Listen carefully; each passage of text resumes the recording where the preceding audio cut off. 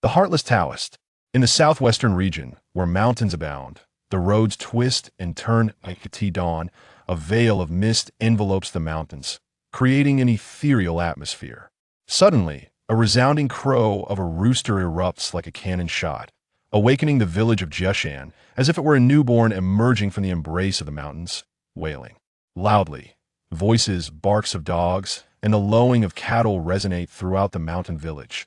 The cowherd herds his cattle uphill, farmers wield their hoes in the fields, and over a dozen students, backpacks slung over their shoulders and meals in hand, make their way to the school in the east of the village. This lively scene disperses the mist that clings to the mountains, and as sunlight pours into the valley, the fog gradually dissipates like wisps of smoke.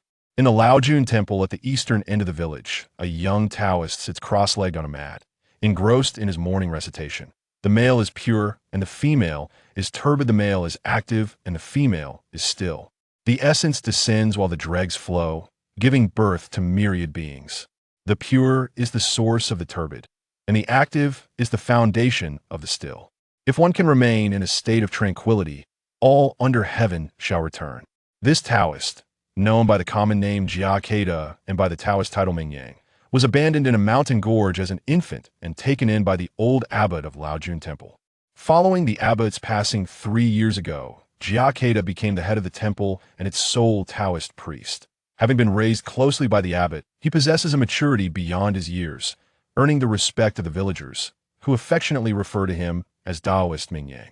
Should the villagers overhear such words, they would surely lament the dilapidated state of Laojun Temple and the Heartless Taoist, and it wouldn't take long for the temple to be reduced to rubble by a flurry of bricks. Yet one cannot entirely blame Jia Kedao for uttering such morally questionable sentiments. Even a monk must clothe and feed himself, and the question arises, from where does the money come? There is no need to elaborate on the well-known majestic mountains. The donations from tourists alone suffice to keep the Taoists in high spirits. In contrast, the Laojun Temple under Taoist Mingyang's stewardship receives scant offerings, with few villagers willing to contribute even incense.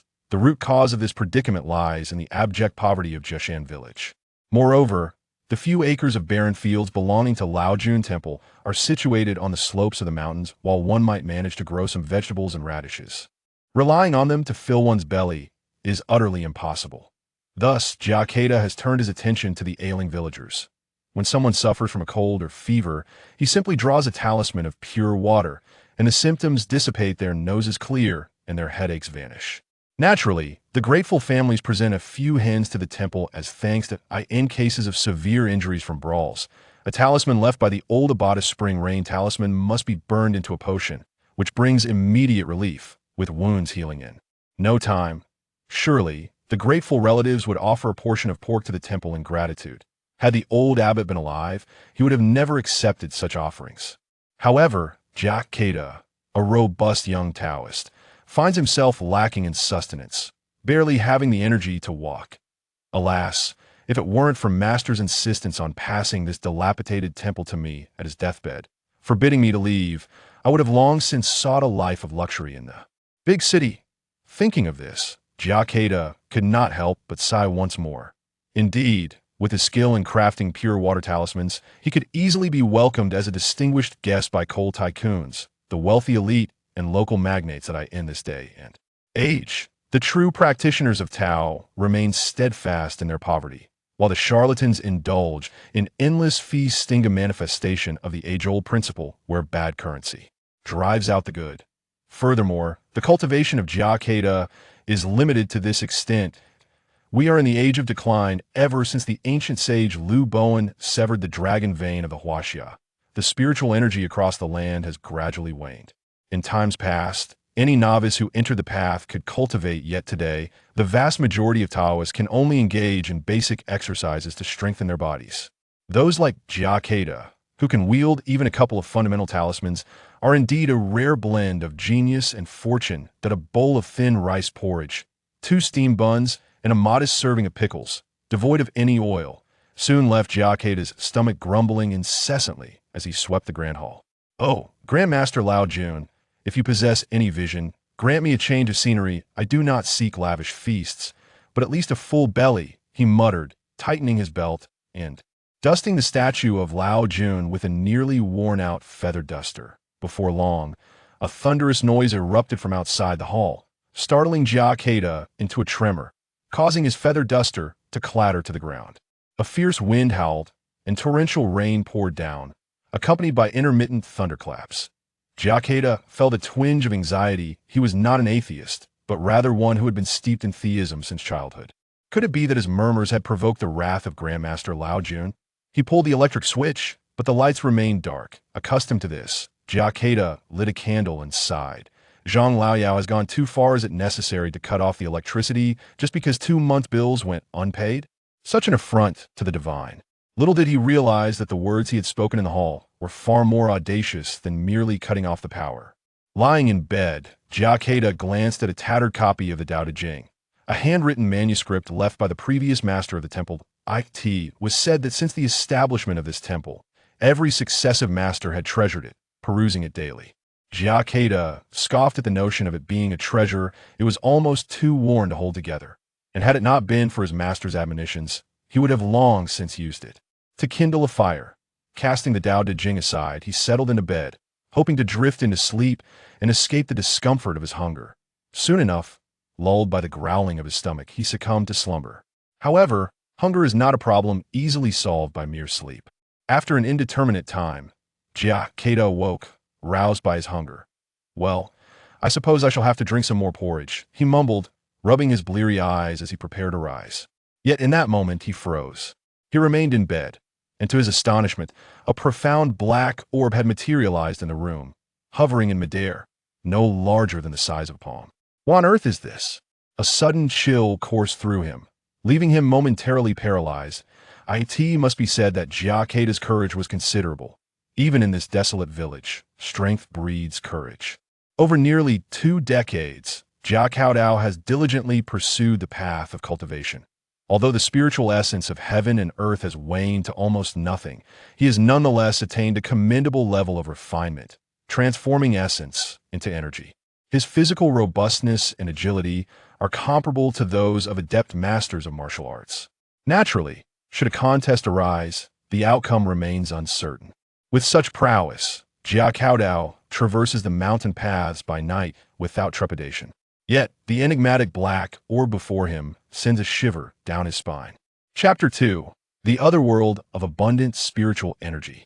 For humanity, the most terrifying things are often those whose origins are unknown and shrouded in mystery. The depths of the ocean, obscured from view, and the sudden mishaps of aircraft and vessels in the Bermuda Triangle exemplify this fear. In any case, this Tao Te Ching, although somewhat tattered, is a relic passed down through generations of temple masters.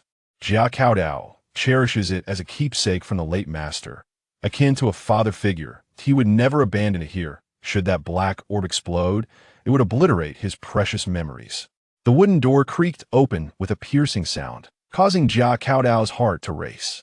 He hoped not to disturb the orb. After finally stepping outside, the anxiety he had felt earlier surged forth, leaving him weak and nearly collapsing to the ground. It is no wonder he felt this way during the late master's tenure. The temple subscribed to several newspapers, one of which reported on spherical lightning. Jia Kedao felt he had yet to experience even 1/10 of a fulfilling life. If that black orb turned out to be spherical lightning, it would be a grave misfortune. After a while, Jia Kedao sensed some recovery in his strength, as his stomach audibly protested. The earlier fright had subsided, giving way to a gnawing hunger. Alas, this is truly uncomfortable. At that moment, Jia Kedao dismissed thoughts of the black orb and hurried to the kitchen, taking a few hurried bites of unfinished porridge to quell the hunger pangs. The wooden door remained ajar, and cautiously, he peered inside. The black orb was still there, prompting him to extend a bamboo pole meticulously. With the pole in hand, he felt emboldened, even if the orb were indeed spherical lightning. The 5-meter-long bamboo pole surely wouldn't bring him such misfortune, would it? As the pole approached the black orb, Jia Kedao jabbed it with force and promptly discarded the pole, retreating swiftly like a startled monkey. He crouched at the corner, covering his ears, yet no sound emanated from within the room. He observed the bamboo pole lodged within the black orb, suspended in midair. As the pole penetrated, the orb seemed to swell slightly. This cannot be spherical lightning, Jia Kedao thought, the weight on his heart lifting. However, his curiosity burgeoned like rampant weeds. This object is intriguing. Jia Kedao examined the bamboo pole closely, noting it bore no damage whatsoever. It appears that this black orb of light poses no threat. With this realization, Jia Kedao's courage swelled as he approached the orb, extending his left hand and inserting it into the sphere. To his surprise, he felt no sensation at all, as if his hand were submerged in air. Nodding in acknowledgement, he was astonished to see the black orb suddenly expand, transforming into a towering black gateway over 2 meters high, wide enough for a person to pass through. While Jia Kedao's mind raced with thoughts, his body instinctively reacted. He stepped forward and vanished into the black portal. Where am I? Jia Kedao felt a slight heaviness in his head, and soon realized he appeared to be within a cave. The deeper recesses of the cavern echoed with the occasional drip of water, lending a damp atmosphere to the surroundings. Alarmed, he turned to find that, fortunately, the black portal remained intact, showing no signs of vanishing. However, as Jia Kedao took 2 steps forward, the portal began to shrink, reverting to its original form as a black orb. Reassured by the orb's persistence, Jia Kedao made his way to the cave entrance. As he emerged, the scene outside caused his eyes to widen in astonishment. Before him lay an expanse of farmland, a mosaic of green and yellow wheat fields. "What is this?" he stammered, taken aback, for he knew that Jia Mountain Village was surrounded by rugged mountains. Clearly, he had arrived in a vast plain, far removed from his village. After a moment of stunned silence, Jia Kedao inadvertently looked up, only to be further shocked by the sight of more than 10 suns illuminating the sky. "By my venerable grandfather, did you truly grant my request?" He wondered. "Have you opened a portal of convenience for me?" It dawned on him that the black orb was indeed a passage connecting 2 realms. This was a realization even the simplest mind could grasp. Such a multitude of suns could not possibly be observed on Earth. Even during the legendary archery of Ho-E, the number of suns had never reached such a count. This place was undoubtedly a treasure trove. For a Taoist priest hailing from a world devoid of spiritual essence, the air here brimmed with energy at least 5-fold, if not 10-fold, more potent than that of Earth. Although it may not compare to the paradisiacal realms described in ancient texts, for Jia Kedao, it felt akin to a starving little mouse inadvertently stumbling into a grain store. This abundance of spiritual energy meant that his cultivation, which had stagnated for years, could once again flourish effortlessly. Without a moment's hesitation, Jia Kedao disregarded the dust at the cave's entrance and seated himself directly, forming a hand seal and murmuring softly as he entered a meditative state under the gentle embrace of sunlight. Time slipped away unnoticed until Jia Kedao awakened from his trance. Upon a brief self-assessment, an overwhelming joy flooded his heart as he discovered a slight elevation in his previously stagnant cultivation. He mused to himself that if he were to practice diligently day and night in this place, it would scarcely take 2 months for him to ascend from the initial stage of refining essence into chi to the lower tier of that very stage. Chapter 3.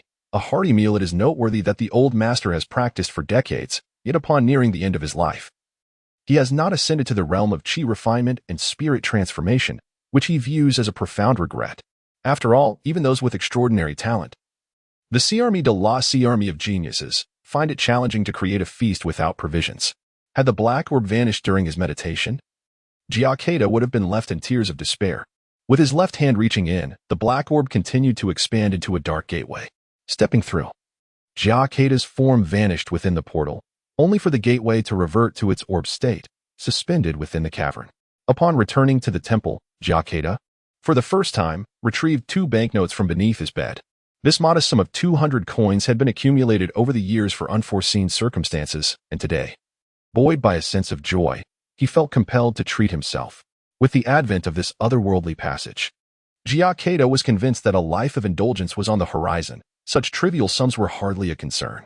Now wealthy, he envisioned savoring roasted chicken, relishing only the succulent hindquarters, and indulging in salted eggs with rich, crimson yolks.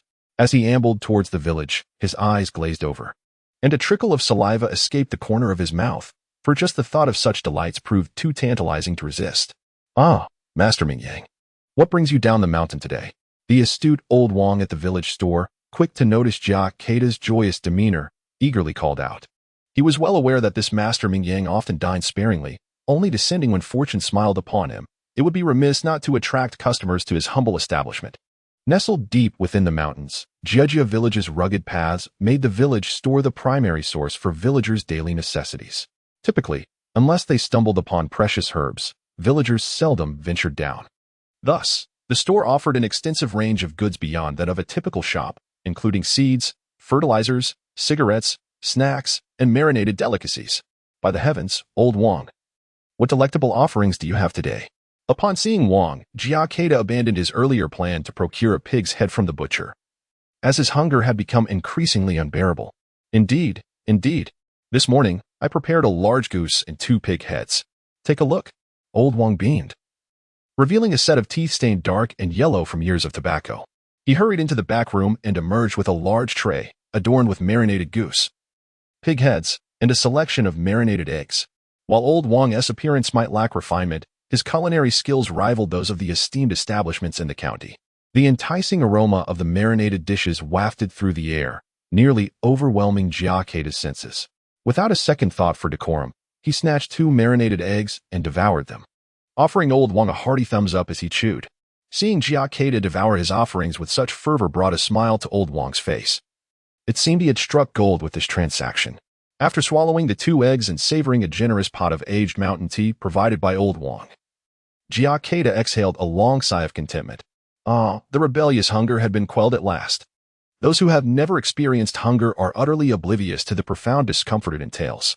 A chill envelopes the body, accompanied by a slight tremor. As a fierce hunger rises within, akin to an insistent hand reaching out, Jia Kedao was unwilling to endure such hunger any longer. Soon after, old Wang retrieved a plastic bag, filled it with a pig's head, a braised goose, and 20 braised eggs, and handed it to Jia Kedao. Although prices in the mountains are not as exorbitant as in the county town, the cost of the pig's head, goose, and eggs amounted to 208 yuan. The odd amount was waived by old Wang, and the 2 crisp bills that had yet to warm in Jia Kedao's sleeve exchanged hands. In an instant, Jia Kedao transitioned from a state of modest affluence to one of abject poverty, a painful transformation indeed. However, at this juncture, Jia Kedao could hardly reconsider his choice. Upon returning to the Laojun Temple, he rummaged through the rice jar, discovering only a meager handful of white rice at the bottom. Regardless, he decided to cook it.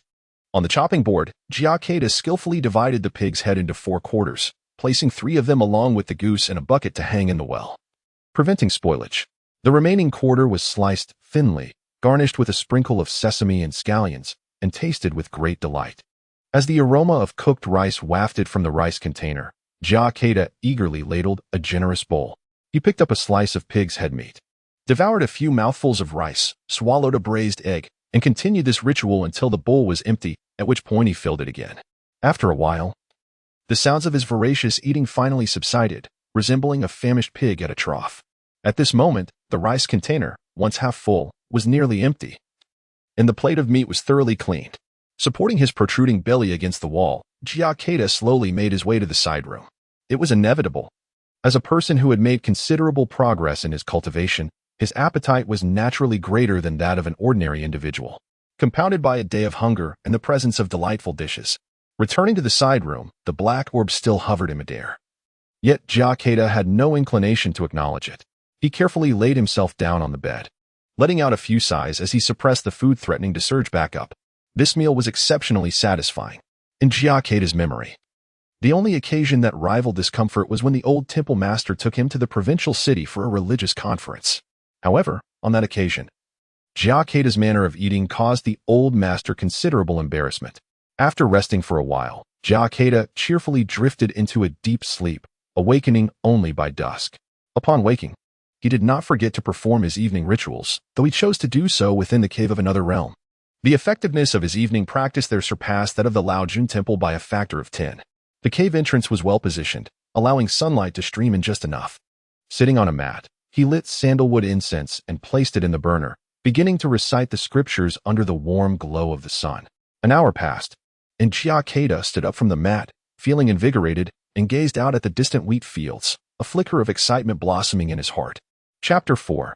Exploration. The vastness of this world remains a mystery, yet the ethereal essence permeating the air suggests it harbors numerous treasures of heaven and earth. This thought ignited within Jia Kedao an insatiable desire to venture beyond the confines of his cave. However, reason swiftly halted his eager steps. This unfamiliar realm, by its very nature, brims with potential dangers and unforeseen events. To embark on an adventure unprepared could swiftly lead to his demise in the wilderness. This truth was well understood by Jia Kedao, who had spent long years in the depths of the mountains. Upon returning to the Taoist temple, Jia Kedao procured a piece of yellow paper and inscribed a few bold characters, affixing it to the temple's entrance, indicating that, due to the abbot's absence, visitors were temporarily unwelcome. As he re-entered the black portal, he donned a pair of long boots, secured his legs with bindings, and slung a weathered backpack over his shoulders, containing ropes, roasted goose, water, and various other supplies. Additionally, he carried a stack of blank yellow paper, vermilion powder, a brush, and more than a dozen prepared talismans. Wielding a hatchet in his hand, truth be told, clad in Taoist robes, Jia Kedao presented an incongruous sight, were he to be seen by the villagers of Jiajian village. They might mistakenly believe that this Taoist priest had lost his mind. Stepping out of the cave, he made his way toward the distant wheat fields. Undoubtedly, the presence of wheat fields indicated human habitation, and Jia Kedao sought to inquire about the local circumstances. After traversing 2 fields of wheat, a narrow path emerged between them. Observing the traces left upon the path, he chose a direction and proceeded along it. Remarkably, despite the presence of more than 10 suns overhead, the weather was not excessively hot, which relieved Jia Kedao. Had it been akin to the sun on Earth, this place would surely resemble a hellish landscape. The wheat was in the milking stage, suggesting it was early May, a time somewhat misaligned with the terrestrial calendar. As Jia Kedao walked, beads of sweat began to form. Yet, in the distance, he spotted a wisp of smoke rising, which filled him with delight, indicating he was nearing a place of habitation. Quickening his pace, he exited the wheat fields, only to be met with an unexpected sight. The smoke was not from a cooking fire, but rather emanated from a small town engulfed in flames. Before him, the town was ablaze, filled with the cacophony of battle. Perhaps due to the abundant spiritual energy, the wheat here grew even more robust than its earthly counterparts. Towering nearly to his height, standing upright, he could barely conceal himself within the fields, alleviating his fears of being discovered.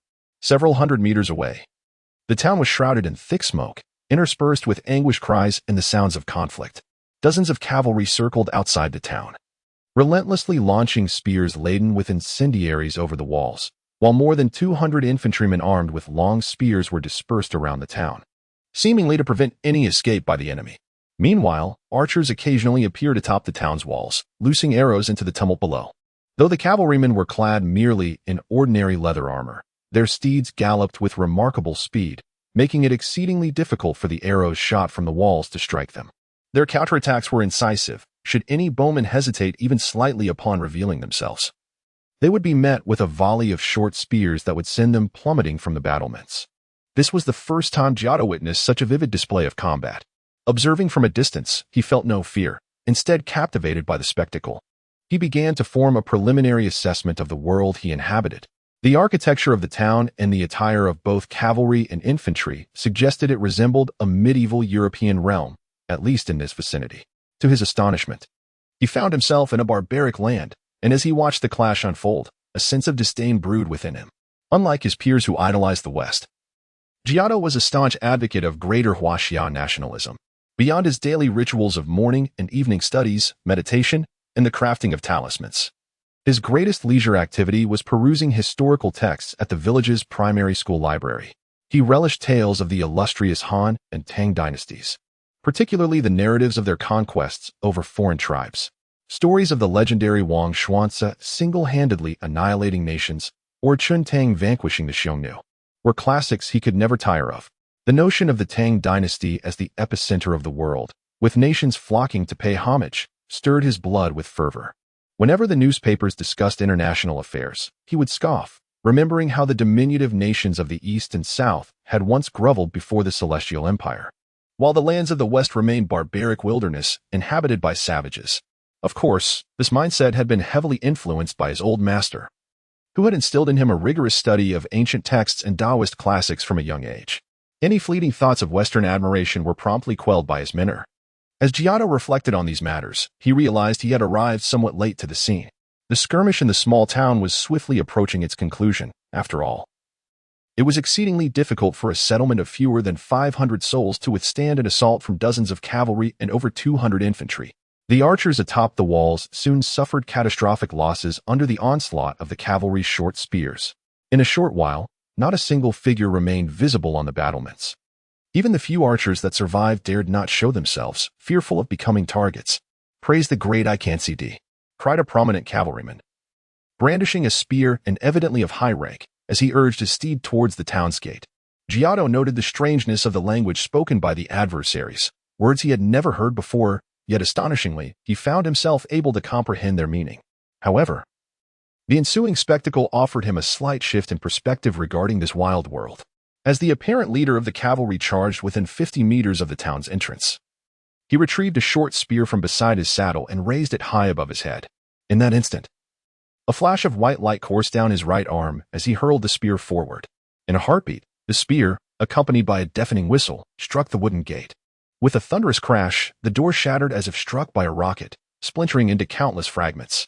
Although the wooden door may not be particularly sturdy, the mere thrust of a short spear, less than a meter in length, could effortlessly shatter it into fragments. Such power should not exist in an ordinary world. Witnessing this scene, Jia Kedao could not help but feel a chill run down his spine. My goodness, is this even human? It resembles a human-shaped rocket launcher. Jia Kedao contemplated that while he could evade such an attack, if several equally fierce cavalry were to charge at him simultaneously, it would be exceedingly difficult for him to escape unscathed. Chapter 5. Trouble approaches. Certainly, Jia Kedao had discerned that among the cavalry, only the leader possessed such formidable strength. The rest of the riders were evidently far inferior. With this realization, a sense of relief washed over him, as the wooden door shattered under the force of a spear.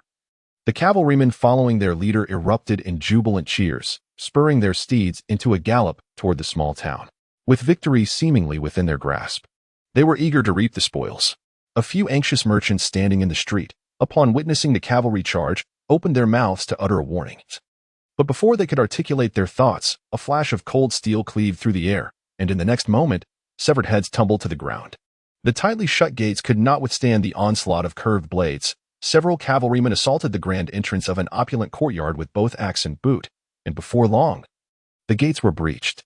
The riders surged into the courtyard, unleashing a tempest of bloodshed and carnage. In the aftermath, a few cavalrymen emerged, some hoisting chests brimming with riches, others burdened by struggling women, their raucous laughter echoing as crimson droplets dripped from their curved blades. The sounds of weeping, thrashing, and anguished cries spilled over the walls, eliciting a twinge of envy among the lowly infantry tasked merely with vigilance. Of course, it was conceivable that once the cavalry had plundered to their heart's content, the infantry might enter to scavenge the remnants of battle, for even in a decrepit town, wealth was not likely to be scarce. Jia Kedao felt little empathy for the slaughter and pillage unfolding within the town. It was merely a conflict among a band of savages. Having categorized the encounter, he prepared to depart, for he was no saint, compelled to rescue every soul in need.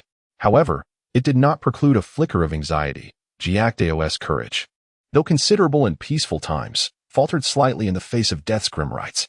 The sight of the cavalry wreaking havoc did cause his legs to tremble ever so slightly. For one unaccustomed to such brutality, it would indeed be peculiar if their limbs remained steady upon first witnessing such chaos. Just as Jia Kedao resolved to retreat to a safer vantage point, intending to survey the situation after the barbaric riders had departed, a series of piercing screams erupted from within the town. A slender figure darted from a section of the wall, prompting a dozen nearby infantry to converge upon her. She was a woman, clad in light leather armor, and although her head was adorned with a helmet, her voluptuous form unmistakably revealed her gender. The infantryman's eyes widened in astonishment. Having gone months without the company of women, finding one in the desert was a rarity, typically a sign of strength. The sudden appearance of this woman ignited their desires, yet she was not one to surrender easily. A fierce struggle ensued. As they closed in, the woman drew a slender sword from her back. Like a tempest, the blade flashed forth, and the two foremost infantrymen dropped their spears, clutching their bleeding throats, gasping as they fell. This scene momentarily halted the infantry, whose fighting spirit and prowess paled in comparison to that of the cavalry, accustomed to an untroubled advance. They were understandably flustered when confronted with a sudden transformation from harmless sheep to ferocious tiger. In swift succession, 2 infantrymen fell, clutching their throats, prompting the remaining soldiers to retreat in fear. Seizing the opportunity, a slender figure broke free from the encirclement and dashed toward the wheat field. "You cowards! Stop her!" A furious shout echoed as several cavalrymen stationed outside the town rushed forward, their speed rapidly closing the distance to the woman. However, the town was too close to the wheat field. Soon, she was within 20 meters of it. The cavalrymen were acutely aware that if she managed to enter the field, capturing her would become exponentially more challenging. "Throw your spears." At the command, the cavalrymen swiftly unsheathed their short spears and hurled them at the fleeing figure. Whoosh, whoosh, whoosh. For spears arced through the air toward the woman. The cavalry's coordinated attack effectively blocked nearly all avenues of escape in front of her. Of course, if she opted to evade backward, these spears would not harm her. However, that would leave her vulnerable to a high-speed charge from the cavalry. Even heavily armored infantry would struggle to withstand such an assault without a large shield. Thus, one could say the woman found herself in a dire predicament under the relentless pursuit of the cavalry. In this critical moment, with a determined grit, the woman pressed on, a faint glow enveloping her form as her speed surged several-fold, resembling an arrow shooting forward. In her dash, 3 spears fell behind her. Yet the trajectory of the 4th spear was too skillfully placed. Despite her vigorous twist, she could not evade the last one. With a soft thud, the spear pierced her shoulder, blood immediately gushing forth. Struck by the spear, she staggered slightly but did not falter. Instead, she quickened her pace and plunged into the wheat field, vanishing from the cavalry's sight. She escaped. Quick, pursue her. She injured and 1T get far. Summon more men. One cavalryman produced a whistle, its sharp sound swiftly resonating in the surroundings, while the others urged their steeds into the wheat field. Jia Kedao found himself momentarily stunned by the sight of the woman collapsing before him. With her flowing red hair, blue eyes, and striking beauty, she epitomized the allure of a typical European woman, deserving of an 85 even amidst the countless beauties of the 21st century Earth. Her revealing leather armor accentuated her figure, adding to her wild charm. Yet, after a brief moment, Jia Kedao resolved to leave immediately, sensing that trouble was drawing near. What transpired next confirmed Jia Kedao's apprehensions. "Take me with you. I am Rosini, the daughter of the Lord of Lion City. My father will reward you with gold coins." The injured woman, or rather Rosini, seized Jia Kedao's calf with a firm grip, thwarting his attempt to depart. Upon hearing this, Jia Kedao's eyes gleamed with intrigue. The daughter of the city lord? A multitude of gold coins? The mere thought conjured visions of golden treasures cascading before him. Chapter 6. Saving lives despite Jia Kedao's disdain for these indigenous people akin to Western savages, the allure of gold outweighed all. If what this woman claimed was true, and there were indeed numerous gold coins in her possession, then this endeavor could potentially lead to his fortune. Not only would he no longer have to worry about sustenance, but perhaps he could also restore the Laojun Temple, ensuring that future visitors from the Dao would not find it in disrepair, which would reflect poorly on him. "My name is Mingyang." Jia Kedao began to introduce himself, but before he could utter more, a distant shout interrupted. "She's over here. I see blood." With that, Jia Kedao abandoned any thought of self-introduction. If those barbaric cavalrymen discovered him, he would find it nearly impossible to escape, even at the cost of his life. Without hesitation, Jia Kedao hoisted the woman onto his shoulder and began to sprint deeper into the wheat fields, to evade the pursuing cavalry. He knew he could not take the narrow path through the fields. The woman, named Rosini, exhibited remarkable resilience, even as Jia Kedao's movements jostled her wounds. Blood oozing from the puncture inflicted by the spear, she refrained from crying out or losing consciousness, unlike most women who would have succumbed to pain. Instead, she directed him, providing guidance in this unfamiliar territory, which likely saved him from stumbling into the encirclement of his pursuers. As he ran, drenched in sweat and utterly fatigued, he managed to cover over 10 kilometers, realizing that the cavalry had long since vanished from pursuit. In a moment of distraction, Jia Kedao inadvertently veered off course, heading in a different direction. Ahead, he spotted a grove of trees, and a wave of relief washed over him, summoning his remaining strength. He quickened his pace and entered the woods. There, he found a clearing and gently set Rosini down before collapsing onto the ground, utterly spent. After running for so long, his stomach was empty. Had he been an ordinary man, he might have collapsed from exhaustion long before reaching this point. This was all thanks to nearly 20 years of Taoist training and a physique that surpassed that of the average person. "Help me remove the spear," Rosini implored. Sitting on the ground and propping herself up with her slender sword, she fished a packet of powdered medicine from her waist and handed it to Jia Kedao, then picked up a twig to bite down on. "Remove the spear?" Jia Kedao was momentarily taken aback by her request, staring blankly as he accepted the powder. He had to admit that, despite her being a barbarian woman, her courage was truly admirable. He would have needed time to consider such a decision himself. "Wait," he said, sniffing the powder. It seemed to contain a mixture of hemostatic herbs, likely similar to sanchi. While this powder might suffice for treating a knife wound, it would be inadequate for the penetrating injury caused by the spear. However, committed to saving her, Jia Kedao resolved not to allow Rosini to bleed excessively and perish. Moreover, in the eyes of Jia Kedao, the daughter of a city lord should be able to assist him in understanding this world with relative ease. Thus, Jia Kedao retrieved a talisman from his backpack, along with a bottle of mineral water, and took out a small ceramic bowl into which he poured a little water. Subsequently, he gently shook the talisman between his fingers, causing a burst of flames to erupt from it, which he then plunged into the bowl. With a soft hiss, the flames extinguished, and the clear water transformed into a dark liquid. "Drink this," Jia Kedao offered the ceramic bowl to Rosini. She was utterly astonished by his actions. Had this man truly lost his mind? Was he really going to drink water tainted with ashes? However, what intrigued Rosini even more was the bowl he extended to her. It was translucent, resembling jade yet not quite jade, clearly a precious artifact. As the daughter of a city lord, she had never encountered such a rare treasure. Leaving her momentarily speechless, her mind racing with speculation about Jia Kedao's identity.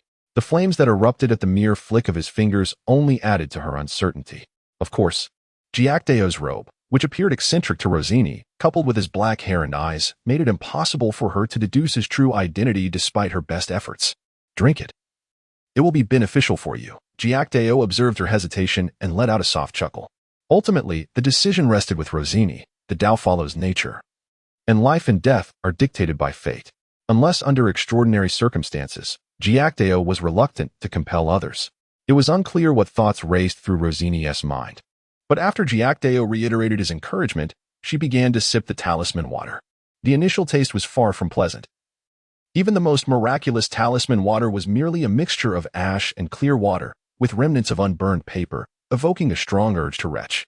Yet, as Rosini swallowed the first mouthful, she immediately sensed the extraordinary nature of the talisman water. The nauseating dark liquid flowed down her throat, transforming into a warm current that coursed rapidly through her body. As it reached her wounds, the pain that had plagued her swiftly diminished, as though a warm spring were cleansing her injuries.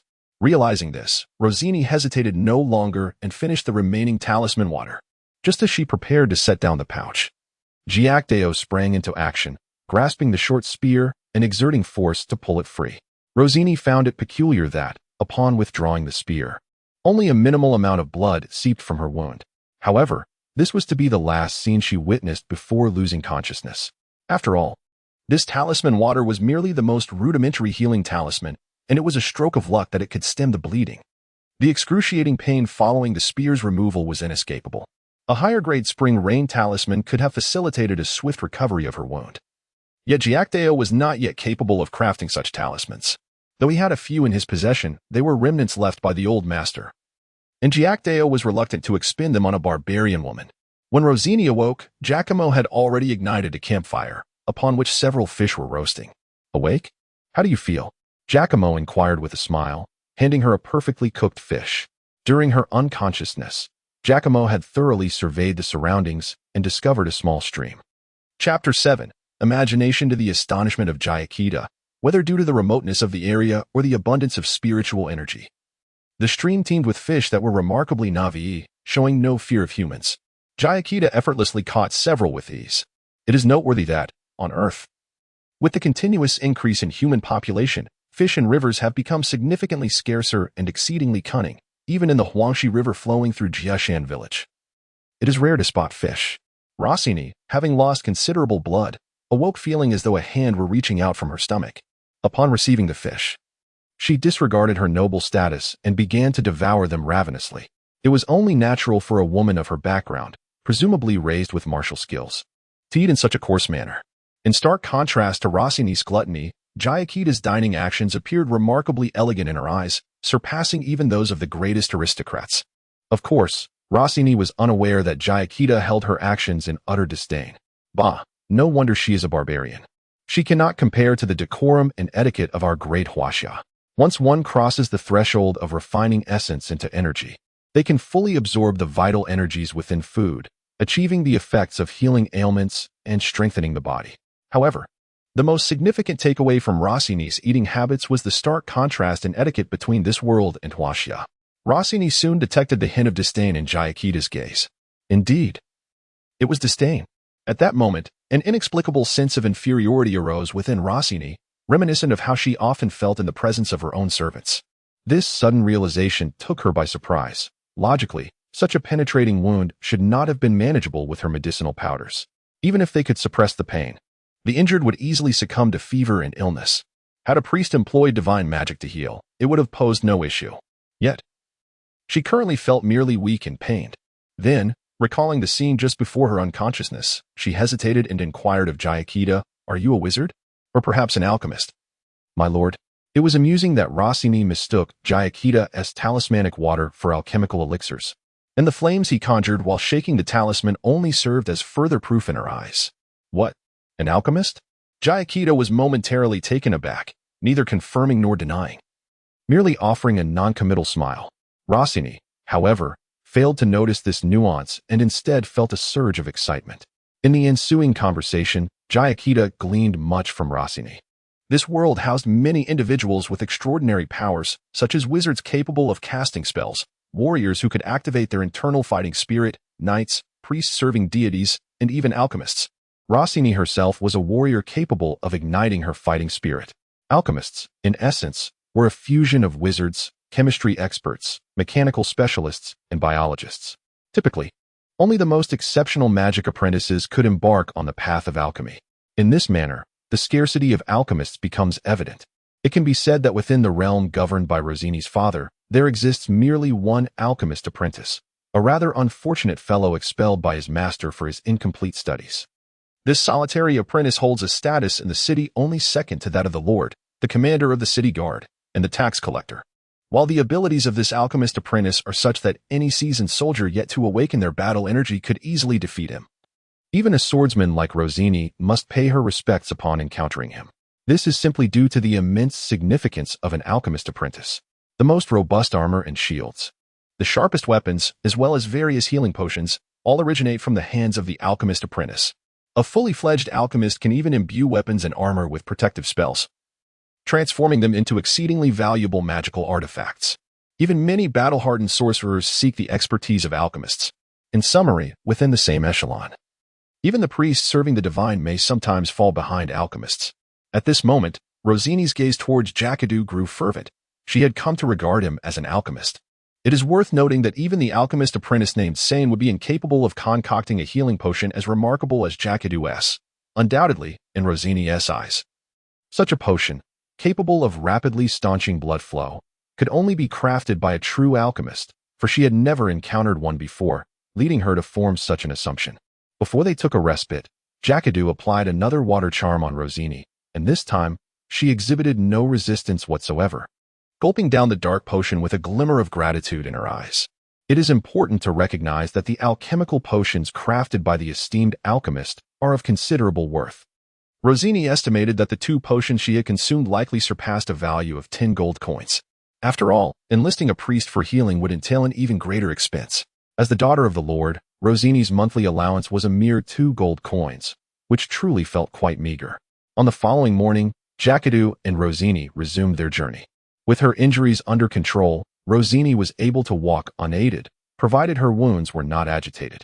However, today, whether it was Jia Kedao or Rossini who was unfortunate, less than 20 kilometers into their trek, the sound of neighing horses echoed from the distance. Jia Kedao furrowed his brow. His hearing was far superior to that of Rossini, and he not only discerned the sound of the horses but also the conversations taking place among them. Chapter 8. The Yellow Turban Warrior Find a Place to Hide. He suggested, but then added, "No, keep moving forward. I shall confront the pursuers behind us." Jia Kedao surveyed his surroundings. There were neither wheat fields nor forests, only a desolate expanse overrun with wild grass. Even finding a suitable thicket to conceal oneself proved challenging. Reluctantly, he urged Rosini to advance, lest she become a burden in the ensuing conflict. Jia Kedao had come to terms with the reality that, to integrate into this world, combat was likely unavoidable. Rosini complied obediently, quickening her pace while gripping her slender sword. Meanwhile, Jia Kedao procured a piece of yellowed paper, biting his right index finger until blood flowed forth. With his left hand acting as a table and his right as a pin, he dedicated a full minute to inscribing a talisman. This talisman, the warrior talisman, summoned the yellow turban warrior to bestow strength upon him. To invoke this talisman, one must pay homage to the yellow turban warrior annually. Moreover, using one's own blood to create the talisman augmented its power. Jia Kedao had never contemplated using such an artifact in battle, hence he had not prepared for it. After crafting the warrior talisman with his blood, he anticipated that his cultivation would be adversely affected. The Yellow Turban Warrior was a spirit born from the elite souls of the fallen during the Yellow Turban Rebellion in the late Eastern Han Dynasty, later becoming one of the protective deities of Taoism. Crucially, Jia Kedao had never successfully summoned this warrior. The spiritual energy on Earth was insufficient to support such a talisman. Now, in this world abundant with spiritual energy, he was uncertain if he could indeed call forth the Yellow Turban Warrior, as this was an entirely different realm. However, with pursuers hot on his trail, Jia Kedao had no choice but to gamble on his luck, for this was the only offensive talisman he possessed. The sound of hooves striking the ground echoed in the distance, and a troop of cavalry, approximately 10 riders, emerged on the barren landscape. Jia Kedao frowned slightly. Their rapid approach indicated they had likely discovered his whereabouts through some means. Otherwise, they would never have been able to catch up so easily after he had fled so far. Disciple Mingyang, I beseech the celestial court, summon the esteemed deity. The Yellow Turban Warrior. By the decree of the Supreme One, heed my command, protector of the faith, safeguard my resolve. Urgent as the law demands, the cavalry charged with great fervor, and Jia Kedao dared not show any sign of hesitation. Should the talisman fail, he would have no choice but to confront the riders with his axe in a desperate struggle. With 2 fingers pinching the talisman, he murmured incantations, then gently shook it. A burst of flame enveloped the talisman, which swiftly transformed into a billowing yellow vapor that dispersed in all directions. Is there a problem? Jia Kedao sensed that the yellow vapor emitted by the talisman was not ascending into the heavens, but rather sinking toward the ground. This was markedly different from his previous experiences with the warrior talisman. A sinking feeling gripped him. Clearly, there was no celestial court in this world. Had it existed, the yellow vapor would have risen skyward. With this thought, Jia Kedao tightened his grip on the axe. It appeared he would indeed have to fight for his life. At that moment, the surrounding spiritual energy underwent a remarkable transformation, growing considerably colder, and a dense mist began to form. Subsequently, a multitude of grayish-white humanoid apparitions emerged from the ground, gathering in the air. In a brief moment, these spectral figures exceeded 100. Ghosts. Jia Kedao found himself momentarily taken aback. These were undeniably spirits. The ghosts began to merge rapidly, and within seconds, a towering grayish silhouette, approximately 2 meters tall, materialized before Jia Kedao, leaving him in a state of bemusement. In a world devoid of yellow turban warriors, he had inadvertently conjured a warrior from the spirits themselves. This entity was essentially a replica of the yellow turban warrior, its upper body bare, muscles bulging and contorted, while its lower half swirled in a misty form. Aside from a slight difference in hue, there was little distinction. Of course, the authentic yellow turban warrior stood 3 meters tall, while this gray variant was slightly smaller, just over 2 meters, and exuded a considerable amount of malevolence. One could surmise that the spirits comprising this gray warrior must have endured significant torment before their demise. Otherwise, their essence would not carry such weight. Enough of this. Summon the spirit. At this juncture, Jia Kedao could hardly wield his axe and engage in a desperate struggle. He would make use of this gray warrior. With a fervent shout, the gray warrior lunged forward, swiftly integrating into Jia Kedao's being. Jia Kedao roared once more. His eyes now entirely transformed to a grayish hue, indicating that the possession by the gray warrior had affected him profoundly. Meanwhile, Rosini, who had been advancing with a slender sword, turned around and was momentarily dumbfounded by the scene before her, as a potent aura of the undead coiled around Jia Kedao. Naturally, Rosini deemed this entirely reasonable. As an alchemist, it was only logical to occasionally concoct potions of undead spirits to enhance one's capabilities. Alchemists were inherently the most enigmatic among all extraordinary practitioners. However, Having never witnessed such a brutish figure, Rosini was understandably astonished. In her mind, as long as this potion was not used in the presence of the Dawn Priestess, there would be no significant issue. Nevertheless, her respect for Jia Kedao surged to new heights. Judging by the potion's effect, it seemed the berserker's frenzy of the northern warriors paled in comparison. If she could persuade this esteemed alchemist to align with her father, it was likely that her father's Lion City would no longer need to fret over the incursions of the Desert Church. 200 meters away, the cavalry urged their steeds into a gallop, a distance well suited for a charge. Too far would waste their strength, while too close would prevent them from gaining sufficient momentum before confronting the enemy. Jia Kedao propelled himself off the ground with remarkable force, his form shooting forth like a dart, leaving 2 deep impressions over a foot in depth in the earth. His speed was anything but slow, akin to a galloping horse. He collided with the cavalry's advance, instantly disrupting their plans. The cavalry required a distance of over 200 meters to reach their maximum speed. However, as Jia surged forward, the gap between both sides rapidly diminished, compelling the cavalry to abandon their intention of hurling javelins. Instead, they raised their curved sabers, preparing to employ the power of their steeds to vanquish their adversaries. After all, at such high velocity, striking a swiftly moving enemy with a javelin proved exceedingly challenging. Yet, wielding a saber with momentum, one could effortlessly cleave the foe in twain. Just as the distance narrowed to 100 meters, Jia let out a thunderous roar, akin to a great bird soaring high, before plummeting like a heavy cannonball into the midst of the cavalry. Chapter 9. The massacre. The sudden change rendered the galloping cavalry virtually incapable of reacting, and even if they had, it would have been futile. A thunderous roar echoed through the air, compelling Rosini, who was watching from a distance, to cover her ears, her eyes wide with disbelief.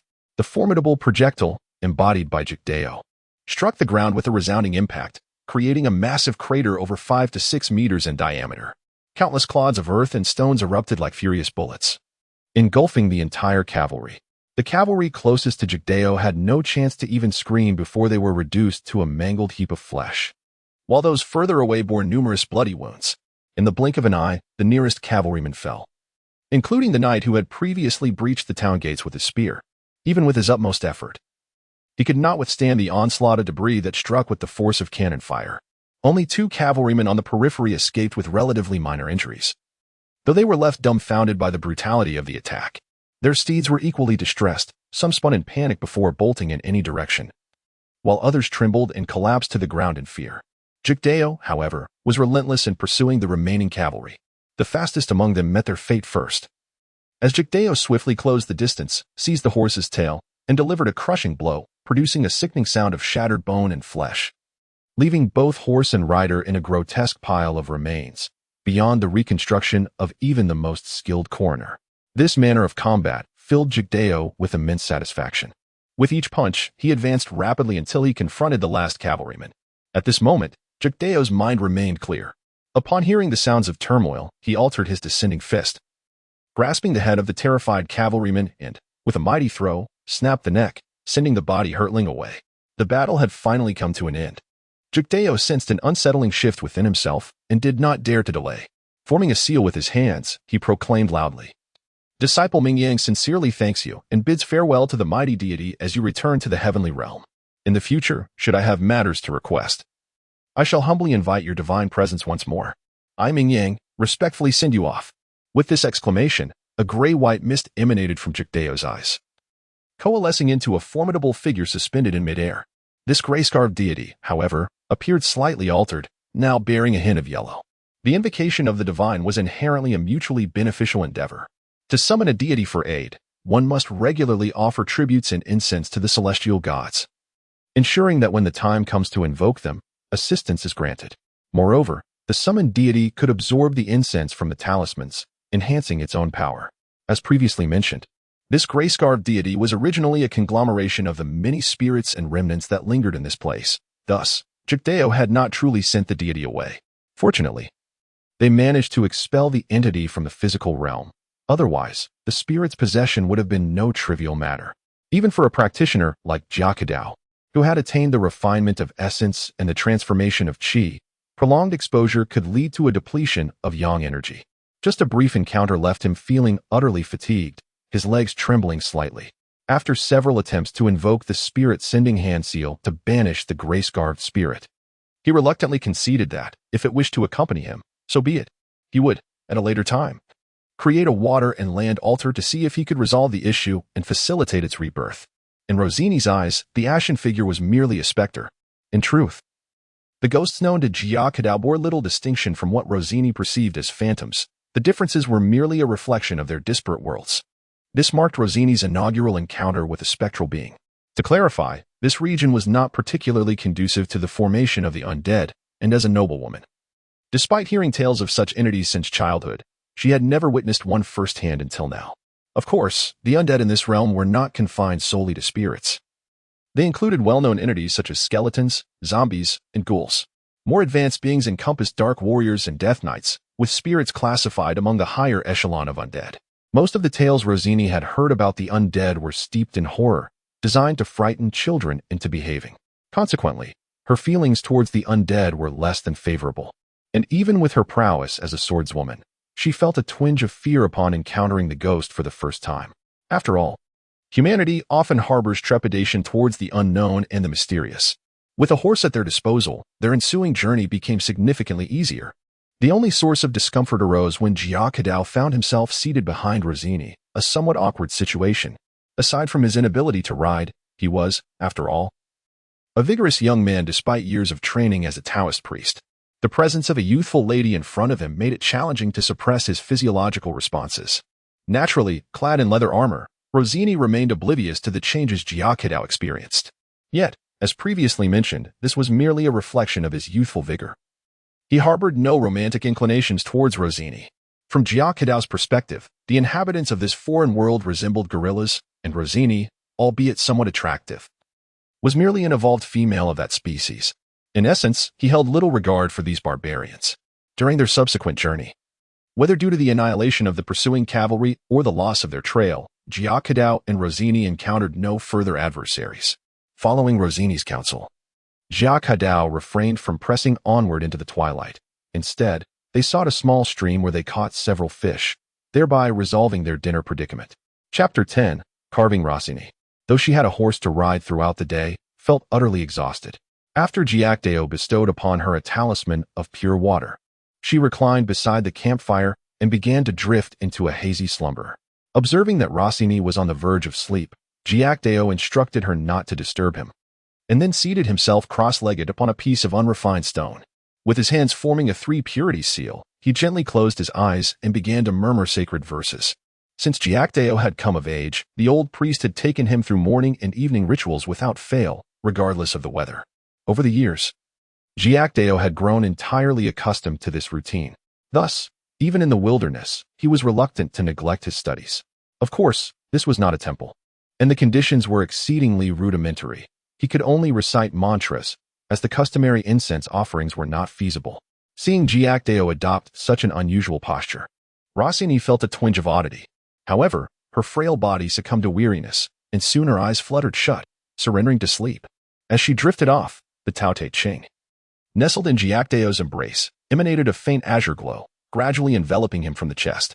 At that moment, the gray-scarved warrior, who had been hovering not far behind Jia Kedao, shuddered upon seeing the azure light emerge. Instantly, he descended to the ground, pressing his hands to the earth, paralyzed with fear. When the azure light made contact with him, his previously expressionless visage contorted grotesquely, as if submerged in sulfuric acid. His hollow gaze struggled against the onslaught, and tendrils of dark mist began to rise from his surface, only to be dissolved and erased by the azure luminescence. An hour passed, and Jia Kedao slowly opened his eyes, after softly reciting several scriptures, including the Tao of Supreme Purity and the mysterious treasure of Supreme Purity for disaster prevention and life protection. He felt as though the layer of dust clouding his spirit since arriving in this other world had been wiped away. He felt invigorated, and even his long-stagnant cultivation from earth had seen a modest elevation. This realization filled Jia Kedao with joy, leading him to reflect that sometimes misfortune could indeed be a blessing. As the ancients had wisely stated, at this moment, Jia Kedao sensed a profound connection with his surroundings, embodying the essence of Taoist harmony with nature. Gazing at the gray-scarved warrior behind him, Jia Kedao perceived a revelation. The Tao Te Ching passed down by the old priest was indeed a treasure, capable of purging the warrior's malevolence. It seemed that with just a few more recitations, the gray-scarved warrior might completely rid himself of his dark aura. With this thought, Jia Kedao rose and strolled a few steps along the creek, reaching down to unearth a piece of wood from the muddy ground. This was a piece of sinkerwood, also known as blackwood, which had likely been submerged in the creek for an indeterminate time before being washed ashore by a flood. Jia Kedao rinsed the wood in the creek, clearing away the mud to reveal its true form, entirely black. After examining it for a while, Jia Kedao could not identify the species of the sinkerwood, surmising that it might belong to a tree not found on Earth. The piece of submerged wood is rather modest in size, no larger than a palm's breadth. In contrast to the colossal specimens that fetch astronomical prices in the millions, this one is relatively insignificant. Even if crafted into jewelry, its worth would scarcely exceed a few hundred.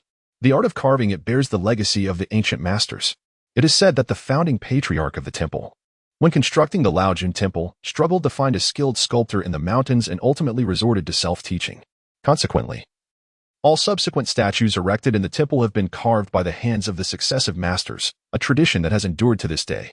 Jia Kedao's craftsmanship, while perhaps not surpassing his predecessors, is nonetheless esteemed, qualifying him as an exceptional sculptor even in a bustling metropolis, capable of earning a monthly salary exceeding 10,000.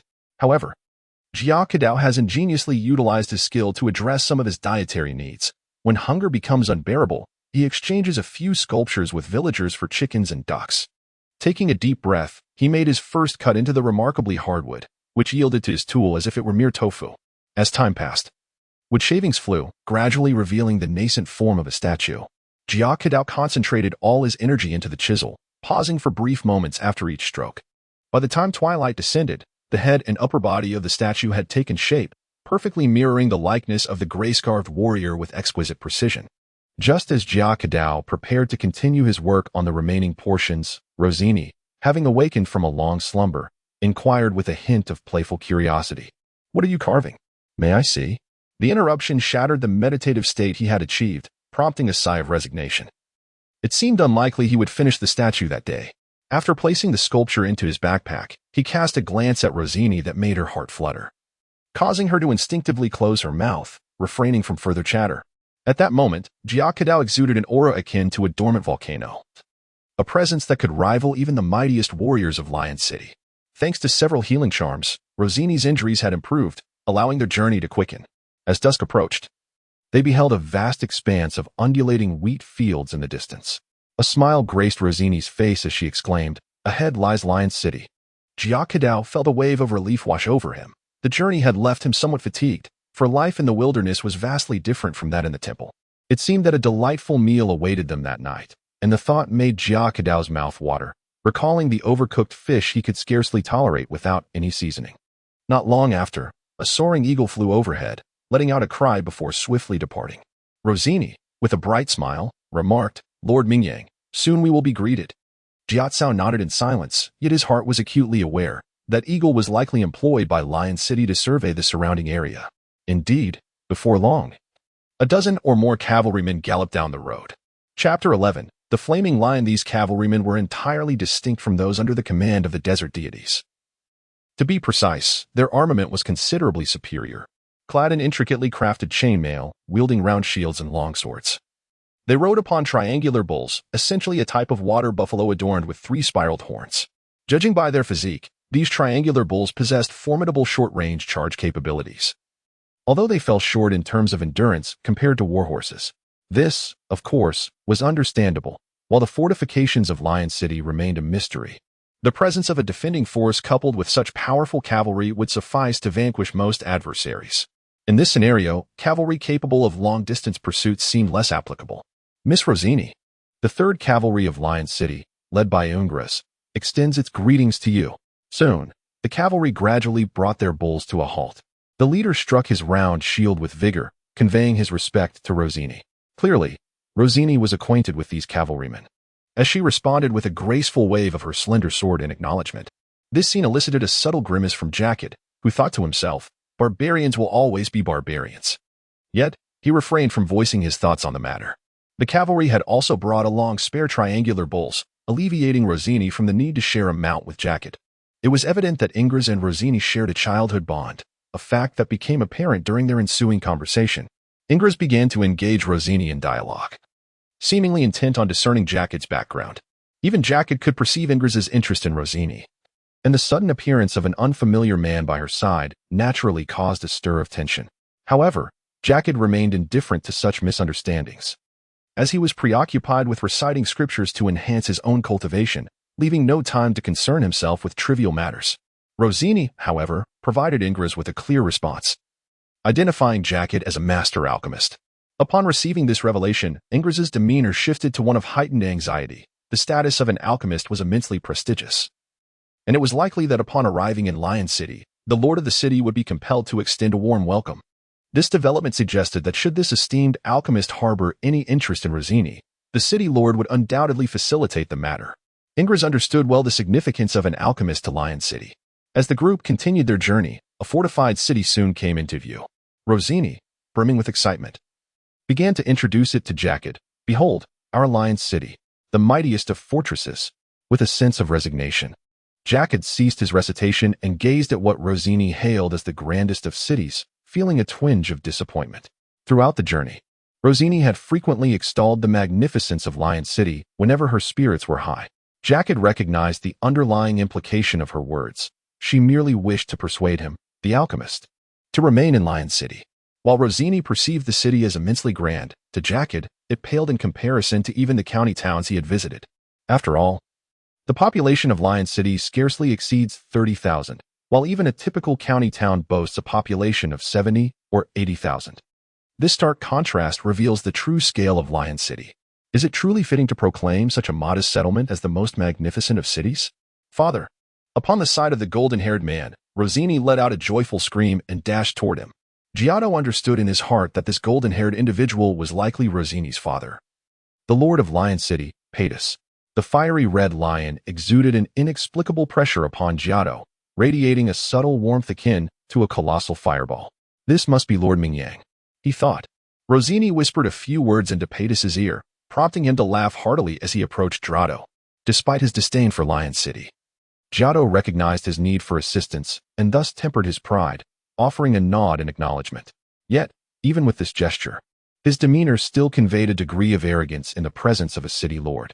Paetus undoubtedly held Giotto in high esteem, showing no signs of displeasure at his attitude. After all, this young man was rumored to be an alchemist, and such nobility rendered a modicum of pride inconsequential. Noticing Giotto's lingering gaze upon his steed, Paetus smiled and introduced, "This is the flame giant lion, Camilla. It is said that its lineage carries a trace of dragon blood." The flame giant lion appeared to possess considerable intelligence. Upon being introduced, it lowered its majestic head and nodded toward Giotto, mirroring his own pride. Perhaps in the eyes of this creature, all other humans, aside from Paetus, were akin to mere insects. In this world, possessing dragon blood is undoubtedly a matter of great honor. In a realm governed by the survival of the fittest, strength begets glory, much like the nobility of an alchemist. However, Giotto's interest in the flame giant lion only intensified upon hearing Paetus's introduction. Dragon blood? He had never anticipated that something once confined to the realms of online games and novels would manifest before him. The ensuing events unfolded predictably. During the welcoming banquet, Paetus frequently raised his cup to toast Giotto, while the higher-ups of Lion City discerned certain implications from Paetus's enthusiasm. It is worth noting that Paetus, the lord of Lion City, was typically a figure of immense authority, rarely smiling. If this young man named Mingyang did not possess some exceptional quality, it is likely that this banquet would not have taken place at all. Of course, it would not be long before Giotto's identity as an alchemist spread, as it was hardly a secret. After the banquet, Giotto was accommodated in the lord's residence for rest. During the earlier festivities, he had already agreed to craft a batch of healing alchemical potions for Lion City, while the city would provide him with the corresponding resources and treatment, establishing him as a guest scholar of sorts. Chapter 12. The Library. To be candid, Paetus felt a twinge of regret that Jia Kedao was only willing to go this far. As for joining the kingdom of Lamidi, which belonged to Lion City, that was out of the question. Jia Kedao was not inclined to bind himself in such a way. He could never embody the notion of being physically present while emotionally elsewhere. Such a conflict would greatly disturb his inner peace, a principle that the wise would avoid. The only aspect that Jia Kedao found somewhat unsettling was the cuisine of Lion City. After all, the barbaric nature of the land was evident in the thick, fatty meat of the raro beast served before him, which he had to cut with a small knife, seasoned merely with a pinch of salt. Thankfully, there were some vegetables. Otherwise, Jia Kedao feared he might have succumbed to nausea. Upon rising the following morning, Jia Kedao joyfully counted the 100 gold coins bestowed upon him by Patis, his heart swelling with delight at his newfound fortune. After indulging in a moment of meditation with the sutras, he managed to calm his exuberant spirit. Following the morning prayers and breakfast, Jia Kedao wasted no time and had Odis lead him directly to the library of Lion City. Undoubtedly, this indicated that in this world, only those of noble birth had access to knowledge.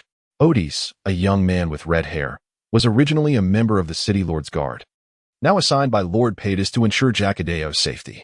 Possessing the prowess of a senior swordsman, he was far superior to Rosini.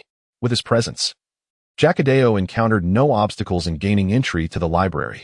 To be frank, despite the stringent defenses surrounding the library, Jia Kedao found it lacking in comparison to the library of the Hope Primary School in Jianshan Village.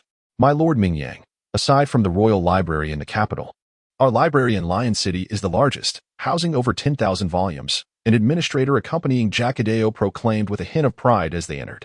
Although Jia Kedao refrained from rebuttal, he could not help but curl his lip. Boasting of merely 10,000 volumes was audacious.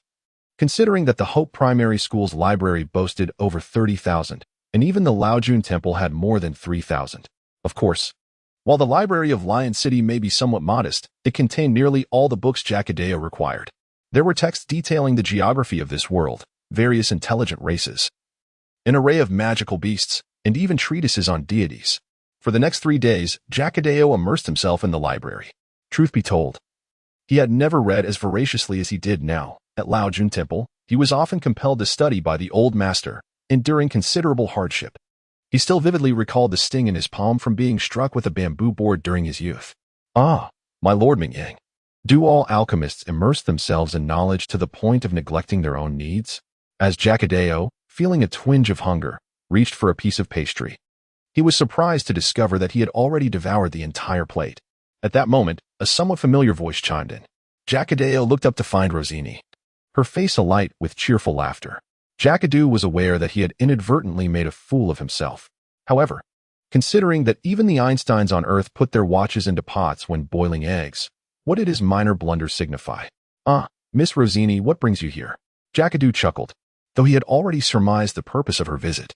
He had promised to create a batch of talismanic water for Lion City, and it seemed this young lady had come to collect the debt.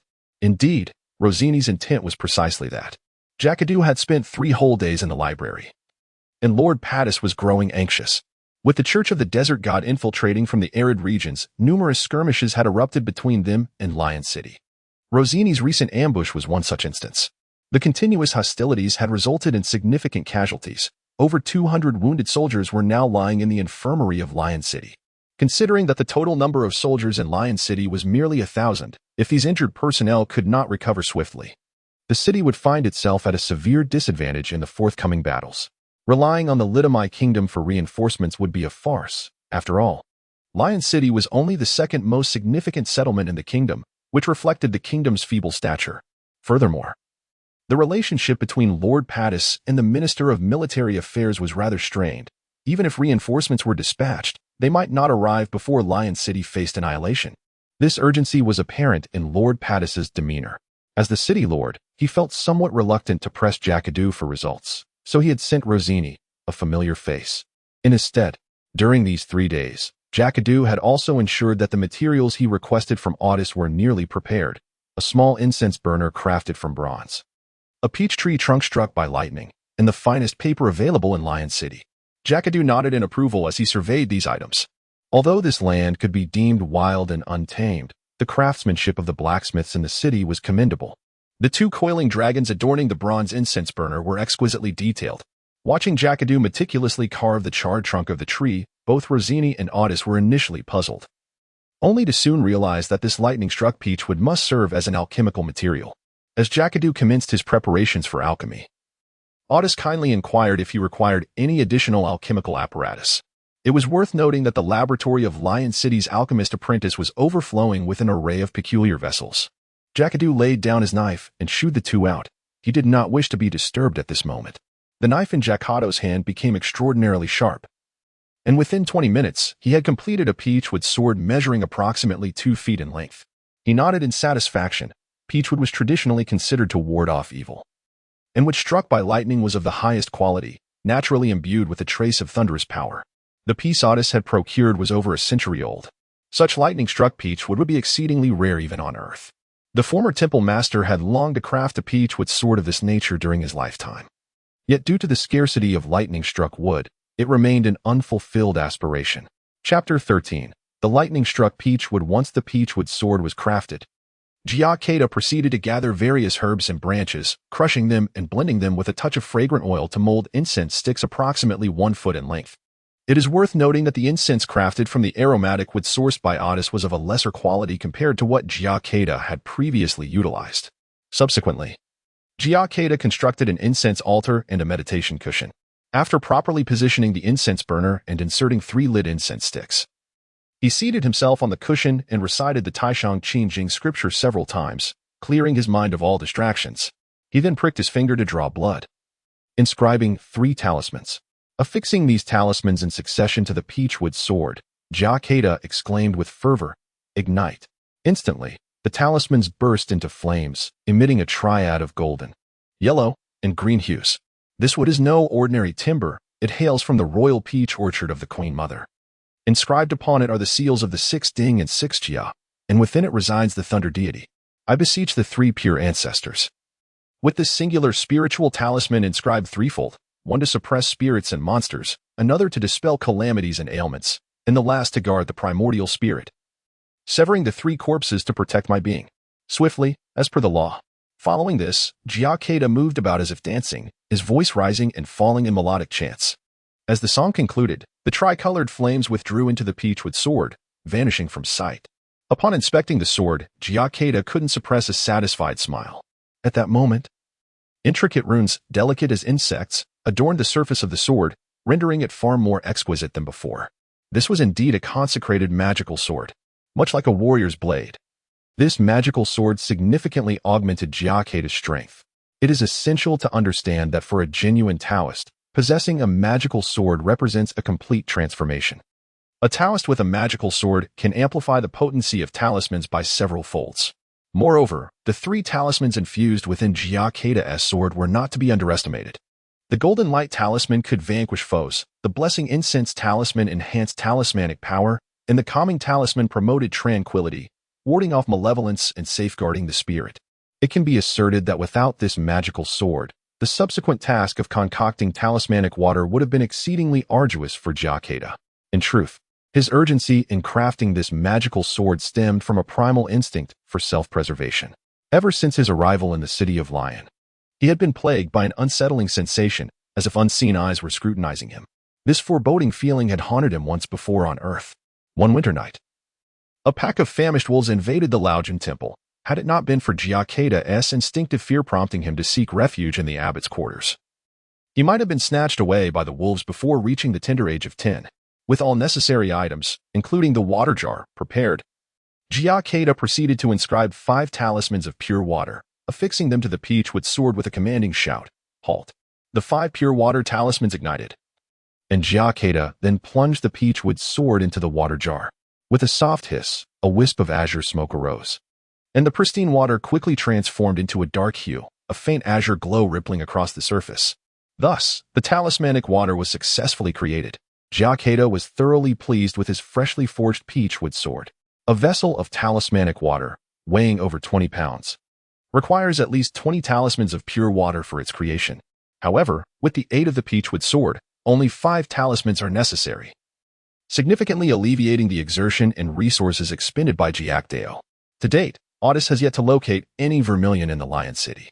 Once the talismanic water was prepared, Jia Kedao summoned Rosini and Otis, instructing them to take the talismanic water and detailing its usage. Despite its modest appearance, this talismanic water is sufficient to treat hundreds of injured soldiers. After all, among the wounded, the most severely injured have already succumbed, while the majority suffer from arrow wounds, which, to be honest, are far less severe than Rosini's penetrating injuries. Unfortunately, the low level of civilization in this world lacks specialized nursing knowledge, leading to infections that render the injured on the brink of death.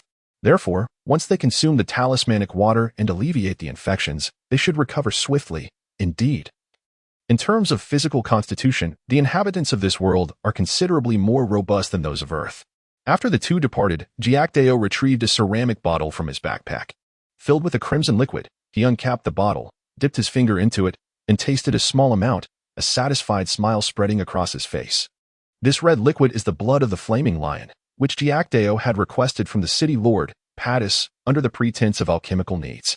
From the moment he first laid eyes on the flaming lion, he had set his sights on it.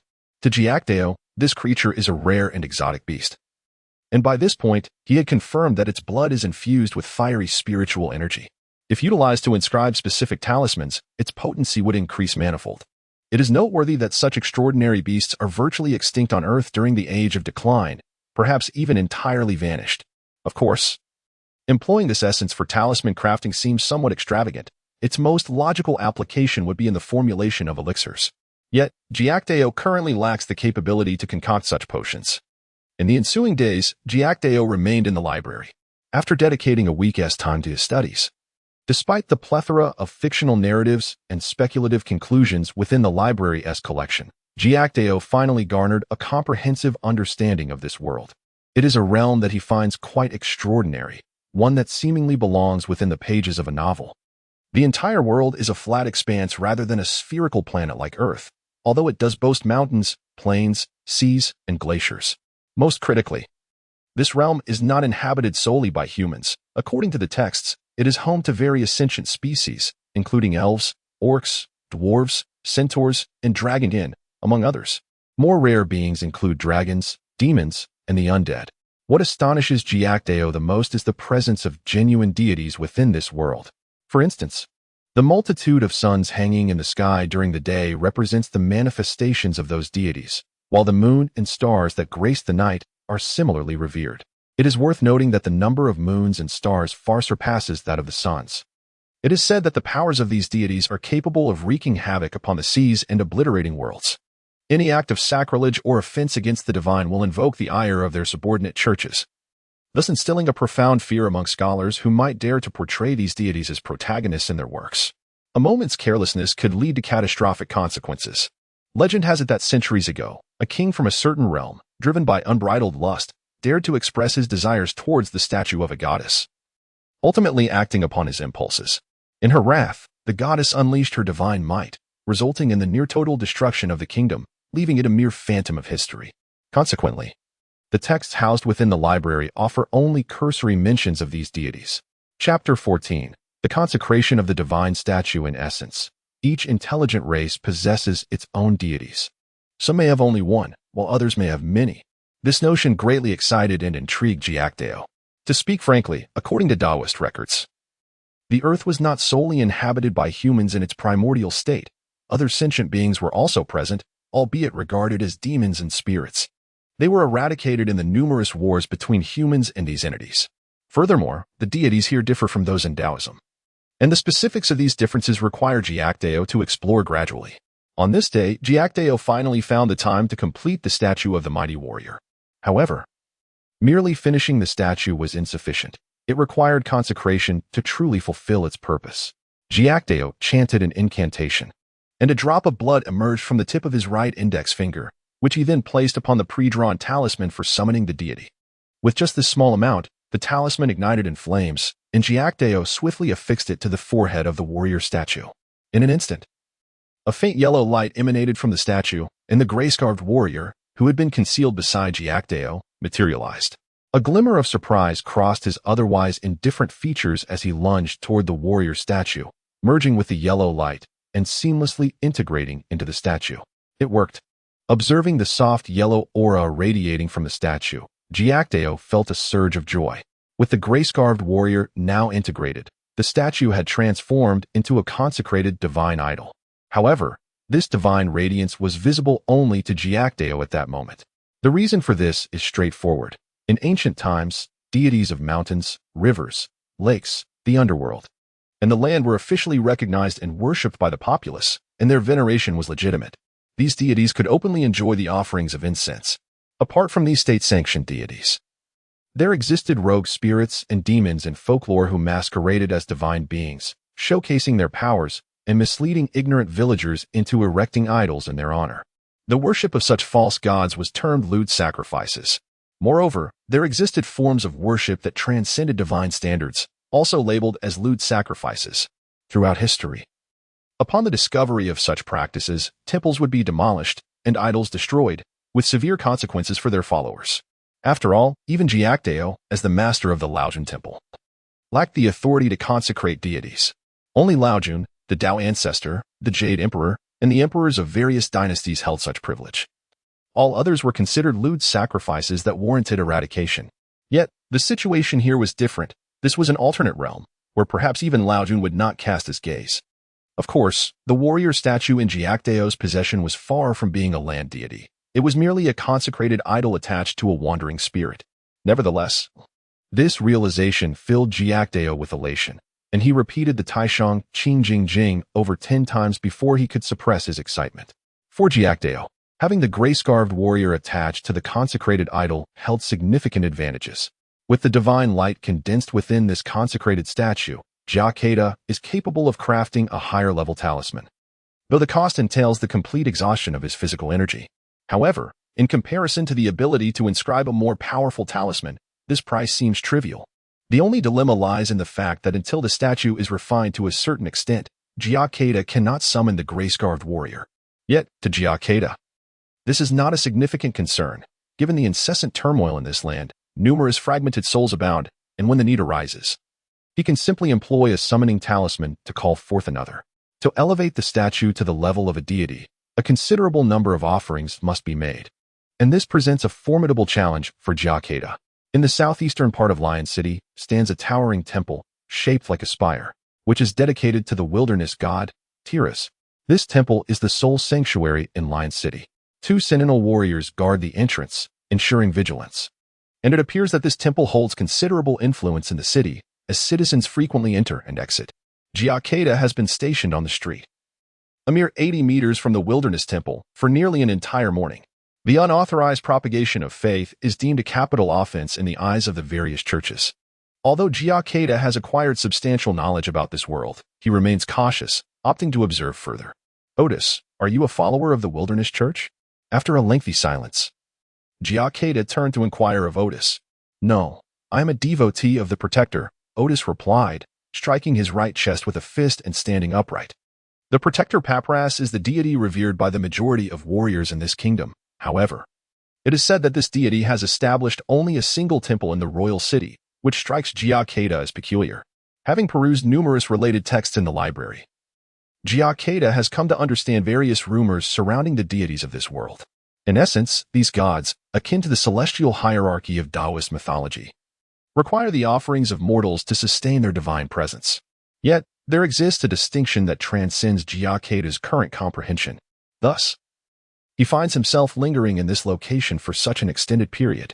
Before long, Jia Kedao learns the truth from Otis, which is quite simple. This is a wilderness, the domain of the wilderness god, and within this territory, only the wilderness god possesses the right to establish a temple.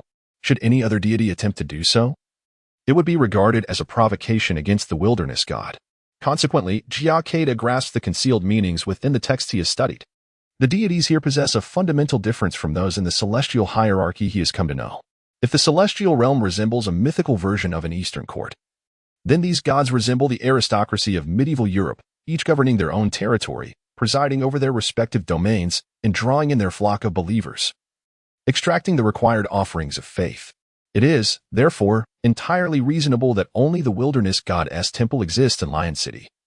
For surely no noble in medieval Europe would permit another to encroach upon their castle. Jia Kedao contemplated in his mind while his right hand formed a series of intricate gestures, issuing a sharp command that sliced through the air before him. Chapter 15 of the Tao Te Ching. A fleeting glimmer of azure light flickered in Jia Kedao's eyes, and moments later, the sanctuary he beheld appeared transformed. A rich, earthy glow emanated from the temple, enveloping the entirety of Lion City and extending outward for over 20 miles, encompassing the very fields of grain that lay within its dominion. Shall we venture inside? Jia Kedao inquired of Otis. I should think it won't be refused, will it? Truth be told, Otis had never encountered such a situation. For the indigenous people of this world generally inherited their beliefs through oral tradition passed down from their forebears. This is the main hall of our temple. The newly appointed priest, who had recently completed his apprenticeship, proudly declared as he accompanied Jia Kedao. He frequently boasted that this temple was the grandest within 100 miles. And indeed, this was no exaggeration. The small towns surrounding them merely had altars constructed of stone piles, utterly incomparable to this magnificent sanctuary. Is this the insignia bestowed upon priests by the divine? The so-called holy emblem? Jia Kedao mused inwardly. This emblem possessed a curious power that repelled the dust in its vicinity. Though faint, this force was difficult to counterfeit, rendering the identity of the priest beyond impersonation. Most crucially, these holy emblems resembled vigilant eyes, observing their surroundings with a life of their own, causing Jia Kedao to hesitate in approaching the priest. As he neared within a meter of the priest, an unsettling sensation of being watched enveloped him. Even the Tao Te Ching nestled within his bosom emanated a gentle azure glow, cocooning him and insulating him from that disquieting feeling. Undoubtedly, this tome was no ordinary book. As the priest continued his exposition, Jia Kedao entered the main hall. In truth, the so-called main hall spanned approximately 300 square meters, furnished with benches. And at its far end stood a solitary statue. Throughout his journey into this space, Jia Kedao's sense of superiority escalated.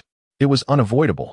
The sole temple within 100 miles failed to impress him, apart from its lofty spire, which bore a semblance of grandeur. Everything else paled in comparison to the Laojun Temple. Take the statue, for instance. It barely reached over a meter in height, and compared to the 3-meter statue at Laojun Temple, it appeared diminutive. The figure depicted a human body crowned with the head of a leopard, embodying the essence of barbarism. As Jia Kedao's disdain for the temple grew, an inexplicable sense of danger suddenly gripped him, causing his forward motion to abruptly cease.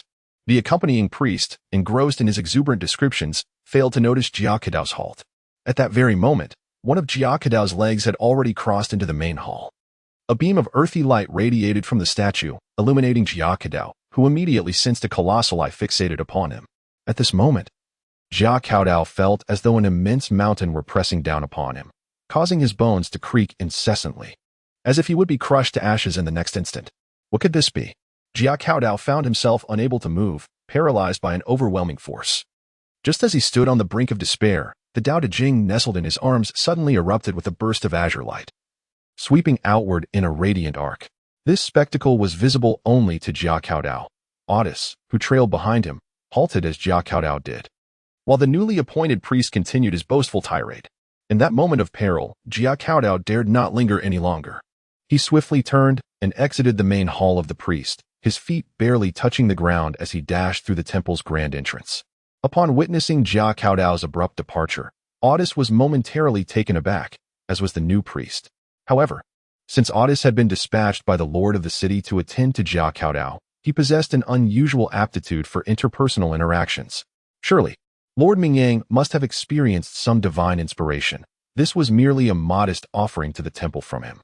After donating 10 gold coins to the Wilderness Temple in the name of Jia Kedao, Otis hastened to follow. Once he had secured the gate to his own modest abode, Jia Kedao eagerly retrieved the Tao Te Ching from his bosom.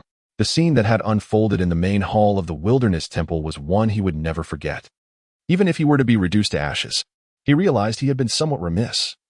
It seemed the statue of the god contained a fragment of the wilderness goddess' divine essence, and the statue of the warrior that adorned him was, in essence, not so different from a deity. Thus, it was no wonder that he had attracted the attention of the wilderness goddess' divine essence. Had that Tao Te Ching not suddenly emitted a brilliant azure light, he would undoubtedly have perished beneath the yellow radiance. Jia Kedao harbored no doubts about this matter. He flipped through several pages of the Tao Te Ching, and the previous azure light seemed to have vanished entirely. It remained the same tattered text filled with reflections and insights from generations of observers. Regardless of whether Jia Kedao recited incantations or drew symbols for empowerment, the Tao Te Ching remained utterly unresponsive. Was it only in moments of imminent peril or when foreign entities were present that this scripture would react? Pondering this, Jia Kedao opened to the first page and began to recite. The Tao that can be spoken is not the eternal Tao. The name that can be named is not the eternal name. The nameless is the beginning of heaven and earth. The named is the mother of all things. Therefore, constantly devoid of desire, one observes its mysteries. As his voice resonated, the previously wilted weeds in the courtyard began to tremble slightly, and within moments, They surged forth, growing rapidly. By the time Jia Kedao finished his recitation, the courtyard had transformed into a vibrant expanse of lush greenery. Indeed, it was remarkable. Jia Kedao felt a refreshing sensation enveloping him, a warm current flowing within, and his cultivation experienced a subtle enhancement. Observing the unusual transformation within the courtyard, he nodded appreciatively, recognizing the need to engage with the scripture more frequently in the future. Chapter 16. Ominous signs. Moments later, Jia Kedao realized that the sky had grown dim. Upon reflection, he discerned that his recitation of the Tao Te Ching had consumed no less than 3 hours, yet he had perceived the passage of time as merely 10 minutes. The occurrence of such a peculiar event solidified Jia Kedao's conviction regarding the extraordinary nature of this text. Presently, his exploration of the Tao Te Ching had revealed its utility in preserving life and enhancing one's cultivation through recitation. The following morning, Jia Kedao arrived early at the Wilderness Temple, standing once again on the street outside the sanctuary. His strange behavior caused a twinge of apprehension in his companion, Otis. As a devotee of the protector Papulas, Otis genuinely worried that Jia Kedao might harbor intentions towards the Wilderness Temple. His concern was not unfounded, after all. It was rather peculiar for an alchemist to display an interest in a temple when he could have been engrossed in alchemical experiments. Yet, before Jia Kedao could act, Otis found himself unable to report to the lord of the city. Jia Kedao's status was too sensitive, as the sole alchemist in Lionheart City. Even the former alchemist apprentice had been denied an audience with him. Moreover, the gradual recovery of soldiers from the infirmary had further elevated Jia Kedao's standing in Lionheart City. The miraculous alchemical concoctions he produced were astonishing. Soldiers who had been on the brink of death experienced a rapid decrease in feverish temperatures and an invigorating revival of spirit after consuming them. Naturally, during his spare time, Jia Kedao had visited the infirmary, advising the apothecaries to excise necrotic tissue with small knives and to dress wounds with boiled gauze. Consequently, after his visit, the infirmary had not reported a single death. Could it be that the esteemed alchemist sought to study the healing divine arts of the priests? Considering his remarkable healing elixirs, Otis found himself speculating on the outcome. However, he was skeptical of this notion. It was well known that the healing powers of the priests were a divine gift, and countless alchemists and scholars had attempted to unravel their mysteries, yet none had succeeded. Many of these intrepid pioneers, akin to Columbus, had ultimately met their demise, branded as heretics and burned before the temple. This skepticism was one of Otis's reasons for doubting Jia Kedao. Furthermore, the divine healing arts were not easily accessible. Before the priests, everything had a price. To express reverence for the divine, the ailing were required to donate 10 gold coins to the temple to receive the priest healing. 10 gold coins was no trifling sum, as the currency exchange rate in Lionheart City was 1 gold coin for 10 silver coins, equivalent to 100 copper coins. In Lionheart City, a destitute family needed 2 silver coins monthly to sustain their livelihood, while an ordinary family required 5 to 6 silver coins each month. In light of this comparison, it was evident that the cost of divine healing could sustain a poor family for 50 months, and an ordinary family for 20 months. Such exorbitant medical expenses are enough to deter the vast majority of families, leaving only the wealthy merchants, nobles, and even the bounty hunters who risk their lives for fortune capable of affording them. The remaining injured must seek the aid of pharmacists or, if they possess a modicum of wealth, purchase alchemical potions. Of course, the steep costs of divine healing are justified. The number of priests is scarce, ranking just below alchemists among the various extraordinary professions. Furthermore, the quantity of divine spells that priests can invoke daily is limited. A formal priest typically receives a handful of divine spells each day, with more powerful high priests obtaining a greater number. Even if all these spells were converted into healing spells, the number of patients they could attend to daily would still be quite limited, especially since these priests cannot exchange all their divine spells for healing ones, as they constitute a significant martial force of the church. The golden light of the Wilderness Temple continues to envelop the surroundings, and the peculiar occurrences triggered by Jia Kedao yesterday did not cause much of an uproar. This golden light is likely a sacred effect unique to the temple within its radius. Any adversaries would find their strength diminished, while priests and paladins devoted to the god of the wilderness would receive certain enhancements. Even Jia Kedao felt a suppression in his own vitality. Reflecting on the events that transpired in the high priest hall the previous day, Jia Kedao realized that the statue was likely imbued with a fragment of the wilderness god's consciousness. Coming to this understanding, he could not help but sigh. The disparity in power was immense, and merely a trace of consciousness attached to the statue had nearly reduced him to dust. However, from that singular encounter, Jia Kedao gleaned much knowledge. The divine path followed by deities is akin to that of the celestial courts of yore, drawing upon the strength of countless believers to consolidate their own might. In stark contrast, his own path is entirely different. After a moment of contemplation, Jia Kedao called to Otis and then departed. Upon returning to the Lord's manor, he paid a visit to Lord Patis, marking his first call since arriving in Lionheart City. The Lord felt a surge of joy at Jia Kedao's visit. During this perilous time, securing the full support of an alchemist could help Lionheart City weather the storm. Not a soul, including Otis, was privy to the conversation between the Lord and Jia Kedao. Clearly, this visit did not unfold as favorably as anticipated. The recitation continued until the following morning. After enduring a rather unpalatable breakfast, Jia Kedao sat cross-legged in the courtyard, ignoring Otis' presence as if waiting for something. He remained in this state for an entire day, until dusk when he suddenly rose. Otis, thinking Jia Kedao had something to address, hurriedly approached and inquired, "My lord, shall I arrange for dinner?" "No, prepare the incense altar for me." Jia Kedao ignited 3 incense sticks, bowed respectfully in all directions, and placed them in the incense burner. He then scooped up a handful of sand and cast it upon the ground, forming intricate hand seals while muttering incantations under his breath. After a brief moment, he let out a powerful shout, and the peachwood sword resting on the incense altar soared forth, landing upon the sandy earth. Countless grains scattered, revealing a cryptic, serpentine inscription etched into the surface.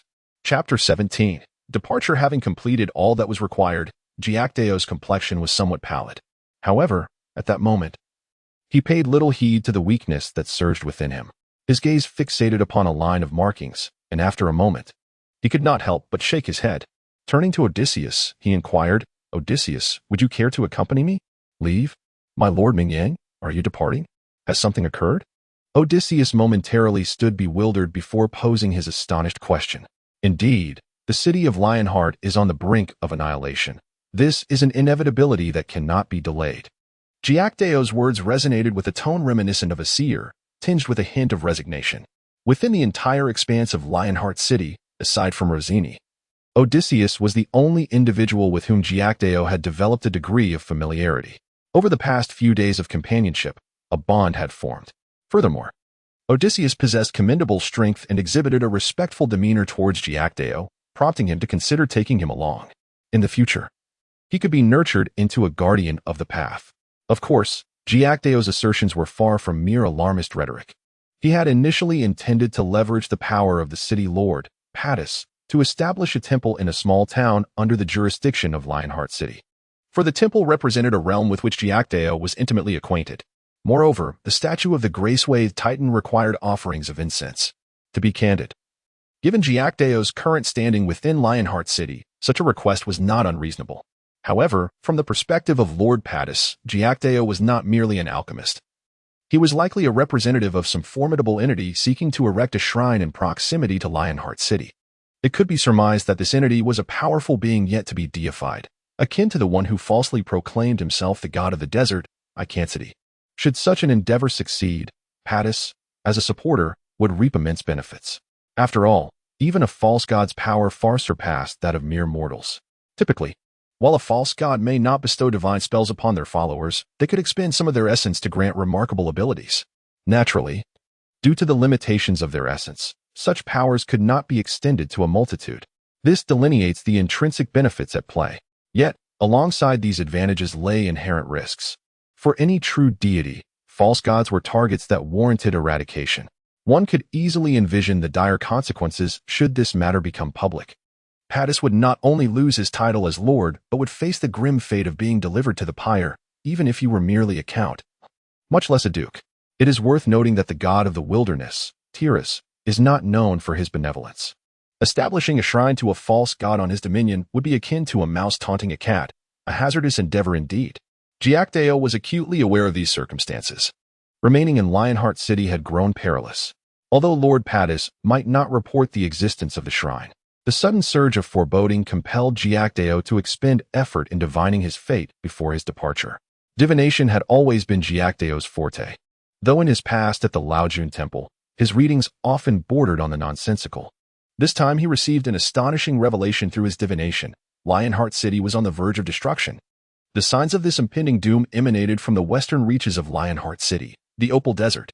Certainly, in this manner, the price paid by Jia Kedao is not insignificant. A year of diminished vitality has rendered him somewhat weak.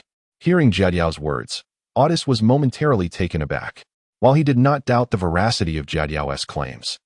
Lion City was, after all, the place of his birth and upbringing. However, after a moment's contemplation, Otis followed Jia Kedao without a hint of hesitation.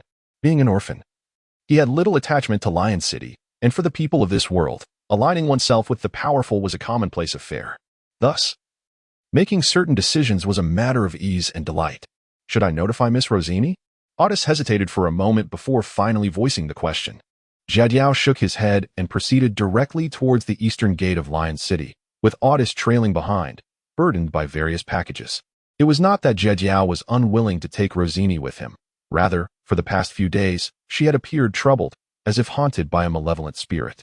Jia Kedao had discreetly observed Rosini's countenance, and although the nuances of human features were not always reliable in this world, her visage bore the ominous signs of impending disaster.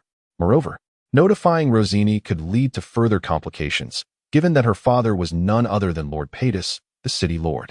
Jia Kedao carried little with him upon departure.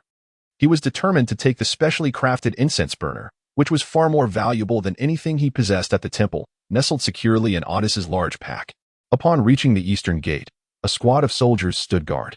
However, due to Jia Kedao's status, there was no need for him to wait for inspection like the common folk. Otis displayed his badge, and the two of them easily passed through the eastern gate. Yet, unexpected events often transpire more swiftly than one anticipates. Just as Jia Kedao and Otis crossed the moat and had scarcely walked 200 meters, a resounding and spirited blast of a horn echoed in the distance. The elite of the city defense, Otis, immediately changed color upon hearing the horn. Enemies are invading from the west. He promptly dropped to the ground, straining to listen.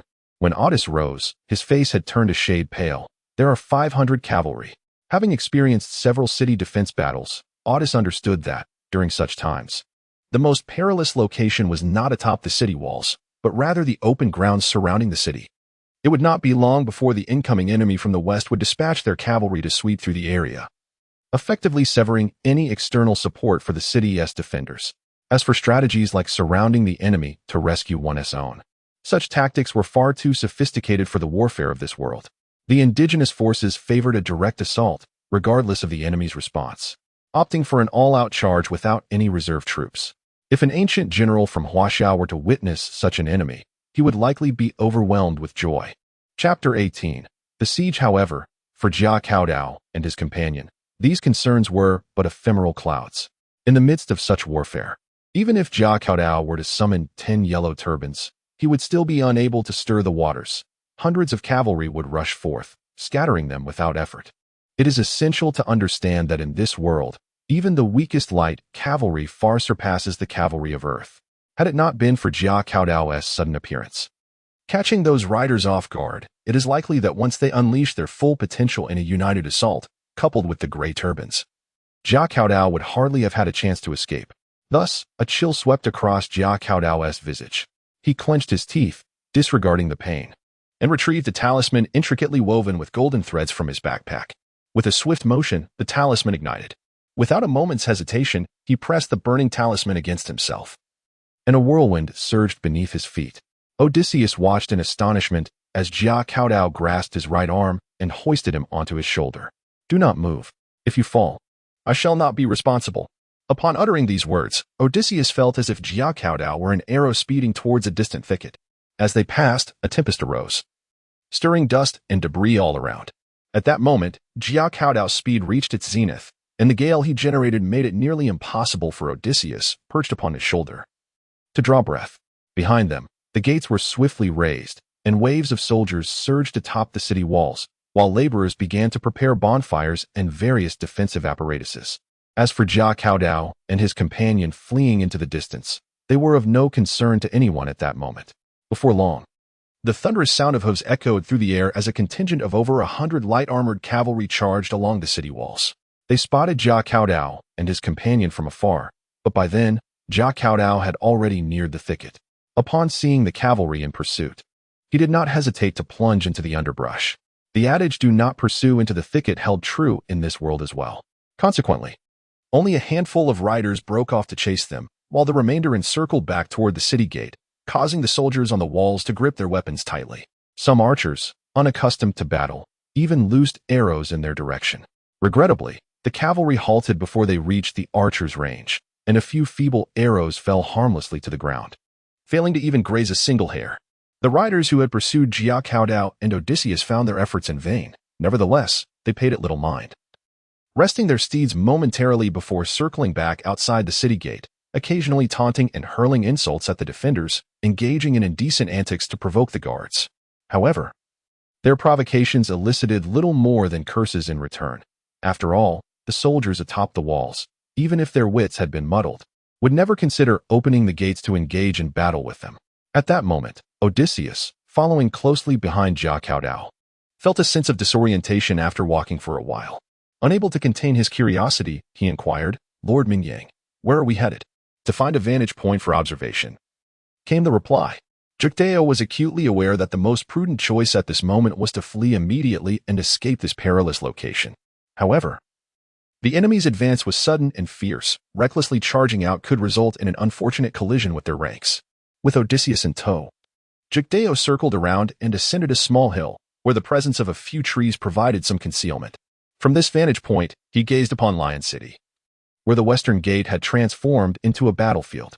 A formidable force exceeding 3,000 troops relentlessly assaulted the gate. They urged a throng of over 1,000 civilians, burdened with sacks filled with earth, towards the moat, while the defending soldiers on the walls showed no mercy, continuously raining arrows upon the hapless civilians. Amidst the barrage of arrows, those struggling to advance would occasionally cry out in agony as they fell. As the number of fallen exceeded dozens, panic seized the civilians, and prompted by a single shout, the majority discarded their burdens and fled to the sides of the battlefield. Unquestionably, the retreat of these civilians incited the wrath of the army's commander. 2 cavalry units, each comprising over 100 riders, surged forth, crashing into the panicked crowd, their curved blades swiftly severing heads from shoulders. It did not take long for the fleeing civilians to be slaughtered, while those who remained were reduced to lifeless corpses under the relentless rain of arrows. The brutality of war was merciless. Within less than half an hour of its onset, thousands of lives were irrevocably extinguished, leaving Jia Kedao, a man shaped by an era of peace, momentarily stunned. After a prolonged silence, Jia Kedao finally exhaled a soft sigh, forming a magical seal with his right hand and murmuring incantations under his breath. As he swept his gaze across Lion City, the landscape transformed into a tapestry of interwoven lights.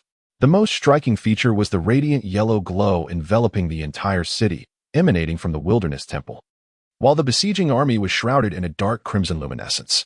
These contrasting hues intertwined at their edges, occasionally colliding and igniting brighter sparks.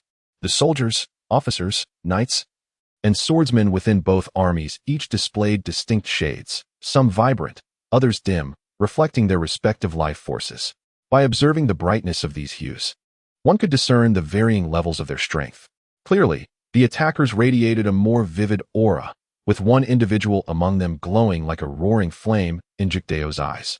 In contrast, the brightest among the defenders, a solitary figure alongside a lion, paled significantly in comparison, lacking the same magnitude of brilliance. By Jia Kedao's own measure, he found himself vastly inferior to that singular figure and its lion, let alone to the fierce flame. In summary, Jia Kedao's earlier divination had proven prophetic. Given such a disparity in strength, even with Lion City's elevated fortifications, the ultimate outcome was likely to be catastrophic. Death and destruction awaited. Chapter 19. The Desert Demonic God. After a brief interval, Odysseus's countenance grew somber. Observing this change, Jia Kedao inquired, "Are you familiar with this army?" Sensing an underlying danger, Jia Kedao did not hesitate and commanded to descend the mountain path alongside Odysseus. At the very moment Jia Kedao departed the summit, within the heart of the besieging army, a commander clad in resplendent golden armor glanced inadvertently towards the mountaintop, surrounded by a retinue of over 100 cavalry. Upon noticing this commander's gaze, the army's chief, who had been issuing commands, immediately leaned forward in his saddle and spoke with utmost reverence. "Esteemed Prince Camus, may I inquire if you have any directives?" From the demeanor and speech of the army chief, it was evident that the esteemed Prince Camus commanded a status far surpassing that of the chief within this legion. The surrounding cavalry exhibited no signs of surprise, seemingly perceiving this interaction as entirely ordinary. "Carry on with your duties," came the nonchalant reply. Could it be the manifestation of Tiras had descended? No, that was implausible. The foolish Tiras was currently ensnared by the charms of the goddess of love, Yaminis, utterly oblivious to the stirrings of the mortal realm. Yet, it was indeed Yaminis who had orchestrated this opportunity, seeking to usurp Tiras' domain through her allure. Contemplating the enchanting visage of the goddess Yaminis, with her delicate and voluptuous form, the enigmatic figure concealed within the besieging army could scarcely suppress the burgeoning desire in his gaze.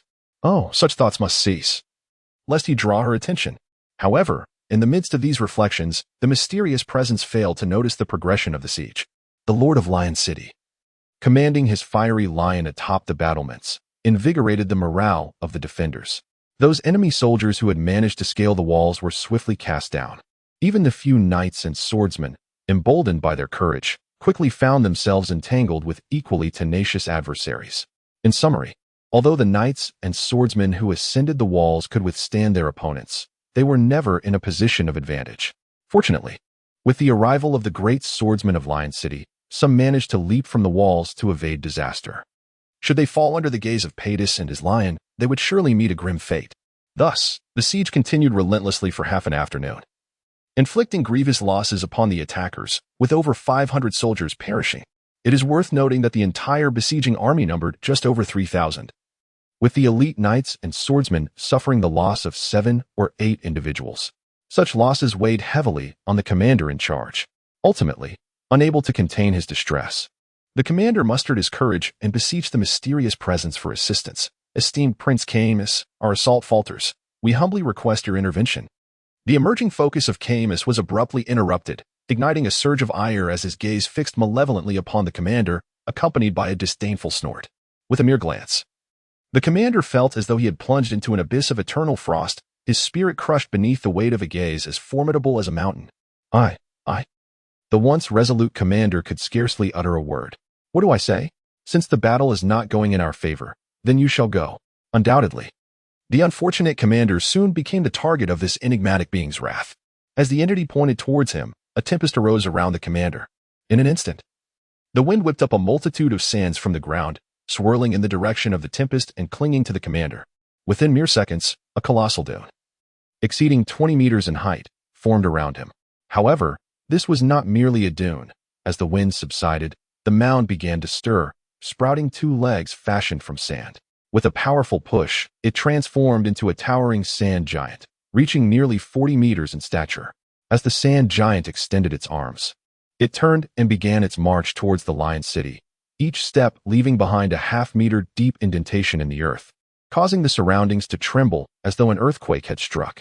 This sudden transformation left both the defenders and the attackers in stunned silence. Yet, their reactions diverged dramatically.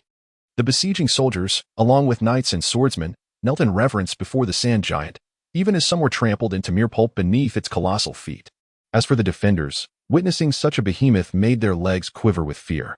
However, the officers' shouts managed to instill a modicum of courage in the soldiers, preventing an immediate collapse. The sand giant's pace was slow, but its enormous size allowed it to cover vast distances with each stride. Before long, it reached the city walls, delivering a thunderous kick that shattered the wall, sending debris flying and dust billowing into the air.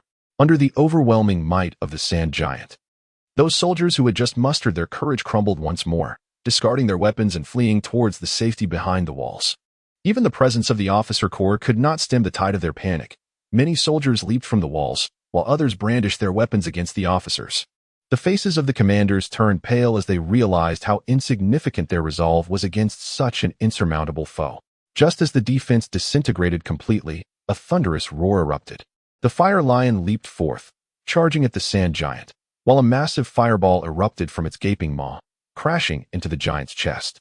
With a resounding boom, a sizable indentation, akin to a dining table, appeared on the giant's torso, and countless grains of sand cascaded down the sides of the gaping wound. Chapter 20. The Fall of the City and the Extinction of Faith. Upon the back of the colossal figure, Lord Padis brandished a magnificent greatsword that radiated brilliant light, delivering a fierce strike to the giant's neck. The enchanted blade, sharp as a razor, effortlessly severed the enormous head from its body. Witnessing this spectacle, the soldiers remaining on the wall erupted in thunderous cheers, believing that with the decapitation of the sandy giant, its demise was inevitable. As the jubilant cries echoed, a distant enigmatic presence scoffed, naive. Yet, the ensuing moment left the soldiers atop the wall feeling utterly weak.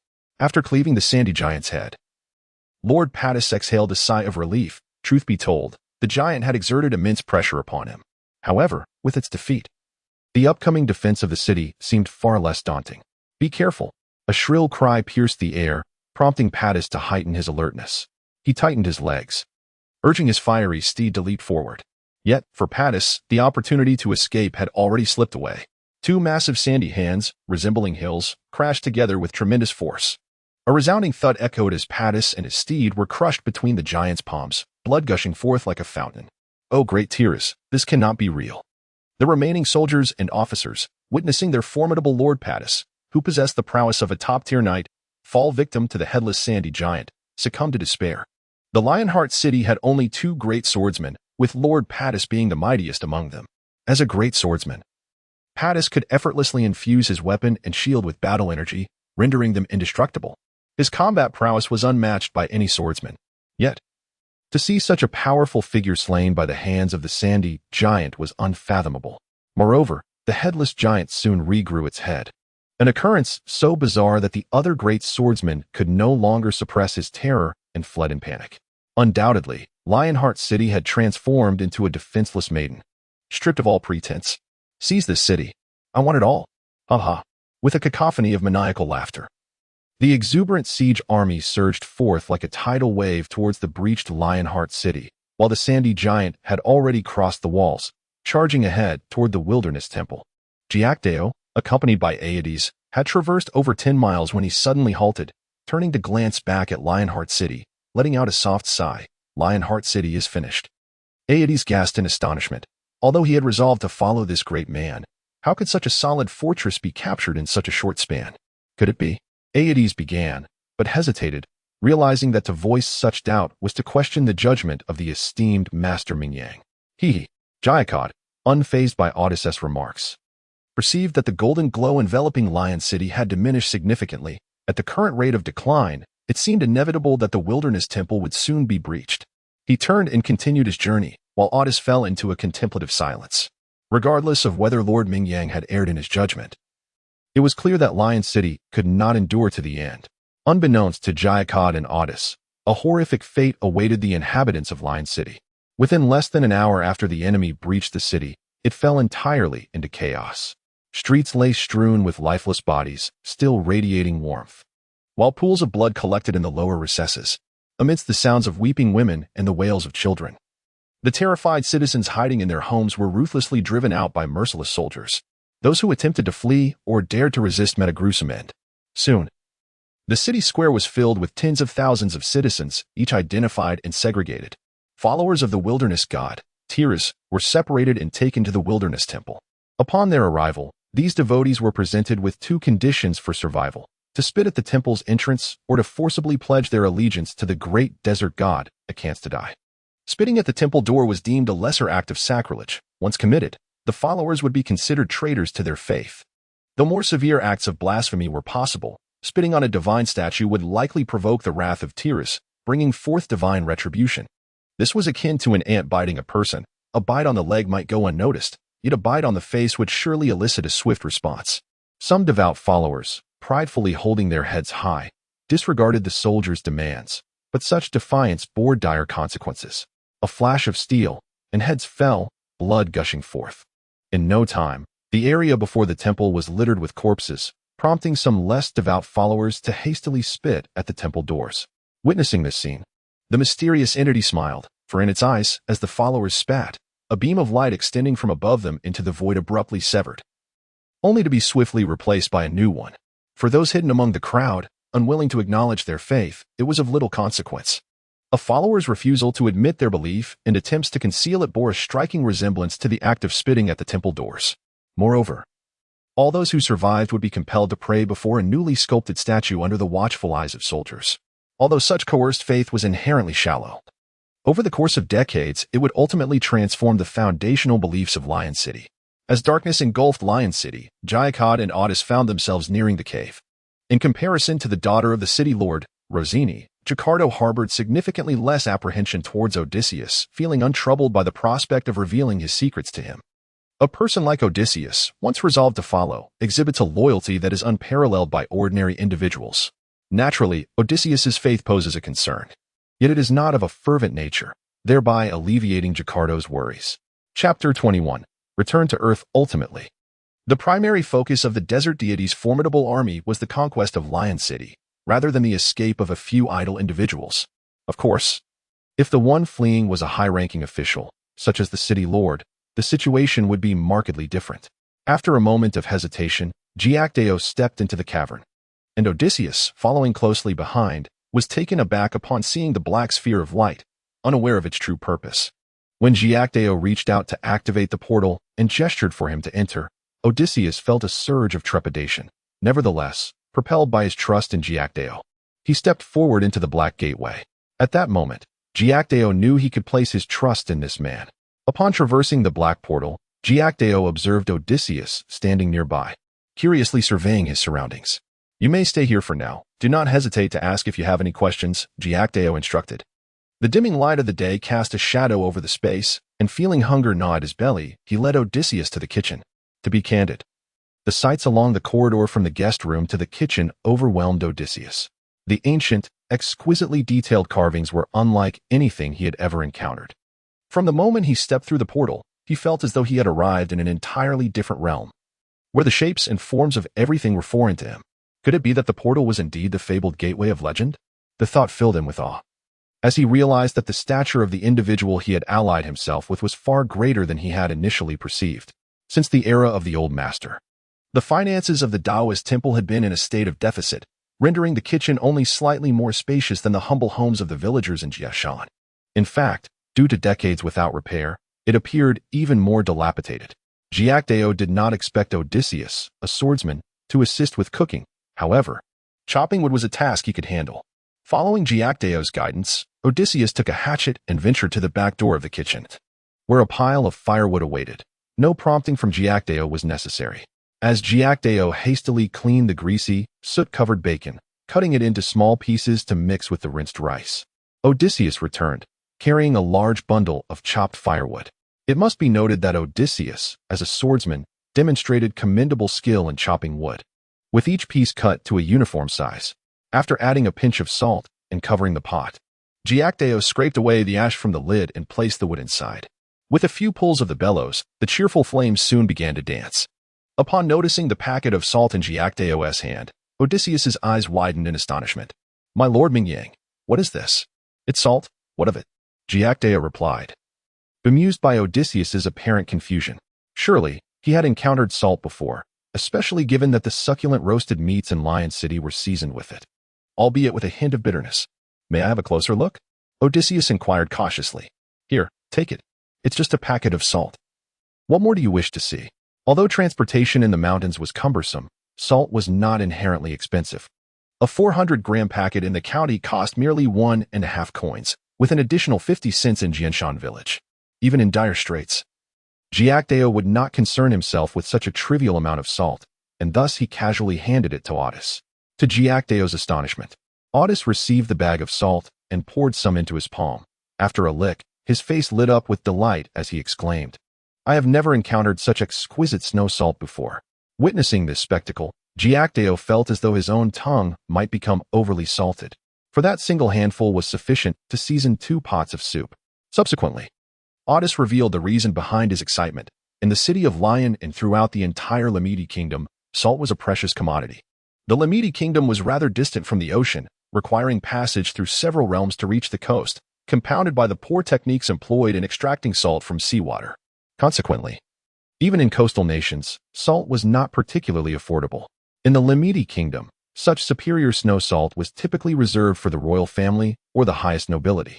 Ordinary nobles and officials had to settle for inferior white salt, which, despite its name, contained numerous impurities.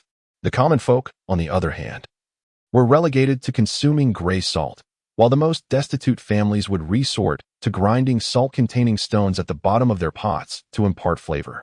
If Otis were to take this packet of salt to the Limiti kingdom, it could fetch a price of at least 2 gold coins. It was no wonder Otis was so exhilarated. The presence of such a valuable item in a dilapidated kitchen was indeed a striking contrast. Upon realizing this, Jia Kedao felt a surge of excitement. Had he inadvertently stumbled upon a lucrative opportunity? Of course, the logistics of transporting the salt for sale required careful consideration. As Otis vigorously operated the bellows, the flames in the earthen stove surged, and soon, the savory aroma of cured meat wafted through the air, causing Otis to twitch his nose in anticipation, saliva pooling at the corners of his mouth. Observing Otis succumb to temptation, Jia Kedao could not help but chuckle. How easily a simple morsel could ensnare such a simpleton.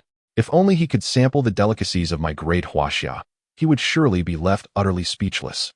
When mealtime arrived, Jia Kedao found himself regretting his earlier amusement.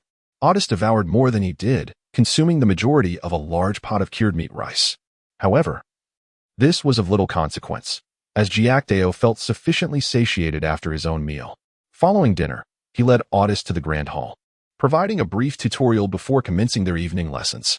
Although Otis could be deemed a trustworthy companion, Jia Kedao realized that in order to utilize him effectively, he needed to integrate him into the teachings of the Tao, gradually correcting his beliefs. After all, Jia Kedao intended to forge him into a Tao soldier. It was hardly credible to have a soldier devoid of knowledge of the Tao. Jia Kedao's intentions were noble, yet for Otis, this was nothing short of torment. He found himself contorting his legs and shaping his hands into peculiar postures while attempting to recite the incomprehensible prayers alongside Lord Mingyang. Chapter 22. Grand and Elegant. Fortunately, Odysseus's faith was not particularly devout. Otherwise, this alone would have rendered him unable to yield. After spending 3 days at the Laojun Temple, Jia Kedao had managed to instill some modern ideas into Odysseus, which was essential. Otherwise, Jia Kedao truly feared that Odysseus would dismantle the temple at any moment. Not to mention, just last night, the Electric Bureau, in a moment of conscience, finally supplied power to the Laojun Temple. Upon witnessing the glowing light bulbs, Odysseus swore that they were the magical orbs of light he had encountered in the royal city. Very well, let them be magical orbs. But Jia Kedao solemnly forbade Odysseus from touching the wires behind the light fixtures. Rest assured, Master Mingyang, I understand. That is a magical circuit for conducting mana. Odysseus slightly flaunted his knowledge, hoping to convey to Master Mingyang that he was not merely a brute with brawn. Upon rising early, Jia Kedao compelled Odysseus to partake in morning lessons, after which he took him to bathe in the spring waters on the back mountain. Subsequently, he tossed a somewhat tattered Taoist robe to Odysseus, instructing him to wear it. Reluctantly, Odysseus set aside his leather armor and donned the robe. This garment had once belonged to the former temple master, and Jia Kedao believed that Odysseus would not mind such a detail. Donning the robe, and with his hair styled in a top knot by Jia Kedao, Odysseus, viewed from behind, possessed a certain ethereal grace. However, upon turning around, the illusion dissipated. With his golden hair, blue eyes, prominent nose, and curled mustaches, he bore a resemblance more akin to a noble from medieval Europe, if one were to overlook the Taoist robe. Let us depart, Jia Kedao declared, brandishing a whisk in his right hand as he strode ahead, with Odysseus trailing behind carrying a small satchel, creating the appearance of a master and disciple embarking on a journey. Today, Jia Kedao had no choice but to descend the mountain. Not only was the rice jar empty, but he had also consumed the 20 pounds of noodles borrowed from old Wang. While Jia Kedao could manage on less when alone, Odysseus was a different matter. Even a slight reduction in food left him with a ravenous gaze. Of course, this was primarily due to Odysseus finding the fare exceedingly delectable. Descending the mountain and following the path outward, they encountered numerous villagers along the way. Upon seeing the long-absent Master Mingyang, the villagers greeted Jia Kedao warmly. Greetings, Master Mingyang. However, the ensuing events were both amusing and bewildering. Oh, Master Mingyang, is this your new apprentice? Such a robust figure. But why is he a foreigner? The villagers were astonished. Master Mingyang was indeed a remarkable figure, attracting students from abroad. Impressive indeed. At this moment, Odysseus mimicked Jia Kedao's gestures, resting his small satchel on his left arm while raising his left hand in salute to the villagers. There is no doubt about it. Despite the fact that these indigenous people from another realm may resemble foreigners, their language bears no difference from Chinese. The only distinction lies in some words that do not quite match up, along with the slightly rigid pronunciation, which lacks the mellifluous quality of Jia Kedao's speech. When Otis uttered the words Wuliang Tianzuan, the villagers were once again taken aback. Soon enough, this incident would undoubtedly spread throughout the village. The villagers, having limited exposure, found foreigners to be a rarity, and a foreigner who practiced Taoism was an even more extraordinary sight, appearing once in a millennium. Ultimately, this journey had certainly provided the villagers with ample topics for conversation. Those who had not encountered Otis would likely rush to Laojun Temple to burn incense and partake in the spectacle. The mountain road leading out of the village stretched for over 20 kilometers, and at its end lay a narrow road, which continued for another 10 kilometers to the county town. Even Jia Kedao would feel the fatigue in his legs after such a long trek. Fortunately, a tractor was parked on the road, with several villagers seated in its trailer. This tractor served as the local bus connecting the village to the county town, typically used by villagers to purchase agricultural supplies. Upon seeing the familiar driver, Jia Kedao hurried over. Before he could utter a word, the driver warmly greeted him, Taoist Mingyang. Heading to the county town? Wuliang Tianzuan, Zhang. Indeed, I have that intention, Jia Kedao replied. The fare for the tractor bus was generally 5 yuan per person, with different rates for transporting goods. Before Jia Kedao could reach for his money, the driver invited him to sit beside him in the driver's seat, chuckling. If you were to pay, Taoist Mingyang, it would imply that you look down on me, old Zhang. The driver, surnamed Zhang, was named Zhang de Gui, tall and robust. With a dark complexion, he had experienced a heavy burden last year when his mother fell gravely ill. Had it not been for Jia Kedao administering 3 water talismans, she might have departed this world prematurely. Although Jia Kedao had received a pig's leg in return, this act of kindness remained etched in Zhang de Gui's heart. Seeing that Zhang de Gui refused to accept payment, Jia Kedao felt a wave of relief, for he had just realized he possessed not a single coin. If Zhang had insisted on collecting the fare, it would have been utterly embarrassing for him. Nevertheless, Jia Kedao felt somewhat guilty about riding for free, especially since he was accompanied by Otis, who was quite large and could occupy 2 seats, thus depriving Zhang de Gui of at least 10 yuan. Well, I feel a connection with you, so allow me to gift you a talisman, affixed to your chest. It will ensure that you remain free from illness and disaster for 3 months, Jia Kedao mused, retrieving a talisman from his sleeve and presenting it to Zhang de Gui. Upon receiving the talisman, Zhang de Gui could not help but feel elated as he opened his collar and placed the talisman against his chest. This was a Qingxin talisman, of the same rank as the water talisman. While Zhang de Gui was preoccupied with securing the talisman, Jia Kedao signaled for Otis to climb into the trailer. Although Otis bore the visage of a foreigner, clad in a Taoist robe, the villagers made way for him, albeit with curiosity. Once the talisman was safely affixed, Zhang de Gui surveyed the mountain road, noting the absence of any approaching villagers. He then called out for everyone to take their seats and began to operate the lever, setting the tractor into motion. Before long, the tractor roared to life, an antiquated lever-operated machine of indeterminate age. The sound it emitted upon ignition was indeed astonishing. One had to shout and gesture just to converse over its din. Consequently, Odysseus, seated atop the trailer, was so taken aback that he stood up in astonishment.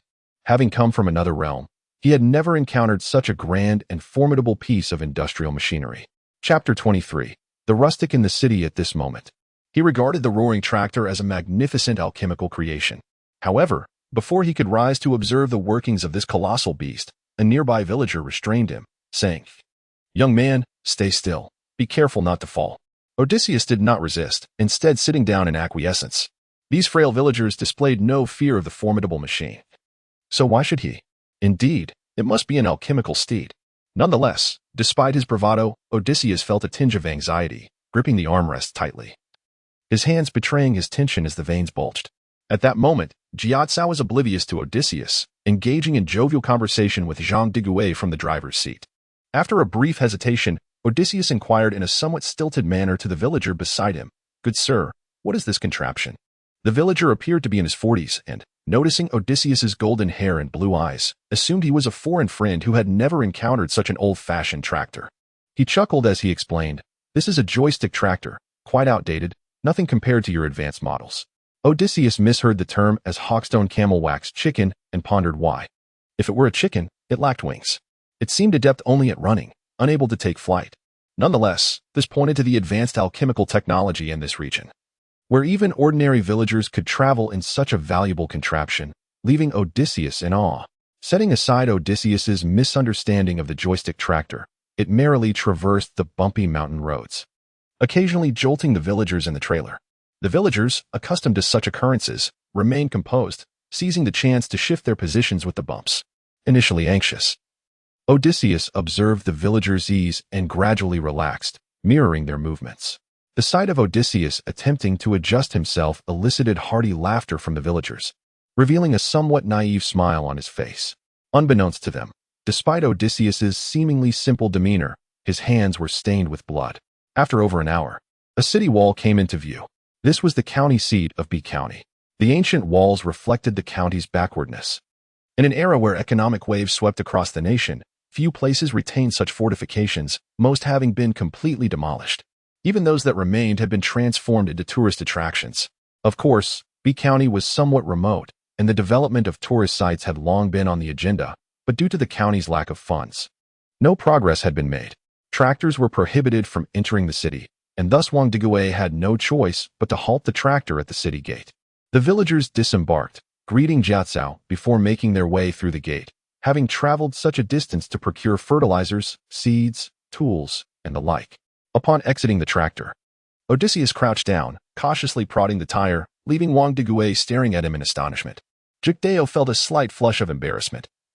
The curiosity of this young man was indeed rather overwhelming. An expatriate clad in a Taoist robe sprawled on the ground, amusing himself with the tractor tire, which was undeniably a sight to behold. Jia Kedao expressed his gratitude to Wang Digui, then took hold of Otis and made a beeline for the city gate. Remaining any longer would jeopardize the reputation of the Laojun Temple. Two Taoists, one tall and the other short, traversed the streets of the county town, drawing considerable attention. Although there was a mountain god temple outside the eastern gate of the town, it was devoid of priests or monks, save for an elderly night watchman. Consequently, even the local residents seldom encountered Taoists, let alone one who was a foreigner, prompting many to follow curiously as if witnessing a spectacle. Curiosity can indeed lead one astray. Jia Kedao mused as he observed the gathering crowd behind him. They had arrived. Jia Kedao halted before a gold shop named Wang Dafu Gold Store, which spanned over 10 meters in width, its expansive glass walls creating a clear division between the interior and exterior. Such a gold and silver establishment would be rather unremarkable in a bustling metropolis, yet in this somewhat dilapidated county town, it exuded opulence and sophistication. Thus, even residents with slightly inferior attire felt hesitant to enter. As Jia Kedao and Otis stepped inside, they were greeted by a young woman in a black skirt uniform, her short hair framing a face that could be deemed exceptional in this small town. Sir, may I inquire whether you are interested in purchasing a necklace or a ring? The arrival of Taoists in a gold shop was indeed surprising. However, the shopkeeper, well trained, quickly masked her astonishment with a bright smile and posed her question after a brief moment of hesitation. Naturally, the entrance of two Taoists drew the gaze of every patron in the store, as such occurrences were rather extraordinary. Venerable ones, might I ask if your esteemed establishment accepts gold and silver items? Jia Kedao inquired softly after surveying the shop, although he was not entirely familiar with the gold prices here. A quick glance had revealed the affluence of the area. The streets they had traversed were lined with an array of shops displaying a plethora of goods that Otis found incomprehensible, while the attire of the passers-by left him utterly astonished. To be candid, even in the relatively prosperous Lion City, the common folk primarily donned tattered hemp garments. While silk was present, it was reserved for the wealthy, and cotton clothing was practically non-existent. It could be said that the apparel in this small county town was far more luxurious than that in the royal city. Upon hearing Jia Kedao's inquiry, the guiding shopkeeper appeared slightly taken aback. However, it was not uncommon in this county for individuals to visit a gold shop to sell jewelry, albeit infrequently. Leading Jia Kedao to the checkout counter and offering tea, the shopkeeper lifted the cloth curtain to summon an elderly gentleman. I am surnamed Zhou. May I ask if this esteemed Taoist has gold items for sale? The old man, with a significant amount of white hair, still boasted a commendable spirit. Jia Kedao, not one for excessive words, promptly took the small pouch from Aedes' hands, unveiling its contents upon the table. A dozen gold bars, each the size of a finger, lay before the old man, causing his eyes to gleam with intrigue. Little goldfish? He mused as he casually picked up one of the bars, pinching it with his fingernail. He then retrieved a piece of unique sandpaper, gently rubbing it against the gold bar before holding it up to the light for further examination. Chapter 24. The mighty porter. After a moment's contemplation, the elderly man finally lifted his gaze, a hint of regret in his voice as he remarked, Is this gold bar truly a treasure of your esteemed collection? Alas, its purity is rather lacking. I am willing to offer $150 per gram. To speak of current acquisition prices, gold is far more valuable than this bar, standing at $220 per gram. Of course, this gold bar was forged by Odysseus using coins from Lion City, and its purity cannot possibly reach 24 carats. 18 carats would be considered fortunate. The crux of the matter lies in the fact that these gold bars are of dubious origin, making their legitimate sale somewhat challenging. Thus, while the old man's offer seemed low, it could be deemed reasonably fair. Jia Kedao nodded in agreement with the price. The elderly man then inquired whether Jia Kedao preferred a direct bank transfer or a cash transaction. Jia Kedao opted for cash, as he was reluctant to disclose any of his personal information at this juncture. With that, Jia Kedao departed the gold shop, clutching a black plastic bag filled with 18 stacks of $100 bills. 18,000 yuan, though this amount was slightly less than Jia Kedao had initially calculated. His face beamed with joy. It was the first time in his life that he possessed such a substantial sum, and the exhilaration nearly spilled from the corners of his eyes. Even Odysseus's offer to assist him with the bag was politely declined. Jia Kedao's elation was too profound to share with others, while Odysseus felt a pang of regret. Initially astonished when Jia Kedao had instructed him to convert coins into gold bars, he was now left to ponder the value of those colorful stacks of paper. Though these vibrant bills appeared far superior to papyrus, their utility was questionable. Papyrus could serve as writing material, while these diminutive bills seemed barely large enough for practical use. However, it soon became clear to Odysseus the purpose of this currency. What air conditioning units do you have here that are commendable? How much is this computer? Jia Kedao rented a small truck and followed closely behind, visiting various shops, purchasing items as needed, and tossing them into the truck. Odysseus squatted atop the cargo to prevent the driver from abandoning them. Naturally, Odysseus found himself wedged among the appliances, as the small truck had only one passenger seat in addition to the driver's seat. Fortunately, he had become somewhat accustomed to this peculiar contraption known as an automobile. He noted that while this vehicle made an impressive noise when in motion, it was surprisingly docile. What perplexed Odysseus most was the sheer number of these vehicles. On a mere few hundred meters of street, there were over a dozen parked, each with its own unique shape and color. If Jia Kedao were to learn of Odysseus's astonishment at such a modest number of automobiles, he would surely scoff. This trivial collection of cars has left you awestruck? If you were taken to a bustling metropolis, the dense throng of vehicles would surely terrify you. After nearly an hour of jostling, the small truck came to a halt at the entrance of a mountain road. Jia Kedao paid the fare in full to the driver, who accepted the money and, upon looking up, witnessed Otis effortlessly carrying the large double-door refrigerator down from the truck bed. The driver could not help but gape, his cigarette falling from the corner of his mouth. How extraordinary! It is worth noting that this refrigerator is significantly heavier than a standard one, typically requiring at least 3 strong men to move. Yet here was Otis, single-handedly hoisting one end and then the other, with a powerful thrust, shouldering the appliance and striding forward, exuding an impressive vigor that even caused the small truck to wobble slightly. After settling the fare, Jia Kedao joined in to lend a hand, and soon enough, they had unloaded everything. As the driver departed, he cast several incredulous glances back at Jia Kedao and Otis, unable to shake off the astonishing sight he had just witnessed. However, for Jia Kedao, this was merely the beginning of his troubles. The direct distance to Jinshan village was less than 10 kilometers, yet due to the winding mountain roads, the journey extended to over 20 kilometers. Once the task was completed, even as a practitioner of Taoist alchemy with superior physical capabilities, Jia Kedao felt utterly exhausted. With the temple doors shut and no outsiders around, he simply collapsed onto the ground, wiping away sweat and catching his breath until he felt somewhat revitalized. At that moment, Otis was also seated on the ground, drenched in sweat, and if anyone was tired, it was certainly him. Today was arduous. Let's treat ourselves to a meal, Jia Kedao mused.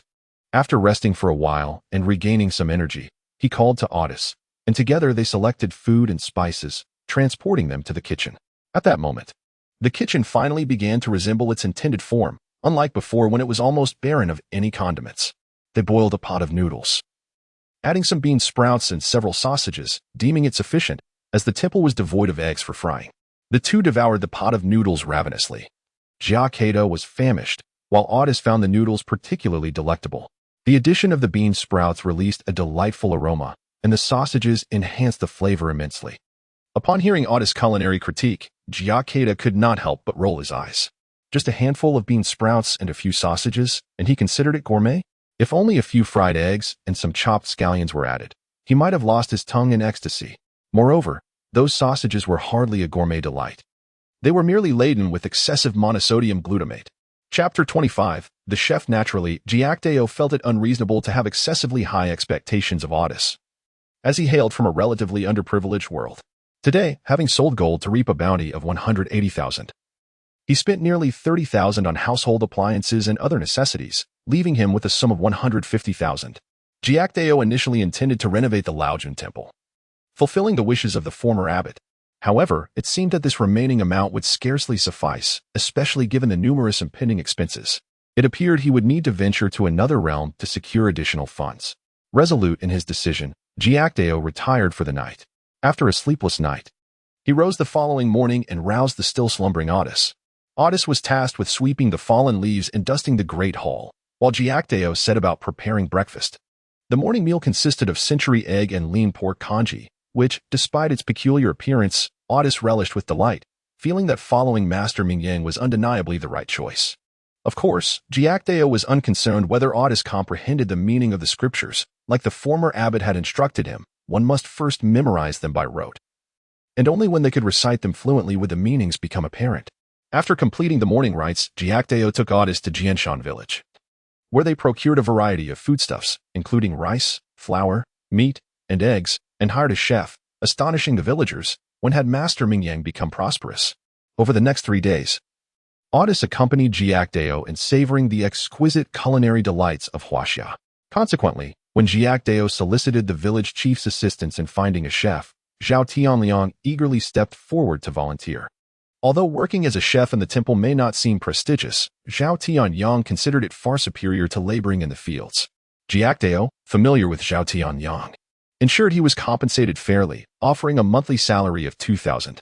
Admittedly, a salary of 2,000 for a chef would prompt immediate departure in a bustling metropolis. Yet, in Jianshan village, the villagers regarded Zhao Tianliang as having made a significant leap from hardship to comfort. From his perspective, the remuneration was quite satisfactory. Despite lacking social benefits and earning at least half of what he would in a city, his culinary duties were limited to cooking for two, allowing him to enjoy free meals. With minimal expenses, his salary could be entirely deposited into the bank. In this regard, it was indeed far superior to being a chef in a major city. The crux of the matter was that Zhao Tianyang simply could not find work in the city. Such was the reality. Initially, Jia Kedao harbored some doubts regarding Zhao Tianyang's culinary skills. But after experiencing the first meal, his opinion was entirely transformed.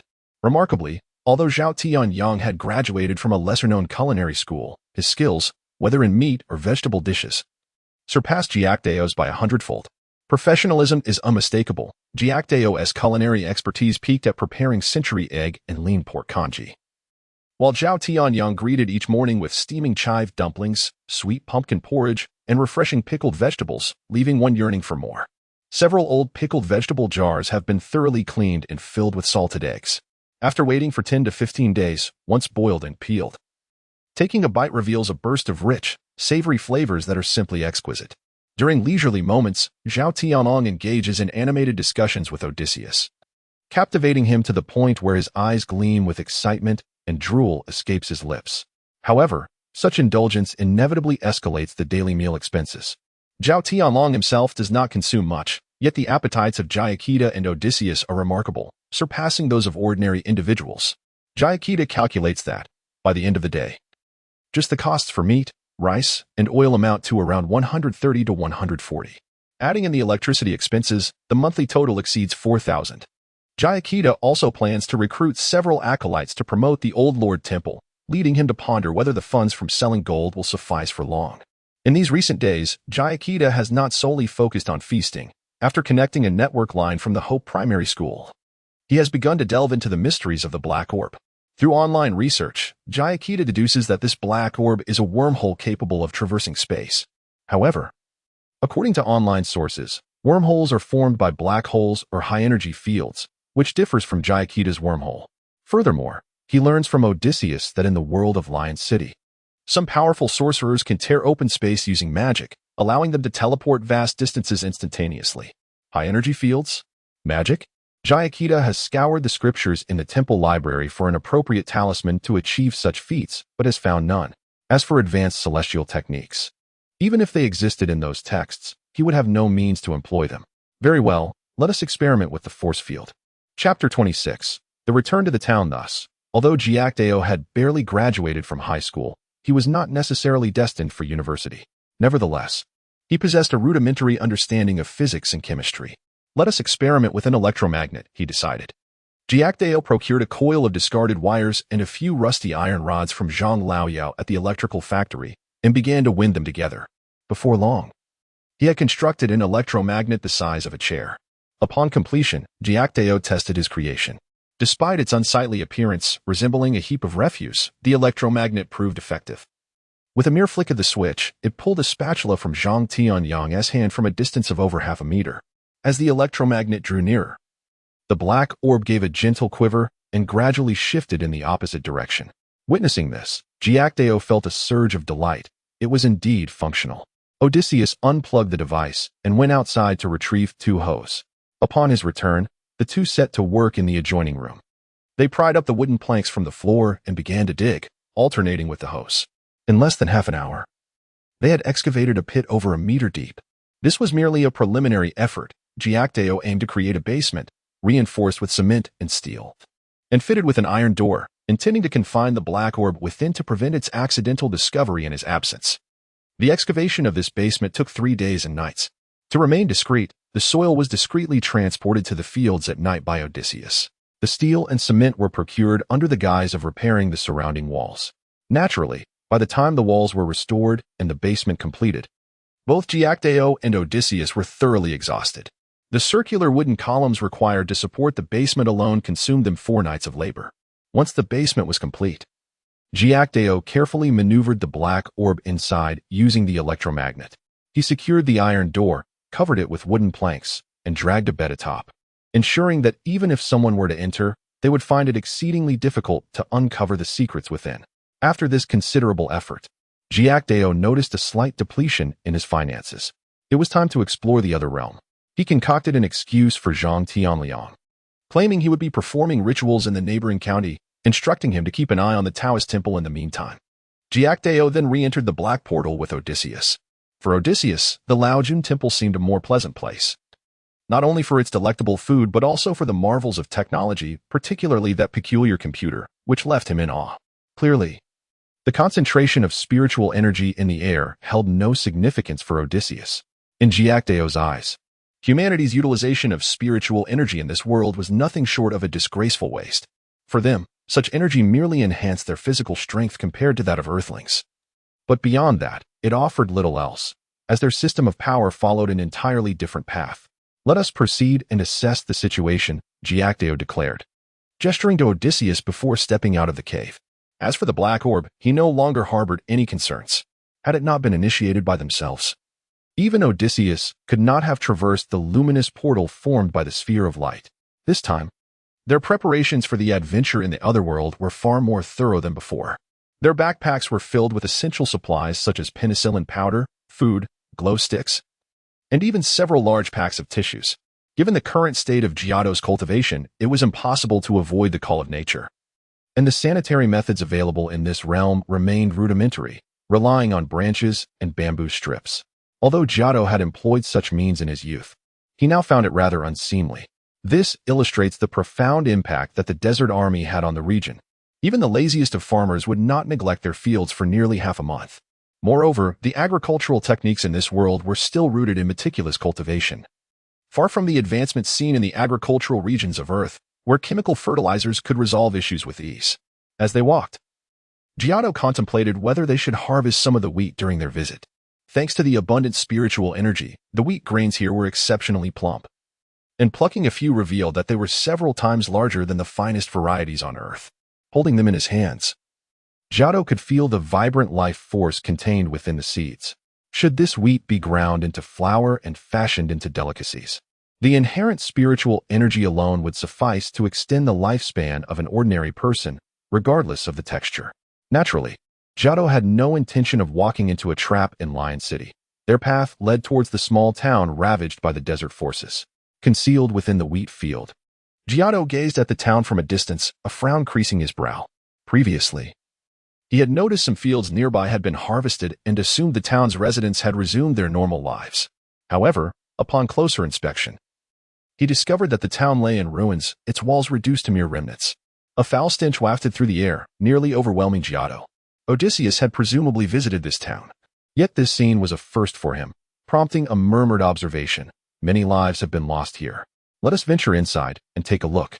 After observing for a while, Giotto concluded that the desert army had abandoned the town. Otherwise, even if the soldiers had lost their sense of smell, the walls would have been repaired to bolster defenses. The most telling sign was the crows that occasionally took flight and landed in the town. They seemed to share the same dietary habits as their earthly counterparts, feasting on an unusual banquet. As they approached the town, the foul odor intensified, compelling both Giotto and Odysseus to stuff their nostrils with wads of tissue as they cautiously neared a breach in the wall. The stench was unbearable. Although both had encountered the smell of decay before, its overwhelming intensity threatened to induce nausea. Giotto possessed a talisman capable of dispelling such odors. Yet he opted against using it, considering the potential noise it might create. Entering the town through the breach in the wall, the blood that had pooled on the ground has long since dried, transformed under the relentless sun into a semblance of desiccated lichen and moss, crisscrossed with fissures resembling gaping mouths. Chapter 27. The Titan digs graves. Gazing down the street that traverses the entire town, it became evident that the marauding desert forces, after pillaging the settlement, had departed without offering any form of reverence to the corpses left in their wake. The remains, lying in various postures along the thoroughfare, had succumbed to a state of advanced decomposition. Giacoto's gaze swiftly shifted, only to be met with the sight of a corpse 10 meters away, whose distended belly erupted with a thunderous pop, akin to a fountain, spewing forth its entrails along with an army of maggots. Jia Kedao cursed under his breath, seizing Odysseus and retreating rapidly for over 20 meters. The scene was truly horrific. Such was Giacoto's assessment of the town's current state. Alas, since I have arrived and witnessed this, I cannot turn a blind eye. We must gather and bury their remains. I shall recite prayers for them. It is a meritorious act. After a few contemplative sighs, Jia Kedao expressed his intentions. Having accompanied Jia Kedao for some time, Odysseus had become somewhat familiar with his terminology. And upon hearing this, his complexion paled. What a jest! Odysseus had taken lives in battle, yet he had never been tasked with handling corpses, especially those in such a putrid state, teeming with maggots. The mere thought of it made him feel nauseous. However, Giacoto's subsequent instructions brought him considerable relief. Odysseus, go fetch a few shovels and spades. We need to prepare a grave for these bodies. For Odysseus, he would rather toil until exhaustion digging a pit than confront what could scarcely be called corpses, rather resembling breeding grounds for maggots. After all, as a distinguished swordsman from the city of Lionheart, the responsibility of dealing with the remains had always fallen upon the ordinary soldiers after dispatching foes. Odysseus returned with the tools, and Jia Kedao stepped outside the town, raising his gaze to the sun. He shook his head in dismay. This world boasted over a dozen suns, rendering traditional sun-gazing methods for divination wholly inadequate. Ultimately, Jia Kedao had no choice but to retrieve a compass. Truth be told, since embarking on the path of refining essence into qi, he had not utilized a compass for divination in quite some time. Divination had once been a secondary vocation for the Taoist priests of the Laojun Temple, as the construction of houses in Jinshan village was typically undertaken after consultation with these practitioners. However, due to the village's dire poverty, no new homes had been built in recent years, leaving even Jia Kedao with a solid theoretical foundation but insufficient practical experience. The prospect of surveying a suitable burial site for the deceased sent a thrill through him. After circling the town 2 or 3 times, Jia Kedao identified a location at the foot of a hill as the burial ground. A small stream meandered nearby, creating a harmonious triadic water formation.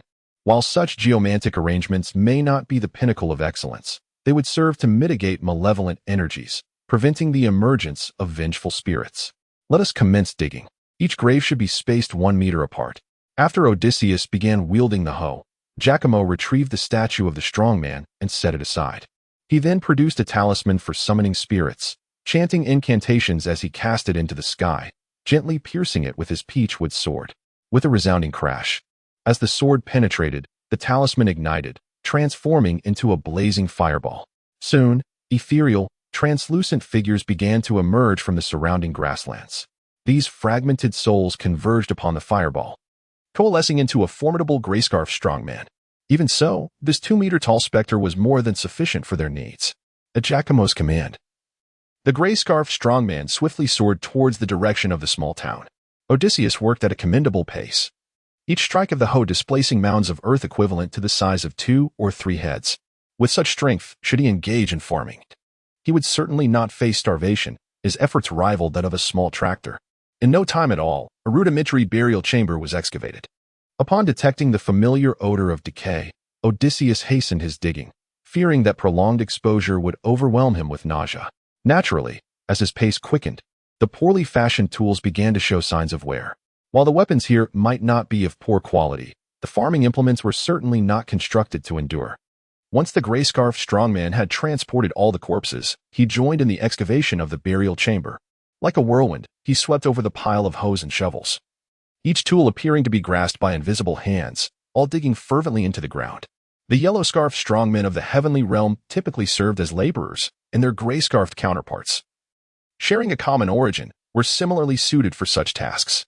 With the assistance of the gray-scarf strongman, Odysseus found himself considerably relieved.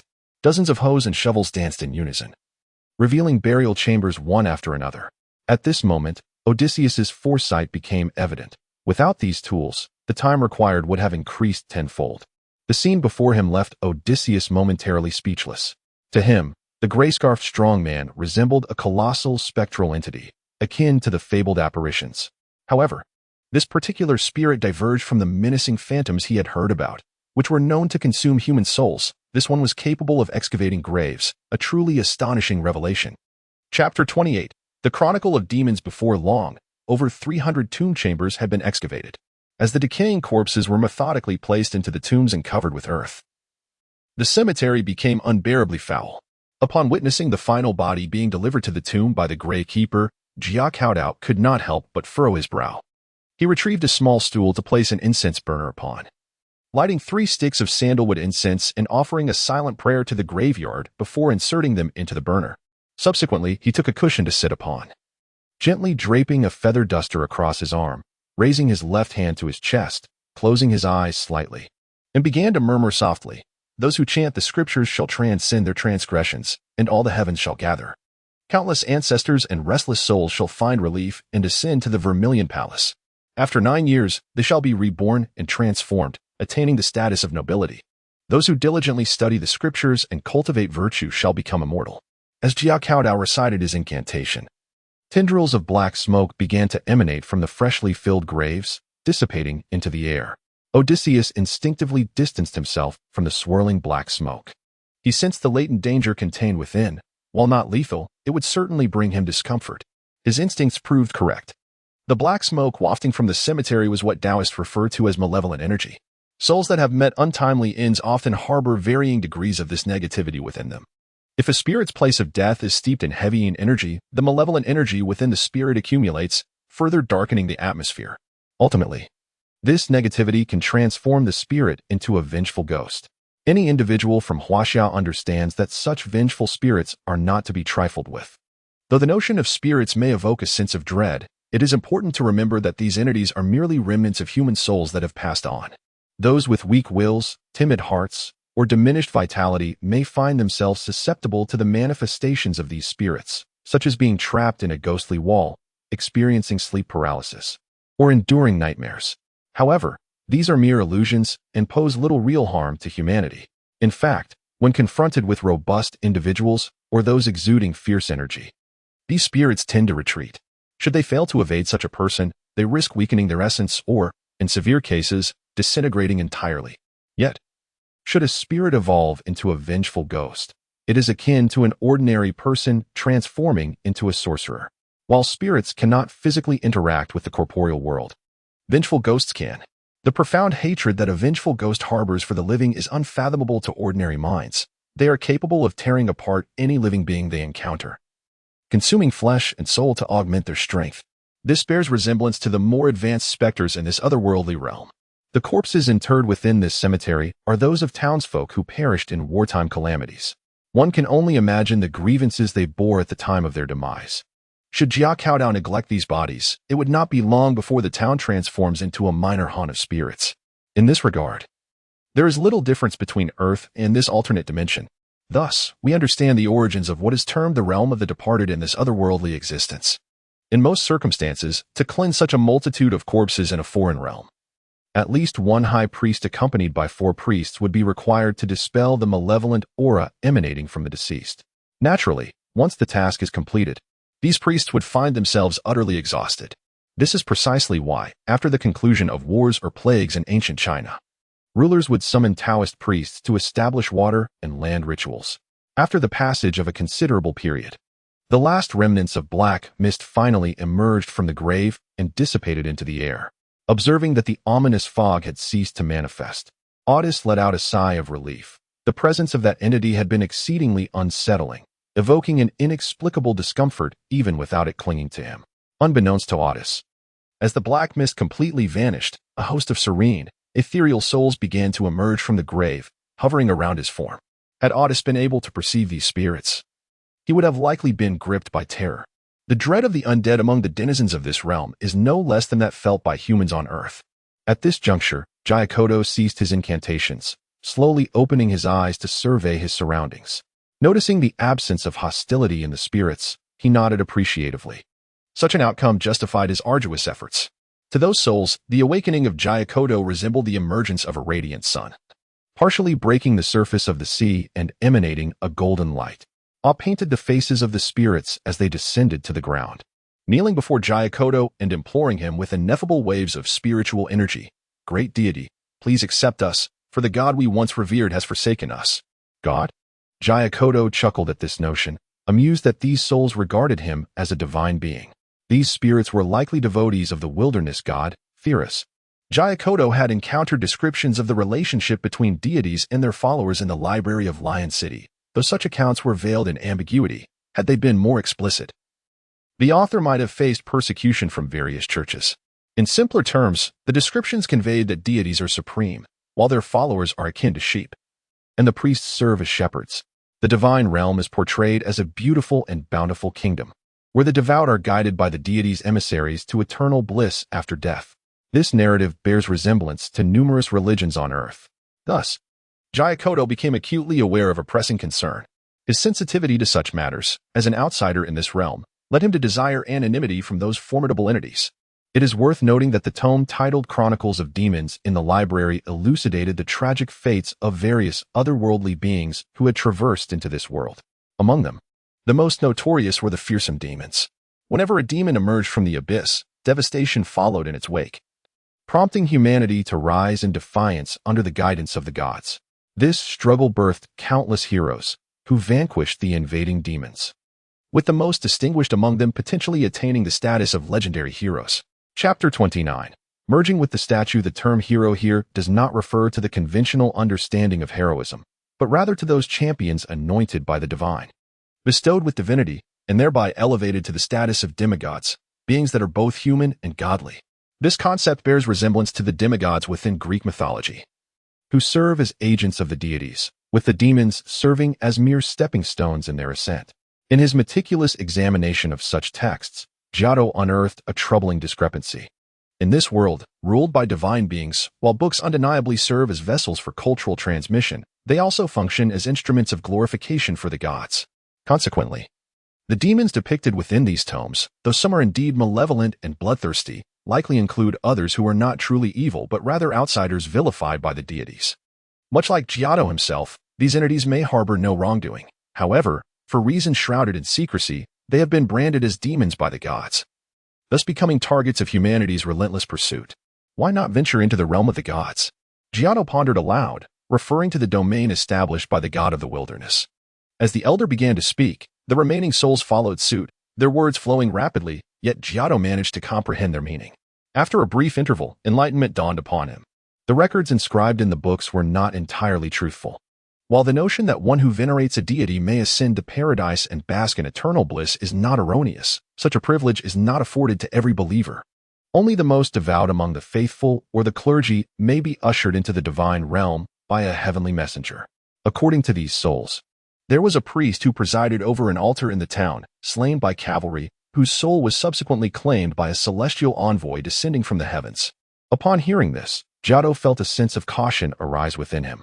Undoubtedly, in a domain overshadowed by divine faith, the gods possess myriad means to uncover various truths. It was fortuitous that he had refrained from risking his safety by entering the town that day. Otherwise, he might have encountered that divine messenger. After a moment of contemplation, Jiado nodded and gestured towards the statue of the strong man, stating, "You may temporarily take refuge upon that statue until we determine a course of action." At a signal, a gentle white radiance emanated from the statue. The souls felt an overwhelming warmth from the light, leading them to gravitate towards it. To ordinary mortals, the sensation might seem insignificant, yet for the souls, it was akin to immersing oneself in a hot spring amidst the chill of winter. As the white light continued to shine unwaveringly, the once fragmented souls began to regain a semblance of wholeness. Without a moment's hesitation, they swiftly converged upon the statue. And in the blink of an eye, only the elder remained before Jiado.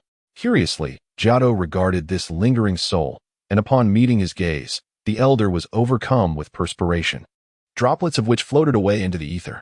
To these souls, Jia Kedao's gaze resembled the fierce sun's glare upon pure snow. Merely a glance could inflict harm upon them. Were it not for the enveloping white light, a mere few minutes of Jia Kedao's scrutiny could shatter a soul's essence.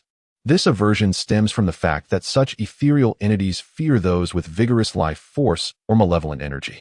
Historically, no general on the battlefield has succumbed to the clutches of malevolent spirits, and this is the reason why.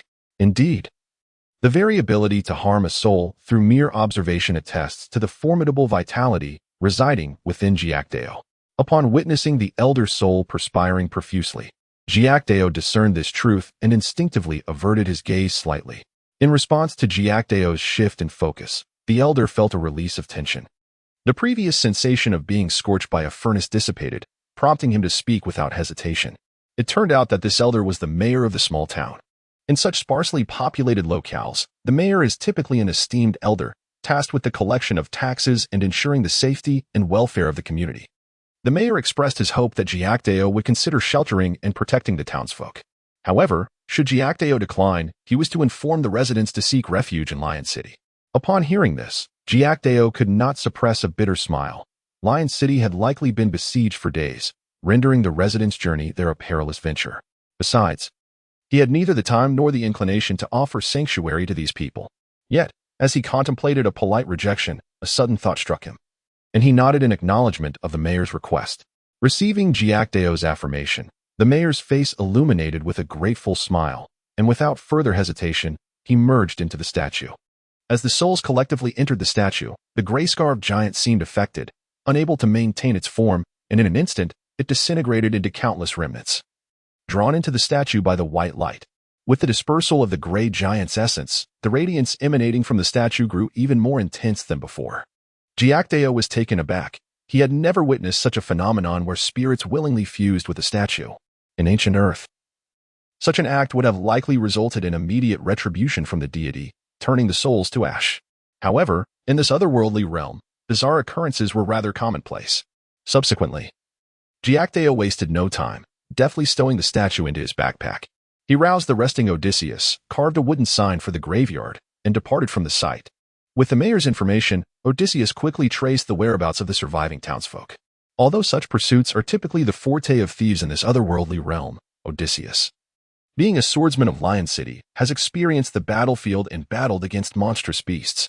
Thus, shortly after departing from the small town, he discerned traces along a path nearly obscured by wild grass, distinct from the orderly march of an army. Chapter 30. The Stenchwort Lizard. After traversing the narrow path for over 2 hours, they finally arrived at the secluded valley. One could hardly blame the fleeing survivors. Had the journey not been somewhat arduous, it was likely that the desert marauders would have found them in no time.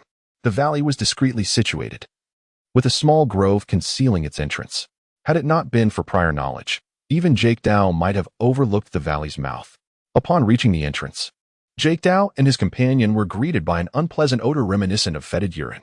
Jia Kedao instinctively covered his nose, musing on the barbarity of these savages who so indiscriminately relieved themselves, creating such a noxious stench. In contrast, Odysseus, upon encountering this foul aroma, grimaced and swiftly drew the pig-slaughtering knife that Jia Kedao had gifted him, then bent low to the ground, inhaling deeply. It was evident that the act of inhaling this wretched scent was not pleasant for Odysseus. He seemed on the verge of retching. Witnessing this, Jia Kedao's vigilance heightened.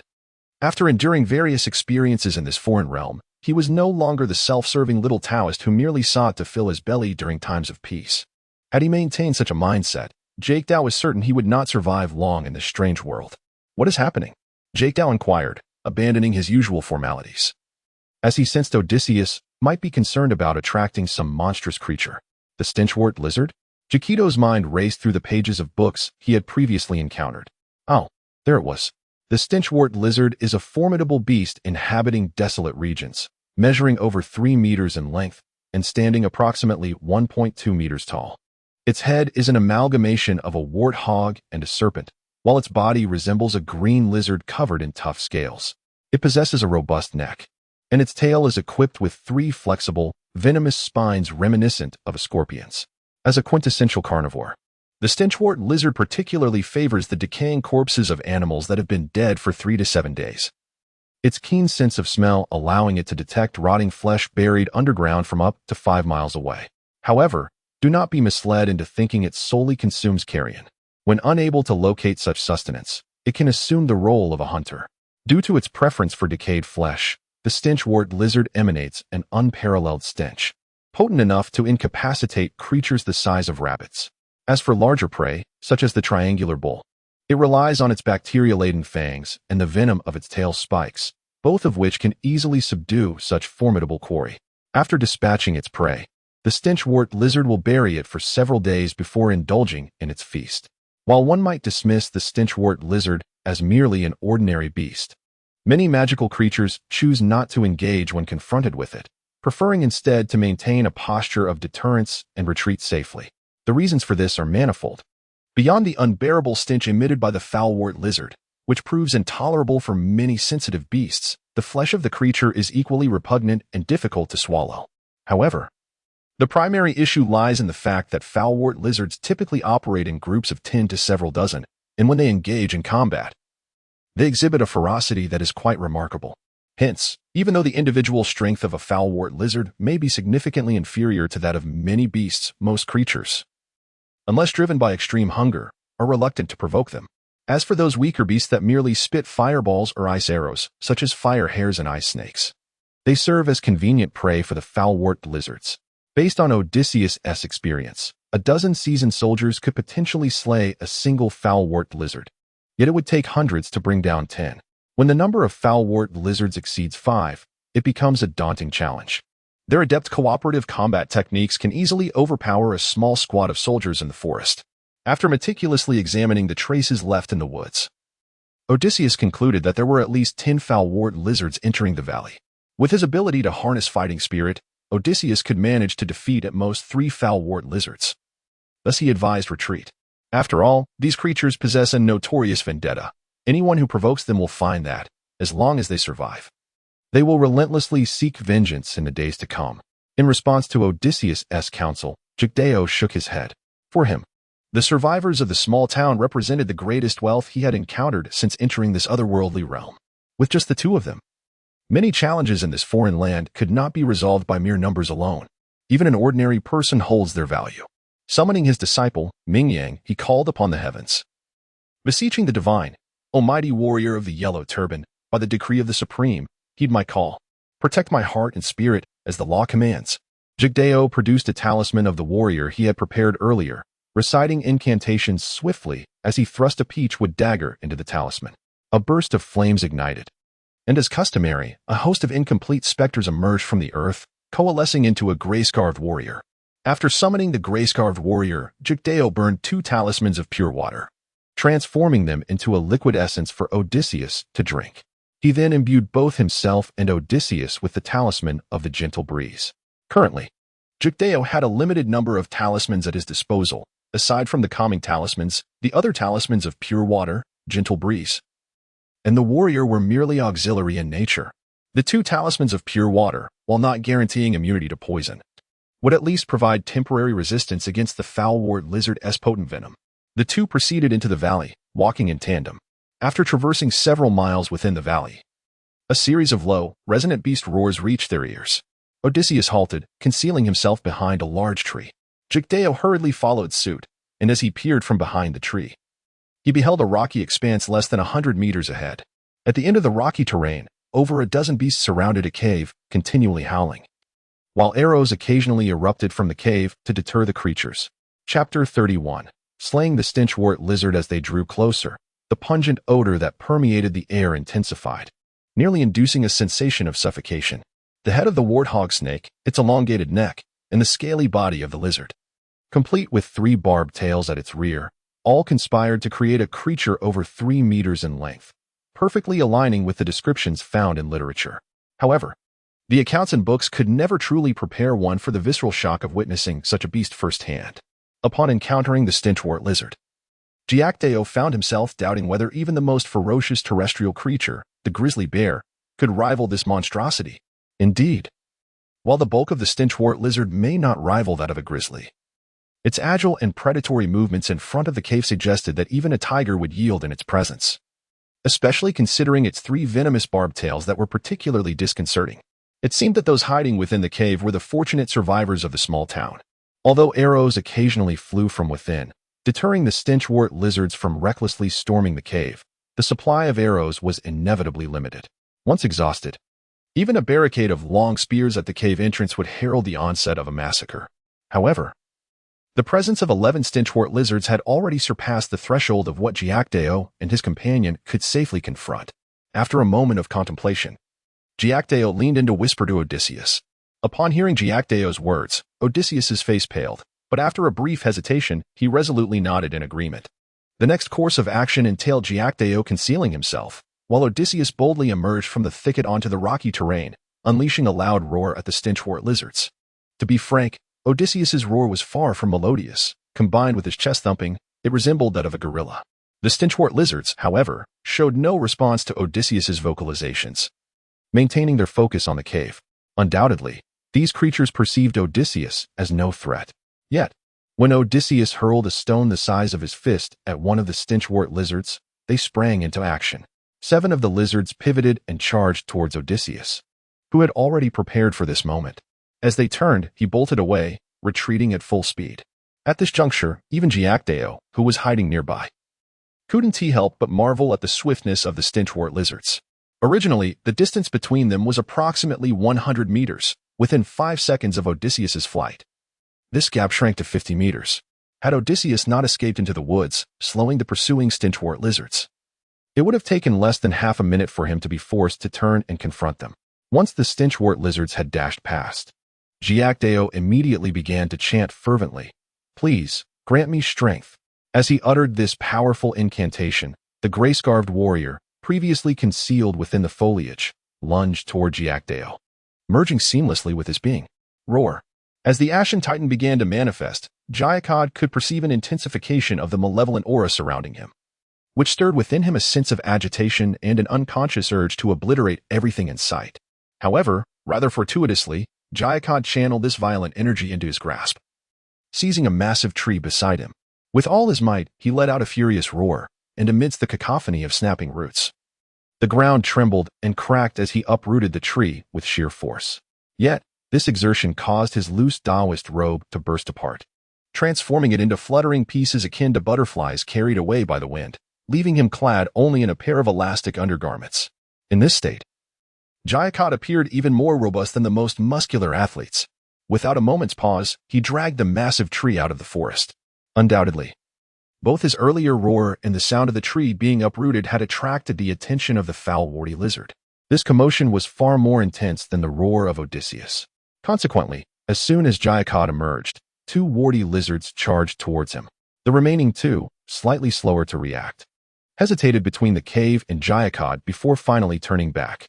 By this time, Jia Kedao had wielded the tree like a club, and as the charging warty lizards leapt from either side, he swung the tree horizontally.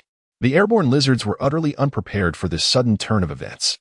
As the tree swept towards them, they could only emit a shrill cry before being struck by the colossal trunk. In a flurry of leaves and branches, the 2 gray figures flew like baseballs, crashing against the mountainside with a resounding thud, dislodging countless stones that tumbled down and revealing 2 deep impressions on the rock face. The warty lizards lay motionless in the craters, However, the remaining two warty lizards had also launched themselves at him. Jia Kedao swiftly advanced, lifting the tree that had shed its branches in the earlier confrontation, and with a leap, he brought it crashing down. The foremost warty lizard had no time to evade and was directly smashed into the ground by the thick trunk. The grim fate of its companion did not deter the last warty lizard. Instead, it seized the opportunity presented by Jia Kedao's distraction to leap towards him, its three agile tails glowing faintly blue, aiming for his face, chest, and thigh. Should he be struck by one of these tails, even with the Ashen Titan's power, Jia Kedao would likely not endure for long. In a moment of desperation, Jia Kedao extended his hands, firmly grasping two of the tails, while the one aimed at his face was narrowly caught between his teeth just in the nick of time. Indeed, the foul warty lizard possesses more than just its notorious tail hook. As Jia Kedao grasped three of its tail hooks, the creature's two forelimbs swiftly slashed across his waist, severing two strips of flesh, eliciting a furious roar from Jia Kedao as he forcefully kicked out with his right foot. Fueled by the pain, his already immense strength surged dramatically. With this powerful kick, the foul warty lizard was sent flying, much like its predecessor, while the three-tail hooks he had seized were violently wrenched from its body. Chapter 32. The battle concludes. Jia Kedao swiftly pursued, seizing the head of the foul warty lizard and crashing it down from midair with a resounding thud against a stone. The already fragile rock shattered upon impact, while the lizard's head was similarly ruptured, creating a gaping hole through which its brain matter oozed, rendered into a pulpy mass by the sheer force. Poisonous. It was only then that Jia Kedao glanced down at the wound on his waist, which had turned a sinister shade of blackish purple, slowly spreading outward. Although the venom from the lizard's claws was significantly less potent than that of its tail, neglecting it could soon lead to the toxin coursing throughout his entire body. Without a moment's hesitation, Jia Kedao grasped the wound with his right hand, applying pressure to tear away the poisoned flesh, while the muscles around his waist constricted violently, as if driven by an electric motor, forcing the remaining venomous blood to expel from his body. At this juncture, all four foul warty lizards had been vanquished, yet Jia Kedao himself bore considerable injuries. One could only imagine that had he faced 11 of these creatures from the outset, a swift annihilation would have been all but inevitable. These lizards were not only extraordinarily agile, but also fiercely combative, refusing to relent even in the face of superior strength, embodying the relentless spirit of a creature that would bite back until its last breath. Determined, Jia Kedao turned and dashed towards the valley's mouth. The fate of Odysseus remained uncertain. Witnessing the scene, Jia Kedao smiled. Odysseus, bolstered by the wind charm, moved with surprising swiftness, occasionally activating his combat aura to evade the lizard's attacks at critical moments, even managing to land a strike when the opportunity arose, leaving a wound upon one of the lizards and inciting a fervent chase that caused them to abandon their coordinated assault. On one occasion, several lizards collided due to their fervor, for human cunning far surpassed that of these beasts. Nevertheless, such a state of affairs could not last long for Odysseus. Despite the brevity of time, wisps of steam began to rise from his head, a sign of excessive body heat leading to the rapid evaporation of sweat. Once this phenomenon occurred, it would be a remarkable feat if Odysseus could continue for another 2 to 3 minutes. Jia Kedao refrained from recklessly joining the fray, instead methodically stripping the branches from a large tree and quickly carving out numerous depressions in the muddy ground, each about half a foot deep and haphazardly spaced apart. After laboring for some time, Jia Kedao called out to the beleaguered Odysseus. Exhausted and wary, Odysseus dared not hesitate, turning swiftly to rush toward Jia Kedao, with the 7 lizards hot on his heels. As he approached the area Jia Kedao had excavated, Odysseus kept his gaze fixed on the ground, charging forth. However, the fate of the pursuing lizards would be starkly different. The pit area extended over 30 meters, and the foremost lizard, in its haste, inadvertently stumbled into one of the depressions. In the midst of a high-speed dash, even the slightest obstruction beneath one's feet can yield terrifying consequences. The foul warty lizard stumbled, and the immense inertia generated by its velocity and weight instantaneously severed its forelimb at the edge of a pit. Once deprived of a limb, the warty lizard lost its balance, tumbling forward like a deflated ball. Although Odysseus was utterly exhausted after surmounting the pit, upon witnessing the approaching lizard, he seized the moment, drawing his blade to strike at its neck.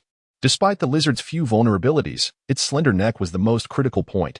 Odysseus's strike severed it, causing a torrent of blood to spray forth before the creature could emit a single cry, collapsing lifelessly.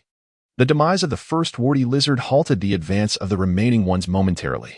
However, one more lizard charged into the pit, only to meet the same fate as its fallen kin at the hands of Odysseus. Thus, the remaining 5 warty lizards split into 2 groups, attempting to flank the pit. Yet, Jocko was already lying in wait, and upon spotting 2 of the lizards, he charged forth.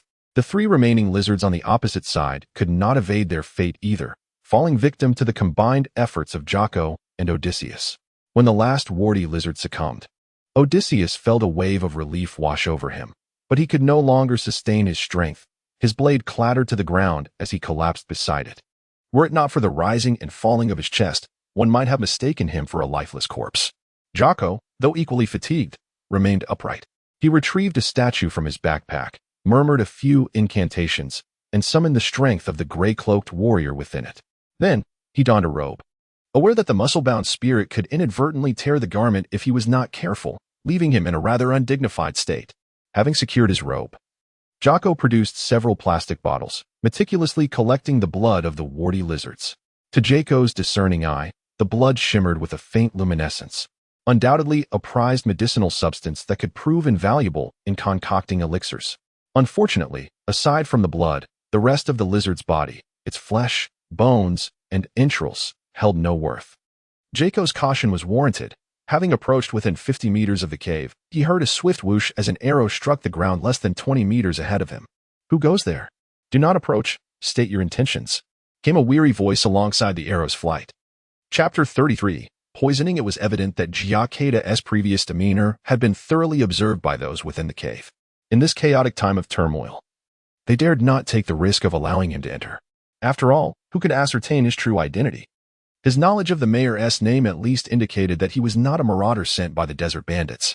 Consequently, several ragged men emerged from the cave, each brandishing makeshift weapons, spears fashioned from tree trunks or crude kitchen knives. One man cautiously drew back a longbow, eyeing Jia Kedao with suspicion.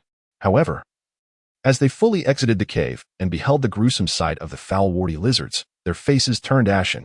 The unique stench of the lizards, mingled with the metallic scent of blood, overwhelmed these civilians, leaving them unable to suppress their nausea. Moments later, as one man collapsed to the ground in heaves, the others, save for the archer, followed suit, succumbing to their revulsion.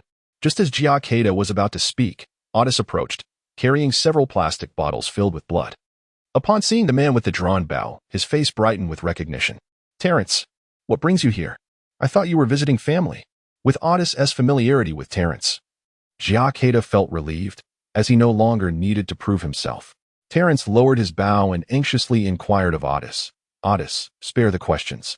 Do you have any bandages? Clars has been injured by these vile creatures." "Oh dear, the beloved Clars is hurt? How did this happen?" Otis responded, concern etched on his face. "Lead me inside to see." Jia Kedao could hardly refuse, especially as this presented an excellent opportunity to garner their trust.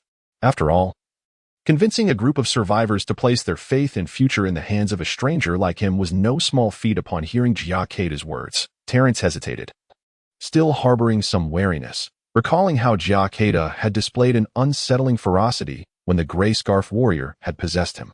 Noticing the tension, Otis quickly pulled Terence aside for a hushed conversation.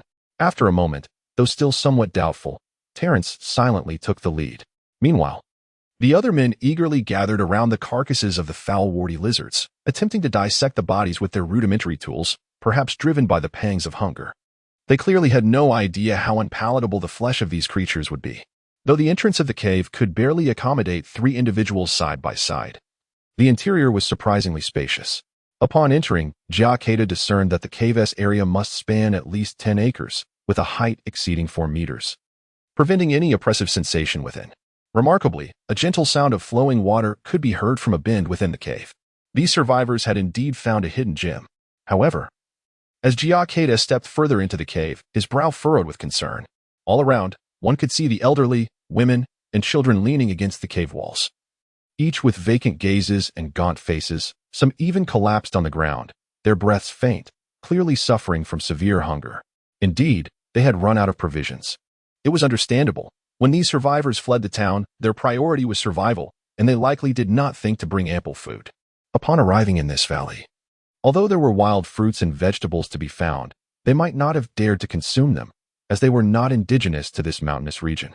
Furthermore, in this world, knowledge was a privilege reserved for the nobility and officials, and the common folk had no chance to acquire even rudimentary information, especially regarding plants. Lord Jia Kedao, I implore you to save my daughter. Just as Jia Kedao pondered how to address the hunger of these survivors, he saw Terence emerging from the depths of the cave. Cradling a small girl of about 6 or 7 years, he knelt before Jia Kedao, pleading desperately. Although Terence was somewhat skeptical of Odysseus's words at this juncture, he felt compelled to grasp even the most unreliable lifeline. Jia Kedao instructed Odysseus to retrieve a blanket, which they had initially prepared for their night in the wild. And it proved timely. He laid the blanket on the ground and asked Terence to place the little girl down. The girl had a wound the size of a fingertip on her arm, emitting a sickly sweet stench.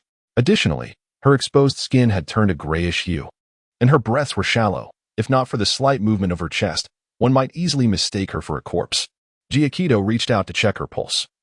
Murmuring softly, the vital energy is faint, nearly imperceptible. She is on the brink of death. Odysseus and Terence watched Jia Kedao with growing anxiety as he muttered incantations. Though they could not understand his words, their apprehension deepened. Both Odysseus and Terence were officers of the city defense in Lion City. Odysseus was a swordsman, while Terence was a ranger, both of similar rank, and their compatible personalities had fostered a good relationship. The little girl, Klaus, called Odysseus uncle. Though Odysseus was unmarried and childless, he had a fondness for children, and thus his tension matched Terence's. After his murmuring, Jia Kedao shook his head and smiled wryly. He was accustomed to such situations, yet here he was, investigating the cause of illness when it was evident that the girl was afflicted by the venom of a foul warty lizard. Noticing her breathing deteriorating, Jia Kedao acted swiftly. Retrieving a water talisman from his sleeve and instructing Odysseus to fetch a small bowl of water.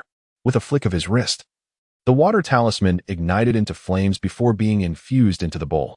Here, let her drink this and observe the effects, Jia Kedao instructed as he handed the bowl to Terence. Terence hesitated, the murky water appearing questionable. Is it safe to drink? Drink it. It's fine, Odysseus urged quietly, sensing Terence's reluctance and fearing Jia Kedao's displeasure. Just drink it, Odysseus thought, gritting his teeth, hoping it was not poison. The bowl was brought to the little girl's lips. Perhaps she was somewhat parched, for in her state of unconsciousness, she instinctively parted her lips, sipping the talismanic water in small, measured gulps. As the mystical liquid was consumed, Terence grew increasingly restless, almost compulsively leaning over to examine his daughter every few seconds. Chapter 34. Weeds like thorns. Initially, Odys followed along, but soon, fatigue enveloped him, and he lay down on the ground, succumbing to slumber. Meanwhile, Jia Kedao had already procured a mat, seated himself cross-legged, and with a whisk resting on his arm, chanted softly. Exuding an ethereal aura, the talisman of pure water was not particularly effective for dispelling toxins. A more suitable charm would be the disaster-repelling and poison-driving talisman. Yet that was beyond Jia Kedao's current capabilities. However, upon observing the little girl's wound, Jia Kedao felt a wave of reassurance wash over him. It was not inflicted by a tail stinger, as Terence had exaggerated in his concern. As long as the injury was not caused by the venom of the tail stinger, the potion would pose little risk, especially considering she was merely a child. In his joy, Terence spoke rather loudly, causing Jia Kedao to frown slightly. He promptly stood up, gently pulling the excited Terence aside, and approached Klaus to examine the injured arm. At that moment, Klaus had regained consciousness, and a grayish liquid was swiftly oozing from the wound, the previous gray hue on her skin fading rapidly. Jia Kedao nodded, waiting for the fluid to turn red before disinfecting the area with alcohol.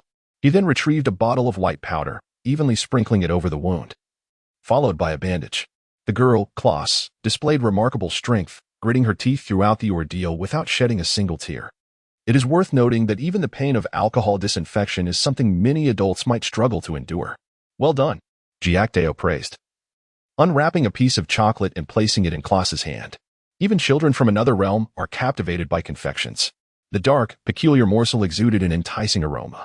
Upon taking a bite, Klaus's face, which had been on the verge of tears, transformed into a radiant smile.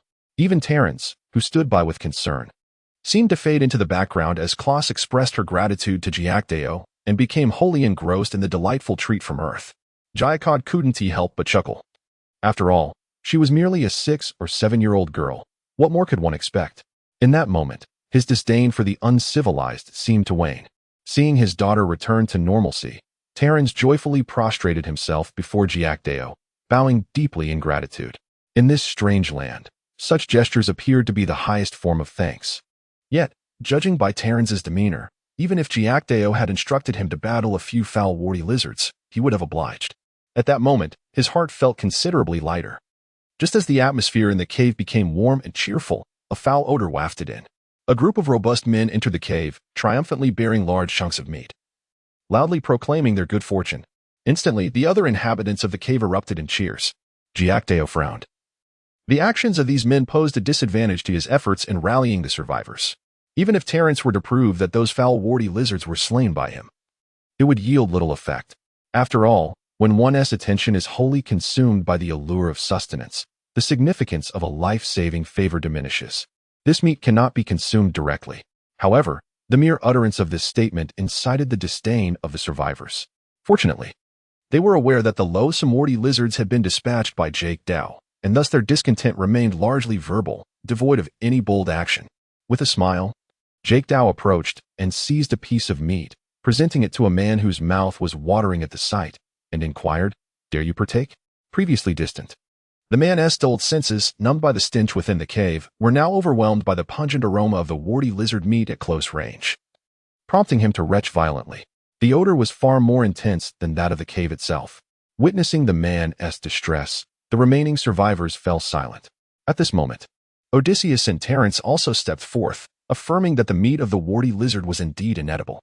This conclusion extinguished the previously jubilant atmosphere within the cave. This valley is truly a treasure trove. Upon calming his mind to search for seasoning and spices, Jia Kedao discovered a plethora of precious wild herbs thriving within the valley. Varieties such as Panax nodo ginseng, Cotinopsis palacula, Eucamia olmoides, Salvia miltiariza, Angelica dihurica, and numerous others, numbering in the hundreds, practically formed a living compendium of herbal knowledge. Jia Kedao even stumbled upon a patch of aged ginseng in the eastern corner of the valley. Gazing at the ginseng stalks adorned with bright red berries, he felt himself nearing ecstasy. The mountain folk of Jiashan village are adept at foraging for herbs during the farming off-season, while Jia Kedao may not be the foremost expert. He could discern that the finest specimens of ginseng in this patch were likely over a century old. What does a century-old ginseng signify? In the realm of Huaxia, it would be valued at no less than 100,000. Besides the few century-old ginseng roots, the surrounding aged ginseng spread outward, with some nearing 80 or 90 years, gradually diminishing in age, while those on the periphery were merely several years or a decade old. This vast expanse of ginseng, if harvested entirely, would yield thousands of roots. Ginseng, often referred to as Huangshen, Daijing, Shenshao, and the king of herbs, is revered for its ability to nourish the 5 organs, calm the spirit, stabilize the soul, alleviate palpitations, dispel malevolent energies, enhance vision, and promote mental acuity, with prolonged use believed to prolong life and vitality. For the average individual, ginseng's most significant utility is perhaps as a lifeline during severe illness. Yet, for Jia Kedao, this ginseng could be consumed directly, aiding in the cultivation of qi and enhancing one's prowess, or employed as a principal or supplementary ingredient in the crafting of elixirs. Had it been in the mountainous region of Jiashan village, even a thorough search of the entire mountain might yield but a few roots of aged ginseng. This precious herb has dwindled with the passage of time. Previously, when Jia Kedao sold a small quantity of gold, he could afford only some cultivated ginseng for his own use.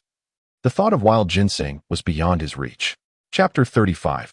The Valley of Treasures. Upon returning to the cave, Jia Kedao suppressed his burgeoning excitement and instructed Talons to cleanse the large pot within the cave, filling it with water. After adding several herbs, he stoked the fire vigorously.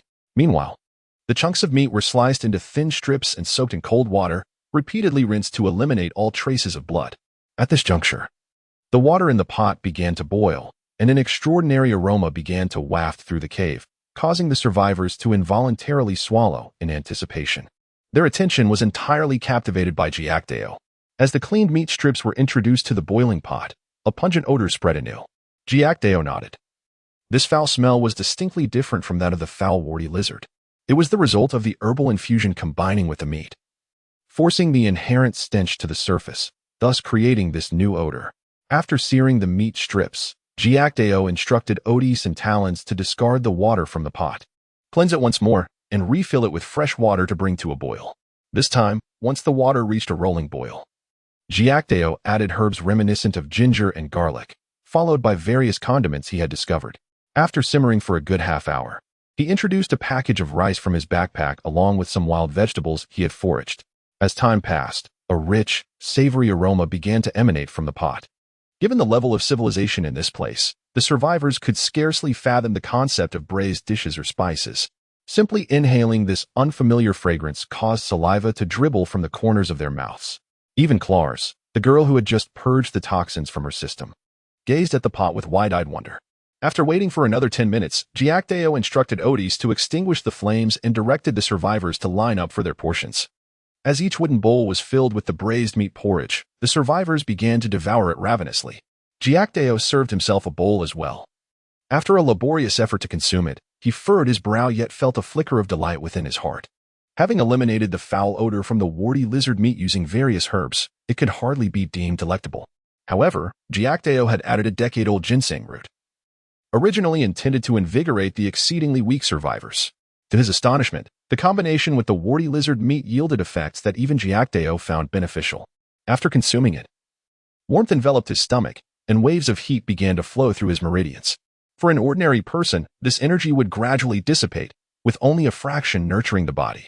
But for Jia Kedao, the experience was entirely different. After a considerable time, he finally rose. That single bowl of meat porridge warranted 3 days of arduous cultivation.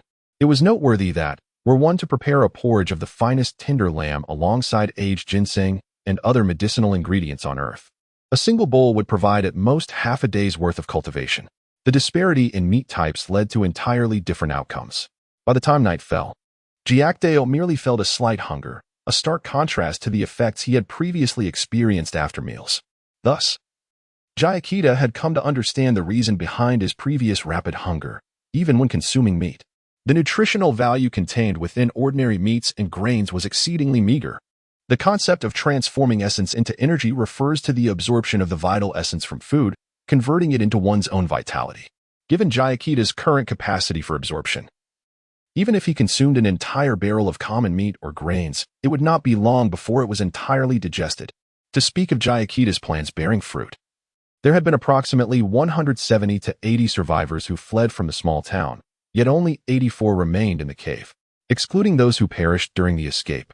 The remaining survivors had parted ways with the others to seek refuge elsewhere.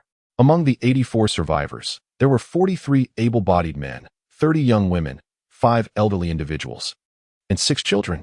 This distribution was unsurprising, as young people tended to endure the trials of escape with greater resilience. Among these survivors, the most devoted to Jia Kedao were Terence and his daughter, Keelis. Terence held the highest esteem within this group, truthfully, without his intervention during their flight. The number of casualties could have been far greater, even leading to total annihilation. With Terence's assistance, it was not a daunting task for Jia Kedao to command the survivors. The following day, Jia Kedao, accompanied by the men among the survivors, harvested all the meat from the stinking warty lizards outside. They used herbs to eliminate the foul odor, then applied salt and roasted the meat, turning it into jerky for preservation. This served as Jia Kedao's provision for them. Originally, he intended to use this salt as a form of currency, as it functioned as a circulating equivalent in the region, second only to gold coins. However, akin to the initial reaction of Odysseus, the sight of the pristine white salt being smeared onto the meat struck the survivors as a grievous act, akin to being stabbed or having their possessions taken from them. Such extravagance was the unanimous sentiment among them. While the survivors busied themselves with preparing jerky, Jia Kedao seized the opportunity to explore the valley with Odysseus, conducting a thorough reconnaissance of the entire area. The valley encompassed approximately 6,000 acres, roughly 4 square kilometers in size. Aside from some trees, vines, and various herbs, formidable beasts like the stinking warty lizard were conspicuously absent. The fauna primarily consisted of common creatures such as rabbits, snakes, and field mice. Near a cliff, Jia Kedao discovered a herd of wild boars, which he noted for future capture. Beyond the valley's entrance lay a smaller opening, leading to vast, untamed forests. For these survivors and other humans, such expansive, undeveloped woodlands symbolized peril. In many forests, creatures like the stinking warty lizard were not considered apex predators, merely occupying a middling tier in the ecosystem. After calculating various factors, Jia Kedao began to devise a plan. An observation post has been established atop the great tree at the valley's entrance to deter intruders and wild beasts. Naturally, for added security, a wooden fence is planned to be erected, serving as a makeshift wall. Meanwhile, the rear entrance of the valley is intended to be temporarily blocked with a pile of stones, to be addressed when resources permit. Although this rudimentary barrier may not be entirely reliable, it marks the inception of Jia Kedao's temporary stronghold within this little valley. In the ensuing days, an ambitious construction endeavor unfolded within the valley. Chapter 36. Grand construction in addition to the previously arranged plans. Jia Kedao instructed the survivors to construct a row of wooden huts on both sides of the cave, nestled against the cliffs. Although the cave provided far superior shelter from the wind and rain compared to the wooden huts, its damp and chilly atmosphere made it unbearable for prolonged habitation. Once the huts were completed, the spirits of the survivors were instantly lifted, their faces radiating joy. Jia Kedao entrusted the management of personnel entirely to Odysseus and Talon, focusing solely on issuing commands. The 43 able-bodied individuals were reorganized into a militia, each temporarily armed with a sharpened wooden stick and divided into 8 teams. In addition to 3 hours of daily drills and rotating guard duties, they were tasked with cultivating the valley alongside the women. This was of paramount importance. Although Jia Kedao could transport food from Earth, he lacked the legendary spatial rings and could only carry a maximum of 400 pounds with Odysseus. The journey was exhausting, requiring vigilance against dangers. Fortunately, the wheat fields near the town were nearing harvest. As long as they exercised caution, gathering some should pose little problem. Meanwhile, the children and elders were instructed to set traps for capturing wild game such as rabbits, field mice, and snakes, not only to supplement their meat supply but also to prevent future cultivation from being ravaged. As these tasks unfolded, Jia Kedao's prestige among the survivors steadily grew. One morning, as Jia Kedao burned incense, arranged statues, and commenced morning prayers with Odysseus, Talon arrived with Klaus to learn by example. In a few days, some began to kneel before the statue Jia Kedao had fixed in a hollow within the cave. To these survivors, Jia Kedao, a savior capable of healing, embodied a priest, and the statue represented the deity he revered. They sought divine protection, and since the wilderness god, Tiras, had not shielded them, they could hardly blame these devout but misguided followers for their newfound faith. Upon discovering that some were secretly kneeling before the statue, Jia Kedao promptly began to formalize their worship rituals. If they were to engage in such practices, he insisted they do so with dignity. The rituals required incense, which Jia Kedao crafted from various herbs found in the valley, providing it free of charge as long as it was not wasted. This left the survivors somewhat astonished, for in this world, the act of worship typically lacked the incense-burning component. Most often, priests led the faithful in praises, sprinkled holy water, and concluded with donations to the temple. This was an entirely different approach. In reality, the entire worship process resembled the pilgrims visiting the Laojun Temple to present incense to the 3 pure ones, lighting incense, kneeling, making wishes, minus the final monetary offerings. This aspect was unnecessary. Even if the survivors possessed some wealth, Jia Kedao found it unworthy of his attention. It was far better for them to cultivate a sense of integrity. Frankly, the effectiveness of this new process was remarkable. Before long, the faith in the deity known as the god of strength and land spread rapidly throughout the valley. Aside from a few obstinate elders reluctant to convert their faith, the remaining survivors gather each morning before the statue, as the group, led by Jia Kedao, begins their morning rituals, offering incense and prayers. Regardless of the fervor of these devotees' beliefs, Jia Kedao observes the divine aura surrounding the idol intensifying almost daily. In truth, the deities within the rich tapestry of Huaxia culture are indifferent to the sincerity of their followers, as long as one offers incense and makes wishes. They absorb the power of these offerings. While this bears some resemblance to the concept of faith in this world, it ultimately diverges in essence. Simply put, the true manifestation of this offering power occurs at the moment of the devotee's wish, which Jia Kedao aptly terms wish power. Furthermore, when a devotee's wish is fulfilled, this wish power surges dramatically. Jia Kedao discovered this phenomenon after healing a sick survivor, with the significant increase in wish power stemming from the survivor's wife, the one who made the wish. From this perspective, Jia Kedao has gleaned considerable insight. Time trickles by, and over the course of this month, Jia Kedao has reaped numerous benefits. He perceives a marked enhancement in his cultivation. Should he remain for another month, a breakthrough to the mid-level of refining essence into qi seems imminent. In the mountains, he has excavated some wild ginseng, Upon unearthing a century-old specimen, he realized his initial assessment was somewhat misguided. This was no mere century-old ginseng. It was as thick as 4 fingers, and as he delicately lifted it, Jia Kedao estimated its weight to be at least 3 taels, possibly even surpassing 4 taels. In contemporary Huaxia, such aged ginseng is regarded as a true treasure. Although it is said that 7 taels constitute ginseng and 8 taels constitute a treasure, the availability of aged wild ginseng is dwindling, with 30 grams sufficient to generate media frenzy. Jia Kedao unearthed over 10 such prized specimens, reserving half to allow for continued growth, planning to return for further harvest once they mature. In addition to these exceptional specimens, Jia Kedao also harvested over 100 younger ginseng roots, all exceeding a century in age, some even approaching 200 years. He collected a substantial number of roots weighing below 1 tael, amounting to approximately 300 in total. The ginseng weighing more than 1 tael was carefully wrapped in yellow paper, while those weighing less were casually placed into a plastic bag and stuffed into his backpack. Should those seasoned traditional Chinese medicine practitioners catch sight of this, they would likely be inclined to chastise him soundly. Naturally, apart from the ginseng, Jia Kedao gathered various other medicinal herbs to complement the ginseng in his qi-refining endeavors, necessities that must accompany him. After all, finding wild herbs of such vintage in Huaxia is exceedingly challenging. Were these ginseng roots to be placed in any other part of Huaxia, they would likely have been stripped bare long ago. Meanwhile, the survivors around him are puzzled by the priest's keen interest in these humble plants and the prohibition against approaching that particular forested area. The civilization of this world is rather primitive, exhibiting a rudimentary understanding of the use of medicinal plants. Aside from a few coincidental discoveries of effective herbs, the vast majority continue to thrive in the wild, blissfully untroubled by human greed for their precious properties. Interestingly, certain wild animals and magical beasts possess their own knowledge regarding these herbs. Upon returning to the cave, Jia Kedao's first action was to collaborate with artists to transplant numerous vine plants from the surroundings to the vicinity of the cave. Within a few days, these rapidly growing vines would envelop the entire cave, thus preventing any accidental discovery by intruders. Upon returning to the Laojun Temple, Jia Kedao proceeded directly to the spring on the back mountain to bathe. Although the valley of this other world was not lacking in water, there was certainly insufficient quantity for bathing, and after a month, Jia Kedao had become quite unbearable in odor. His cultivation had yet to reach the level of purification. It was said that advanced practitioners who had achieved the transformation of qi into spirit could go decades without bathing and remain untouched by dust or filth, a state known as purity.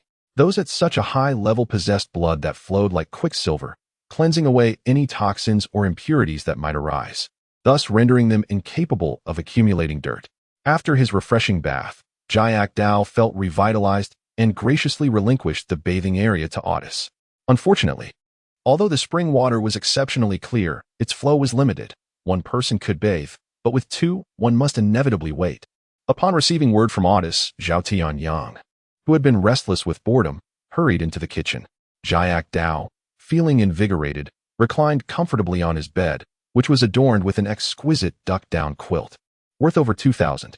He had once gritted his teeth to purchase it, and now, the comfort it offered was a vast improvement over the tattered cotton bedding he had previously endured. With over 400 mountain ginseng roots in his possession, he contemplated selling 10 to test the market.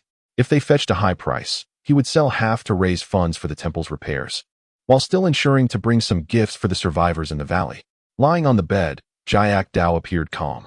Yet his mind was in a constant whirl of thoughts until Otis announced that the meal was ready. With a light sigh, he remarked on the numerous trivial matters of life. After resting at the Laojun Temple for a night, Jia Kedao set off the next morning with Otis towards the county town. As he embarked on the mountain path, a question arose in his mind. Should a road be constructed?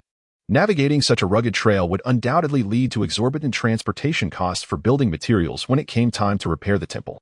However, Jia Kedao soon shook his head in resignation. If he were to build a road from Jianshan village to Laojun Temple, it might be feasible without opposition. Yet, constructing a road from Jianshan village to the county town would not only entail significant expenses, but also the tedious process of obtaining approvals, which was a rather bothersome affair. Jia Kedao was not inclined to waste his precious time on such matters at present. At 7 in the morning, Jia Kedao set off, and by 10 o'clock, he found himself seated in the waiting hall of the county bus station with Otis. This was to be expected, as few in this small county could identify wild ginseng, let alone be willing to pay a premium for it. Historically, ginseng has been a luxury reserved for the affluent, with only the elite indulging in ginseng tea. The notion of peasants using ginseng to prolong their lives was unheard of. In modern times, however, with the rapid advancements in agricultural technology, ginseng can now be cultivated artificially, rendering it accessible to average households. Yet this very fact has made wild ginseng even more precious. Jia Kedao's mission this time was to sell mountain ginseng in the provincial capital. During the lifetime of the old master, he had accompanied him to the herbal market in the provincial capital, a vast expanse teeming with thousands of herbal merchants from various provinces and cities, with nearby pharmaceutical companies and pharmacies sourcing their supplies from this hub. It is only in such a place that mountain ginseng could fetch a high price. As he boarded the long-distance bus to the provincial city, Jia Kedao closed his eyes to cultivate his energy. Though he knew that meditating in such a noisy environment was not ideal due to the heavy air and lack of spiritual energy. In contrast, Otis appeared exuberant, eagerly observing the surroundings, occasionally touching the faux leather seat back or the transparent window. In Otis's eyes, this aging minibus was nothing short of a magnificent alchemical masterpiece. Its substantial size undoubtedly surpassed that of the tractor by a considerable margin. The passengers aboard were far more numerous than those in the waiting room. Upon seeing the two Taoists, they cast curious glances before returning to their seats, stowing their luggage, sipping water, or hastening to the restroom. Not many continued to stare at the duo. After inspecting the tickets, the driver wasted no time and started the engine, departing the station. The bus was not even half full, providing a sense of spaciousness. This was to be expected, as the driver operated the bus on a contract basis. Carrying one more passenger meant an extra profit, and had it not been for the passengers' grievances, the driver would likely have crammed the vehicle to capacity before setting off. Once they left the county and hit the provincial road, the minibus accelerated significantly. Observing the trees, fields, and vehicles whizzing by the window, Otis showed no signs of fatigue. His excitement palpable. For him, this was entirely a fresh experience. Chapter 38, The Reflection of Fortune and the Three Fires of Blessing, Prosperity, and Longevity. After departing from the county town, the bus embarked towards the superior city of G, subsequently transitioning onto the national highway leading to the provincial capital, C. This journey, though expeditious by today's standards, would have taken over 12 hours a decade ago due to the narrow roads. Experienced passengers had already succumbed to slumber, their gentle snores filling the air, while the less seasoned passengers, after their initial excitement waned, found their eyelids growing heavy, swaying with the rhythm of the bus as they drifted off to sleep. Aside from the driver, it seemed that only Odysseus remained alert, while even Jacques had begun to wade into a state of semi-consciousness. 2 hours later, the vehicle passed through the urban area of G City and halted outside a rather dilapidated restaurant on the outskirts. It was noon. Those in need of nourishment could dine, and those requiring relief could attend to their needs. With a half-hour grace period before departure, punctuality was paramount. After issuing a few boisterous commands, the driver exited the bus, greeted by a middle-aged woman who had been awaiting his arrival, guiding him into the establishment. Dining in the heart of G City would have been preferable, yet the driver's choice to stop at this seemingly forsaken eatery hinted at ulterior motives. As the bus doors swung open, passengers disembarked in search of restrooms. Jacques and his companion, however, remained seated. 6 or 7 hours without a break was trivial for them. Yet, what Jacques produced next captured the attention of fellow travelers. 2 braised ducks, a hefty bag of braised pig trotters, a mound of marinated eggs, and even a pot of ginseng and Rehmannia soup sealed in a jar. Upon removing the lid, a plume of steam escaped, carrying with it an alluring medicinal fragrance that wafted through the cabin, prompting a collective swallow from the onlookers. What followed was a demonstration of true indulgence, as the duo consumed their feast with fervor, quickly filling the trash bag at their feet with bones and eggshells. Observing their modest snacks of biscuits and beverages, some passengers felt a twinge of discontent. Were these ascetic monks truly indulging so lavishly? One could only wonder how much merit they had accrued from such gluttony. After gnawing down to the bone on a pig trotter and savoring another sip of the ginseng soup, Jacques felt a wave of satisfaction wash over him. Indeed, Zhao Tianliang's culinary skills were remarkable. This pot of soup had fully unleashed the medicinal properties of the ginseng and Rehmannia, infusing the broth with their essence, rendering it far superior to consuming the ginseng raw. However, such a potent dish was reserved solely for Jacques and Odysseus. Should an ordinary person partake, they would surely suffer grievous consequences, for the old ginseng's potency, combined with the equally aged Rehmannia, would be akin to a lethal poison. Even a frail, elderly person would likely experience nosebleeds after a single sip. A veritable tonic.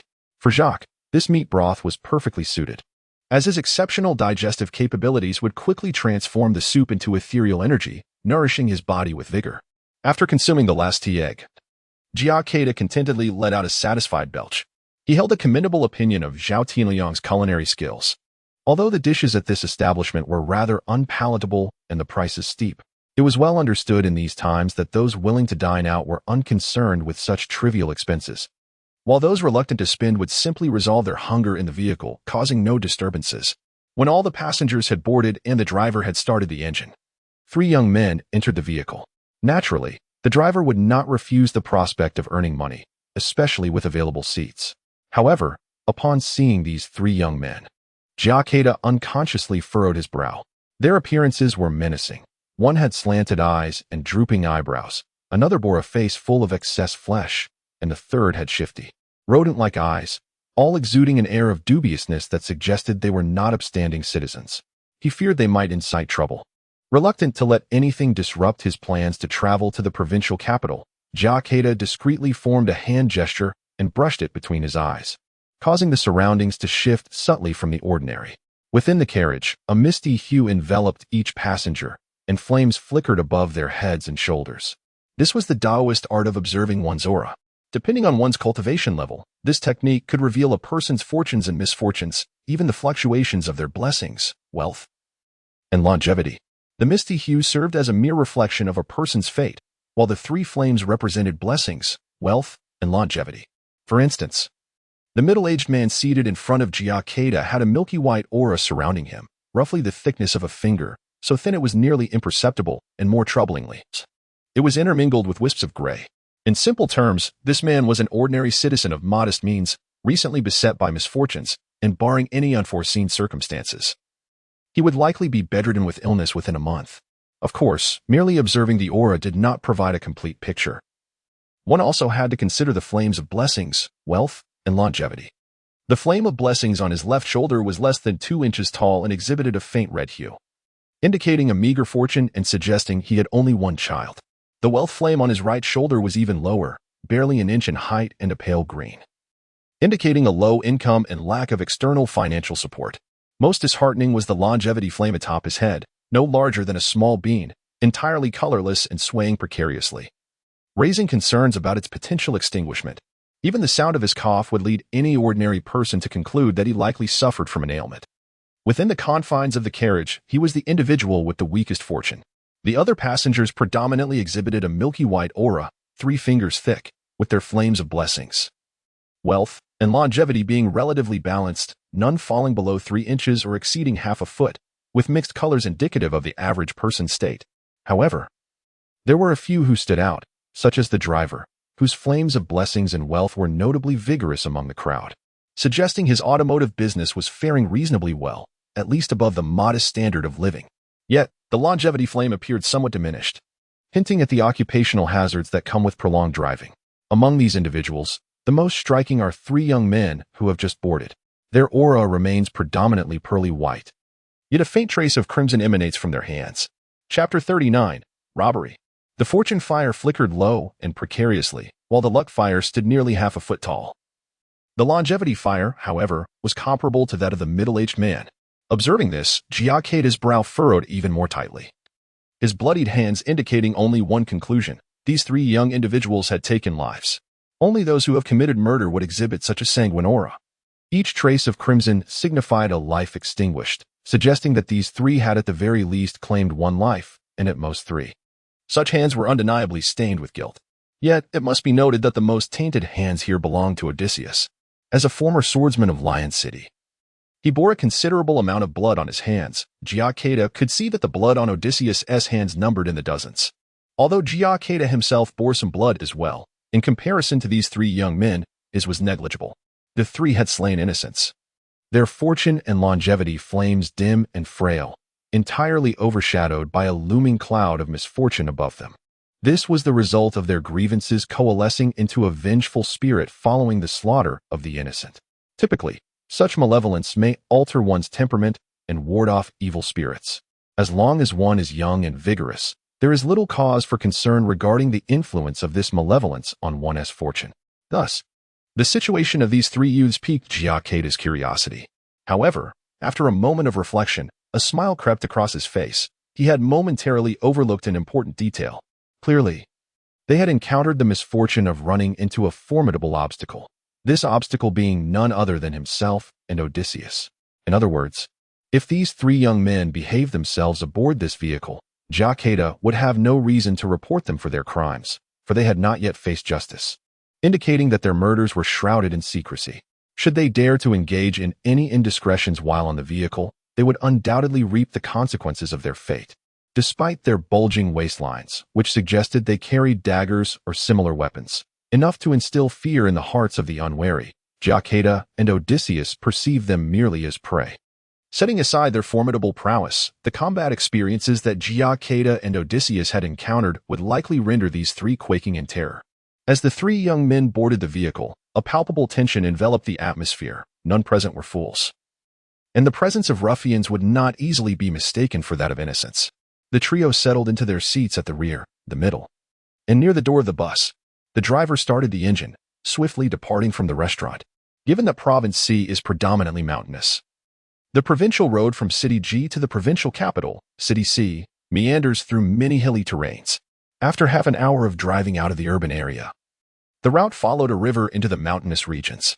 From the window of the minibus, one could see to the left a clear river, its waters glistening under the sunlight, revealing the renowned White Sand River. Due to the lush vegetation in the watershed, the rate of soil erosion is minimal, resulting in crystal-clear waters that reveal the sandy bottom. When the sun shines upon it, the reflection creates an effect akin to a delicate white veil, hence its name. On the right side lies a rare pine forest in Province C, where a river and a forest complement each other beautifully. Even Jia Kedao gazed with rapt attention. Had this been in a more economically developed area, it would have long been transformed into a scenic tourist destination. As the passengers shifted their focus to the view outside, the three young men began to take action. The youth seated by the door rose and pressed a knife against the driver's shoulder, grinning ominously. "Brother, today we wish to conduct some business in your esteemed vehicle. We hope for your understanding. Kindly pull over to the bend ahead, swiftly. Otherwise, I shall be forced to use this." His tone grew menacing, with the blade perilously close to the driver's neck. Startled, the driver's hand trembled, causing the minibus to veer dangerously towards the river, prompting him to slam the brakes. The sudden halt sent passengers tumbling, with even the young man brandishing the knife nearly colliding with the windshield. "Are you trying to kill me?" he exclaimed, regaining his balance and kicking the driver in frustration. Meanwhile, the two other young men at the rear seized their knives, shouting, "We're a bit short on funds these days. We hope the kind villagers might lend us some support. It's a robbery." Instantly, a horrifying thought flashed through the minds of all passengers. Witnessing this scene, the typically gentle and kind-hearted citizens of Huaxia shrank back. Women covered their mouths in fear, while most men felt their legs weaken. Yet, a few ragged mountain dwellers glared with fury, rendered powerless without weapons. "You, hand over your wallet." A burly young man received 2 resounding slaps, but complied, surrendering his wallet. The robbers proceeded to loot each passenger. The initial robberies went smoothly until they reached a girl, where an unexpected turn of events unfolded, perhaps due to her beauty. The scar-faced robber, as she removed her necklace, brazenly reached into her open neckline, eliciting a sharp scream from her. Regrettably, her boyfriend sat nearby, pale and possibly envisioning a brutal assault on the robber in his mind. Yet in reality, he dared not move a muscle. The gleaming knife before him instilled such fear that he felt paralyzed. He imagined the excruciating pain of being stabbed and realized that he might not even have time to reach the hospital. His life, which had just begun to unfold, would be tragically cut short. Thus, witnessing his girlfriend being assaulted, he remained silent and shrank into his seat. "All right, Otis, teach them a lesson. Leave one alive." Jia Kedao had not anticipated such an event, and upon witnessing the brazen audacity of the robber, he could no longer contain his fury. With a commanding shout, Otis sprang from his seat like a ferocious tiger, charging toward the assailant.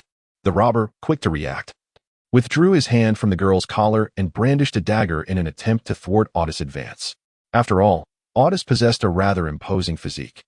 Prior to unleashing his fighting spirit, he had diligently struck wooden stumps thousands of times each day to refine his body, ultimately cultivating his muscles to a formidable degree before awakening his inner strength.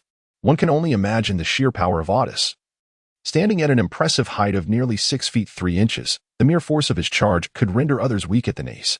Chapter 40, Punishment. Moreover, Odysseus, clad in a robe, exuded an aura reminiscent of a martial arts master. Damn, wretched Taoist. The bandit could barely utter a curse before Odysseus lunged forward, seizing him by the neck and hoisting him into the air. With a swift motion, he slammed the bandit onto the floor of the carriage, the thud resonating heavily, sending dust swirling into the air.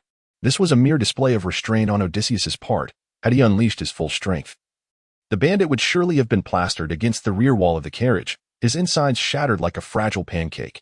Nonetheless, the force of the impact rendered the bandit unconscious, blood trickling from the corner of his mouth, indicating internal injuries. Odysseus had only exerted a fraction of his power. Had he gone all out, the floor would have borne a gaping hole, and the man would undoubtedly have lost his life. At that moment, another bandit charged from the rear of the carriage, brandishing a dagger aimed at Odysseus' waist. The attack was vicious. A successful strike would rupture his kidneys, leaving him incapacitated for life, with very slim chances of recovery. Odysseus turned, a sly smile gracing his lips, and retaliated with a swift punch. Just as the bandit thrust the dagger forward, a sharp pain shot through his abdomen, as if all his strength had been siphoned away. The dagger slipped from his grasp, clattering to the ground. Suddenly, a fist appeared before him, growing larger in his vision. With a resounding impact, darkness enveloped him, and he fell unconscious. Witnessing this, the bandit who had taken the driver hostage felt a chill run down his spine. They had been in this line of work for years, and never had anyone dared to resist. What was happening today? Not only was there resistance, but his comrade had been swiftly incapacitated. Was this a surreal dream? The bandit rubbed his eyes, and upon reopening them, he found a young Taoist advancing towards him. What do you want? Stay back. Fear gripped the bandit as he brandished his dagger in an attempt to deter the advancing figure. Little did he anticipate that the driver, previously threatened, had quietly retrieved an oversized wrench from beside his seat. Seizing the opportunity while the bandit's attention was diverted, he swung the wrench with force against the bandit's head. Though the driver's strength paled in comparison to Odysseus, it was still considerable. The blow sent the bandit reeling, and he collapsed into darkness. Observing the large bruise forming on the bandit's head, the Taoist could not help but smile wryly. Heavenly respect, do you not fear retribution? To his surprise, the driver's expression shifted at these words. What should we do, Taoist? The driver appeared to contemplate the drastic measure of disposing of the 3 bandits in the river to eliminate future threats. After all, he had been operating this route for a long time. Turning the bandits over to the authorities meant that, years later, once they were released from prison, they might return seeking revenge, leaving him utterly helpless. However, within the confines of the carriage, there were still more than 20 individuals present, under the watchful gaze of all. Even a driver with audacious courage would think twice before acting. I pondered, what should we do? Hiki, in my humble opinion, it would be prudent to let everyone voice their thoughts. With a smile plastered on his face, Jia Kedao turned to address the passengers. The only issue was the profound silence that enveloped the carriage. Not a soul responded to his words. This left Jia Kedao feeling somewhat embarrassed. It was, after all, unsurprising given the ancient Chinese saying, each person sweeps their own doorstep and does not concern themselves with the frost on others' tiles. For these passengers, aside from the girl still sobbing, their concerns mirrored those of the driver, fear of retribution. Although they might not encounter these robbers again, adhering to the principle of avoiding unnecessary trouble, most opted for silence. At this juncture, it was time for the younger brother to exhibit his value. Otis was not foolish. Noticing the awkwardness, he swaggered over with the 2 robbers he had rendered unconscious. Master, why not awaken them?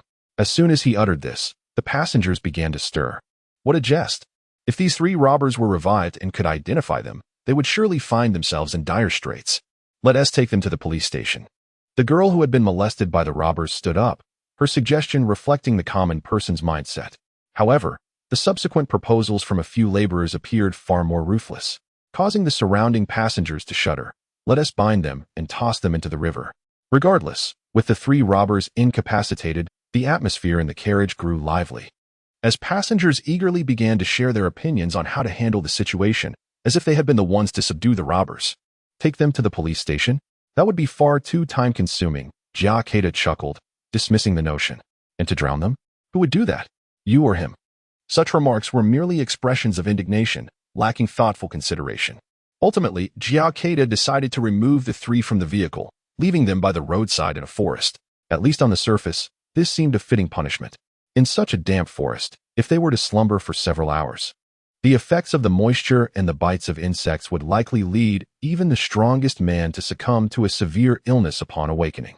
Nevertheless, before casting them into the forest, Jia Kedao applied a few precise jabs to their bodies. These jabs were not the legendary pressure points. After delivering these prods, there was no visible reaction from the others. However, in Jia Kedao's perception, the malevolent energy emanating from the three robbers, intertwined with their fate, seemed to be released through a small aperture, gradually flowing inward. This was the art of redirecting fate. Only a Taoist of Jia Kedao's caliber could achieve such a feat. This technique bore a resemblance to Zhuge Liang's 7 stars borrowing life, but primarily activated the opponent's misfortune and ill fate in advance.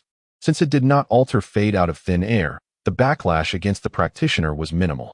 However, the drawback of this method lies in the fact that once activated, whether it be fortune or misfortune, such fate swiftly envelopes the individual. In the case of fortune, one may experience immense wealth and prosperity, achieving remarkable success in every endeavor. Conversely, for those beset by misfortune, calamity may loom large, leading to even the simplest tasks resulting in failure. A mere stroll could lead to a tumble. A game of mahjong might culminate in utter defeat, and even a sip of water could lead to choking. In essence, this creates an exhilarating juxtaposition of elation and despair. For the three robbers, it seems that the forthcoming month may very well mark the conclusion of their lives. Chapter 41. The World Record of Misfortune. This method may not yield significant results for individuals of ordinary luck. However, for those who have committed murder, the consequences can be dire. Furthermore, Jia Kedao has locked the timing of this luck alteration to 10 days hence. With this accumulation over the span of 10 days, it is improbable that the three robbers, even if they manage to escape misfortune, will be able to perpetrate evil in the future. While the vehicle capsizing in the river may not necessarily spell doom, Jia Kedao is unwilling to witness the potential repercussions should the driver, in a fit of madness, endanger all the passengers aboard. In the ensuing period, the minibus traversed smoothly, with no further incidents to mar the journey. However, a fortnight later, a minor commercial newspaper in G City published a news item. The impact of this news was negligible, merely providing the citizens with an additional topic for casual conversation during their leisure hours. After more than 3 hours, C City came into Jia Kedao's line of sight. Most passengers on the bus were witnessing the provincial capital for the first time, their eyes widening in awe at the towering skyscrapers. Yet for Jia Kedao, C City was merely a location to exchange for cash. Upon disembarking from the station, he hailed a taxi and directed the driver towards the herbal medicine market. This should not come as a surprise. Although Jia Kedao seldom ventured beyond the confines of Laojun Temple, he had observed enough to navigate the world. During the lifetime of the former temple master, Jia Kedao had accompanied him to the provincial capital on several occasions. Upon arriving at the herbal market, a throng of brokers gathered as soon as they spotted the 2 Taoist priests alight from the vehicle, eagerly clamoring, "Esteemed Taoists, what herbal medicine do you seek? Come to me, and I guarantee you will procure herbs of the finest vintage." Jia Kedao, however, maintained his composure, smiling lightly without engaging in further conversation, and deftly maneuvered past the throng with Odysseus. These brokers possess both advantages and disadvantages. On one hand, they offer convenience to customers visiting the market, facilitating the search for bulk supplies. On the other hand, they increase the cost for customers, as these brokers charge for their guidance. Most reprehensible, some brokers, in pursuit of profit, compromise the interests of their clients by introducing merchants who provide inferior goods, resulting in significant losses for the customers. Moreover, Laojun Temple already boasts a loyal clientele, having been previously introduced to the market by the former temple master, rendering the broker's efforts to profit unnecessary. C Province is mountainous and boasts 75% of the nation's herbal varieties, thus making the herbal market in C City renowned across the country. Ordinary individuals visiting this market are often astounded by its vastness, let alone Odysseus, who hails from an alternate realm. The towering edifices encountered along the journey had already left him in a state of profound awe, and now, the rows of shops exuding peculiar herbal fragrances, coupled with the throngs of people, had plunged him into a stupor from the moment he stepped through the market's entrance. Odysseus's first reaction was to marvel at the sheer number of herbal shops. One might wonder how he recognized them. Even in Lion City, there exist herbal shops, albeit with a significantly lower efficiency in identifying herbs. rendering their medical practices akin to primitive shamanism in both effect and degree. Odysseus' second reaction was that there were too many people here. Heads bobbed one after another, resembling an army of ants in motion, a cacophony of bargaining voices converging, making one feel as if surrounded by countless buzzing insects. Jia Kedao paused in front of a pharmacy adorned with the sign of Anzatang. Anzatang? Jia Kedao rubbed his forehead, recalling a vague impression. The old master had brought him here a few times to purchase some medicinal herbs. The prices at Anzatang were quite reasonable, so he decided to explore this establishment first. Most pharmacies here primarily engaged in wholesale with a touch of retail.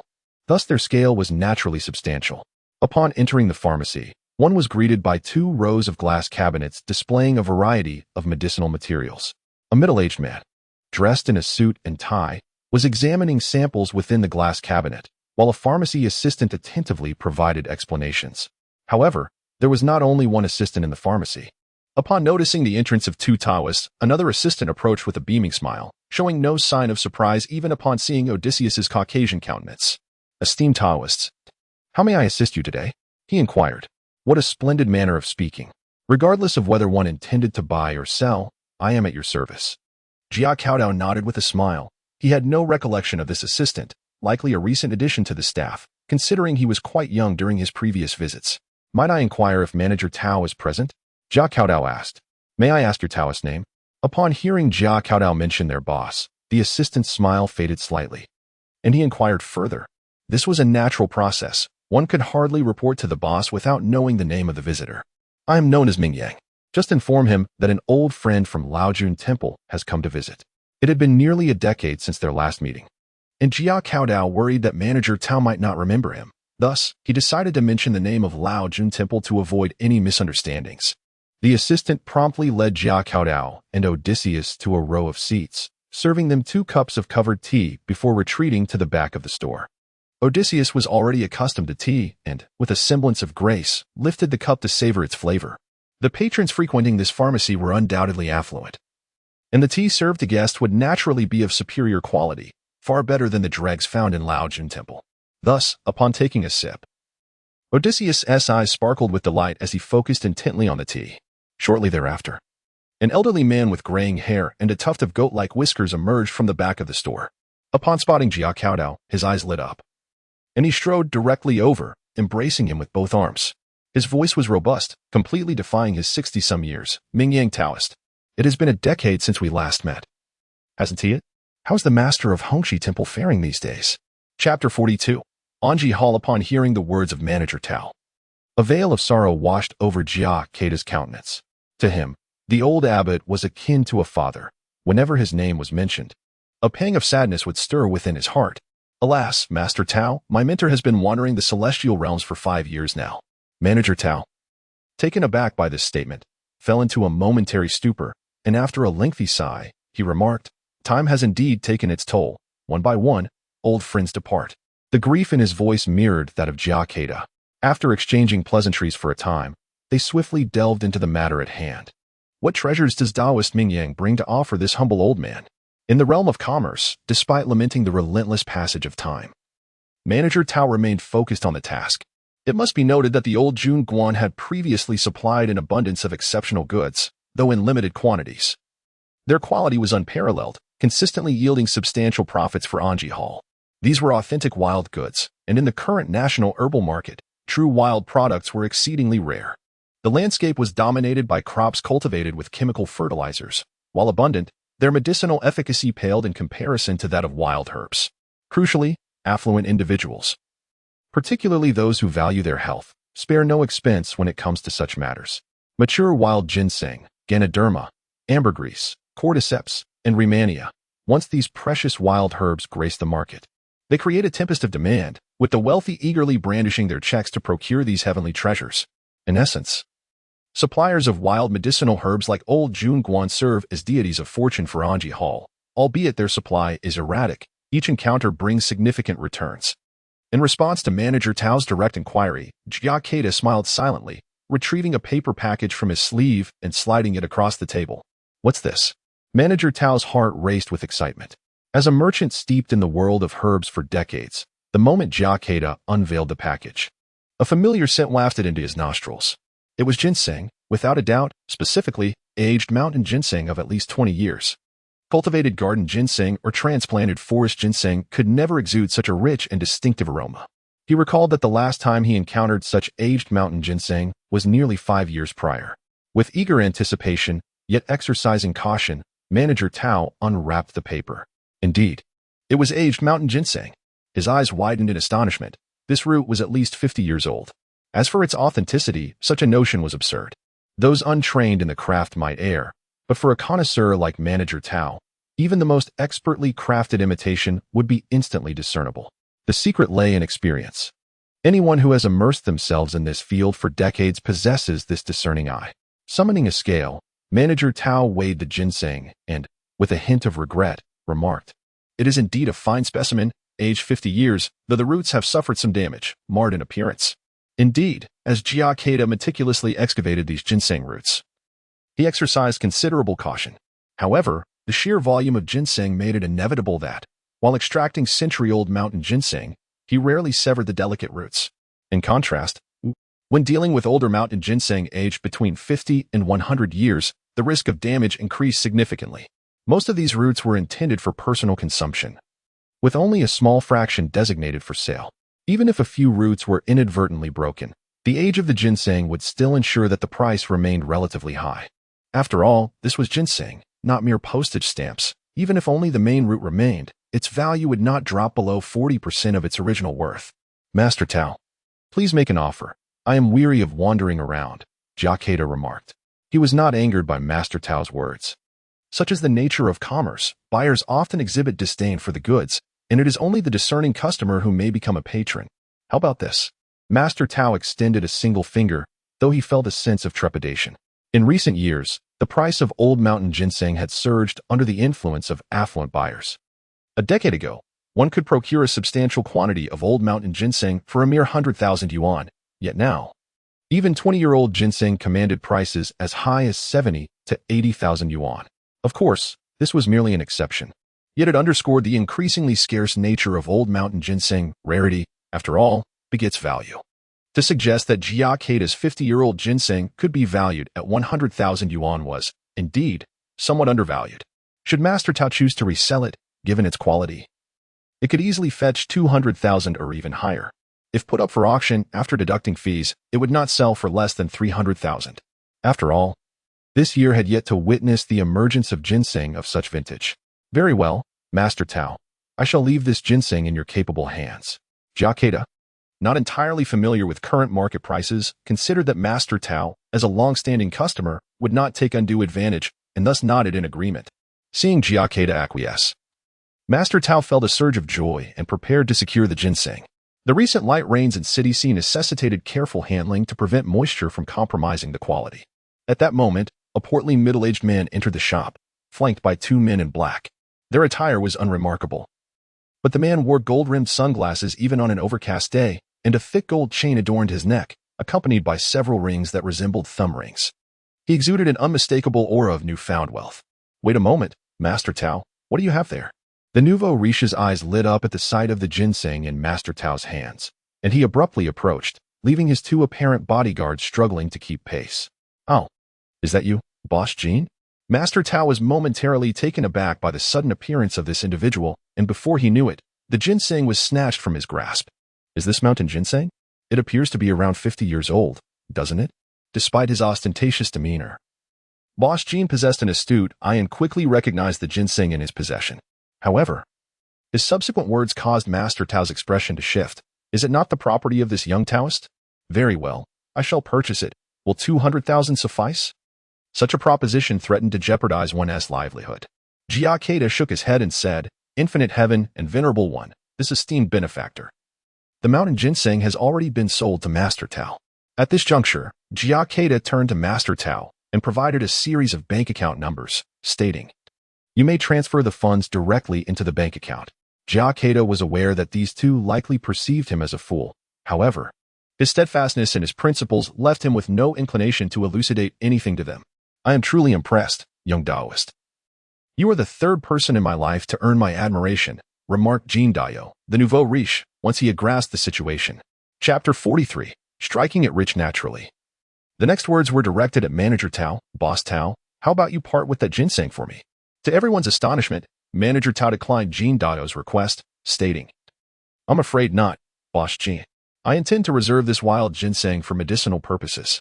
My apologies." With such a refusal, Jia Kedao felt it inappropriate to press further and began to meander about the shop. After Manager Tao transferred the funds to his bank card, Jia Kedao led Otis out of Anzatang. "Brother, don't we still have ginseng left? Why aren't we selling it?" Upon arriving in Sea City, Jia Kedao instructed Otis to change his mode of address, as referring to him in overly formal terms might evoke unnecessary curiosity from others. "Let us find someone else to sell it," Jia Kedao responded with a smile. What a joke. Although Anzatang is a long-standing customer, the price they offered was rather low. Not being aware of the market value, selling one root to Manager Tao is already quite generous. Even if Manager Tao were to provide a better offer, it wouldn't matter. As a young man, I would not want to embarrass him, but selling the ginseng was out of the question. Before long, Jia Kedao emerged from Anzatang with 2 bodyguards, a look of disappointment etched on his face. Clearly, after Jia Kedao had departed, he had approached Manager Tao again, and the outcome was predictable. There was no need to elaborate on what transpired next. Jia Kedao directly sought out Jia Kedao. Upon presenting 10 roots of aged wild ginseng to Jia Kedao, his delight was palpable. It turned out that despite his ostentatious demeanor, Jia Kedao was a rare filial son. His mother, plagued by chronic ailments, required wild ginseng to replenish her vitality, prompting Jia Kedao to frequent the herbal market whenever he could. These 10 roots were considerably older than the one sold to Manager Tao, which was merely the least desirable of the batch, employed by Jia Kedao to test the waters. Jia Kedao patted his chest, indicating his intent to purchase all 10, with a proposed price of 2,400,000, which he deemed reasonable. Should he desire a higher price, it would necessitate an auction, yet Jia Kedao lacked the luxury of time to squander. However, the next moment, Jia Kedao was taken aback as Jia Kedao revealed an additional 50 roots of ginseng. Each of these roots was at least a century old, with values ranging from 6 to 700,000, far from a jest. Clenching his teeth, Jia Kedao procured 2 roots for 1,200,000, which was already his limit. Any more would deplete his company's liquidity. Nonetheless, Jia Kedao expressed his gratitude to Jia Kedao for leaving him some ginseng without inflating the price. He then leveraged his connections to introduce Jia Kedao to an auction company. Jia Kedao subsequently placed the remaining ginseng with the auction house, which provided him with an advance of 500,000 for each root. If the ginseng sold at auction, the accounts would be settled accordingly. The auction house's strategy was straightforward. Releasing all the ginseng at once might significantly depress the market price of wild ginseng, whereas auctioning a few roots at a time would enhance their corporate image while maintaining the price stability. Jia Kedao expressed profound satisfaction with the situation. The ginseng he had brought yielded nearly 30 million in revenue. As he touched his bank card, the usually tranquil Jia Kedao could hardly suppress his excitement. Over 27 million. If converted entirely into 1 yuan coins, could cover the entire Laojun Temple with a thick layer. Moreover, as these ginseng pieces were gradually auctioned off, further income would flow in. Jia Kedao showcased the warmth and hospitality of City C, covering all of Jia Kedao's expenses for food, lodging, and transportation. For the first time, he resided in a luxurious 4-star hotel, causing Otis to suffer from insomnia. Such opulence, with beautiful attendants, ornate chandeliers, and a soft, springy bed, was unparalleled, even surpassing that of a royal palace. As for Jia Kedao, after reciting the Quietude Sutra several times, his mind had settled, and he sat on the grand bed contemplating how to utilize this unexpected windfall. First and foremost, it was imperative to renovate the Laojun Temple, which had fallen into a state of disrepair that was almost intolerable. Furthermore, given the rugged and narrow mountainous terrain, transporting construction materials for the renovations would pose a significant challenge. It was hardly feasible to expect Jia Kedao and Otis to labor tirelessly as porters. Additionally, the temple required the recruitment of some acolytes. Promoting the Laojun Temple was the grand ambition of the former abbot and should not be neglected. Neither the renovation of the temple nor the reconstruction of the mountain roads was a task that could be entrusted to the small construction teams in the county. Of course, while it was possible to engage them, Jia Kedao would have to bear the consequences of subpar quality.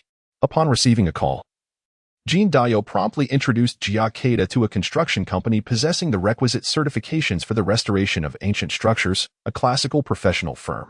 Such certificates were not easily obtained and were exceedingly rare in the country, Possessing one meant the company could undertake projects involving temples, Taoist shrines, and historical buildings. Conversely, companies without this certification would find it difficult to secure contracts, as the risk of damaging ancient structures was too great. After contacting the classical professional construction company, Jia Kedao paid a deposit of 100,000 yuan. The firm would dispatch experts to conduct an on-site inspection of the Laojun Temple in a few days to devise a restoration plan. As for the road construction, the company was particularly pleased, as the requirements for such projects were significantly lower than those for ancient building restoration, making it a lucrative opportunity. Fortunately, although G City had only been established for less than a decade, favorable policies had led to vigorous economic activity, resulting in a flourishing talent recruitment market. Weekly job fairs were held, and larger enterprises often organized additional recruitment events as needed. Chapter 44. A moment's pause. The following morning, at the break of dawn, Jia Kedao, accompanied by Otis, engaged in a brief morning ritual within their hotel room. After enjoying a simple breakfast of deep-fried dough sticks accompanied by a bucket of soy milk, they donned their Taoist robes and stepped outside to the astonished gazes of the hotel staff. Hailing a taxi, they set off towards the talent recruitment market. Upon arrival, both Jia Kedao and Otis were taken aback by the throngs of people gathered outside the market. The description of a sea of humanity was far from exaggerated. As far as the eye could see, there were heads bobbing in unison, and the iron gates of the market appeared slightly deformed from the pressure of the crowd. In this day and age, countless graduates struggle to find employment each year, often due to unmarketable degrees or their own picky preferences for comfortable, high-paying jobs. Alas, in this society, unless one is fortunate enough to be a second-generation heir, such opportunities are exceedingly rare. Moreover, the unique admission policies of Huaxia University, characterized by stringent entry requirements and lenient graduation standards, necessitate that graduates undergo additional training once employed, rendering those with work experience far more desirable in the eyes of employers. Consequently, fresh graduates find themselves at a disadvantage. The cumulative effect of these circumstances over the years has rendered the job market increasingly dire, making the scene outside the recruitment market all the more understandable. Fortunately, upon disembarking, a simple phone call summoned a staff member to guide them through the throng. Otherwise, even Jia Kedao and Otis might have struggled to gain entry. After navigating through a small door into the market, they began to set up their rented booth. What was termed setting up merely involved arranging the recruitment advertisements and company materials, while Jia Kedao and Otis took their seats behind a wooden table, awaiting prospective candidates. Before long, perhaps prompted by concerns for safety, the market authorities opened the iron gates a few minutes ahead of schedule. As soon as the gates swung wide, the crowd surged into the market like a tidal wave. Fresh graduates, some still bearing the remnants of youth and glistening with perspiration, sprinted in their formal attire toward their chosen recruitment booths, akin to sprinters in a 100-meter dash. Within mere seconds, popular companies found themselves besieged by eager applicants. Filled with confidence, Jia Kedao recalled his earlier survey of the market. The salary he offered was competitive with that of larger enterprises, leaving him untroubled by the prospect of attracting quality talent.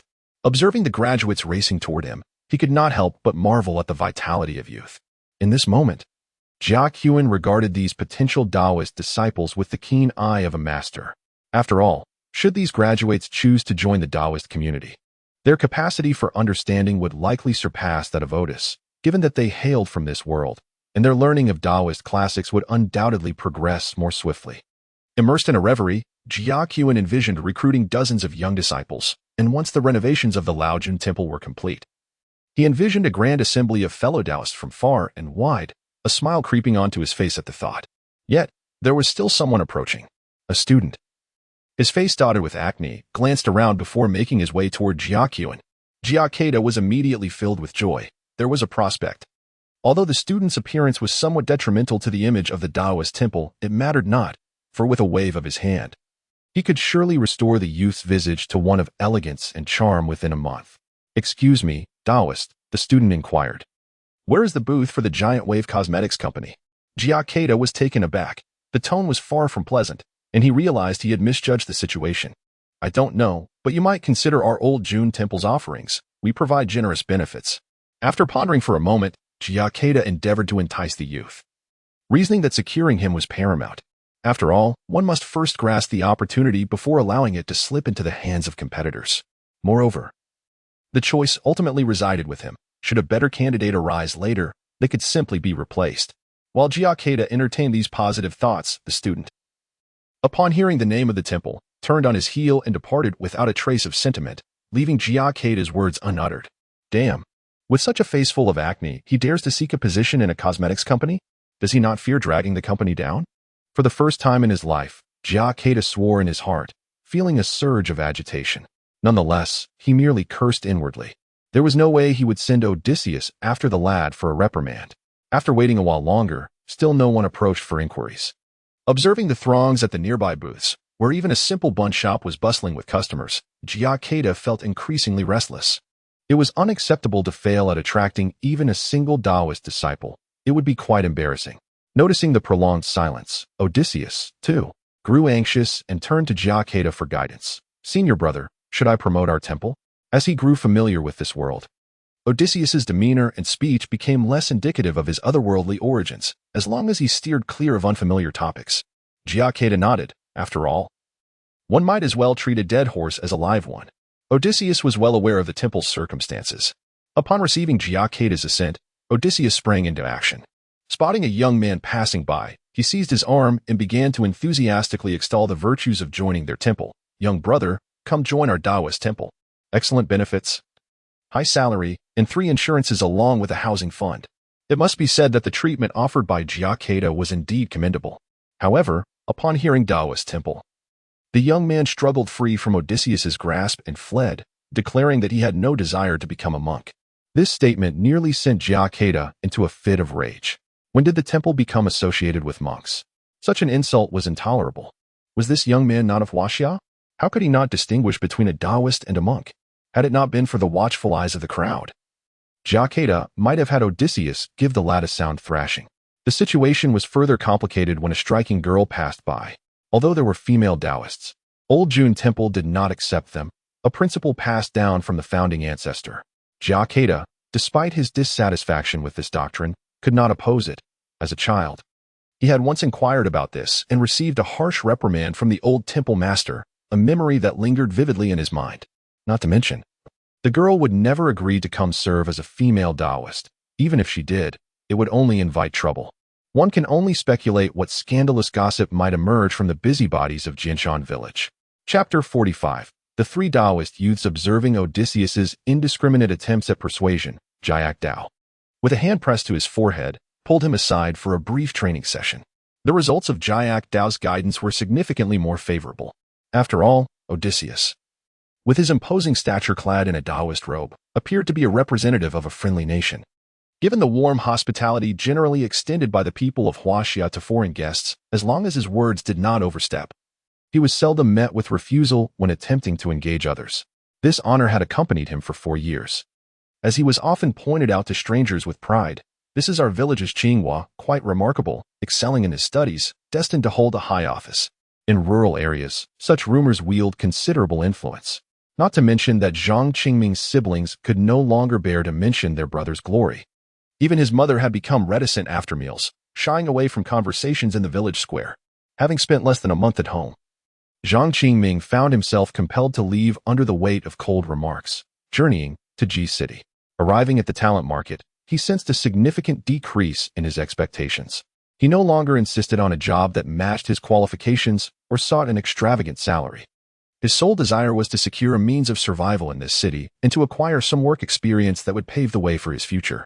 It must be said that Zhang Qingming's career planning was quite sensible and grounded in reality.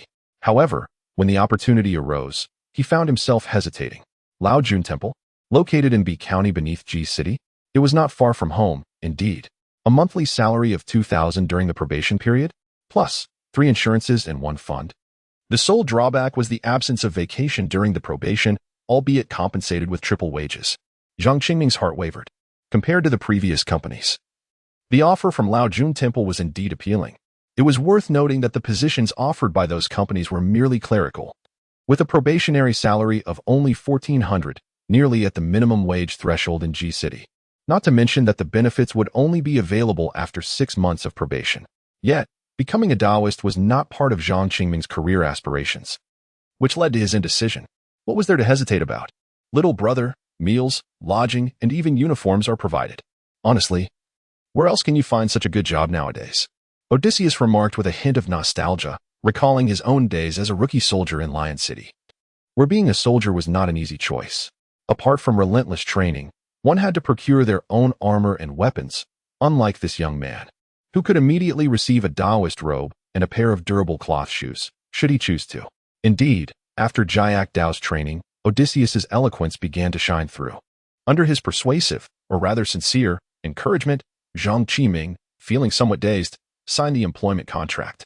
The contract explicitly delineates the working relationship and a series of welfare obligations between Laojun Guan and Zhang Qiming. Unbeknownst to Zhang, he overlooked the stipulation regarding a 50-year tenure and the specified penalty for breach of contract. Truly, he is a fervent and impulsive youth.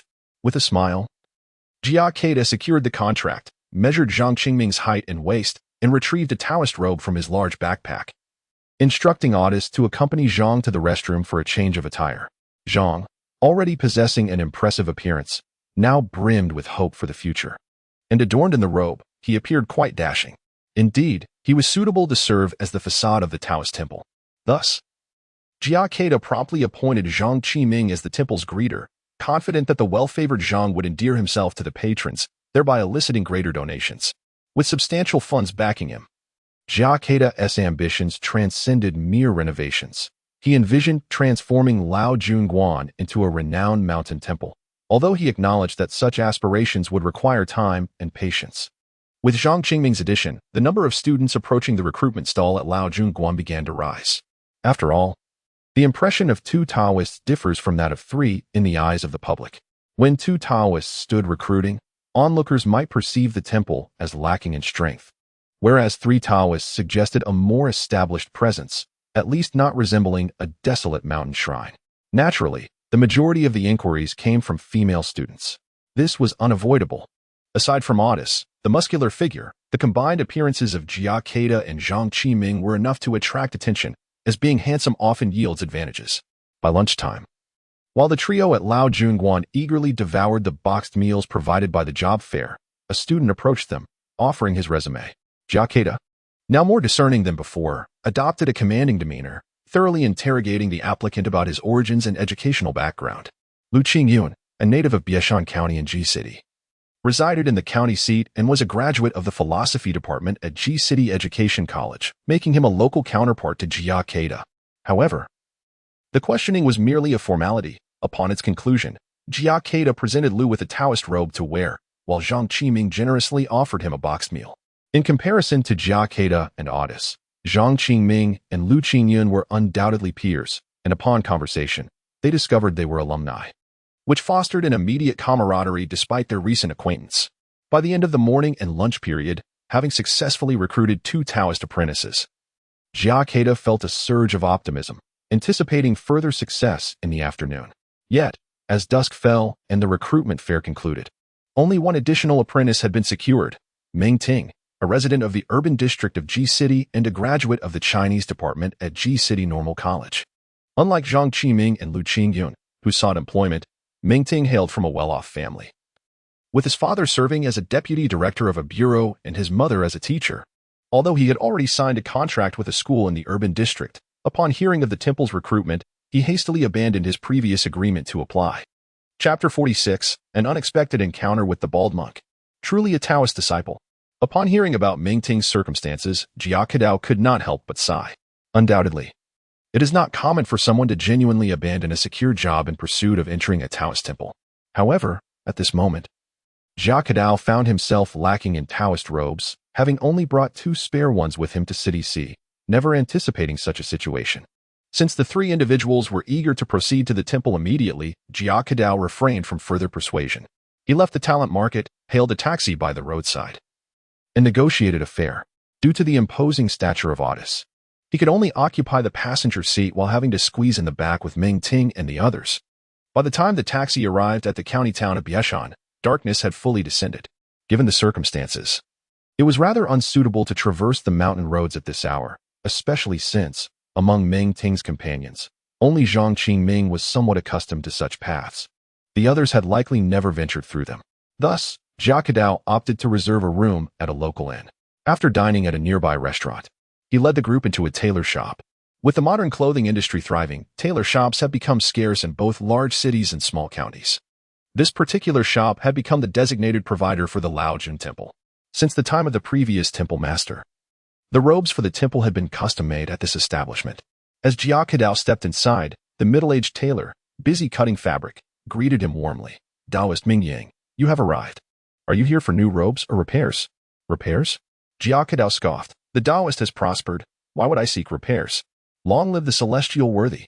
Master Ji, I have recruited several disciples. Kindly measure their lengths and make 3 sets of robes for each, complete with caps and shoes. Ensure the fabric is of the finest quality. Do not use inferior materials to deceive me."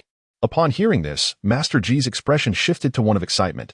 This was indeed a significant order, suggesting that the fortunes of the temple were on the rise. It is worth noting that the fabric for such robes must be of high quality, and considering the craftsmanship. Along with the caps and shoes, each complete set would cost at least 200. Since Jia Kedao requested the best, the total would easily reach 400. With 4 disciples behind Jia Kedao, each requiring 3 sets, that amounted to over 6,000. For Master Ji, such lucrative business was a rarity, often only encountered once in several months. When a valued client arrived, it was only fitting to provide attentive service. Master Ji quickly called for his wife to prepare tea while he took a measuring tape to attend to each disciple. Jia Kedao also intended to have a few new garments made but was in no particular hurry. He would wait until the disciples had been measured. Sitting in a chair, he leisurely sipped his tea, just as the measurements for the disciples were completed, and it was Jia Kedao's turn. A bald figure emerged from the back of the tailor shop. No, not merely bald. It was a bald monk. Jia Kedao nearly spat his tea at the monk. He recognized him. "Abbot, Taoist Mingyang, I extend my greetings to you," the monk intoned. The bald monk, draped in a yellow robe, held a string of prayer beads in his right hand. Upon encountering a room full of Taoist priests, he paused momentarily before recognizing Jia Kedao, his expression darkening slightly. Nevertheless, he still performed a respectful greeting. "Infinite Lord, Master Kutsuan, this humble monk pays his respects. I wonder where you have been acquiring your fortune lately?" Jia Kedao, equally displeased, felt a sense of obligation to respond after the monk's greeting. However, his subsequent words were far from gracious. "Fortune? A monk acquiring wealth? Is this not a mockery of your vows, Master Kutsuan, undermining the precept against greed?" Master Kutsuan was the abbot of Laojun Temple in Biashan County. The religious endeavors in Biashan were rather modest, featuring only Laojun Temple and Laojun Temple as the primary establishments. Historically, Buddhism and Taoism have been rivals. And although they no longer engaged in fierce disputes as in ancient times, the relationship between these two places of worship remained strained. To illustrate, after Jia Kedao assumed the position of temple master, a particular incident transpired 5 years ago. A family had arranged a funeral and had initially sought the services of Laojun Temple. Jia Kedao prepared all the necessary items for the rituals, only for the family to sheepishly request that a monk conduct the rites instead, as the matriarch had a preference for Buddhism. Thus, a potential income of 200 yuan vanished into thin air. Later, Jia Kedao discovered that Laojun Temple had poached his business. From that point on, the two temples became embroiled in rivalry, vying for patrons and ceremonies. The proximity of the two establishments, merely 20 kilometers apart, exacerbated the situation. However, the losses suffered by Laojun Temple far outweighed those incurred by Laojun Temple. In this era, monks were indeed more favored than Taoist priests. Over the years, Laojun Temple thrived, while Laojun Temple struggled to make ends meet, its territory diminishing, except for Jia village, where Laojun Temple found it challenging to encroach. The rest of Biashan County was dominated by Laojun Temple in terms of rituals and incense offerings. Given these circumstances, it is easy to comprehend Jia Kedao's discontent towards Master Kutsuan. Ironically, at the moment Jia Kedao had begun to prosper, he encountered the very monk he resented, which naturally led to a less than cordial exchange. "Taoist Mingyang, your words are misguided. This humble monk has not acquired any wealth. Every bit is a gift from benefactors, merely enough to fill my belly, certainly not comparable to Laojun Temple," Master Kutsuan retorted with a smile. As a man of eloquence, he would not yield easily, subtly insinuating that Laojun Temple could barely afford sustenance, nearly provoking Jia Kedao to retaliate physically. Chapter 47. Attraction. After Master Kutsuan retreated from Jia Kedao, he was unwilling to lose face in front of others and pretended to sit for a while before taking his freshly made monk's robe and departing. Witnessing this scene, Jia Kedao could not help but let out a cold laugh. Laojun Temple was flourishing, a stark contrast to his previously limited perspective. It was evident that the economy of Biashan County was rather meager compared to the bustling urban district of Ji City, even if Laojun Temple conducted numerous rituals. How many monks could it sustain? The fact that Master Kuchan had to personally collect his robe, without even sending a young acolyte, suggested that they were not faring particularly well. With this thought, Jia Kedao's frustration dissipated. Reflecting on his own situation, he now had 5 Taoist priests, along with a chef at Laojun Temple, which surely surpassed Laojun Temple's status. Yet, Jia Kedao remained unaware that Laojun Temple was far from lacking young acolytes. Master Kuchan's personal retrieval of the robe was merely a matter of convenience, as in half an hour. The funeral rites for the wealthy merchant Wang Lima would commence, requiring the acolytes to prepare in advance. When it came to lucrative endeavors, Master Kuchan was not one to be negligent. Thus, he was determined not to disrupt the preparations for the rites, embodying true professionalism. Once the measurements were confirmed and the fabric chosen, Tailor Ji began to manipulate the abacus. After a flurry of clicking beads, he announced the total, 7,800 yuan. Audius, pay the sum. Jia Kedao nodded. The price was reasonable. Aside from the robes, hats, and shoes for Audius and the others, his own Taoist robe, as the attire of the temple master, was somewhat pricier, resulting in a total exceeding his expected 6,000. After settling the payment, Jia Kedao departed the tailor's shop with Audius and the others. As for the Taoist robes, they would not be ready for several days. Considering that there were only 2 tailors, and the 15 robes would keep them busy for a while, Jia Kedao left his contact number with the tailor, instructing him to notify him once the robes were completed, so he could send an acolyte to collect them. Traveling on the bumpy roads in a tractor was an uncomfortable experience. Jia Kedao, Audius, and Zhang Qiming remained largely unaffected, while Lu Qingyun and Ming Ting struggled, feeling the jarring motion intensely. After just an hour, it felt as if their hearts might leap from their chests. Consequently, when the tractor halted at the mountain's edge, both Lu Qingyun and Meng Ting instinctively leaped from the vehicle to the roadside, where they began to vomit. After a considerable spell of retching, the urge finally subsided. Both Lu Qingyun and Meng Ting appeared pale, their legs trembling. Observing their condition, it was clear that standing was a challenge, let alone walking. Jia Kedao frowned slightly, noting that today's students seemed to possess increasingly frail constitutions. With the tractor already on its return journey, only Jia Kedao and his companions remained at the site. Without further hesitation, Jia Kedao retrieved several water purification talismans, giving them a gentle shake to ignite a flame before pressing them into a prepared bottle of mineral water. Instantly, the water turned a murky black. Drinking this will certainly bring some relief. Jia Kedao, smiling, handed a bottle of mineral water to Meng Ting, who found it easier to accept this peculiar situation compared to Lu Qingyun. Meng Ting, still somewhat doubtful, pondered that his venture into becoming a Taoist priest was precisely for experiences like this, regardless of its efficacy. He reasoned that drinking a bit of paper ash water would lead to his demise. He took the bottle, tilted his head back, and gulped down a couple of swigs. As the dark talisman water entered his stomach, he felt it transform into a warm current, radiating from his abdomen and spreading throughout his body. The juxtaposition of previous discomfort and newfound ease evoked an inexplicable sensation of pleasure within him. It felt delightful, truly effective. Surprised, Meng Ting was about to take another sip when Jia Kedao snatched the bottle away and offered it to Lu Qingyun. Lu Qingyun exhibited even greater hesitation than Meng Ting. However, mindful of not offending the master, he steeled himself and took a couple of sips. Undoubtedly, his experience after consuming the talisman water mirrored that of Meng Ting. Observing the astonishment on their faces, Zhang Qiming couldn't help but feel perplexed. Was this dark, murky water truly so palatable? Should I try some? Zhang Qiming was more acquainted with such talisman water than the other two, having grown up in the countryside where he had often consumed various talisman waters from shamans during bouts of illness. After drinking the talisman water, Meng Ting and Lu Qingyun appeared significantly revitalized, leaving little of the remaining talisman water. Zhang Qiming seized the opportunity to finish what was left in one go. Consequently, in the following moments, Jia Kedao found himself not only walking but also entertaining 3 inquisitive souls. Master, you are truly remarkable. How did you conjure fire out of thin air? Please teach me. Among the trio, Meng Ting was the boldest, or rather, the most inquisitive. At this point, he was nearly hanging onto Jia Kedao's sleeve, while Lu Qingyun and the others trailed closely behind, eyes brimming with anticipation. To conjure fire from thin air, One merely needed to have attended middle school chemistry classes. It was common knowledge that white phosphorus ignites in the air.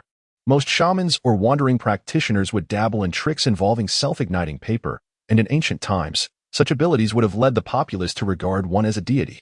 However, the trio understood that Master Mingyang's method of igniting fire was likely no mere white phosphorus. As university graduates, they were perceptive enough to recognize that burning white phosphorus produces dense smoke and a pungent odor, whereas Jia Kedao's talismans burned without smoke or residue, emanating a tranquil flame accompanied by a faint fragrance, while the talismans themselves retained only a subtle scent of vermilion. The crux lay in the genuine efficacy of the talisman water he created, unlike the fraudulent talisman waters employed by charlatans to fleece the unwary. Master Mingyang possessed authentic skills. In that fleeting moment, a sense of reverence blossomed within Meng Ting and his companions for Jia Kedao, and even though the mountain path ahead was arduous, it did nothing to dampen their anticipation for the Laojun Temple. In truth, Jia Kedao had orchestrated this deliberately, if he did not reveal a hint of genuine ability. How could anyone be expected to follow him diligently as a Taoist apprentice? Did he truly believe that modern individuals were so inclined towards toil and selflessness?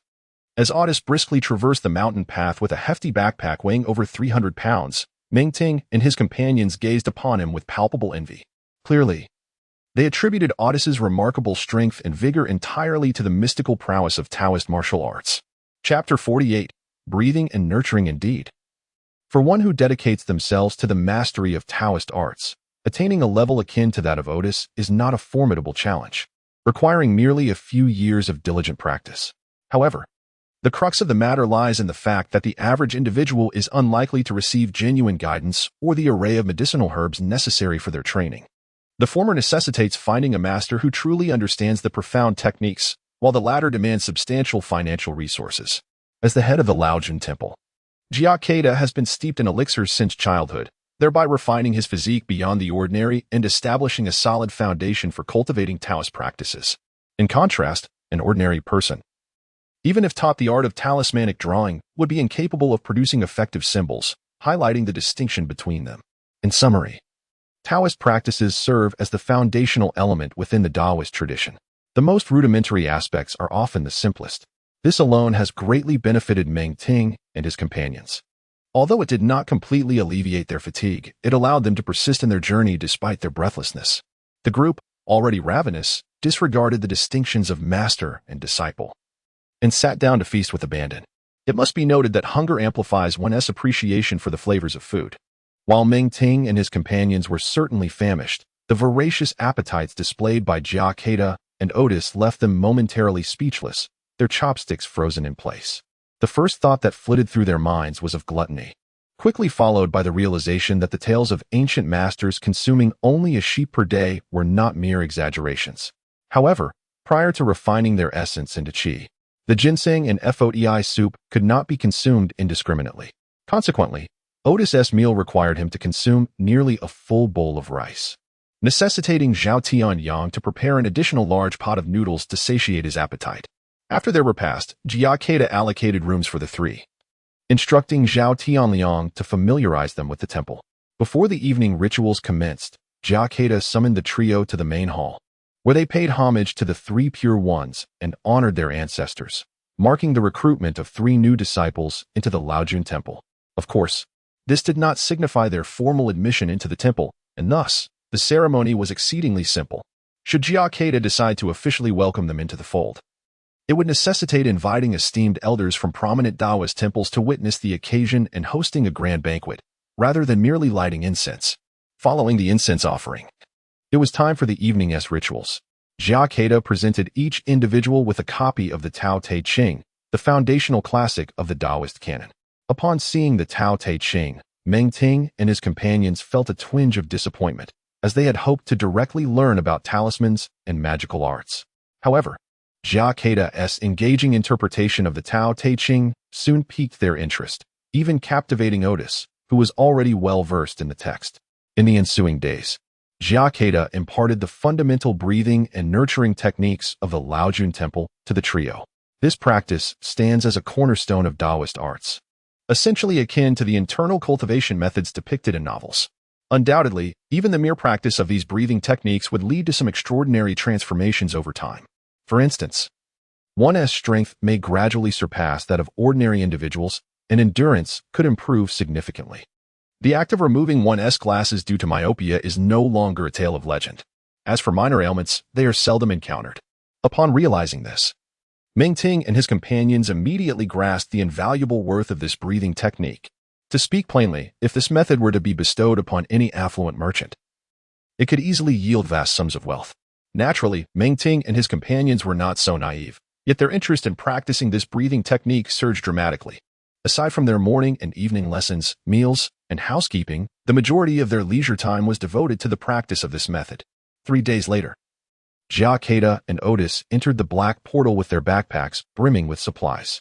Under normal circumstances, Jia Kedao would not have departed at this time. But he was somewhat concerned about the condition of the survivors in the valley, compelling him to make the journey. Apart from some seasonings, their backpacks were filled with seeds. Yes, seeds. They included wheat, corn, sweet potatoes, and even some vegetable seeds. The wheat, corn, and vegetable seeds were high-yield varieties procured from an agricultural supply company in the county, while the sweet potatoes were detoxified tubers. In this otherworldly realm, arable land is a treasure trove for crops. Jia Kedao had observed the wheat cultivated outside the town. Although the individual grains were heavier than those of Earth's high-yield wheat due to the abundance of spiritual energy, they were still products of primitive agricultural practices, resulting in lower yields per acre than on Earth. Thus, Jia Kedao brought these seeds with the hope of cultivating some land near the valley to ensure a food supply for the survivors. Had genetically modified seeds been available for purchase in the county, he would have considered bringing them as well. What? Genetically modified crops pose potential risks to human health? Not to mention the choice between hunger and possible dangers faced by the inhabitants of this realm. Even if there were risks, what was there to fear? The physical robustness of these otherworldly beings exceeds that of humans on Earth. Thus, any minor risk, provided it is not excessively lethal, is a trivial matter. For these extraordinary beings, the ability to satiate their hunger outweighs all other concerns. The journey from the cave to the valley unfolded without significant incident. If one were to speak of surprises, there was indeed one. As they neared the valley, a rabbit emerged from the underbrush, grinning at Otis. Jia Kedao found this rabbit remarkable for 2 reasons. First, it exhibited remarkable audacity. On Earth, which rabbit would dare to confront a human instead of fleeing? Yet this rabbit boldly blocked their path, seemingly with a hint of provocation. Chapter 49. The Tassel Fire Rabbit. This second creature was indeed rather large.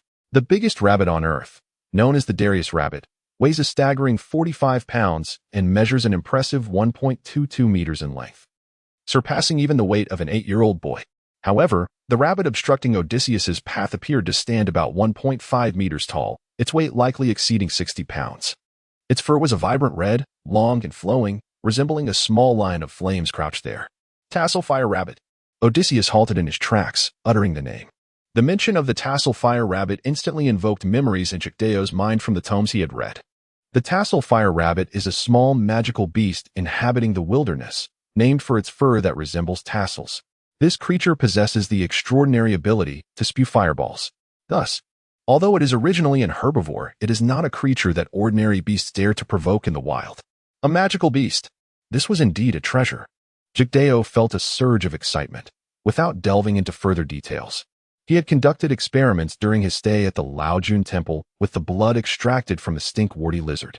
When the blood of the stinkworty lizard is added directly to a ginseng and hishowu soup, it enhances the spiritual essence within the broth by 3%. While this effect may seem subtle, it is remarkably precious. It is well known that even when using century-old ginseng and hishowu to brew a concoction, the addition of rare medicinal herbs seldom increases its potency. Furthermore, incorporating the blood of the stinkworty lizard into cinnabar can enhance the efficacy of talismans. In summary, the benefits of this substance are numerous. If the blood of this otherworldly beast yields such results, how much more potent would the blood of a higher-grade magical beast be? At this moment, Jia Kedao's mind was consumed with thoughts of skinning and extracting blood. In contrast to Jia Kedao's exuberance, Odysseus remained considerably more cautious. The reason was simple. Although the Tassel Fire Rabbit is merely a small magical beast, it is still a magical creature. It ranks among the most numerous magical beasts in the wilderness, and given its ferocious temperament, The territory of Lion City often hears reports of injuries inflicted by the tassel fire rabbit.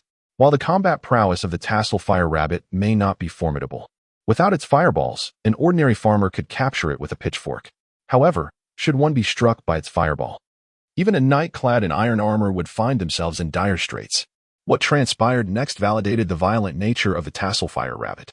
Just as Odysseus prepared to draw the butcher's knife hanging at his waist, the rabbit's three-pronged mouth opened wide. With a soft whoosh, a burst of flame erupted forth. And in an instant, a fireball the size of an infant's fist hurtled toward Odysseus with astonishing speed, akin to a soaring arrow. Remaining vigilant, Odysseus swiftly dodged, the fireball barely grazing his arm before striking a thicket over 20 meters behind him. In an instant, the thicket exploded into fragments, countless splintered branches and leaves scattering in a shower of sparks.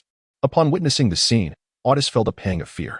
Had the fireball struck him directly, he would have undoubtedly become a human torch. The mere brush of the fireball against his arm left a charred mark, signifying that its temperature exceeded 500 degrees Celsius. Such heat would be lethal to any human. As the fireball missed its target, the Liusu fire rabbit unleashed 2 more fireballs in rapid succession, forcing Otis to roll and scramble for safety. However, this was the limit of the Liusu fire rabbit's capabilities. After expending its energy on 3 fireballs, it appeared utterly drained, its body collapsing onto the ground. Only then did Otis leap to his feet and charge towards the Liusu fire rabbit. Desperately, the creature attempted to flee, but its exhaustion proved too great, and Otis ultimately struck it down with a powerful blow to its head. This was the greatest weakness of the Liusu fire rabbit. While its fireball attacks were formidable, it could only muster the strength to unleash 3 before succumbing to fatigue, leaving it incapable of even escaping. Were it not for this limitation, the vast wilderness would likely have transformed into the Liusu fire rabbit's domain. A creature capable of launching continuous fireballs and possessing a ferocious temperament could easily eradicate other life forms in the area. As Otis approached, carrying the lifeless Liusu fire rabbit, Jia Kedao promptly retrieved a water bottle to collect the flowing blood and brain matter, adding a sprinkle of powder to preserve its freshness. This powder was not some secret concoction of Jia Kedao's, but rather a blend of herbs designed to prevent coagulation.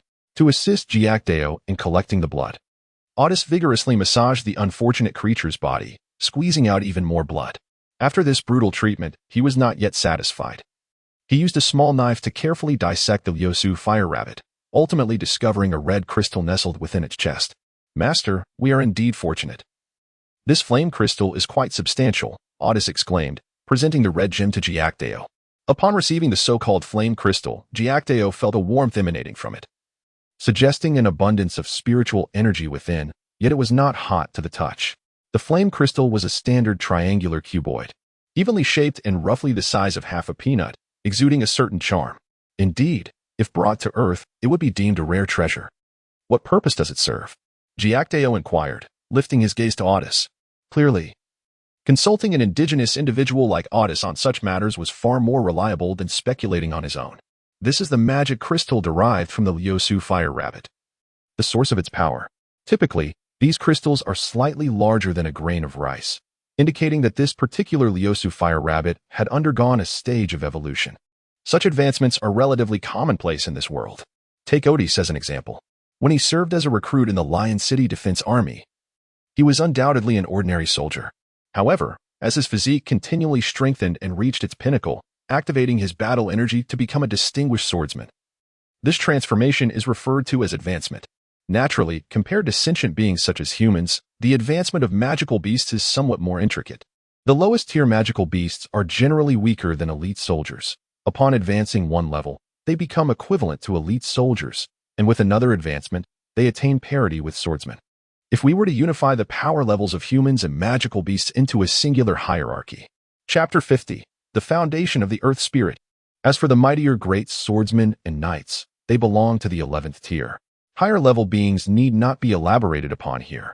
Typically, magical beasts possess a fixed hierarchy from the moment of their birth, with even the weakest classified as level 2. To be precise, the luscious fire rabbit was born as a level 3 magical beast, matured into a level 4, and its current prowess has likely reached level 5. Such a transformation would be impossible without a significant advancement in its capabilities. The fire magic crystal extracted from the luscious fire rabbit has 2 primary uses within Lion City. Firstly, It can be provided to an alchemical apprentice for experimentation, aiming to concoct superior alchemical potions or magical equipment. Secondly, it serves as a standard equivalent, akin to a substantial check among affluent merchants, much like the Jewish traders of Earth prior to World War II, who favored diamonds for trading large quantities of goods. Indeed, compared to the ever-fluctuating value of Lion City's gold coins, the magic crystals derived from magical beasts are utterly authentic, or the cost of counterfeiting them exceeds the potential profit in gold coins. To put it succinctly, crafting an indistinguishable counterfeit magic crystal would necessitate the intervention of a level 11 archmage. Let us not jest. Every archmage possesses their own magical tower. They may not be fabulously wealthy, but they would disdain the creation of counterfeit magic crystals. The time spent on such endeavors would be better allocated to transcribing a few magical scrolls, which hold far greater value. From this perspective, magic crystals serve as the universal currency of this otherworldly realm, more resilient than gold or silver. However, for Jia Kedao, the true worth of the magic crystal lies in the spiritual energy it harbors. On the journey ahead, Jia Kedao initially intended to capture a few more magical beasts if the opportunity arose. Yet, the wilderness was not particularly rich in species, and by the time they reached the mouth of the valley, neither the luscious fire rabbit nor any other type of magical beast had crossed their path. A survivor tasked with managing the fields had captured a burrow of gophers a few days prior. These gophers are considered among the weakest of magical beasts. In terms of combat capability, a single ordinary human could easily handle a multitude of them. Their notable trait lies in their ability to effortlessly manipulate earth element energy, allowing them to dig with remarkable ease. Curiously, these creatures possess a moderate level of intelligence, enabling communication with humans, which has led many farmers in various regions to domesticate them, utilizing their penchant for burrowing to cultivate the land deeply. An adult gopher can till 10 acres in just half a day, comparable in power to a small handheld tractor. And even 5 robust laborers would struggle to outperform a gopher. Upon hearing Terrence's introduction, Jia Kedao became intrigued and requested Terrence to lead the way. The gopher is essentially an enlarged version of a mole, with a pair of sharp foreclaws that emit a faint yellow light while digging. Their speed is astonishing. When placed on the ground, a gopher swiftly extends its foreclaw into the earth, and within mere seconds, a small hole appears as it burrows underground, subsequently forming a raised mound of soil in the field. Giotto nodded, recognizing the significant assistance that the moles could provide in agriculture. Observing their remarkable speed, he calculated that with just 10 moles, they could cultivate 200 acres in a single day, even in the case of clearing uncultivated land. They could manage 100 acres daily. After contemplating this, Giotto's gaze brightened as he looked at the moles. Their vulnerability lies in their sluggish movement upon reaching the surface, making them susceptible to harm from other creatures. They reproduce once a month, requiring 2 hours above ground during the birthing process, and possess a level of intelligence comparable to that of a 10-year-old boy.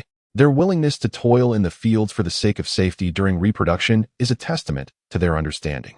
Each breeding cycle yields a litter of 2 offspring, which take 3 months to mature, a relatively slow rate compared to field mice.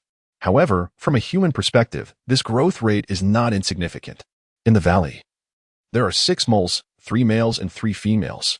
If they achieve a 100 survival rate, their population could exceed 6,000 in 6 months. Of course, despite meticulous human care, some mortality due to stillbirths or other causes is inevitable, so the actual number will likely be lower. Nevertheless, Giotto estimates that the mole population will surpass 2,000 in half a year, especially since they require no human-provided food, thriving instead on decaying plant roots. Consequently, the survivors in the valley will benefit from a continuous food supply after 6 months. Giotto then handed the seeds he had brought to Terrence for distribution among the survivors tasked with managing the fields. He believed that no special cultivation methods were necessary. There were no fertilizers, agricultural machinery, or pesticides available, making it impractical to replicate Earth's agricultural practices entirely. Moreover, the survivors in charge of the fields were seasoned farmers who only needed high-quality seeds to succeed. Aside from the moles, everything in the valley was developing well, with no significant changes, as Giotto had only been away for a little over a week. Some of the seeds sown in the fields had yet to germinate. However, it was impossible for there to be no changes at all. Giotto stood before the wall of the cave, where the statue embedded in a niche had begun to show signs of transformation due to the survivors' reverence. In Giotto's eyes, although the spiritual energy of the statue remained faint, it had increased by at least 30% compared to before. At this rate, within a week, the statue could gain its own sentience, evolving into a spiritual entity akin to the five ghosts, while the statue, upon transforming into a spiritual form, would possess no combat abilities, appearing even weaker than the summoned gray scarf warriors. Jia Kedao wore a smile. For this was the foundation of the earth spirit. What is the earth spirit? In Eastern mythology, the earth deities encompass a series of divine entities such as the spirits of the land, city guardians, mountain gods, and river lords, all of whom reside upon the earth. In contrast, their celestial counterparts are the righteous deities found in the heavenly court, including the sun, moon, 5 planets, the Big Dipper, the 28 lunar mansions, and the revered masters of various schools throughout history, as well as the 4 divine guardians of thunder, fire, and plague. Relatively speaking, the majority of these earth deities hold a status inferior to that of the righteous gods.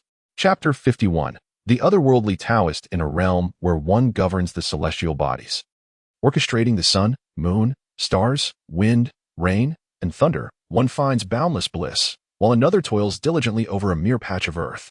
For instance, a local land deity may oversee a domain no larger than a village, while a city god might preside over a county or even a prefecture. Naturally, the most exalted of land spirits surpass the majority of the righteous deities.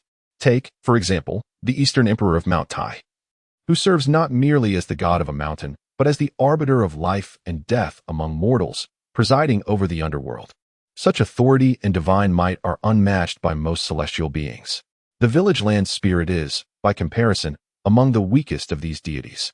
Typically, the position of village land god is assumed by a highly respected local figure after their passing, thus raising a pertinent issue: the living cannot serve as land deities. Jia Kedao, aware of the existence of true gods within this world, refrained from allowing the souls of the deceased to directly assume the role of land deity. These souls possess faith, even if these true gods did not escort their followers to the divine realm after death.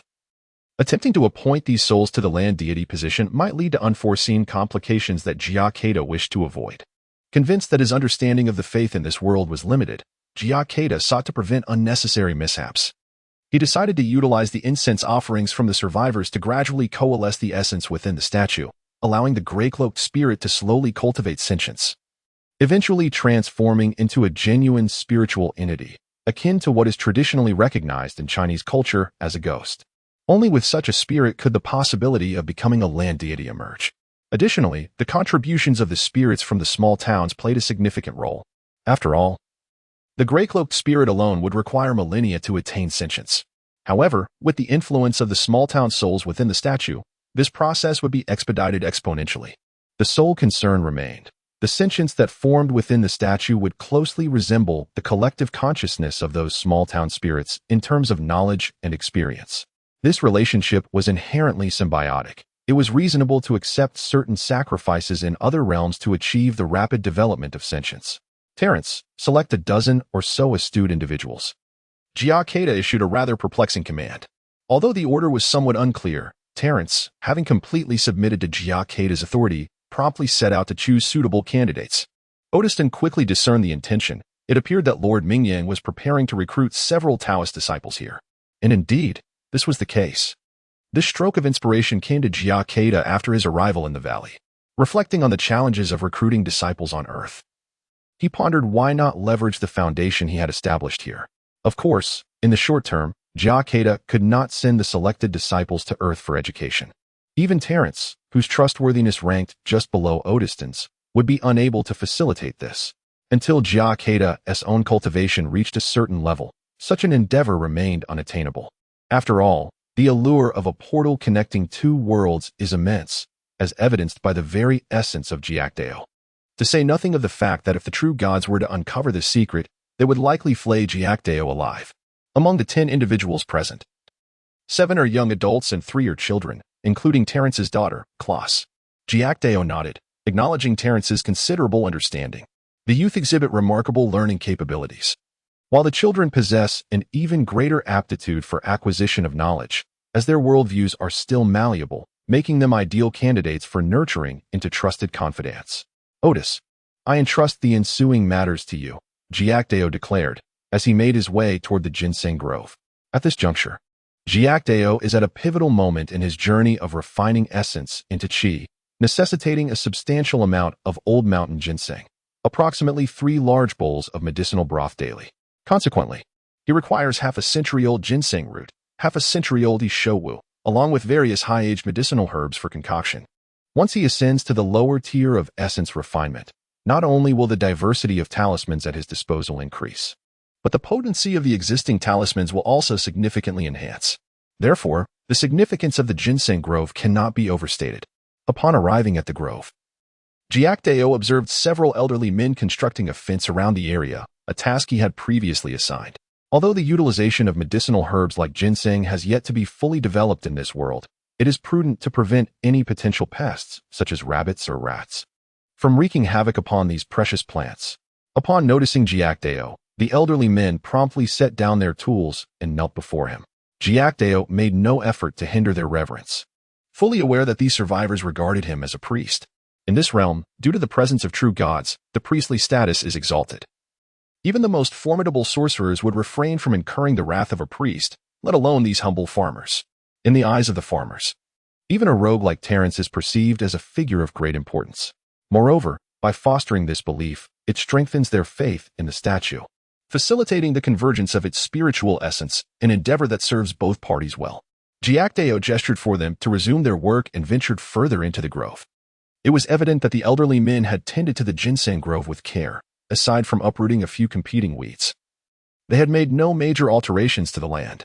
Observing the hints of red ginseng amidst the lush greenery brought a sense of tranquility to Jia Kedao's heart. After having harvested some, he noted there remained plentiful ginseng, ranging from 200 years to 150 years old. Chapter 52. Miraculous blessings regardless of who it may be. Anyone consuming the medicinal broth to the point of nosebleeds, with their entire body agitated and blood surging, would recognize that the potency of this concoction exceeds what they can endure. Consequently, just days before venturing into this foreign realm, Jia Kedao reduced the daily infusion of aged ginseng from 1 root to half. In truth, ginseng aged over 50 years suffices in terms of potency, albeit the quantity required would escalate from half a root to 5. This holds true at least until one ascends to the intermediate stage of refining essence into qi. Moreover, the broth made from ginseng aged 50 years, when diluted 20-fold, is potent enough for the disciples and survivors to consume, thereby enhancing their physical constitution.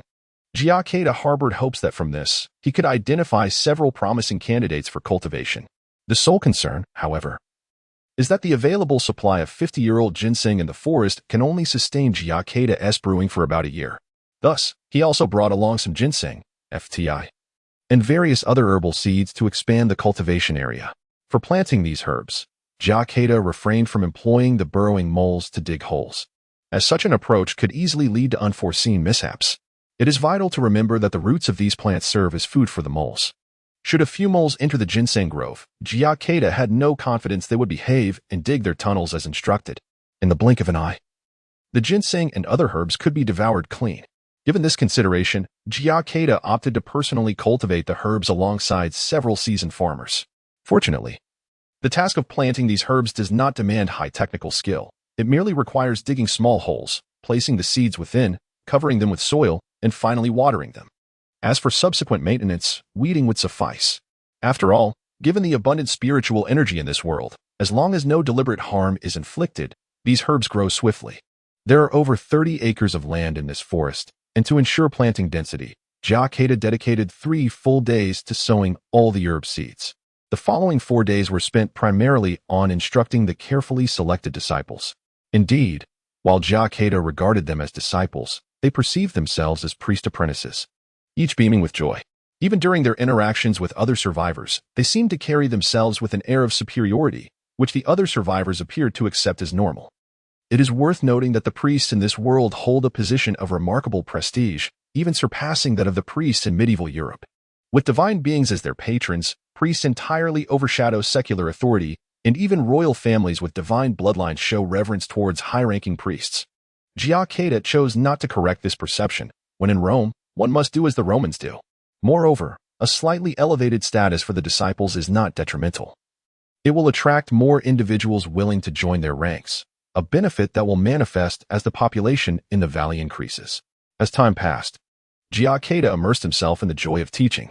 Indeed, this sensation is ineffably delightful.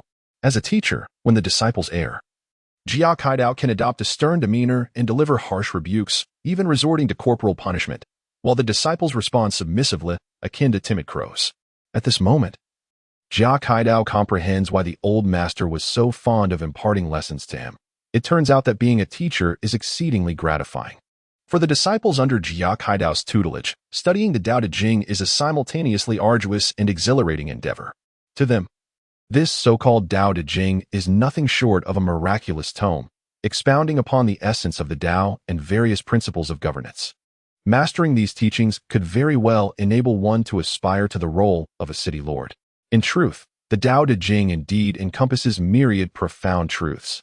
However, from Jia Kedao's perspective, it is already commendable if these disciples can memorize the text and grasp its literal meanings. A higher understanding of governance requires time, and the Taoist spirit contained within may necessitate innate talent.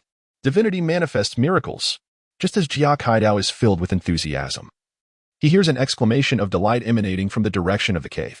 Frowning slightly, he recalls that, considering the spiritual radiance of the statue, it should be on the verge of attaining some degree of sentience today. He hastily instructs the disciples to review their studies under the guidance of Audis, while he himself strides briskly toward the cave. As anticipated, from a distance, he observes that a faint white light has begun to emanate from the statue near the cave's entrance, visible even to mortals. A group of survivors kneels before the statue, their eyes brimming with tears as they murmur words of praise. Some express joy at the alleviation of their ailments, while others proclaim their fatigue has vanished.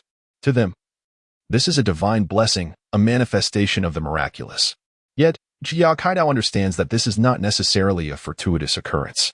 For these survivors, basked in the white light, their suffering may diminish, and their bodies may receive some benefits. However, through Jia Kedao's discerning gaze, he perceives that the intensity of the spiritual light emanating from the statue is gradually waning. The white light, which had been tinged with a hint of red, is on the verge of dissipating. Jia Kedao recognizes this as an inevitable consequence. The nascent sentience of the statue, akin to that of an infant, lacks the awareness to control its own power. Witnessing the worship of these survivors, it naively believes it is performing a good deed, recklessly releasing its power without consideration of the repercussions. Little does it know that such unrestrained exertion of power will lead to its own dissolution of sentience. Jia Kedao hastens forward, and in the blink of an eye, he stands before the statue. With his right hand, he forms a series of gestures and touches the statue. Following this action, the waning spiritual light upon the statue stabilizes. Although it has weakened slightly compared to before, it remains intact. A gentle wave of affection-laden divine consciousness then radiates from the statue, enveloping Jia Kedao, as if an infant were reunited with its mother. Though the nascent intelligence of the statue resembled that of an infant, it recognized that Jia Kedao was its creator, and thus felt an extraordinary excitement upon encountering him. Jia Kedao promptly instructed the statue to gradually temper its emitted power, cautioning it against indiscriminate release in the future. The statue seemed to comprehend the consequences of its earlier actions, as the radiant white light gradually diminished. Chapter 53. In my name, I enjoin the land. The survivors, filled with reverence, bowed repeatedly, perceiving this as a divine manifestation that required their utmost respect. Subsequently, Jia Kedao instructed the survivors to depart, their demeanor towards him growing increasingly respectful. In their eyes, the deity who could perform such miracles must possess immense power, thus elevating Jia Kedao's status as a priest to one of greater distinction. Once the last of the survivors had left, Jia Kedao withdrew a talisman adorned with gold powder from his sleeve, casting lingering glances at it before smiling at the statue, remarking that it would be of benefit to him. As his words resonated, the golden talisman ignited spontaneously, and he gently pressed it against the statue. With this gesture, a semi-transparent apparition, or spirit, emerged from the statue, its features indistinct, bowing before Jia Kedao. The burning golden talisman swiftly diminished in size until it hovered above the spirit's head. The flames upon the talisman glowed a vivid crimson, cascading down toward the spirit.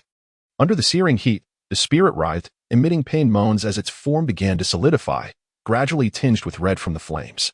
Jia Kedao's gaze remained fixed upon the spirit, and the ache in his heart lessened slightly.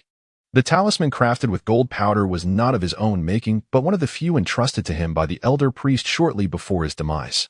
These talismans were bequeathed by the founding master, and only a handful remain to this day. Their utility was considerable. The talisman now being employed to consecrate the spirit was one for enshrining land. The others, each possessing their own unique applications, were rendered nearly useless due to the severance of spiritual energy on Earth, even if the land were consecrated. The lack of spiritual essence and the modern skepticism of humanity would render it ineffective. One might gather some incense for a deity of wealth, but for a land deity, it was unlikely to attract any following.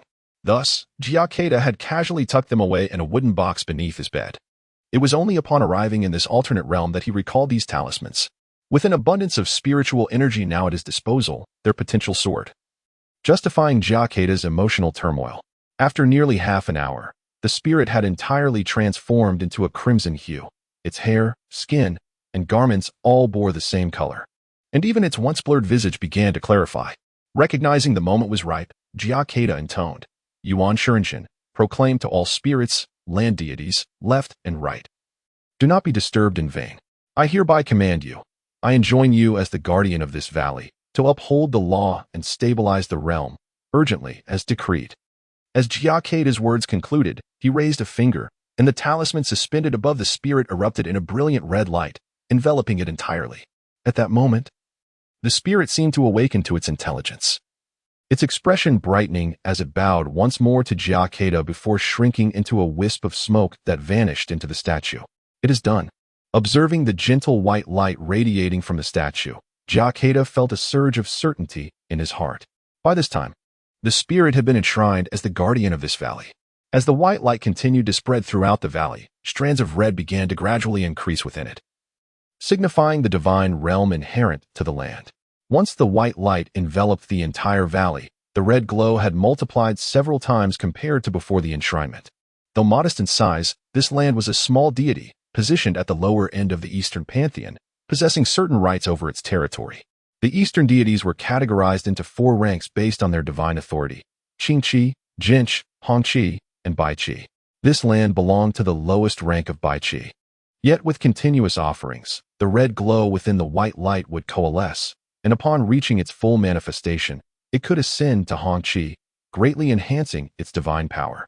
Naturally, the elevation to Hongqi was not solely dependent on offerings. Should Jia Kedao possess sufficient cultivation, he could directly enshrine it. The only caveat was that such an enshrined deity would lack a solid foundation. This reflects the relationship between personal effort and background. If both were combined, the pace of ascension for the deity would far surpass that of mere indulgent sacrifices. Indeed, this land in the valley could also be viewed as an indulgent sacrifice. However, under Jia Kedao's protection, it bore a distinct difference.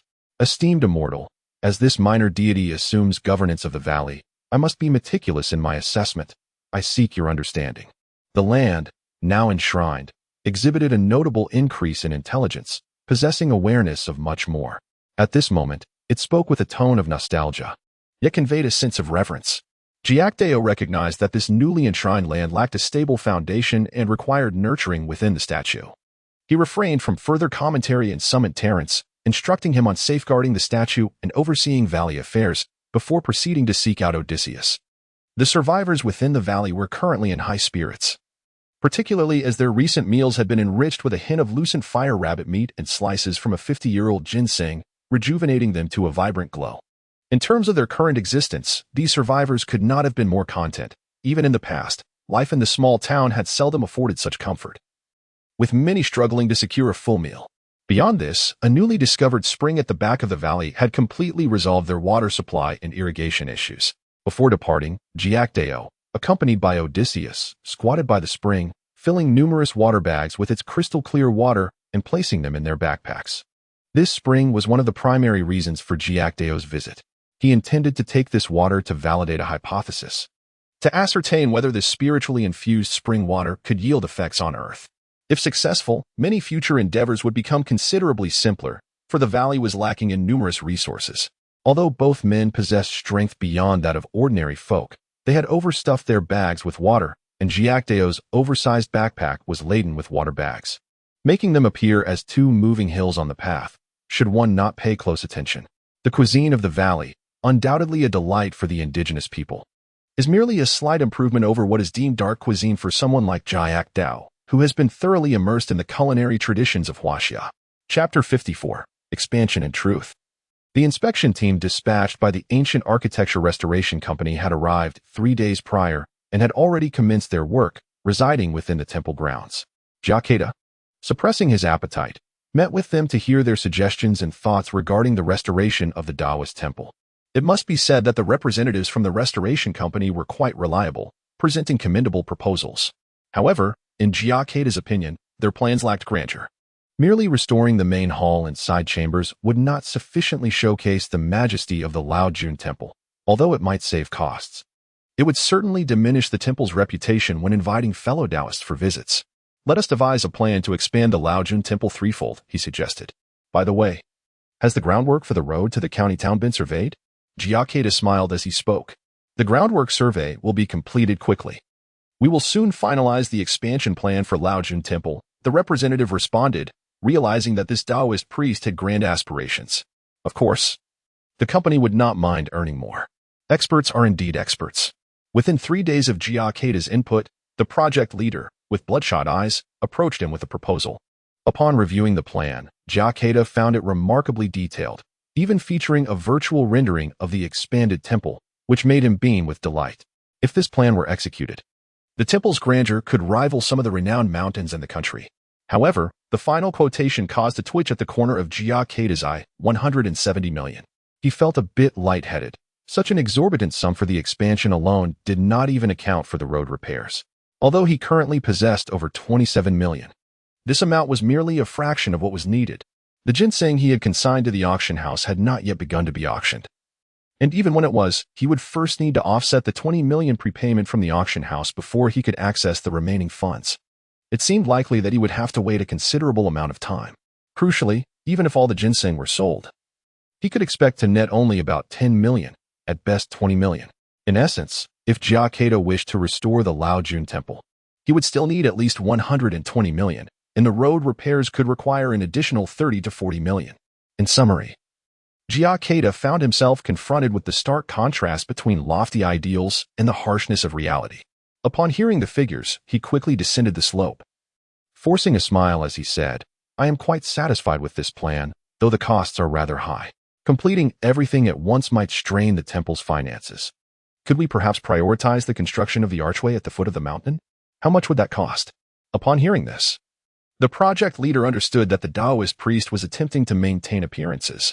Yet, since this esteemed individual was reportedly a friend of the CEO, the leader refrained from mocking him and promptly quoted the price for the archway's construction, over 3 million, which was quite reasonable. Certainly, the cost of constructing a stone archway is over 3 million, which may seem rather exorbitant. However, one must consider the mountainous terrain. Even if the roads are improved, the transportation cost will inevitably remain high. Moreover, can the archway of this temple be compared to those of lesser establishments? The standards are entirely different. Thus, let us proceed with the road and the archway. Upon hearing the relatively modest price of the archway, Jia Kedao felt a sense of relief and decisively approved the project. Yet, their road construction proposal left Jia Kedao somewhat perturbed. There were two proposed methods for the road construction. The first involved utilizing the existing mountain path, which would be more convenient. However, this approach would result in a route similar to the original, albeit wider and smoother.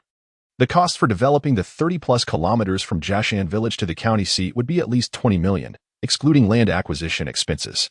Although the repairs were funded by the Laojun Temple, the costs associated with land acquisition could not be avoided, especially given the 20-plus villages along the way. It was said that when the experts conducted their surveys, the villagers were filled with excitement, fully aware that road construction would necessitate land acquisition, presenting them with an opportunity for profit. As for developing additional farmland alongside the mountain path, that was a trivial matter. The compensation for any crops would surely be less than the cost of dismantling the thatched houses. Upon hearing this, Jia Kedao was initially incredulous, but a glance along the mountain path nearly drove him to exclaim in frustration. It was no wonder he found it difficult to remain composed. The benefits of the road's completion for Laojun Temple were limited. At most, it would make access easier for pilgrims and fellow practitioners, facilitating the transport of goods. However, the greater advantages would accrue to the local mountain residents. If the road were constructed according to this first proposal, the land compensation alone would likely cause Jia Kedao significant distress. The experts had calculated that land compensation would likely exceed 80 million, while the land itself held little value. The cost of dismantling the thatched houses above it would be substantial.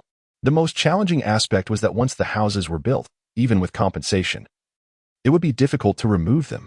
Some individuals might attempt to capitalize on the situation, demanding exorbitant prices, and if Jia Kedao hesitated over the expense, the road might never be built. Conversely, if he agreed to the compensation, he would feel an acute sense of loss. Given Jia Kedao's nature, he would likely find it unsettling to see others profiting from opportunities that he believed should have been his. To maintain his peace of mind and avoid dissatisfaction, it seemed that the first proposal was utterly untenable. The second proposal, however, was straightforward: to construct a direct road between Jiashan village and the county seat, resulting in a straight, aesthetically pleasing route. This method would require blasting through mountains and excavating tunnels, as 3 mountains lay between Jiashan village and the county seat. Chapter 55. The Dilemma of the Obstruction. However, these 3 mountains exemplify what is known as karst topography, which, in simpler terms, signifies the presence of subterranean water that has resulted in the formation of various lava caves. This terrain, aside from its implications and challenges in excavation and road construction, poses significant obstacles due to the potential disruption of underground water sources, making the approval for road work exceedingly arduous. Should the county fund the road construction, minor disruptions might be permissible. However, when it comes to the roadwork for the Laojun Temple, the stakes are considerably higher. The responsible official is acutely aware of these intricate nuances and has kindly advised Jia Kedao to discreetly allocate funds to crucial areas. Individuals accustomed to navigating the secular world are often unfazed by the notion of bribery. Yet, Jia Kedao stands apart, having grown up in the temple. He possesses a considerable understanding of worldly matters, yet he harbors disdain for the idea that one must grease palms to accomplish tasks. Why should he part with his hard-earned money? Ultimately, Jia Kedao realizes that if the road is not constructed, the cost of erecting the temple's archway will exceed 4 million. As for the temple's expansion and roadwork, Jia Kedao can only resolve to proceed once sufficient funds are amassed. However, the timeline for this construction hinges on his own disposition. After agreeing upon the commencement date for the archway and bidding farewell to the experts, Jia Kedao retreated into seclusion, restricting access to his quarters. He devoted himself to a rigorous regimen of cultivation and the consumption of medicinal concoctions. Following the consecration of the land by the statue, Jia Kedao reaped certain benefits. As the domain of the land deity spread throughout the valley, commanding the spiritual veins of the area, the influx of spiritual energy temporarily surpassed the valley's inherent energy. This surge enabled Jia Kedao to significantly enhance his cultivation over the course of several days. As he approached the threshold of breaking through to the next stage of refinement, Jia Kedao remained steadfast in his diligence, for perseverance is the vessel of cultivation. A week later, amid the concerns of Otis and others, Jia Kedao emerged from his chamber.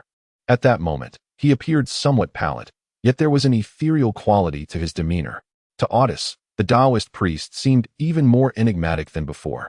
Remarkably, maintaining such a state after a week without sustenance was unprecedented. Meng Ting and the others gazed at him with brightened eyes, their minds swirling with thoughts of fasting and similar concepts. However, their assumptions were misguided. While Jia Kedao's seclusion superficially resembled the legendary practice of abstaining from food, in reality, he had fared far better than most. After some contemplation, Jia Kedao arrived at a conclusion. The spiritual energy is akin to salt, in realms abundant with spiritual energy. Even if the energy dissipates in water, the essence contained in the air and soil can replenish it at any moment. This is the ocean of spiritual energy.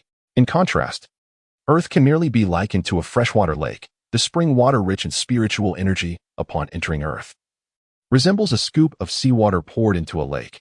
How could it not be diluted?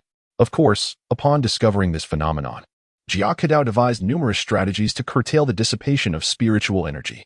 Some of these methods proved somewhat effective, such as utilizing ceramic vessels to replace water bags for storing spring water or adding a small amount of purified water infused with talismans to the mix. Even if there are some effects, it remains exceedingly difficult to entirely prevent the dissipation of spiritual energy. Therefore, aside from instructing Meng Ting and others to water the vegetable garden daily with spring water, Jia Kedao also switched to using spring water for his medicinal concoctions. It must be said that this spring water, imbued with spiritual energy, astonishingly enhances the efficacy of the medicinal brews. It facilitates a more effective dissolution of the medicinal properties into the concoction, thereby augmenting its effectiveness by a notable 10%, and allows for a more rapid absorption. Jia Kedao's daily intake of medicinal broth is limited. Exceeding this amount could result in adverse reactions, and excess can be as detrimental as a deficiency. Thus, the enhancement of the medicinal broth's effectiveness is truly a delightful surprise for him. Consequently, he is able to conclude his seclusion a week earlier than planned, having originally set a duration of 2 weeks. Upon emerging from his retreat, Jia Kedao showcased his remarkable appetite to Meng Ting and the others. Witnessing Jia Kedao depart, replete with satisfaction, they were left wide-eyed. To them, his stomach seemed like an insatiable abyss, despite consuming such copious amounts of food.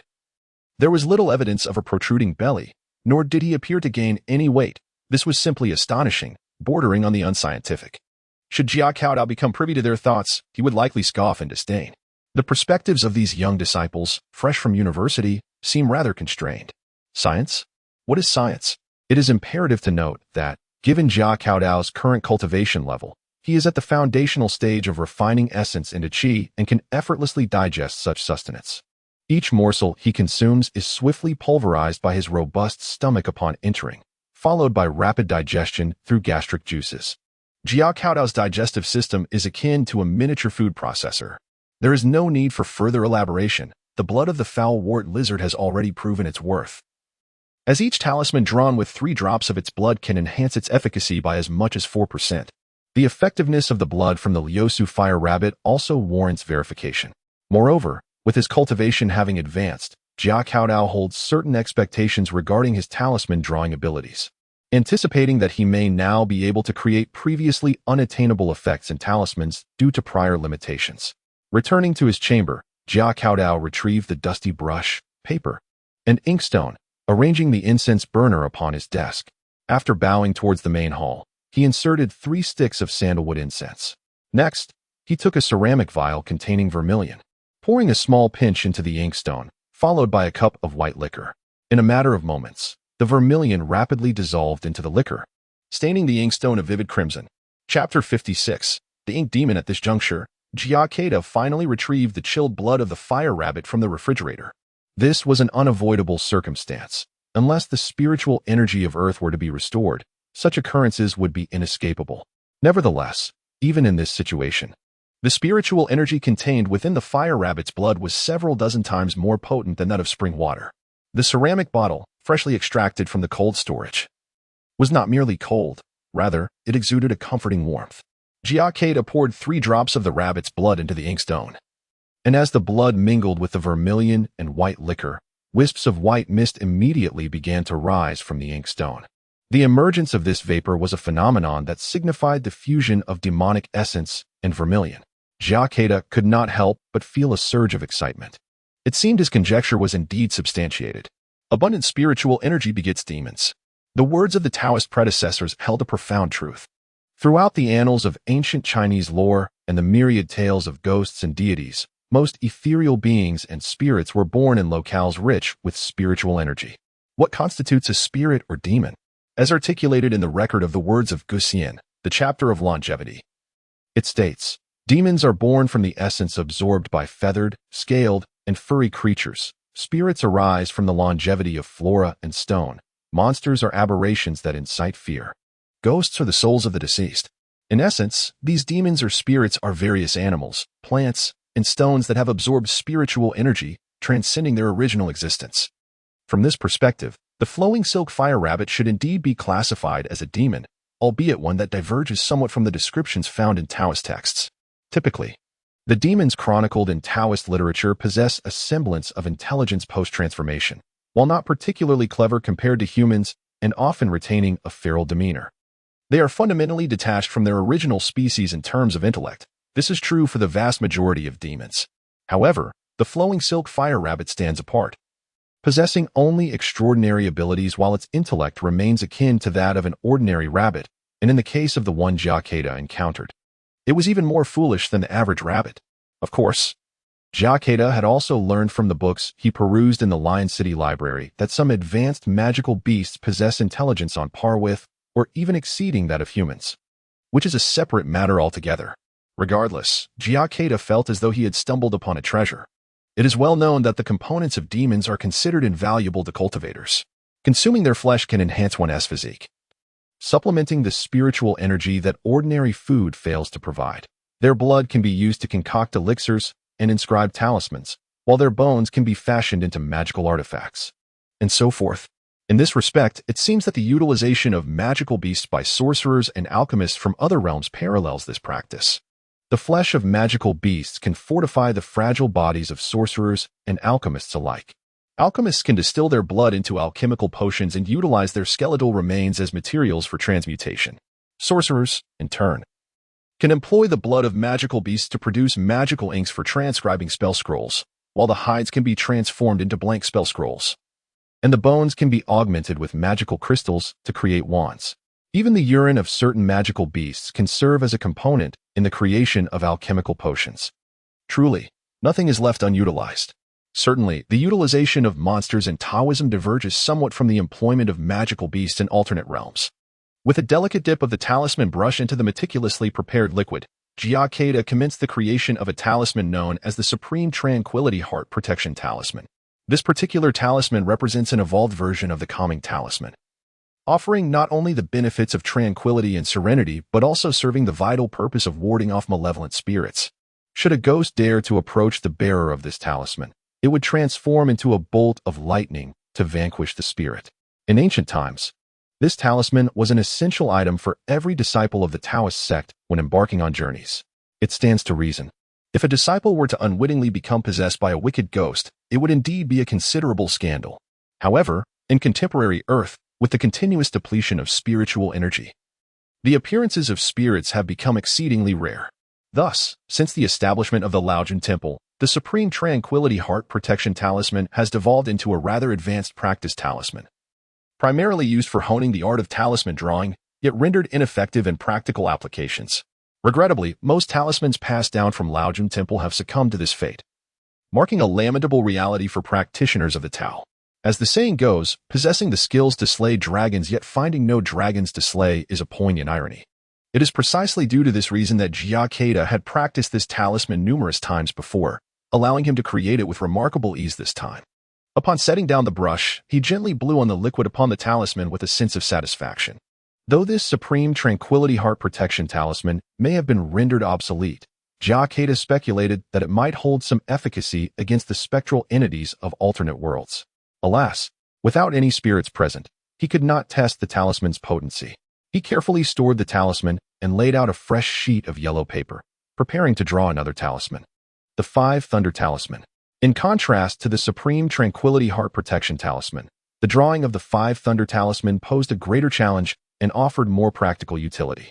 After all, the Supreme Tranquility Heart Protection Talisman could only ward off nearby spirits, while the Five Thunder Talisman summoned a bolt of lightning to strike any adversary. Yet, as Jia Kedao was about to begin his drawing, he brought the talisman brush closer for a closer inspection, letting out a soft sigh. This brush had been left by the previous temple master and was considered a cherished artifact within Laojun Temple, having been in use for over a decade. For a wolf hair brush, lasting a decade is indeed remarkable. While crafting the Supreme Tranquility Heart Protection Talisman, the brush had shed quite a few bristles, now nearly half-bald. Nevertheless, the brush handle was crafted from fine bronze, exhibiting exquisite workmanship, adorned with a talisman to stabilize the brush. This stabilizing talisman is an essential process in the creation of Taoist talisman brushes. What is the stabilizing talisman? It pertains to the brush's purpose, as it is the tool employed for drawing talismans, inevitably absorbing a modicum of spiritual energy from the talismans created each day. As time passes, the enchanted brush may awaken its own intelligence, transforming into a spirit creature. While some may find this notion exhilarating, the metamorphosis of the brush into a spirit is not a favorable development for the Taoist practitioners who inscribe talismans.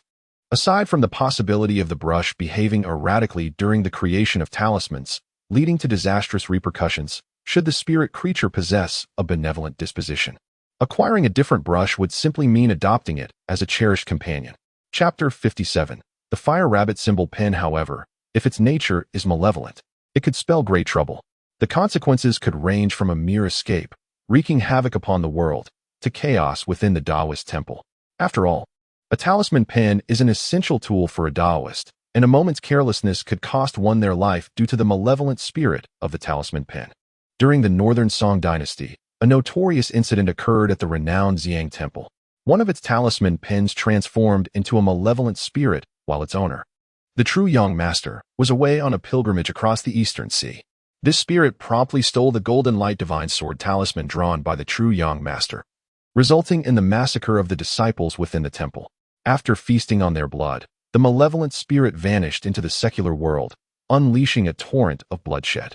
The true young master, having underestimated the threat, was ultimately injured by the golden light divine sword talisman and met his demise 20 years later, leading to the gradual decline of Mingyang Temple, which eventually faded into the annals of history. In the aftermath of this calamity, all talisman pins used by Taoists were inscribed with a thunderbolt spirit suppression talisman. Should a talisman pin gain sentience, this talisman would dispel its consciousness. Over time, the name of the thunderbolt spirit suppression talisman evolved into the talisman suppression symbol. Naturally, Jia Kedao would not dare to risk nurturing a malevolent spirit within a talisman pin. He delicately tugged at the frayed wolf hair tip wrapped in paper, causing it to come loose entirely. Although rabbit fur was conventionally unsuitable for talisman pins due to its softness, the resilience of the fire rabbit fur was comparable to that of wolf hair, even surpassing it in sturdiness. Thus, it posed no issue to replace the wolf hair with rabbit fur. After securing and tightening the rabbit fur onto the pin holder and refining its shape, the talisman pin was rejuvenated. With the rabbit hair, the talisman pin proved to be even more effective than before, gliding effortlessly across the paper. As he moved the pin, faint wisps of light emanated from the lines it traced. Though ephemeral, it sparked a flicker of enlightenment within Jia Kedao. With a renewed sense of enthusiasm, Jia Kedao set about crafting his next talisman, the Five Thunder Talisman. Having never practiced this particular talisman before, he approached the task with utmost caution, moving the pin slowly.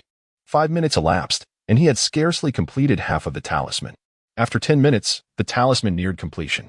As he took a gentle breath, preparing to finalize the last stroke, he suddenly noticed a flicker of blue lightning manifesting above the nearly finished talisman. Having practiced talisman drawing since childhood, Jia Kedao immediately recognized the implications of this phenomenon. Without a moment's hesitation, he propelled himself backward. At the instant he fell to the ground, a thunderous clap resounded, and a wave of blue light surged forth. When Jia Kedao rose from the floor, he beheld a scene of utter devastation within the room. The area above the desk was charred black, with a few embers still flickering on the beams. The papers, blankets, and other items had been reduced to ashes. It was evident that the backlash from the Five Thunder Talisman had caused this destruction. While the source of the problem had been identified, a new dilemma arose within his mind.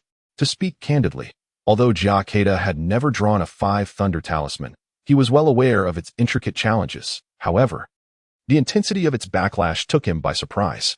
Under ordinary circumstances, the backlash from a talisman such as the Five Thunder would amount to no more than 30% of its ultimate effect.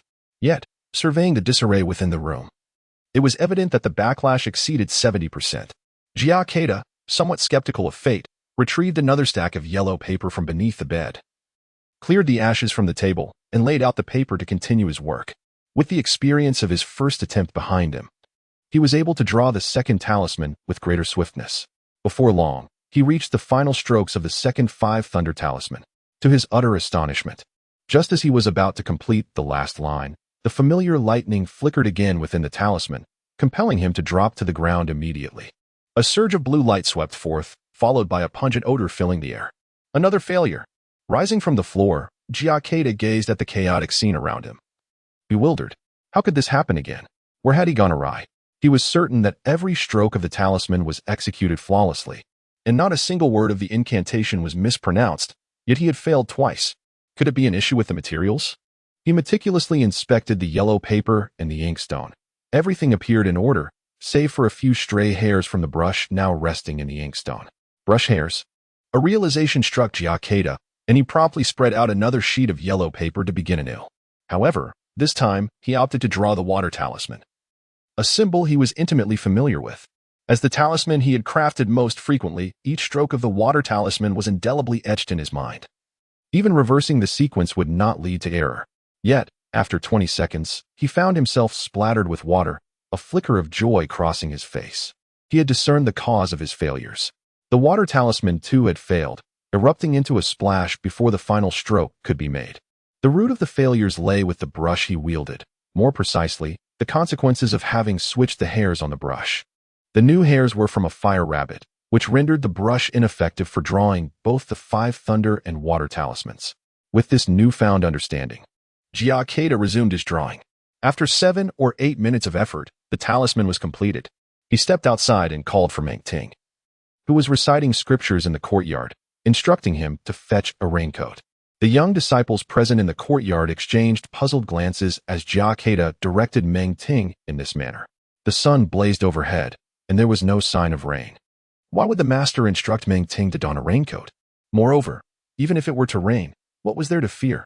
The corridors were abundant, and the rain would not pose an issue.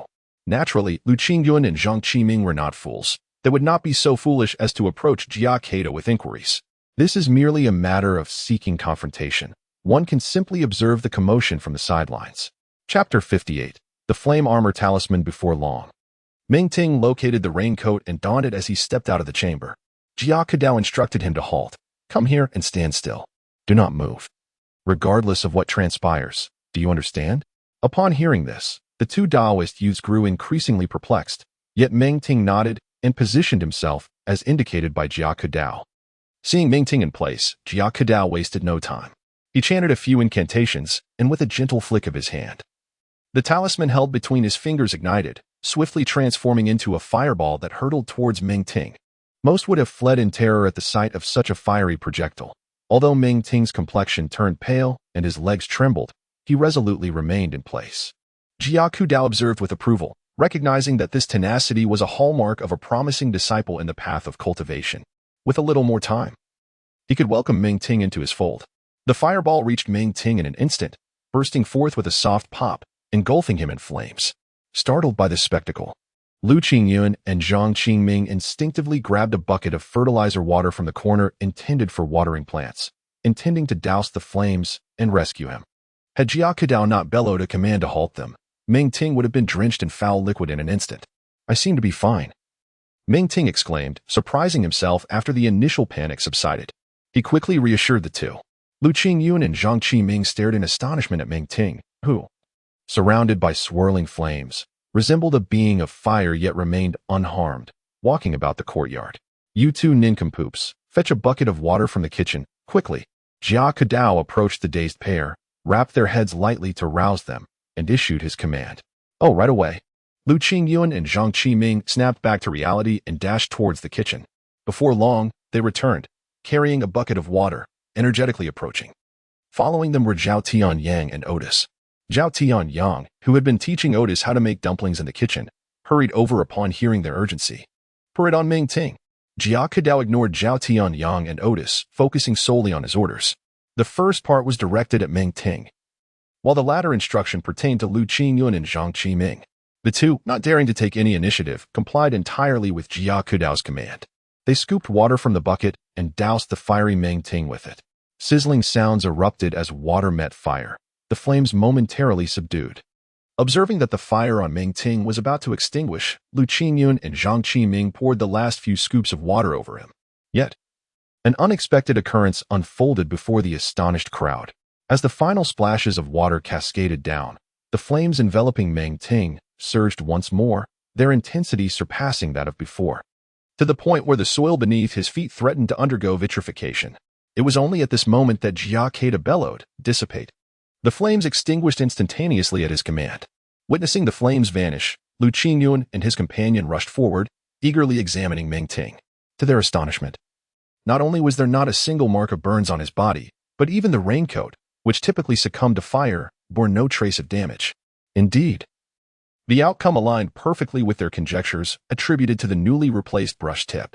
The alteration rendered this talisman brush incapable of inscribing any symbols other than those pertaining to fire. The earlier flame armor talisman served as undeniable evidence. Of course, the limitation on the types of talismans that could be drawn was not without its advantages. The power of the flame armor talisman had increased by over 10%. This demonstrated that utilizing the beasts from another realm to craft talismans held significant potential. However, a subsequent dilemma arose. Jia Kedao would need to procure another talisman brush for continued use. After all, the only fire-related talisman he could currently inscribe was the flame armor talisman. Without acquiring a new brush, he would find himself unable to create any further talismans. Subsequently, Jia Kedao inscribed several more flame armor talismans before ceasing his efforts. Once he had safely stored the talismans, he stepped outside and summoned a few acolytes, instructing them, "Please tidy up the guest quarters. I have matters to attend to." The acolytes, including Meng Ting, complied without reluctance. Their lives within the Taoist temple had been immensely satisfying. Beyond their daily routines of rising early to clean, attending morning lessons, and studying scriptures, they also enjoyed leisure time to watch television, play computer games, and browse the internet, alleviating any feelings of emptiness or boredom. The practice of breath control had brought about remarkable changes in their physiques within less than a month. Nowadays, aside from students in physical education, most university students lack physical exercise. The temptations of this era are too numerous. Staying up all night online and dozing off in class during the day has become the norm, resulting in a concerning decline in physical health among these students. Take Meng Ting and Lu Qingyun, for instance. Zhang Qiming, hailing from a rural background, had engaged in some farm work and appeared relatively robust, while Meng Ting and Lu Qingyun were quintessential examples of the fatigued youth, their slender frames seemingly ready to be swept away by the slightest breeze. Remarkably, after nearly a month of dedicated breath control practice, their bodies had undergone significant transformation, not to mention the daily task of carrying water from the back mountain to the kitchen, each with a shoulder pole and 2 large wooden buckets filled with at least 100 pounds of water. This change further solidified their resolve to remain at the Taoist temple. Today, when the abbot instructed them to tidy the guest quarters, they entered without hesitation. Upon entering, the 3 individuals were immediately taken aback. What nefarious deeds had the esteemed master committed in his private chamber? Everywhere they looked, there were scorch marks left by fire and lightning. Had the elder been struck by a bolt of lightning? Lu Qingyun found himself murmuring involuntarily among themselves. They had taken to referring to Jia Kedao as the elder, a title initially bestowed by their instructor. It was inconceivable if he had indeed been struck by lightning. Could he still be so at ease? Meng Ting shook his head, inspecting a chair that was still emitting smoke from its encounter with the storm. At that moment, Zhang Qiming, who had remained silent until now, broke the stillness. Upon hearing his words, Meng Ting and Lu Qingyun shivered, their previous camaraderie evaporating as they began to tidy up the chaos around them. For the 3 of them, Jia Kedao's punishment was undeniably terrifying. It was not a physical punishment, but rather the daunting task of transcribing works such as the Eastern Jin Taoist canon and complete collection of divine talismans, which were nothing short of formidable scriptures. To speak of copying texts, it was a task dreaded by all. Yet, the selections chosen by Jia Kedao were particularly daunting, with none of them containing fewer than 1,000,000 characters, excluding the time devoted to regular morning and evening lessons, meals, and sleep. Managing to transcribe 20,000 characters a day within the confines of the Laojun Temple was already considered remarkable. Should one be sentenced to copy any complete scripture, they could expect no respite for at least 2 months. Lu Qingyun, known for his somewhat lively disposition, had once been punished for dozing off during morning lessons after playing with his phone the previous night. He had been tasked with copying the first volume of the Eastern Jin Taoist canon, a staggering total of 130,000 characters, which took him an entire week to complete, leaving him pale and exhausted.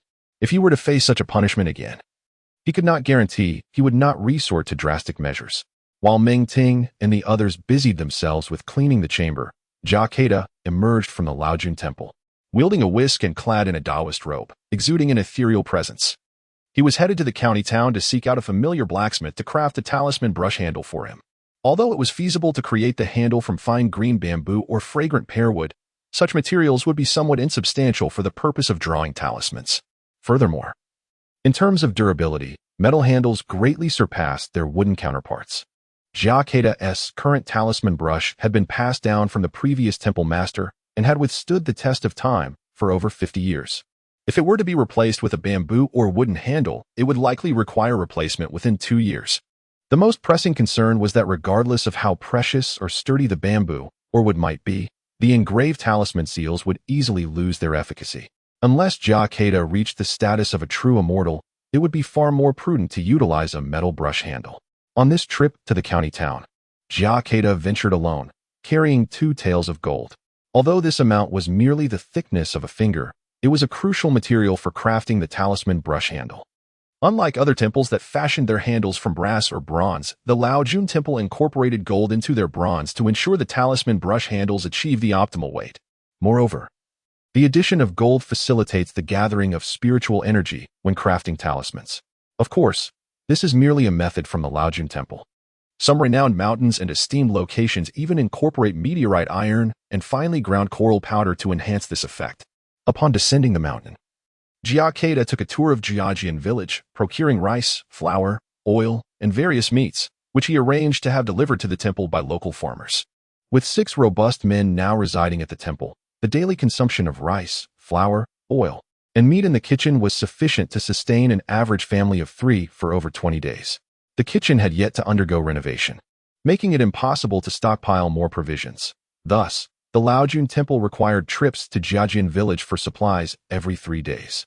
After attending to the procurement of provisions, Jia Kedao made his way back down the mountain. Upon arriving in the county town, he sighed with relief. Along the journey, any villager who recognized him would inquire, "Taoist, is it true that the Laojun Temple is to be repaired? How will the land compensation be calculated?" Frankly speaking, Jia Kedao found these questions rather disconcerting. It was undeniable that the villagers were driven by greed. However, the root of the issue could not solely be blamed on them. The villagers of B County were exceedingly impoverished, having lived in these mountains for generations. In the past, when everyone was equally destitute, life simply went on. Human nature is fickle. Thus, when presented with a windfall opportunity, it is only natural for them to seize it with fervor. This elucidated the sudden emergence of thatch-roofed cottages along the mountain paths. Jia Kedao understood the reasoning behind their actions, yet he felt a profound discomfort. These very people had caused his road construction plans to be postponed. It is only natural to feel a surge of anger when confronted with those who, with ravenous intent, seek to take a piece of one's flesh while discussing the most suitable method of doing so. Nonetheless, at this juncture, Jia Kedao found himself powerless against these villagers. He could hardly resort to disrupting their feng shui, which would be far too unscrupulous. As Jia Kedao wandered through the county town, he failed to locate a single blacksmith shop. Smacking his forehead, he chuckled ruefully. In this day and age, how could a blacksmith shop still exist in the county town? Even if one did, it was unlikely to possess the capability to forge a pen barrel. After pondering for a moment, Jia Kedao headed towards the goldsmith shop he had visited previously. Upon entering, the girl he had encountered last time approached him with a radiant smile, exuding warmth as if she had just reunited with a long-lost lover. Had he been a Navi youth, he might have been easily enchanted by her charm. However, Jia Kedao was aware that her enthusiasm was merely a byproduct of the gold bars he had previously sold. "Is your boss available?" Jia Kedao inquired, intending to enlist the goldsmith's skill to craft a pen barrel. Compared to a burly blacksmith, the craftsmanship of a goldsmith skilled in creating intricate jewelry would undoubtedly surpass that of their counterparts. Upon receiving the notification from the waiter, the elderly gentleman rushed out from the back with an eager demeanor. Observing his spirited appearance, even without the gift of foresight, Jia Kedao could discern that this man was likely to live for several more decades. Chapter 60. A Tale of Melodrama Taoist Mingyang. "Are you here this time to sell goldfish?" The old man inquired with a jovial smile, his tone laced with a hint of urgency. It was evident that he was quite pleased with their previous transaction, having reaped considerable profits. "Actually, I have come to request your esteemed establishment to craft some items," replied Jia Kedao with a smile, acknowledging that he had no gold left to sell. Even the gold intended for crafting talisman brushes was merely what he had set aside from their last dealings. The old man blinked in slight surprise at this unexpected request, but soon chuckled. "If it were merely a matter of trade, you could easily find any gold shop to sell your gold. However, if it is a favor from us, one can be certain that, given your disposition, you would only sell it to us." It must be said that the old man had a keen eye for character. After nodding in agreement, he led Jia Kedao to a room at the back of the shop. The space was modest, containing 2 iron tables laden with a variety of tools. Jia Kedao recognized only the lamp blower and a small pair of pliers. The rest were entirely unfamiliar to him. "I am the goldsmith here, young Taoist. Please, tell me what you wish to create," the old man said, mistaking Jia Kedao's curious glance for a search for the goldsmith. Without hesitation, Jia Kedao produced the gold and outlined his requirements. The old man initially assumed that Jia Kedao sought to craft something like a Taoist crown or oil lamp, only to be surprised that it was merely a few pen shafts. How exceedingly simple. With brass and tin readily available, the gold shop, apart from procuring goods from large companies, could hardly be expected to forego adding a few materials while crafting jewelry. In commerce, there is no such thing as a deal without deceit. This is an unassailable truth. Upon hearing Jia Kedao's specifications for the talisman brushes, the old man entered a state of focused work. His ever-smiling face grew serious as he rummaged through a small drawer beneath the table, retrieving a copper rod and igniting it with an acetylene torch. Before long, the copper rod transformed into a molten solution within the container. The old man busily added small pieces from a gold bar, his eyes fixed intently on the mixture. Eventually, he introduced some silver wire as well. The melting point of copper is approximately 1083 degrees Celsius, while gold melts at 1064 degrees, and silver at 961.78 degrees. The flame produced by the acetylene torch can reach temperatures of up to 200 degrees, easily liquefying these metals. The mold used was brought by Jia Kedao, an heirloom of sorts, having been passed down through generations, and could be considered an antique from the Laojun Temple. Once the alloy solution was perfectly concocted, the old man swiftly poured it into the mold, and with the mold closed, their bustling activity came to a close. Naturally, allowing this alloy solution, heated to over 1,000 degrees, to cool naturally would require a considerable amount of time. Thus, Jia Kedao engaged the old man in casual conversation. The old man's name was Wang Zixing, his gold shop a family legacy, and at over 50 years of age. He had dedicated more than 40 years to the craft of goldsmithing. After a while, Wang Zixing let out a soft sigh. It seems this family legacy may not be passed down. As Wang Zixing recounted his tale, Jia Kedao began to comprehend the situation. Wang Zixing had 2 daughters and a son, all of whom had pursued higher education and subsequently settled in distant locales, marrying and raising families of their own. Nowadays, most young individuals, unless absolutely necessary, are reluctant to engage in the skilled craftsmanship of goldsmithing. Regarding his daughters, Wang Zixing held rather traditional views, once married. A daughter was akin to water spilled from a vessel, and he believed that leaving them a modest inheritance before his demise was the utmost he could offer. Jia Kedao could only remain silent in response to Wang Zixing's woes. He had discreetly employed his clairvoyant abilities to perceive the 3 flames of Wang Zixing's fate.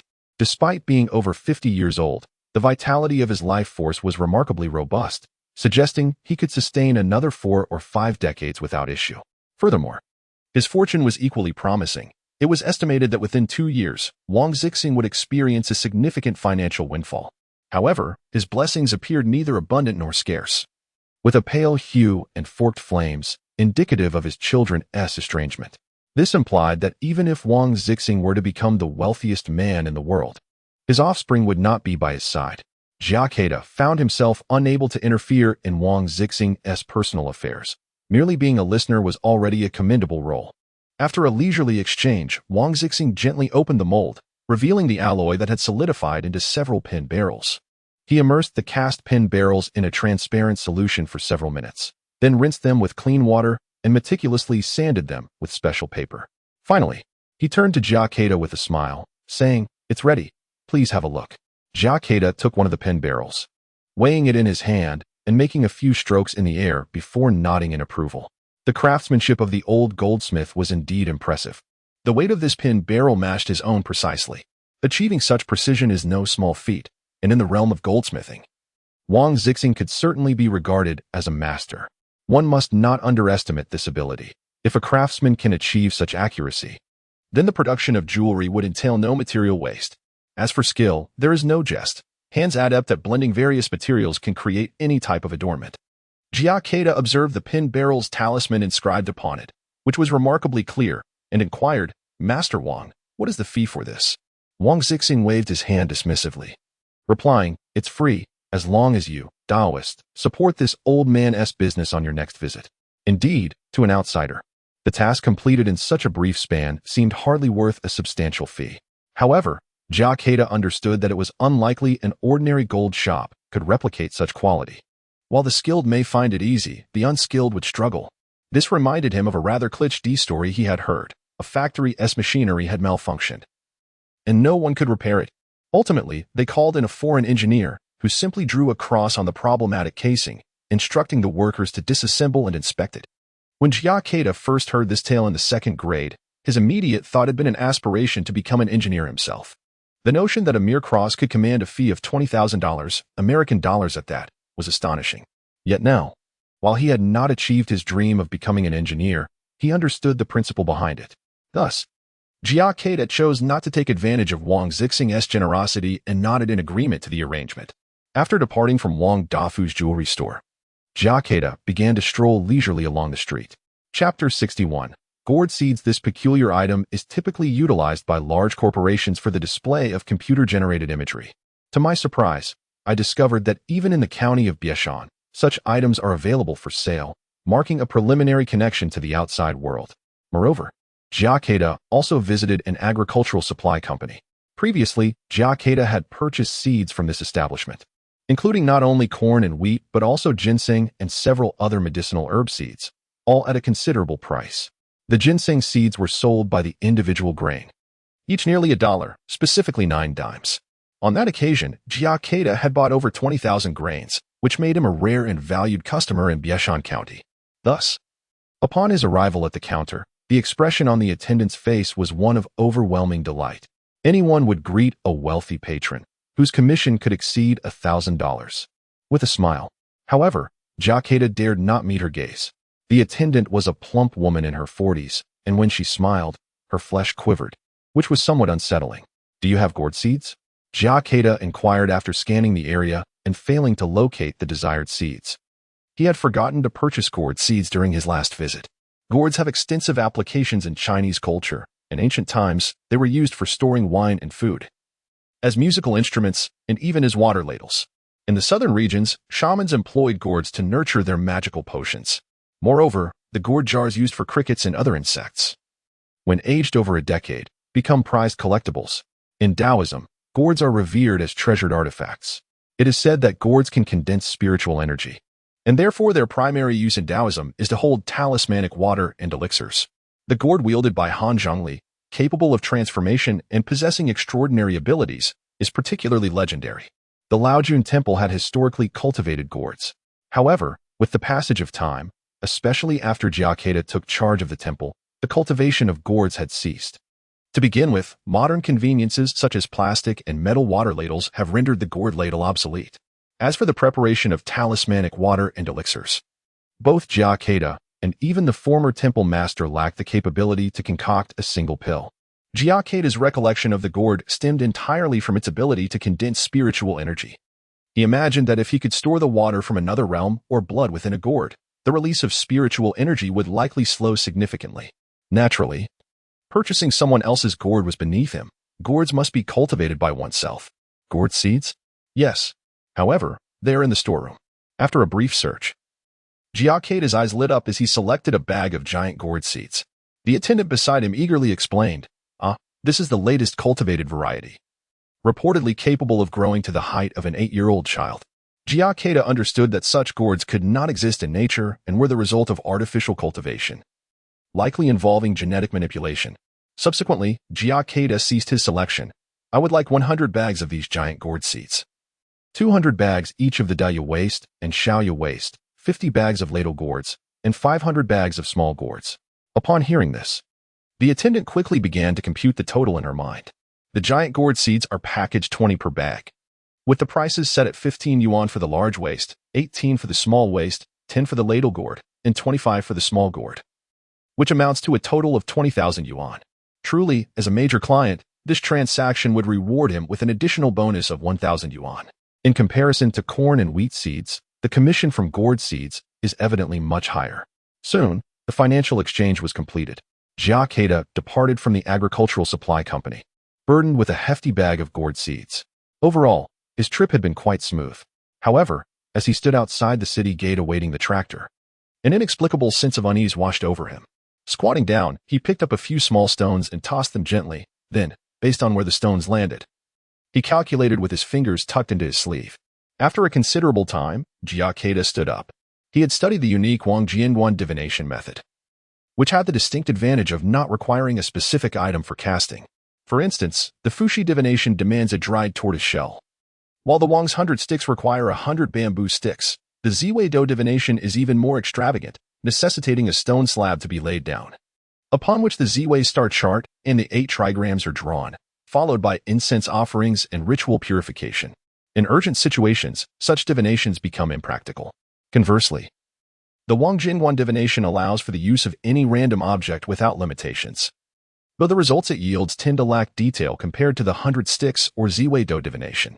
Jia Kedao furrowed his brow slightly, as the divination indicated impending troubles, likely to arise from afar. Should he fail to manage this situation well, it could significantly impact the Wang Jingguan. Nevertheless, he remained unperturbed, having foreseen it. He could take preventive measures. Of course, he was not convinced that these troubles could truly affect him. If provoked, he would not hesitate to retaliate. Suddenly, a blaring horn jolted him from his thoughts. A luxurious sedan screeched to a halt before him, raising a cloud of dust from the long-neglected road outside the city gate, leaving him somewhat disheveled. The window rolled down, revealing a portly man with conspicuous gold teeth who called out loudly, "Hey, little Taoist, do you know how to get to Jianshan village?" Beside him in the passenger seat, a woman in a cheongsam, partially revealing her creamy curves, giggled at the sight of Jia Kedao's dusty appearance. Could this be the trouble he had foreseen? Thoughts raced through Jia Kedao's mind as he pondered the intentions of a wealthy man driving such an upscale car to Jianshan village. As the man with the gold tooth observed Jia Kedao's unblinking gaze fixed upon the car window, a shadow of displeasure briefly crossed his countenance. However, taking into account his unfamiliar surroundings, he refrained from expressing his irritation overtly. Instead, he feigned a gesture of striking the alabaster thigh of the woman in the qipao, exclaiming, "Is it that the sight of a handsome man renders you incapable of averting your eyes? Shall I escort you to the bridal chamber?" Chapter 62. Into the bridal chamber with a thunderous roar, the man known as Big Gold Tooth caused a subtle shift in the demeanor of the woman in the qipao. Having accompanied him for such an extended time, she was undoubtedly aware of his notorious reputation. In a mere decade, Ping Shigue had ascended from a mere street thug to one of the three underworld overlords of City C. Often referred to as the three tigers of City C alongside his two counterparts, sometimes even overshadowing them. Beyond his dealings in illicit enterprises such as gambling and drugs, Peng had also ingratiated himself with various officials, weaving a complex web of interests. In City C, one could rightfully regard Peng Shigue as the emperor of the underworld, wielding power and influence with impunity. For the average criminal who found themselves in custody, as long as the evidence was not irrefutable in a murder case, Peng could effortlessly extricate them from their plight. Consequently, Peng's notoriety within the criminal realm only grew, fostering an increasingly imperious attitude. The woman in the qipao was privy to 3 murder cases alone. One incident involved a seafood market operator who resisted paying an exorbitantly raised safety fee, essentially a protection racket, and rallied others to challenge Peng. In retaliation, the ruthless Peng dispatched over a dozen henchmen, armed and ready, to invade the operator's home, wreaking havoc before dragging the individual into the mountains to meet a grim fate. The other 2 murder cases arose from Peng's jealousy over his mistress's casual conversations, leading him to assume infidelity in a fit of rage. He entombed the so-called adulterers in a coffin filled with stones, a grim act he referred to as sending them into the bridal chamber. Thus, the woman in the qipao dared not show any sign of hesitation. Suppressing her rising terror, she feigned a playful laugh, saying, "My dear husband, look at this foolish Taoist. How could I ever be interested in him? If I were to seek another, it would have to be someone as formidable as you." With a striking appearance that could easily earn a score of 90, her flirtation captivated Peng's attention, his gaze fixated on her alabaster thighs, further inflamed by her seemingly vulnerable expression. With a reputation for indulgence, Peng could hardly contain himself. He produced 2 banknotes and tossed them before the Taoist, declaring, "This is for you. Stay put. Don't even think about slipping away. Let me shortly." The Taoist, Jia Kedao, stood astonished, taken aback by the audacity of the man's words and the brazen display of depravity in broad daylight. Even with years of Taoist discipline, he could not help but exclaim in frustration, "What the hell? This is a bustling city gate." While Jia had yet to experience the intricacies of romantic entanglements, he was not naive enough to assume that Big Gold Tooth was assaulting the girl. He would rather weep in a BMW than smile on the back of a bicycle. Such scenes were rampant online, and although Jia had encountered some, the sentiment that flooded his heart in witnessing this was encapsulated in a single phrase: "The world is in decline." Though it was a matter of mutual consent, with men drawn to beauty and women to wealth, a lingering discomfort settled within Jia Kedao's spirit. Jiak now finds himself pondering a singular dilemma. Should he suppress his anger, turn away, and disregard such mundane individuals, or should he wait for them? With a flick of his right index finger, he activated his Mingyang eye, casting a glance into the car. Naturally, despite the transparency of the window, it was impossible for Jiak to perceive the 2 bare bodies within. After all, The Mingyang is not a tool for X-ray vision. This mystical sight reveals the flames of passion and the currents of fortune of others. After a brief observation, Jia sighed softly. He decided to select a stone as a means of choice. If the stone were odd, he would turn away. If even, he would remain. Jia crouched down, retrieving 200 yuan bills from the ground. This was necessary, as even in wastefulness, one must not squander money. Subsequently, he picked up 2 stones. Murmuring incantations, let us see, is it even or odd? Well, indeed, the stones proved to be even. Thus, in accordance with the will of heaven, Jia resolved to stay. Though a peculiar smile crept across his face. Casting his gaze around, Jia noticed a beggar seated beneath the city gate. It must be said, Biaxin County fares better in this regard than larger cities. In metropolitan areas, beggars are often professional, soliciting during the day and indulging in nightlife, living comfortably while breaking the hearts of the benevolent. In contrast, the beggars of Biaxin County are genuine. They are either incapacitated by injury or have been cast out by ungrateful families due to their age, none of them begging for profit. The beggar, his appearance obscured by dirt and disheveled, greasy hair, was nevertheless discernible to Jia's lingering yin-yang eye, which revealed his age to be over 80. Alas, in an ordinary household, an elder of this age would be enjoying the fruits of life. Without a moment's hesitation, Jia placed the 200 yuan bills into the beggar's bowl. Most residents of Biaxin County are not affluent, and thus the beggar's bowl typically contained only small denominations. The sudden appearance of 2 100 yuan notes startled the old man. Fortunately, he did not, like beggars in the larger cities, first check the authenticity of the money, which would have been disheartening. Thank you, thank you. May noble benefactors be blessed with wealth and many descendants. The old beggar uttered auspicious words, then turned to look at Jia, momentarily silenced by the sight before him. The donor was a young Taoist priest. It seemed that the blessings of wealth and many descendants were rather unnecessary. The old beggar racked his brain, attempting to find a more fitting phrase of goodwill. Observing the beggar's demeanor, Jia felt a pang of sympathy and chose to change the subject. Chapter 63. If heaven does not reap, then I shall. This was the first time the old beggar had been asked such questions, causing him to hesitate momentarily. However, after a brief pause, it seemed he let go of some concerns and began to murmur. It turned out that the old beggar was named Zheng Feiyu, a name that suggested he hailed from a scholarly lineage. Zheng Feiyu was once a retired teacher with only one son. Life had been relatively decent for him until misfortune struck. His son and daughter-in-law perished in a car accident, leaving the elderly teacher to mourn the loss of his black-haired kin. After toiling to raise his grandson, who excelled in his studies and gained admission to a prestigious university, Zheng Feiyu felt a sense of pride as his grandson graduated and secured a position at a foreign enterprise, even managing to turn a female colleague into his girlfriend. Yet, soon after, the most devastating blow came. His grandson was involved in a car accident, reportedly due to driving under the influence, thus bearing full responsibility for the incident. After weeping profusely, Zheng Feiyu sold all his possessions and even mortgaged his retirement pension in order to compensate the victims of the accident. From that moment on, he became a beggar in the county of Biaxin. Zheng Feiyu spoke slowly, and Jia Kedao listened attentively. Once Zheng Feiyu finished his tale, Jia Kedao furrowed his brow. Something about the events following the accident seemed amiss, yet as an outsider, he could not ascertain the truth. As they conversed, Zheng Feiyu began to weep again. Seeing the old man's sorrowful state, Jia Kedao sighed gently and inquired about his grandson's birth date and the specifics of the accident's time and location. He then began to chant incantations while tossing a handful of stones onto the ground. Upon witnessing Jia Kedao commence his divination, Zheng Feiyu quickly stifled his sobs, fixating his gaze on the stones as if he could somehow revive his grandson through sheer will. After a period of contemplation, Jia Kedao shook his head and spoke. The omen suggests that your grandson may have met his demise due to enmity, likely related to a woman. Stunned by Jia Kedao's revelation, Zheng Feiyu paused. Although the Taoist appeared youthful, he emanated an aura of trustworthiness. The thought that his grandson had been murdered sent a surge of anguish erupting from deep within, akin to a volcano.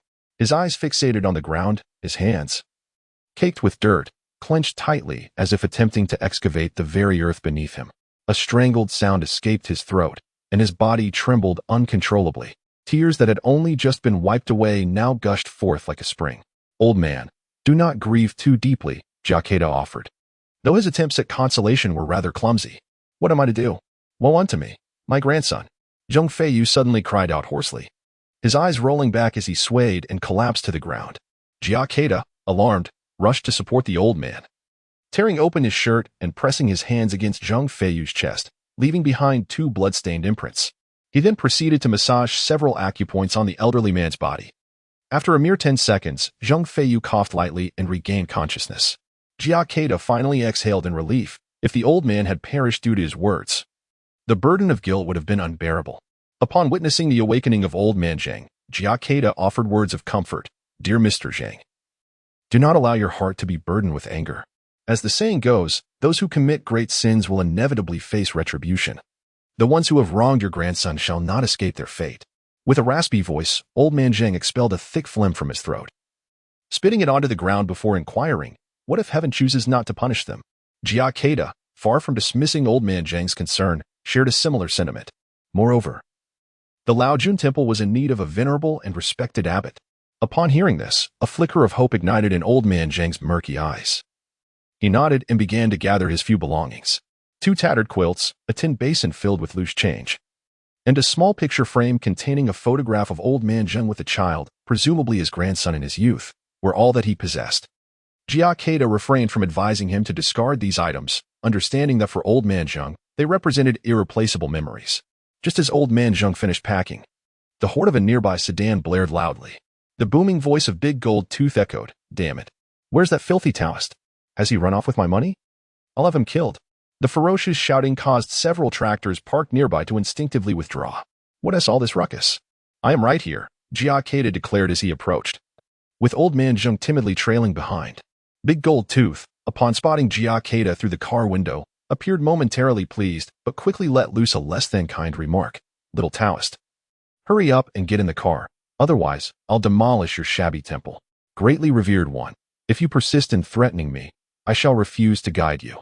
Jia Kedao replied, indifferent to whether Big Gold Tooth was indeed heading to his temple. He had previously used his Mingyang eyes to perceive the man's aura, which revealed a much darker fate riddled with blood compared to the earlier 3 robbers. It was evident that he was not a man of virtue. Moreover, given that Big Gold Tooth was currently seeking his assistance, his brazen demeanor suggested that even if he located the mountain folk, none would be inclined to assist him. The reasoning was straightforward. The mountain dwellers possessed their own dignity.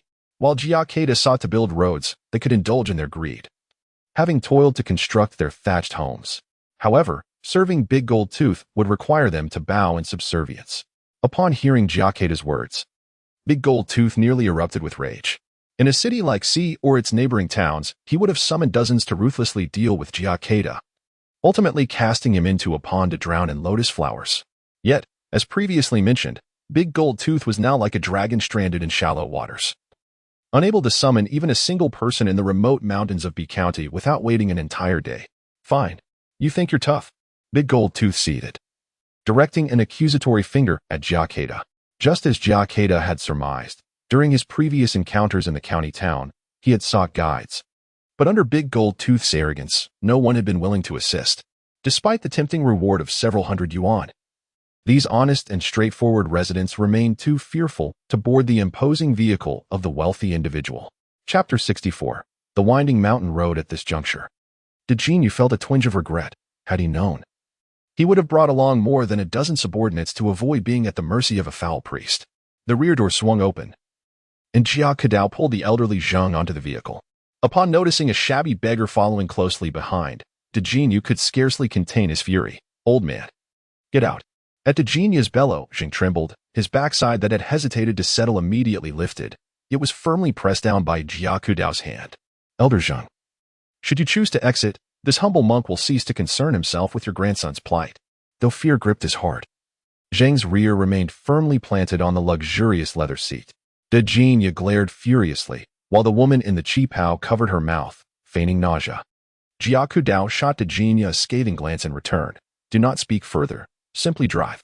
Surprisingly, Dejin, who had always been unflinching in the face of violence, felt a tremor of unease at the reprimand, and without realizing it, his right hand ignited the ignition, propelling the car along the mountain road. The sight of Dejin's compliance left the qipao-clad woman astounded.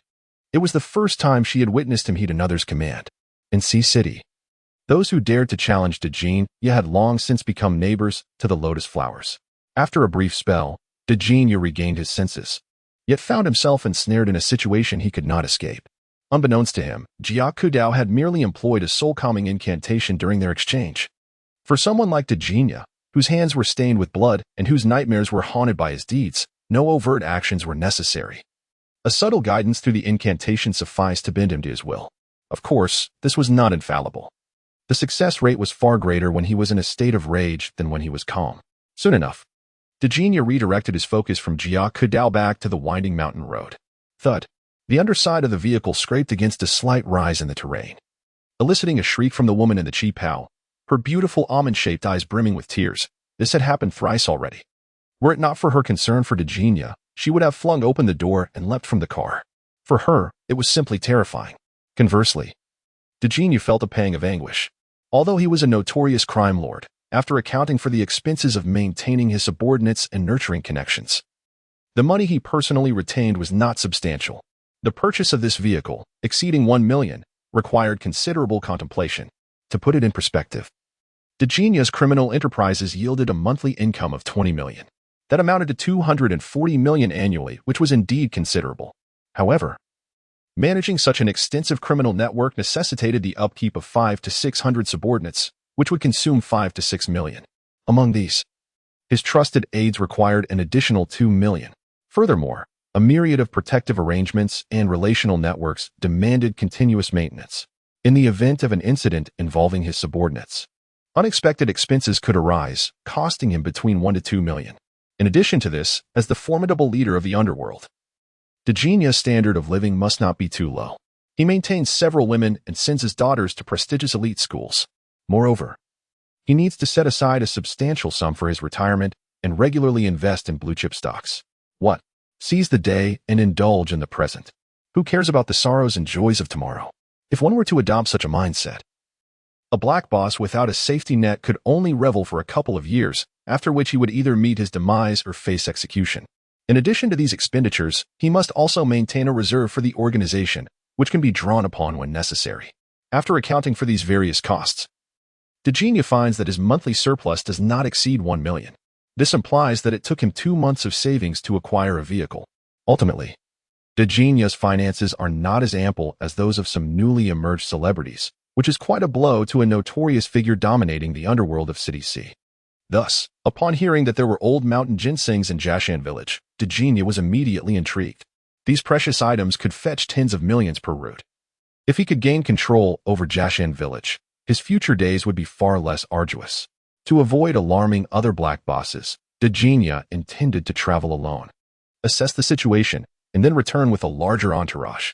However, as previously mentioned, Dejinja is a man who cannot resist the company of women, and thus he brought along a woman in a qipao to alleviate the journey's hardships. In this world, what lengths one go to for money? It is trivial to endure the disdain of a foul Taoist, as long as he can secure the old mountain ginseng line. He would gladly refer to a beggar as his father. Consequently, when his BMW was scratched, Dejinja felt a pang of regret, but did not halt his journey. Nonetheless, a bit of entertainment can be a welcome distraction. As the BMW progressed amid minor collisions, it would likely become a tale of amusement among the mechanics once delivered to the repair shop, perhaps among BMW owners. Dejinja would be the only one to drive his vehicle in such a manner. Eventually, the BMW had to come to a stop, not due to a mechanical failure, but because the road had reached its end.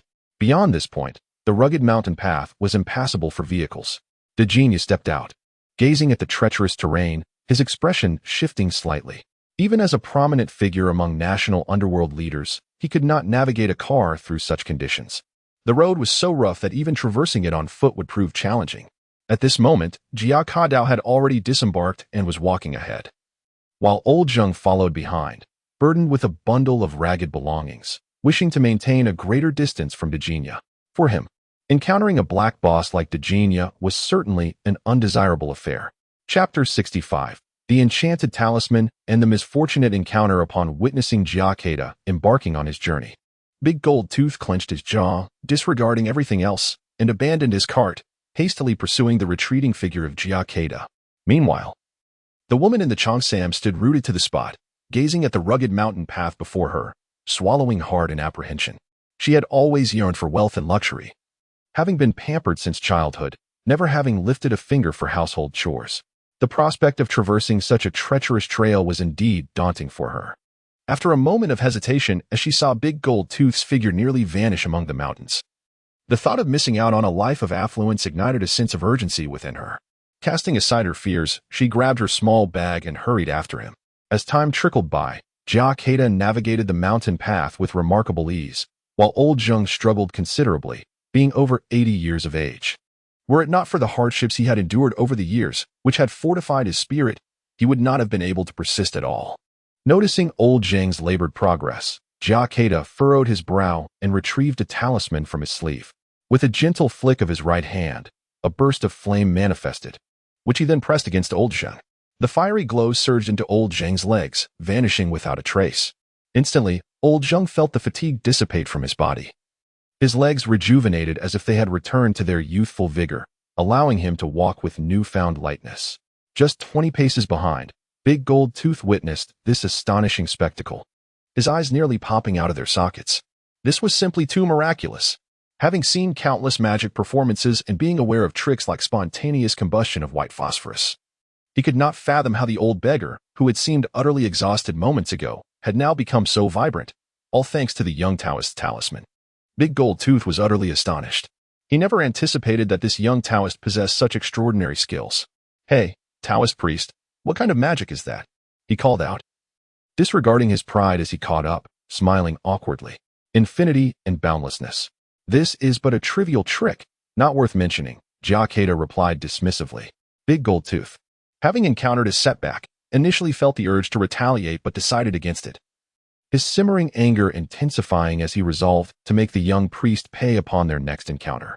Jia Kedao, discerning the malevolence in Big Gold Tooth's expression, paid it little mind. In earlier times, he might have been cautious, but now, he regarded him as merely an insignificant mortal. At this point, the woman in the cheongsam had turned pale from the exertion. After finally mustering the courage to catch up, she asked, "Young Taoist, how much farther do we have to go?" Jia Kedao, feeling a hint of respect for her determination to strive for a life of luxury, replied with a smile. "Approximately 10 kilometers more." "What? 10 kilometers?" Both the woman and Big Gold Tooth exclaimed simultaneously, astonished by the revelation. It was no wonder Big Gold Tooth was so taken aback. In the early days of his career, he could traverse the 20 kilometers of mountainous terrain without a hint of hesitation, even if it meant doubling the distance. Yet now, as a prominent figure in Sea City's underworld, he is accustomed to being chauffeured in luxury vehicles, having his cigarettes lit by subordinates, and even having someone assist him with zipping his pants. The notion of exercising has become utterly foreign to him. Consequently, over the years, the once felt Pang Shigue has grown portly, his cheeks resembling those of a pig. Walking this 10-kilometer mountain path has nearly taken his life. If he were to traverse another 10 kilometers, gazing at the dense forest to his left and the sheer cliff to his right, he felt an overwhelming urge to simply collapse and roll down the slope. With a resigned sigh, he decided to press on, regretting his earlier decisions and wishing he had brought more companions along to ease the burden. And she was wearing high heels. One can only imagine the sheer fortitude required to navigate such treacherous terrain in heels exceeding 10 centimeters. It was a wonder not only whether her feet would blister, but also how precariously she stumbled over the rocky path, which made even Jia Kedao's heart race with concern. After trudging several hundred meters, just as the woman in the qipao contemplated whether to break her heels and switch to flats or to persist, her heel struck a round stone, causing her to lose balance and tumble to the ground. Moments later, she began to sob, crying, "For goodness sake, get up and walk." Pang Shigue, already fuming and breathless, felt his frustration boil over upon seeing her seated on the ground, unleashing his pent-up emotions upon her. His furious roar made the woman tremble, and with a quivering lip, she lamented, "I twisted my ankle. It hurts so much." She then erupted into a fit of tears. At that moment, the woman felt utterly wronged. Notions of wealth, fear, and decorum were cast aside as she simply wished to rest and weep, releasing her pent-up grievances. Seeing the woman dare to retort only fueled Pang Shigue's anger further. He stormed over, ready to deliver a kick. Although he had not exercised much in recent years, the force of his fury could easily prove fatal if it struck her abdomen. Jia Kedao, despite his disdain for the woman in the qipao, did not wish to witness a tragic incident unfold. He swiftly moved behind Pang Shigue, calling out, "Hold your hand," as he gently placed a hand on his shoulder. What nonsense! Pang Shigue, consumed by rage and accustomed to his formidable presence in Sea City, disregarded Jia Kedao's plea, cursing as he continued to advance with his foot raised. Chapter 66. The stretcher. Just as Dejin Yu was about to kick the woman in the chi pao, he suddenly felt a tightness in his shoulder, and his feet no longer touched the ground. His entire body was lifted into the air, hurtling towards the precipice by the roadside. This unexpected turn of events left Dejin Yu's mind blank, akin to riding a roller coaster, his throat erupting in a scream of terror. While he was robust and broad, at that moment, Dejin Yu's size only amplified the volume of his cries, startling a flock of birds from the nearby trees. Since his foray into the underworld, he had faced life and death without flinching, even when surrounded by armed assailants. Yet today, in this moment, he felt as if he was perilously close to death. Even when thrown to the ground by Jia Kedao with a sharp stone piercing him, he felt no pain. His eyes glazed over, hands gripping a small tree trunk for dear life. If they were to leave him and the woman here, any ensuing trouble would ultimately fall upon him. Alas, he was soft-hearted. Jia Kedao sighed and approached the woman in the chi pao, crouching beside her to remove her high heels. Preoccupied with her pain, she did not protest.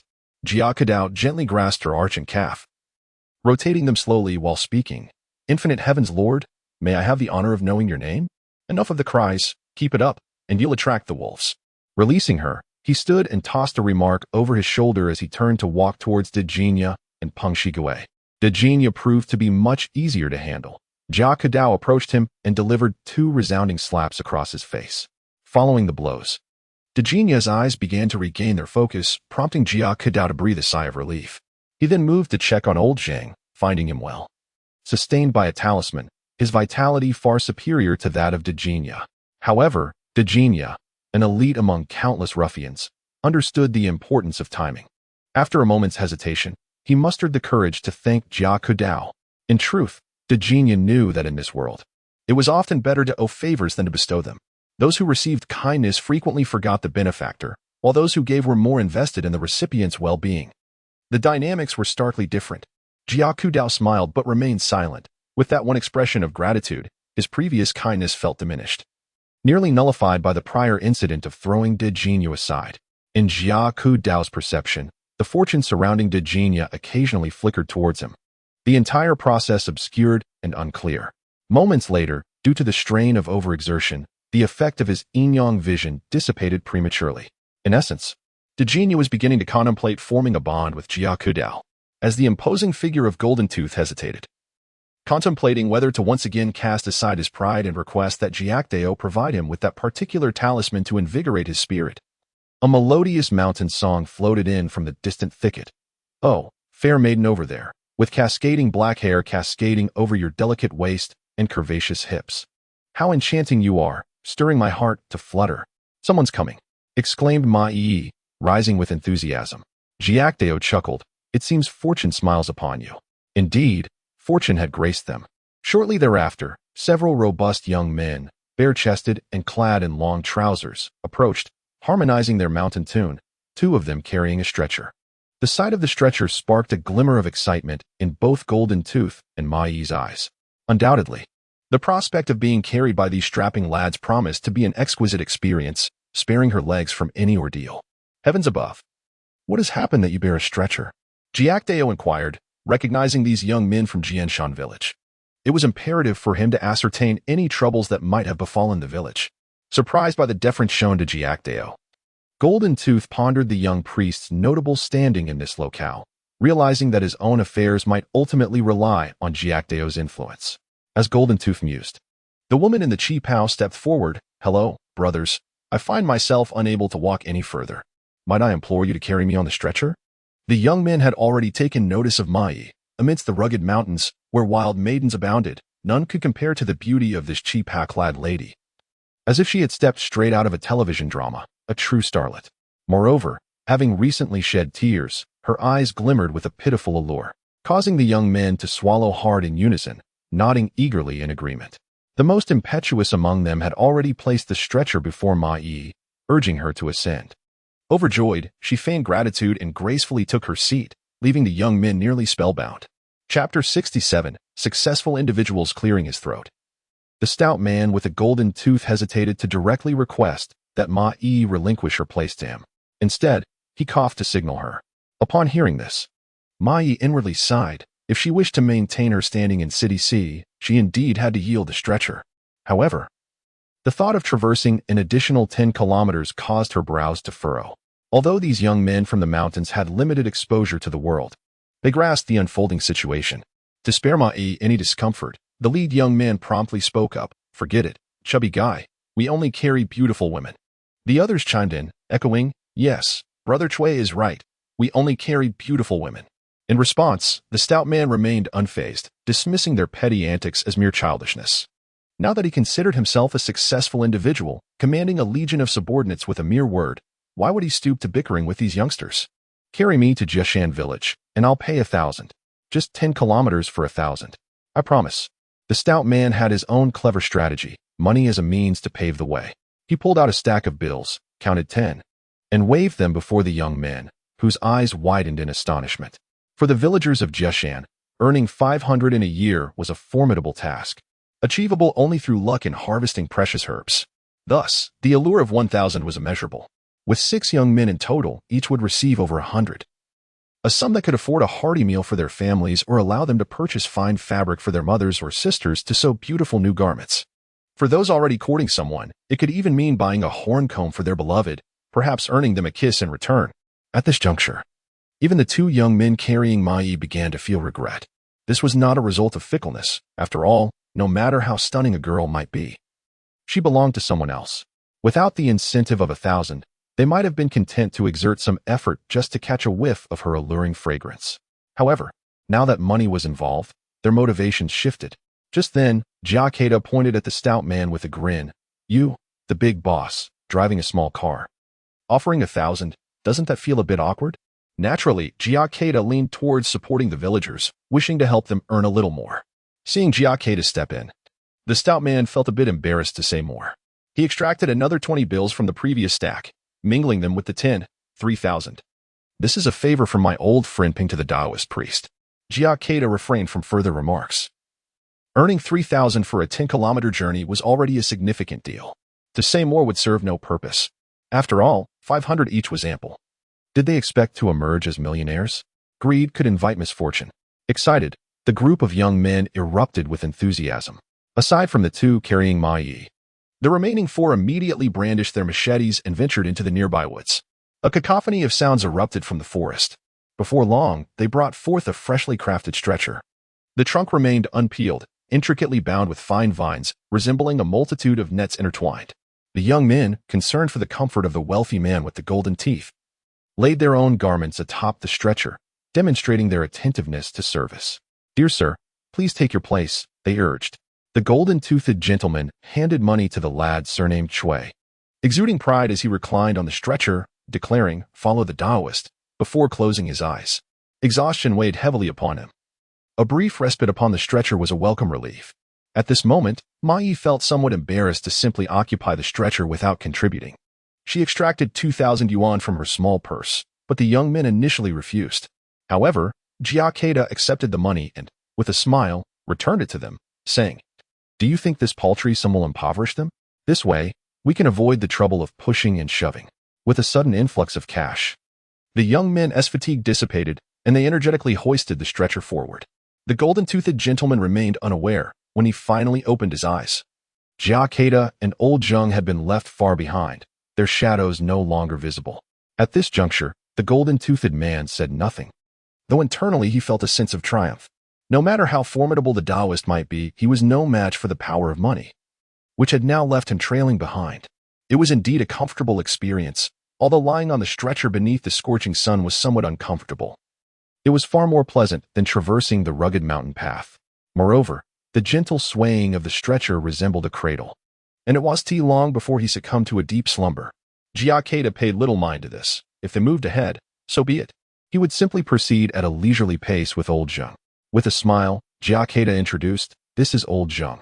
He shall henceforth be a member of our Laojun Temple. I expect everyone to show him the respect he deserves. Understood?" Meng Ting and the others quickly responded affirmatively. Subsequently, Jia Kedao instructed a few to prepare a guest room for old Zhang and inquired whether Zhao Tianliang had any leftover food. Zhao Tianliang, feeling quite proud, thought to himself that if he were an irresponsible chef, he wouldn't care whether the temple master had missed mealtime. His performance had evidently been commendable. Jia Kedao nodded appreciatively. Thank you for your hard work. You may rest for now. We will discuss matters further once old Zhang is settled. To be honest, it was the first time the golden-toothed gentleman had encountered such a dilapidated mountain village.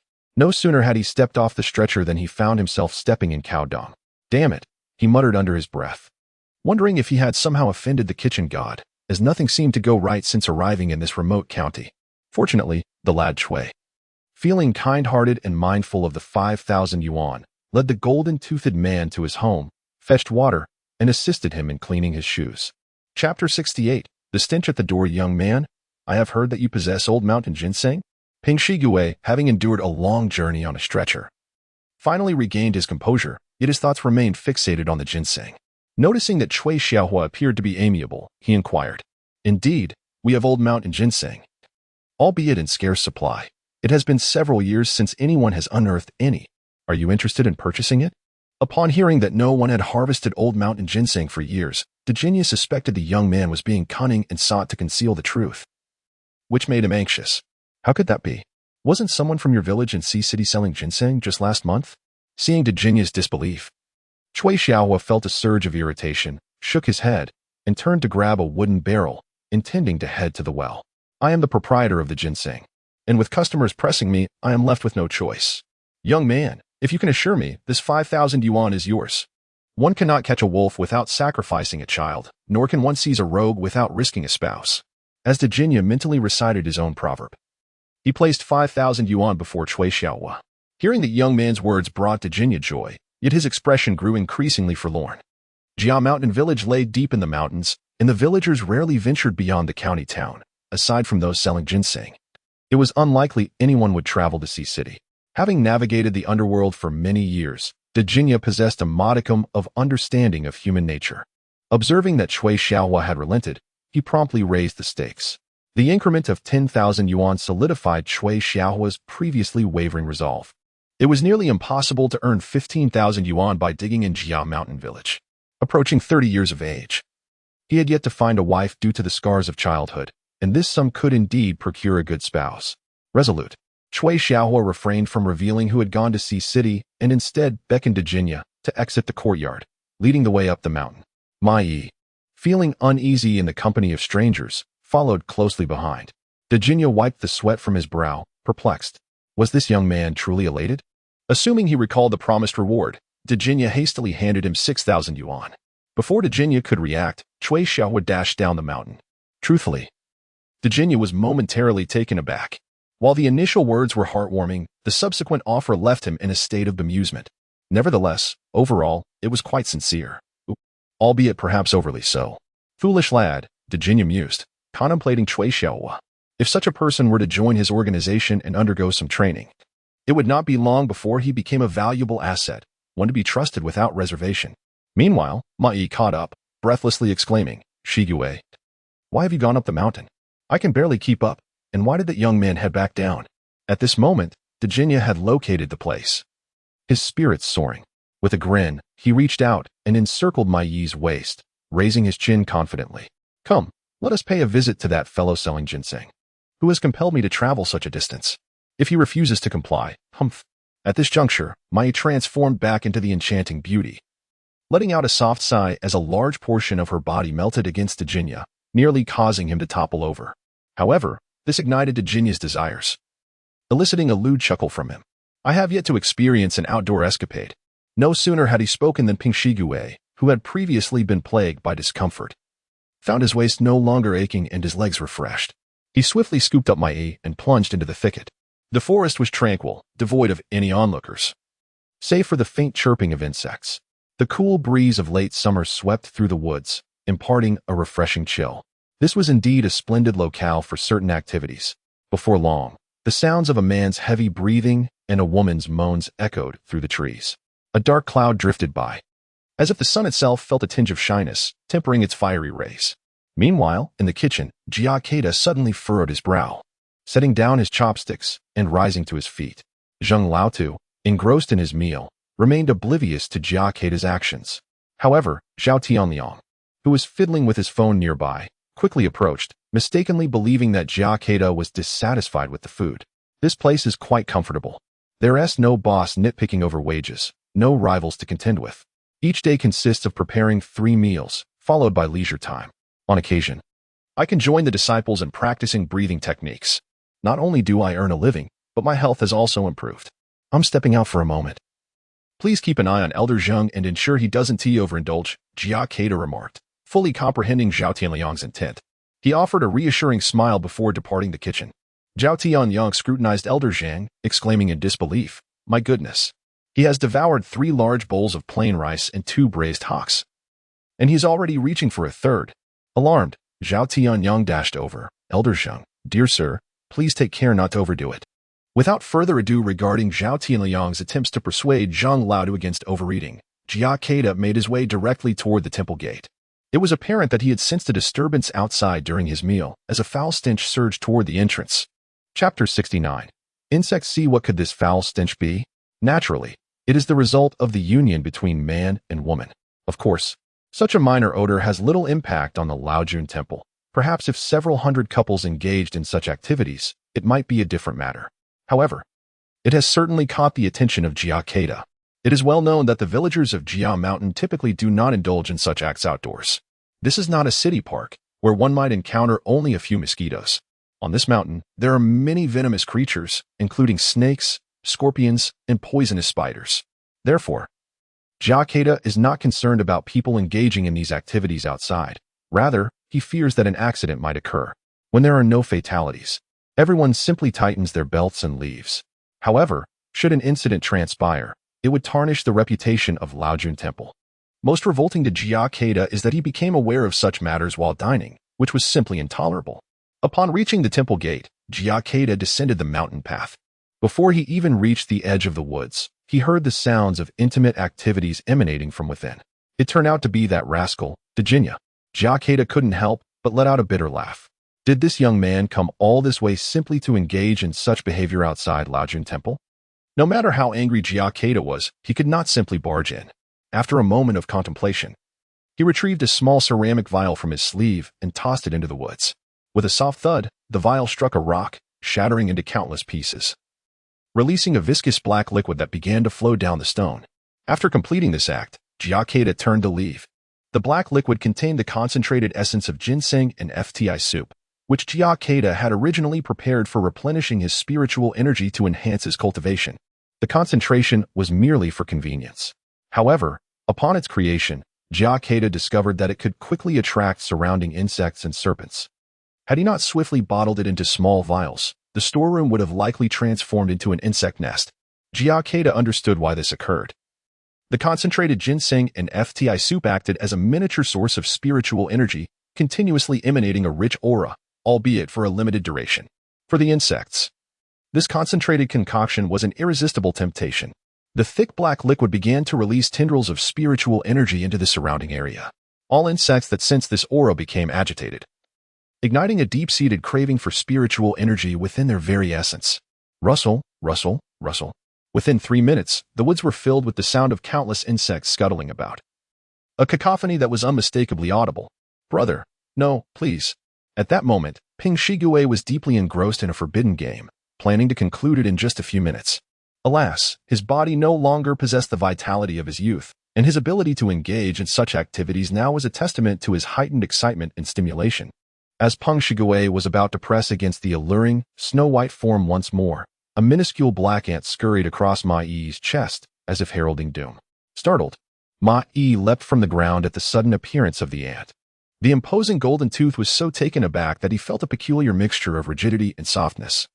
Poised to reprimand her for not resuming her position when he heard Ma Yi's voice, tinged with a hint of sobbing, exclaiming, "Shigue, look over there." Following her gaze, Ping Shigue's excitement swiftly turned to dread as he felt the vigor beneath him transform into a lifeless serpent. The perspiration that had arisen from their earlier exertions now turned into a cold sweat. Under the dim sunlight filtering through the trees, the forest was not overly dark, allowing him to discern a dense mass, ominously advancing towards him from less than 20 meters away. Upon closer inspection, he realized it was a tumultuous throng of ants, scorpions, and spiders, mingled with leaping grasshoppers. What sent chills down Peng Shigue's spine was a rapidly approaching misty sphere, measuring over 10 meters in diameter. This bizarre spectacle left him no time to ponder the previous activities. He hastily gathered his clothes and, noticing that Ma Yi remained frozen in place, gave her a firm slap on her tender backside while bellowing, "Foolish girl, run." The impact caused ripples across her soft skin, and normally, such a gesture would have ignited a different kind of fervor in Golden Tooth. However, in that moment, he was trembling with fear, and any potential excitement was lost amid his panic.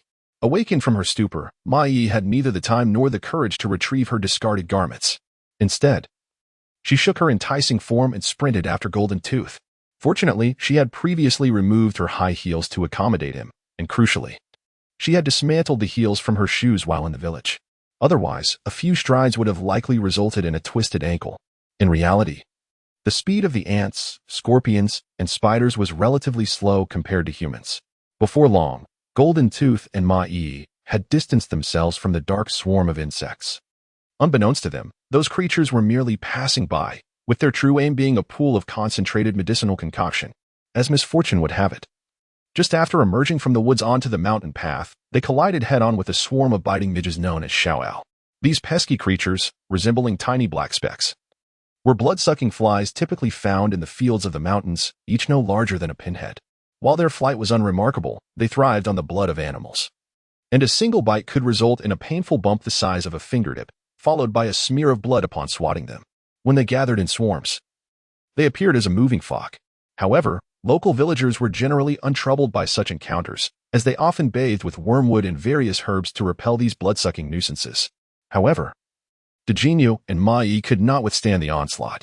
Upon colliding with the swarm of over 10 cubic meters of small bites, their immediate instinct was to hold their breath, followed by a wave of nausea. There was no alternative. These creatures danced through the air in a dense cloud, and even the slightest inhalation could draw them into the windpipe. With a mere opening of the mouth, one could consume hundreds of them. The repugnant odor was beyond description. At that moment, both Dejinyu and Ma Yi stood exposed, their bodies emanating a foul stench that was irresistibly appealing to the small bites. The creatures folded their wings and lunged toward the human forms. In mere moments, both Dejinyu and Ma Yi were covered in a myriad of tiny black dots, as the small bites inserted their proboscises into the skin. Dejinyu was the first to cry out, soon followed by Ma Yi.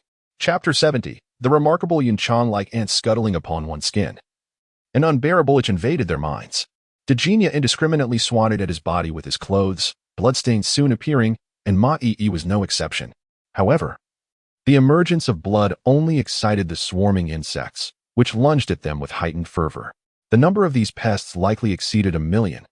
And no matter how vigorously Dejinyu and Ma Yi struck at their bodies, the multitude showed no signs of diminishing. "Run!" Dejinyu, displaying rare resolve, grasped Ma Yi and fled towards the mountain. Why not descend?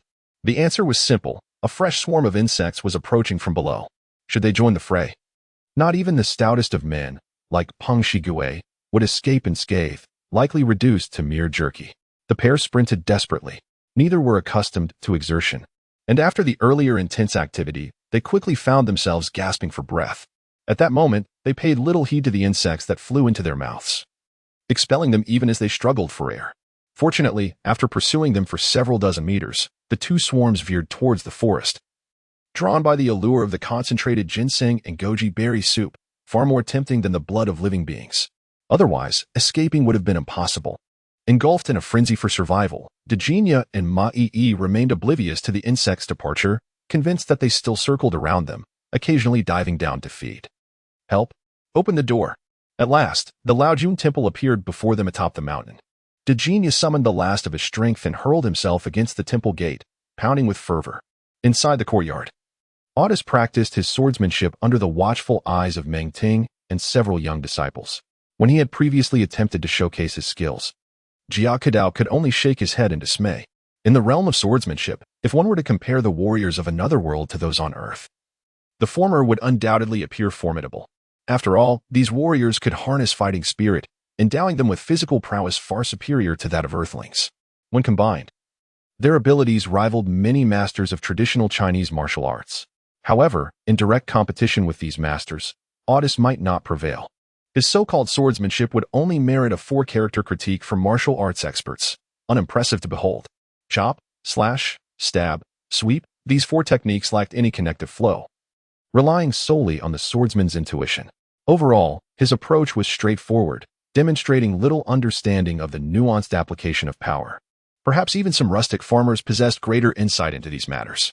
When juxtaposed with the swordsmanship of traditional Chinese martial arts, Otis's skills were indeed lacking. Although Jia Kedao had never practiced swordplay himself, his discerning eye led him to the Dao Zhang pavilion of the Laojun Temple, where he rummaged for a while before emerging with a bound manuscript, which he tossed to Otis. The thread-bound book appears somewhat worn. Had it not been for a specially formulated potion, it might have long since disintegrated into dust. The title is quite simple, comprising 3 characters, Dual-Portal, authored by a certain martial arts enthusiast from the Laojun Temple. The Dual-Portal, in essence, refers to the green dragon crescent blade wielded by the legendary warrior Guan Yu from the 3 kingdoms. The reason why Jia Kedao chose a manual on blade techniques for Odysseus was entirely due to his skepticism regarding Odysseus's aptitude for swordsmanship. As the saying goes, the staff is the easiest to master, the sword takes years, and a lifetime is spent with the spear. The precious sword is kept hidden. This adage aptly illustrates the varying degrees of difficulty associated with mastering different weapons. If one were to assert that the staff techniques are the simplest to practice, with minimal skill required, it would not be an exaggeration. Even the most inept individual can wield a staff for a month or so and achieve a semblance of proficiency. Conversely, spear techniques rank among the most challenging to perfect. A spear can thrust, sweep, and slice, and its shaft possesses a degree of elasticity. Mishandling a spear can lead to serious injury, which would be no laughing matter. In comparison, the techniques associated with the blade are relatively accessible, substantially easier to grasp than those of the sword. Notably, the power of blade techniques surpasses that of sword techniques, especially in life-or-death confrontations. However, for Jia Kedao, the true reason for not selecting sword techniques for Odysseus lies beyond these considerations. Odysseus is an individual from another world. Once sword techniques are mastered to their utmost, the next step transcends ordinary swordsmanship, evolving into the formidable art of flying swords, often likened to a singular nuclear weapon. Historically, within the Taoist tradition, the most lethal techniques culminate in the art of flying swords. Descriptions such as spitting sword pellets and decapitating a foe from 1,000 miles away serve to illustrate the potency of this technique. Regardless of whether Jia Kedao possesses this art himself, it is inconceivable that he would impart such treasured techniques to an outsider from another realm. Mastering blade techniques is already sufficient. With dedication, one can even achieve the ability to unleash blade energy, albeit lacking the convenience and agility of flying swords. The book Dual-Portal details 18 distinct forms of the Dual-Portal. The introductory page states that these techniques are derived from the essence of Guanxing's blade art, refined into an unparalleled method. Odysseus, unfamiliar with this Guanxing, finds himself in a realm far less challenging than the one where knowledge acquisition is arduous. A simple online search reveals the astonishing truth. Guanxing is indeed an extraordinary figure. From Odysseus's perspective as an outsider, Guan Yu, or Guanxing, emerges as a deity, a god of war. For over a millennium, the populace of Huaxia has revered this war god, a testament to his formidable prowess. The techniques derived from such a powerful divine figure must surely be extraordinary. Odysseus, elated, clutches the book, poring over it day and night. It is indeed true that passion serves as both the impetus and compass for learning. Within just a few days, Odysseus has gleaned valuable insights. Last night, he descended the mountain to Jianshan village, seeking the services of a half-baked blacksmith who typically fashioned only pig-killing knives, sickles, and hoes, to forge a replica of the Dual-Portal. Indeed, the counterfeit broadsword exhibits a certain crudeness. It is not only devoid of a sharp edge, but its blade is also uneven, marked by an array of protrusions and occasional burrs. However, these are mere trifles and of little concern, as long as it possesses substantial weight. Moreover, Odysseus currently does not intend to wield this broadsword for combat. He prefers to solidify his foundation first. Each morning after his early lessons, following a midday meal, and even in the evening, Odysseus diligently practices his swordsmanship in the courtyard, shouldering this hefty broadsword, which weighs approximately 36 pounds. Chapter 71. A call for help in the morning. There was no time to spare. By afternoon, the young disciples gathered in the courtyard, each clutching sunflower seeds or peanuts, eagerly watching a live performance of the legendary Guan Gong wielding his mighty blade. For the youthful acolytes, the allure of martial arts was undeniably captivating.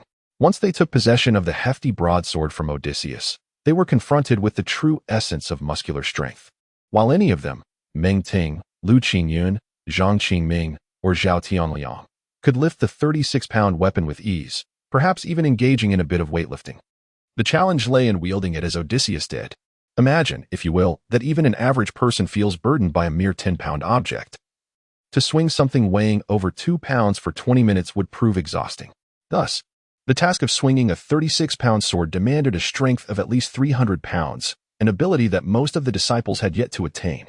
However, as Odysseus grew accustomed to the weight, he soon found it to be somewhat manageable. At that moment, he practiced each move with precision, though not entirely proficient. He swung the sword with vigor, sending gusts of air swirling. Not a single disciple dared to stand in his path, for they were all well-versed in the legend of Guansheng slicing through Jiaochan. Despite Odysseus lacking a beard, the psychological impact of the tale lingered. What if he grew weary and lost control? Who could withstand the force of a miscast blow? Suddenly, as Odysseus swung the sword with the grace of a sphere, Zhao Tianyang, seated nearby, tossed the remnants of his apple core into the path of the blade. The core was instantly cleaved in two, eliciting cheers from the disciples. Had Jia Kedao witnessed this scene, he surely would have imposed severe repercussions on all present. For transforming the Laojun Temple into a venue for acrobatics was tantamount to courting disaster. Amidst the merriment, two voices echoed from outside the temple. One, a rugged male, gravelly in tone, and the other, a soft, trembling female. The young disciples exchanged anxious glances, wondering what calamity had befallen them. A flurry of apprehensive thoughts surged through their minds as they momentarily overlooked the formidable sword in Odysseus's grasp. Although it was unsharpened, the sheer weight of 36 pounds descending could incapacitate even one clad in iron armor. Odysseus felt no fear of intruders. In Lion City, he was the bane of bandits, and it was only natural for the city guard to apprehend wrongdoers. Meng Ting, go open the door, he commanded, standing confidently with the broadsword in hand. Positioned 20 meters from the entrance, a vantage point ideal for both offense and defense. Me? Zhang Qingming's expression turned somewhat blank, yet he could not voice any objections. Eventually, I had no choice but to steel myself and advance, removing the wooden bolt with a forceful tug on the door, only to recoil as if bitten by a serpent, retreating several meters along the wall in an instant. As the door swung open, two naked individuals, frantically pounding on the door, tumbled in. Odysseus and his companions were momentarily taken aback by this unexpected turn of events. "Who are you? Why are you calling for help?" Odysseus demanded, thrusting his great sword into the ground. At that moment, he failed to realize that he appeared not as a captivating figure to the young acolytes, but rather as a bloodied and monstrous woman. Following the chaotic escape from the small bites, all semblance of beauty had vanished. Dirt and blood were smeared across her body, rendering her unrecognizable. Nevertheless, the sight of Odysseus, wielding his massive sword, caused an involuntary shiver to run down the spine of the large-toothed man. It was the first time he had encountered a foreigner acting as a Taoist. Thus his expression shifted from shock to something more peculiar. "We have come to seek an audience with your esteemed master. Upon ascending the mountain, we were attacked by the small bites," he explained. The large-toothed man's extensive social experience far surpassed that of the average individual. He refrained from mentioning their previous ordeal, only stating their purpose of meeting the master in the ensuing attack. Attacked by small bites? Meng Ting and his companions were not sheltered maidens, and they understood that these small bites referred to the vampiric insects of the mountains. Is it possible? Could small bites have reduced you to this state? Small bites typically inflict only a few welts, but they would never leave two individuals drenched in blood unless a swarm had converged upon them. Zhao Tianyang, however, was unaware that his thoughts were not entirely unfounded. The number of those small bites could very well encompass the entirety of a nearby area. It is indeed true. If it were not, how could we appear so disheveled? The large-toothed man insisted, offering a hesitant, awkward smile. "Revered Taoists, might I find a place to clean myself up?" Odysseus promptly instructed Zhao Tianyang to escort the two to a vacant room near the kitchen to wash themselves with hot water and find them some spare clothing, while he made his way to Master Jia Kedao's quarters. Since the visitors were here to pay their respects to the master, it was only fitting to inform Jia Kedao. However, upon reaching the quarters, Odysseus discovered that Jia Kedao was not present. After searching briefly, he ultimately found the master in the vegetable garden behind the mountain. The garden occupied less than 1/5 of the area, roughly 20 acres, with the remainder consisting of a mountain spring, a stretch of woodland, and a pile of scattered stones. At that moment, Jia Kedao was busily clearing the stone pile. With the garden planted, he could not disturb it, thus he needed to cultivate new land for the gourds. Upon hearing Odysseus's account, Jia Kedao chuckled, realizing that the two must be the large-toothed man and Mai Yi, though he was curious about the outcome of their encounter. Setting aside a large stone he had been holding, he utilized the stones from the pile to encircle the woodland, intending to raise chickens and ducks there. Furthermore, if time permitted, Jia Kedao planned to excavate a pond between the woodland and the mountain spring to stock with fish. Chapter 72. Gradual progress. However, Jia Kedao had managed to glean insights into the dispositions of several young disciples. Among them, Meng Ting exhibited a resolute character, his heart steadfast in its pursuit of the Tao. Lu Qingyun, on the other hand, had a penchant for probing the depths of matters, often engaging in erratic thought patterns that would occasionally lead him to utter remarks both amusing and perplexing. Zhang Qiming was more rigid in his thinking, kind-hearted and honest, yet slightly less promising in comparison to his peers. Nevertheless, he stood out as the most obedient, demonstrating remarkable execution skills. In summary, Jia Kedao deemed all three suitable for imparting the teachings of the Tao. Yet, the solitary concern was their age, which was rather advanced from the perspective of cultivation. Jia Kedao himself had entered the gates of the Laojun Temple since infancy, rigorously honing his skills and immersing himself in the classics of the Tao, allowing him to embark on the journey of refining essence into Qi in his early 20s on a spiritually depleted earth. His innate talent was undeniably formidable. In contrast, Meng Ting and his companions had already attained the age of 21 or 2 upon graduating from university. Physiologically, their skeletal structures had solidified, and their heights would likely not increase significantly. Even in the realm of national martial arts, their achievements would be limited. How much more so in the pursuit of Taoist immortality? Historically, this had indeed been the case, as the earth was bereft of spiritual energy, and all manner of spiritual herbs had consequently withered away. However, the present scenario was markedly different, with an otherworldly realm abundant in spiritual energy, where all possibilities could unfold. Initially, they would consume dishes nourished by the spiritual springs of this foreign land, chickens, ducks, geese, and fish, while gradually refining their physical bodies through breath work, thereby restoring their once withering meridians. Once their physical conditions reached a satisfactory level, Jia Kedao would introduce them to ginseng and showu soup. This process would be one of gradual advancement. Clapping his hands, Jia Kedao washed them in a nearby mountain spring and then, gesturing towards the pile of stones he had partially cleared, remarked, "Odys, you continue your work. I shall fetch Meng Ting and the others to assist you shortly." With that, Jia Kedao strolled towards the Taoist temple, hands clasped behind his back, moving with a light and untroubled demeanor. Odys, ever obedient, shed his Taoist robe and set to work energetically. Entering through the back door adjacent to the kitchen, he found Zhao Tianyang occupied with his tasks. To the uninformed observer, one might think he had lost his wits, attempting to burrow through the earth. A few lumps might not pose a problem, even a dozen or so would be manageable, but if one were covered in numerous lumps, exceeding that of a toad by several times, it could indeed be life-threatening. This was an old remedy employed by the villagers of Jiajian Mountain to prevent allergic reactions from insect bites.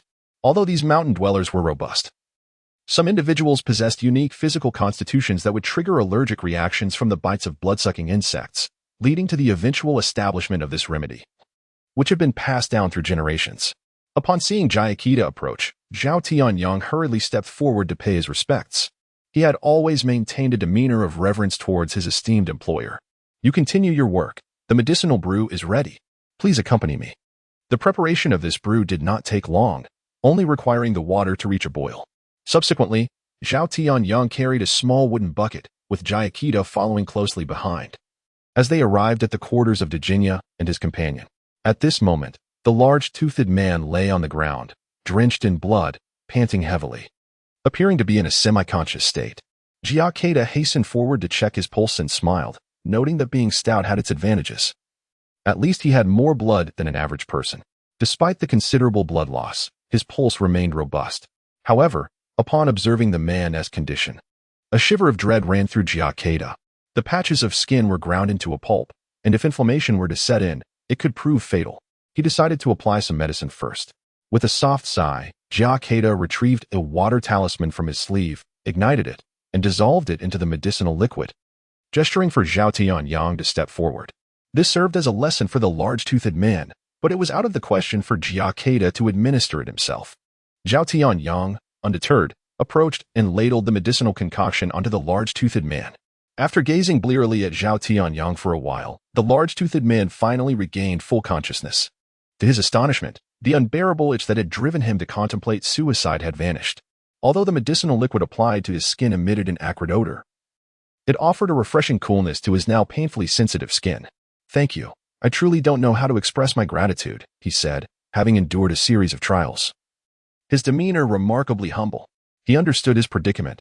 Had it not been for this Taoist intervention, he might well have succumbed to the relentless itch. "Let us thank our master instead. Were it not for his grace in administering the talisman, you would have perished from the pain," Zhao Tianyang quickly interjected, unwilling to take credit for the deed. This was indeed the case. The potion concocted by Zhao Tianyang merely provided temporary relief from the excruciating itch. Given the extent of the large-toothed man's injuries, once the itch subsided, the accompanying pain would surely follow. With over 50% of his body reduced to raw flesh, the agony would be beyond what an ordinary person could endure. "Ah, can you take me to express my gratitude to your master?" The large-toothed man, still not disheartened, thought of the ginseng, wishing to approach the master under the guise of gratitude. "Infinite celestial sovereign, enough. You have female relatives to attend to. It would be inappropriate for us practitioners to engage further. You must tend to them yourself." A voice interrupted his thoughts. Turning to see the little Taoist who had previously guided him, the large-toothed man's face lit up with surprise. "Ah, it is you, Taoist. What a fortunate coincidence to meet you here." At that moment, the large-toothed man mentally chastised himself for his foolishness, recalling how dazed he had felt earlier. It was indeed reasonable to consider that in the remote and impoverished area of Jianshan village, there would be no other Taoist temple. He should have realized that the little Taoist was the resident priest. "Zhao Tianyang, assist him for now. I have other matters to attend to," Jia Kedao instructed Zhao Tianyang, then turned back to the large-toothed man with a smile. "If you have matters to discuss, let us wait until your wounds have healed. By the way, our temple's financial situation is not particularly favorable. We shall calculate the expenses once your injuries are fully healed." Chapter 73. The lethargic mindset. As Jia Kedao's words fell, he turned and departed in search of Meng Ting and the other disciples. Meanwhile, Dajinya had no choice but to enlist Zhao Tianyang's assistance in transporting a wooden bucket to the front of the guest room, before entering to assist Ma Yi with her cleansing. Over the next few days, apart from Zhao Tianyang, who was tasked with overseeing the kitchen and occasionally attending to Dajinya's requests, the remaining disciples were all dispatched by Jia Kedao to the back mountain to clear land for cultivation. Zhang Qiming fared relatively well, having some experience in farming, and adapted quickly. In contrast, Meng Ting and Lu Qingyun, lacking such experience, found their hands blistered and raw from the stones after just a couple of days. Fortunately, Jia Kedao was present. He punctured the blisters with a needle, applying talismanic water to alleviate the pain, allowing the loosened skin to tighten and return to its original state. However, this also deprived the three of the opportunity to feign injury as an excuse for laziness. The back mountain of the Laojun Temple, with the heat causing steam to rise, felt several degrees warmer than the actual temperature. It resembled a steamer. Between two towering cypress trees hung a spacious hammock, where Jia Kedao reclined, his Taoist robe bunched at his waist, exposing his muscular torso. A blade of grass dangled from his mouth as he stared vacantly at the leaves above. This was hardly the image of an enlightened master, yet to others, he appeared utterly at ease. Upon hearing Meng Ting's remarks, Lu Qingjun cautiously glanced at the seemingly slumbering Jia Kedao, a smirk appearing on his lips as he whispered, "If you ask me, it would be better for the master to personally intervene, perhaps casting a talisman to summon a spirit to handle these tasks directly, rather than dragging us here under the pretense of training."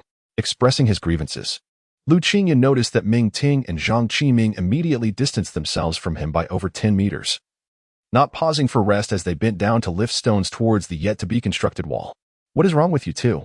Lu Qingyun asked, scratching his head in confusion. Yet, the next moment, he understood their behavior.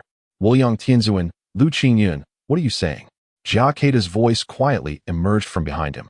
Lu Qingyun jumped, startled, and turned to find the master had left the hammock and was now right behind him. "In nothing," Lu Qingyun stammered, attempting to conceal his words, oblivious to the fact that Jia Kedao had comprehended his thoughts entirely. "What? Summoning a spirit with a talisman? What kind of mindset is that?" "It is a lethargic mindset. Why didn't Jia Kedao simply summon a strong man to assist? Had he not previously engaged in manual labor himself?"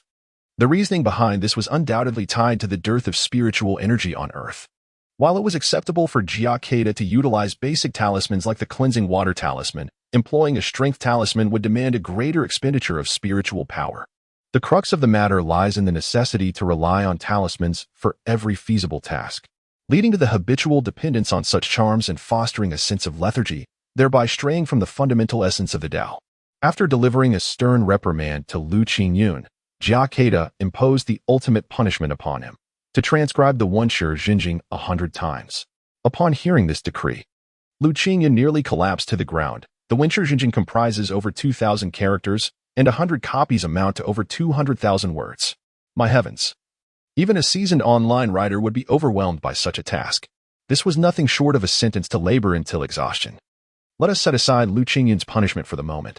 A week later, the chaotic pile of stones beside the woodland had undergone a remarkable transformation. The previously scattered stones had coalesced into a wall encircling the forest, effectively separating it from the vegetable garden. This was to prevent the chickens, ducks, and geese from devouring the painstakingly cultivated vegetables.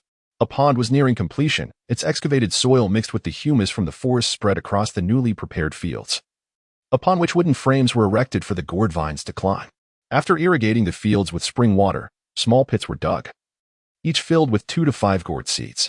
Given the variance in gourd species, the germination rate of the seeds could not be guaranteed. Hence, multiple seeds were sown to ensure sufficient seedlings would thrive in each pit.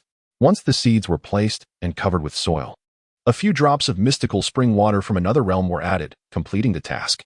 The subsequent step involved daily inspections and timely reseeding in the event of any damage caused by birds or beasts.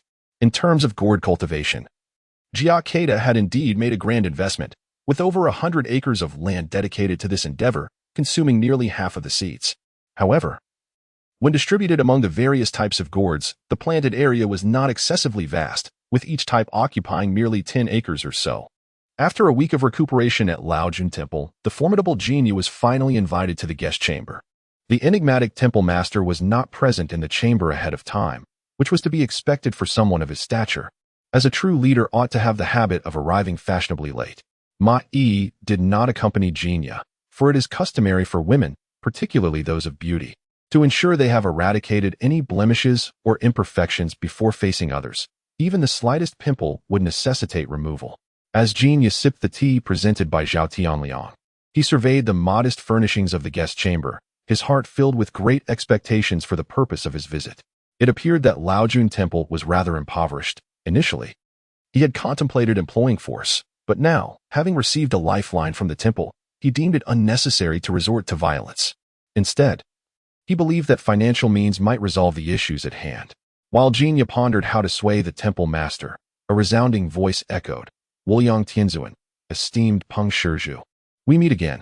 Peng Shigue, taken aback, registered his surprise at having failed to notice someone entering, a testament to his own vigilance. However, upon raising his gaze, his expression turned to one of astonishment. "You, young Taoist? Are you the master of this Laojun Temple?" "Indeed, the person before you is Jia Kedao," making this occasion his inaugural reception of guests in the capacity of master. Hence he is attired in a manner that is both formal and dignified. Chapter 74. Tea as a substitute. At this moment, Jia Kedao donned a purple sun hat, with a gourd-shaped hairpin adorning his coiled hair. He wore a robe embroidered with celestial motifs, depicting the sun, moon, stars, and the 8 trigrams, set against a purple background. A sword-shaped belt encircled his waist, and his feet were adorned with cloud-patterned shoes.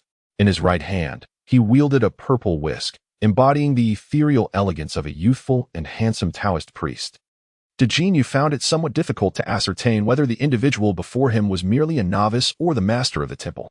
Following closely behind Jia Kedao, Zhao Tianyang promptly stated, "Master Ping, this is indeed our esteemed temple master, Taoist Mingyang."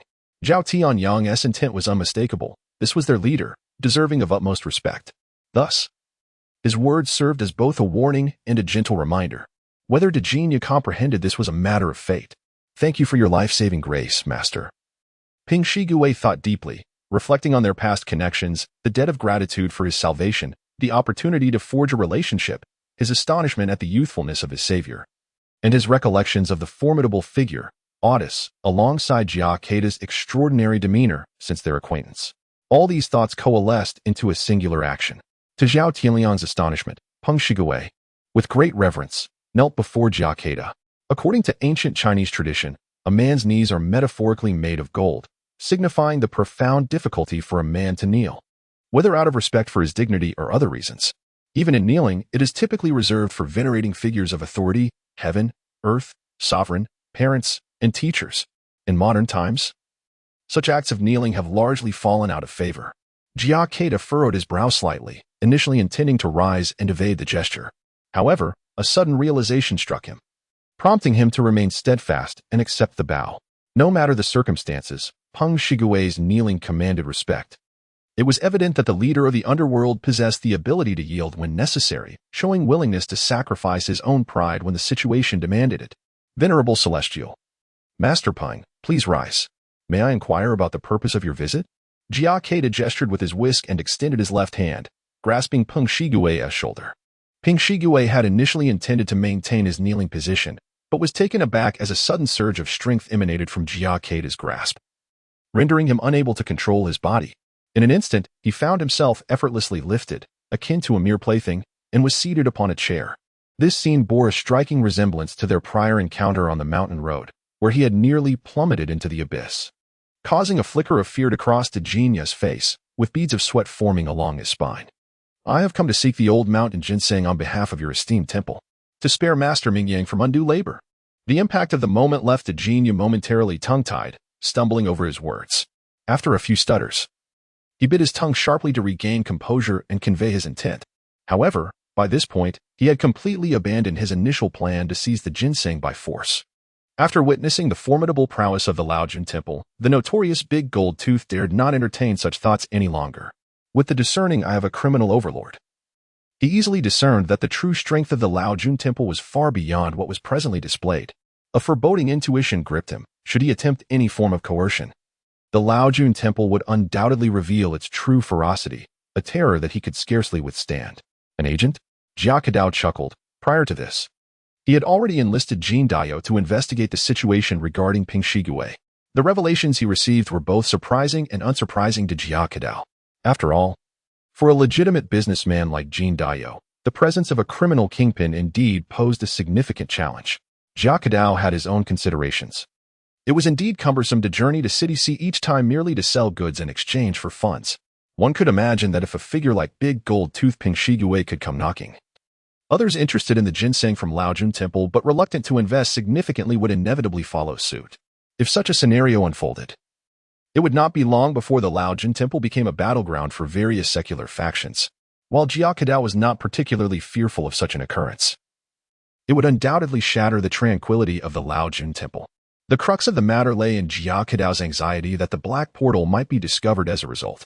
Thus, the necessity for an agent to sell the produce of the Laojun Temple and serve as a FAAD became clear.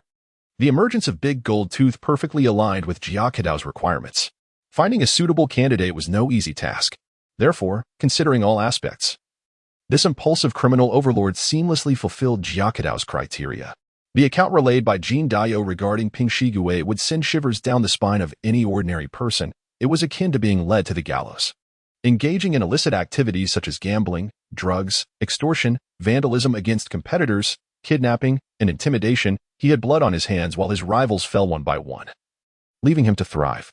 Such a character could indeed be deemed a talent. If another candidate were selected, it would likely prove inadequate for the complex situations that might arise in the future. A friend from afar. How delightful. Master Peng, let us postpone business matters. Laojun Temple is nestled in the mountains, lacking in hospitality, yet I can offer you a simple cup of tea. Jia Kedao chuckled, suppressing Big Gold Tooth's impending remarks, and with a flick of his dust brush, gestured to Zhao Tianyang, who promptly presented a cup of tea to Jia Kedao. Just as Big Gold Tooth lifted his own cup in tandem, Jia Kedao unexpectedly poured the tea onto the ground, smiling as he declared, tea in place of a person. For the sake of merriment, both Big Gold Tooth and Zhao Tianyang were left perplexed by the intentions of the temple master. Was this the latest iteration of serving tea to guests? Big Gold Tooth, filled with uncertainty, began to think that his endeavor might have ended in failure. Chapter 75. I am a general of the Great Tang. A water sphere stood on the ground, beginning to expand.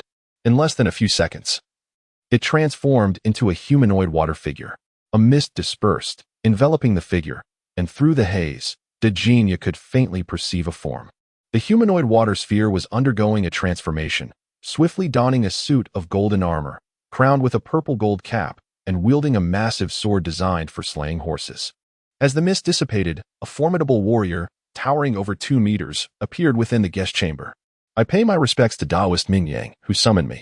What is your command?" The fierce warrior's gaze swept through the visor, compelling Dejina to lower his head hastily, unable to bear the intensity of that penetrating look, which felt akin to 2 long swords piercing through him. Upon their first encounter, he felt dizzy, as if a mere glance longer would result in his immediate demise. Upon seeing the seated Jia Kedao, the golden-armored warrior knelt on one leg, driving the long sword into the wooden floor, embedding it 3 inches deep. "With a guest in attendance, you should perform a dance." At these words, Dejina felt a slight alleviation of his tension and found himself intrigued. The sorcery of Taoist Mingyang was indeed unfathomable, capable of conjuring a general.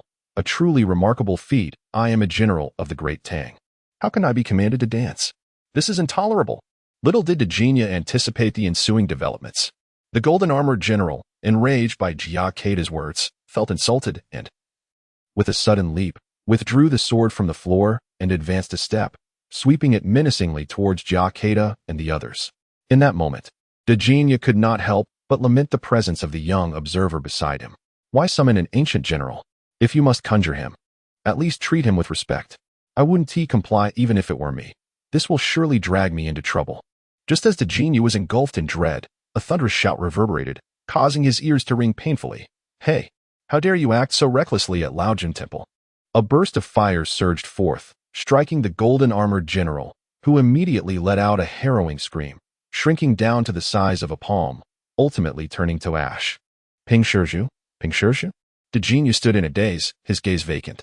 Since departing from the county seat, misfortune had plagued him, and at this moment, he felt on the brink of collapse. He even began to suspect he was cursed with bad luck. How else could he encounter such relentless calamity?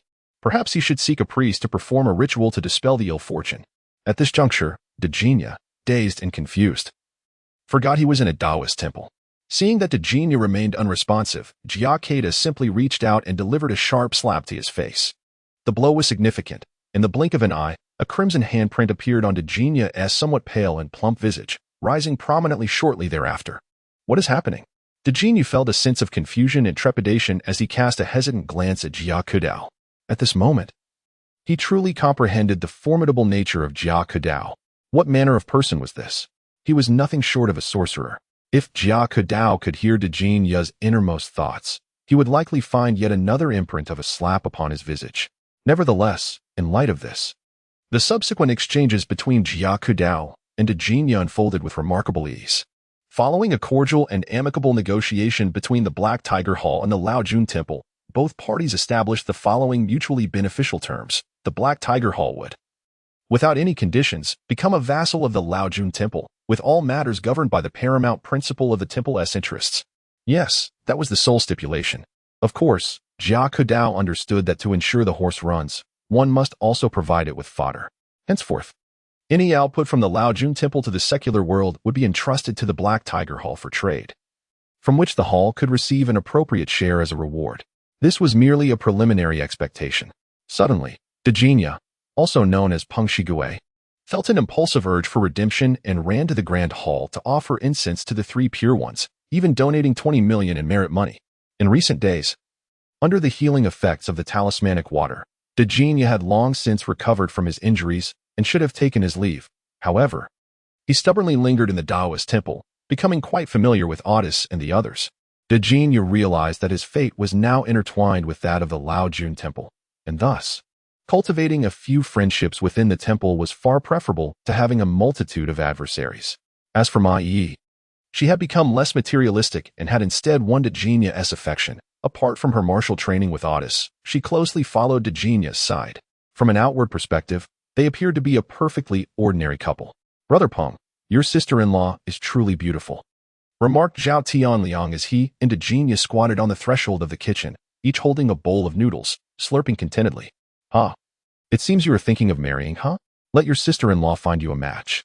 Dejina finished his noodles with a couple of hearty mouthfuls, satisfied.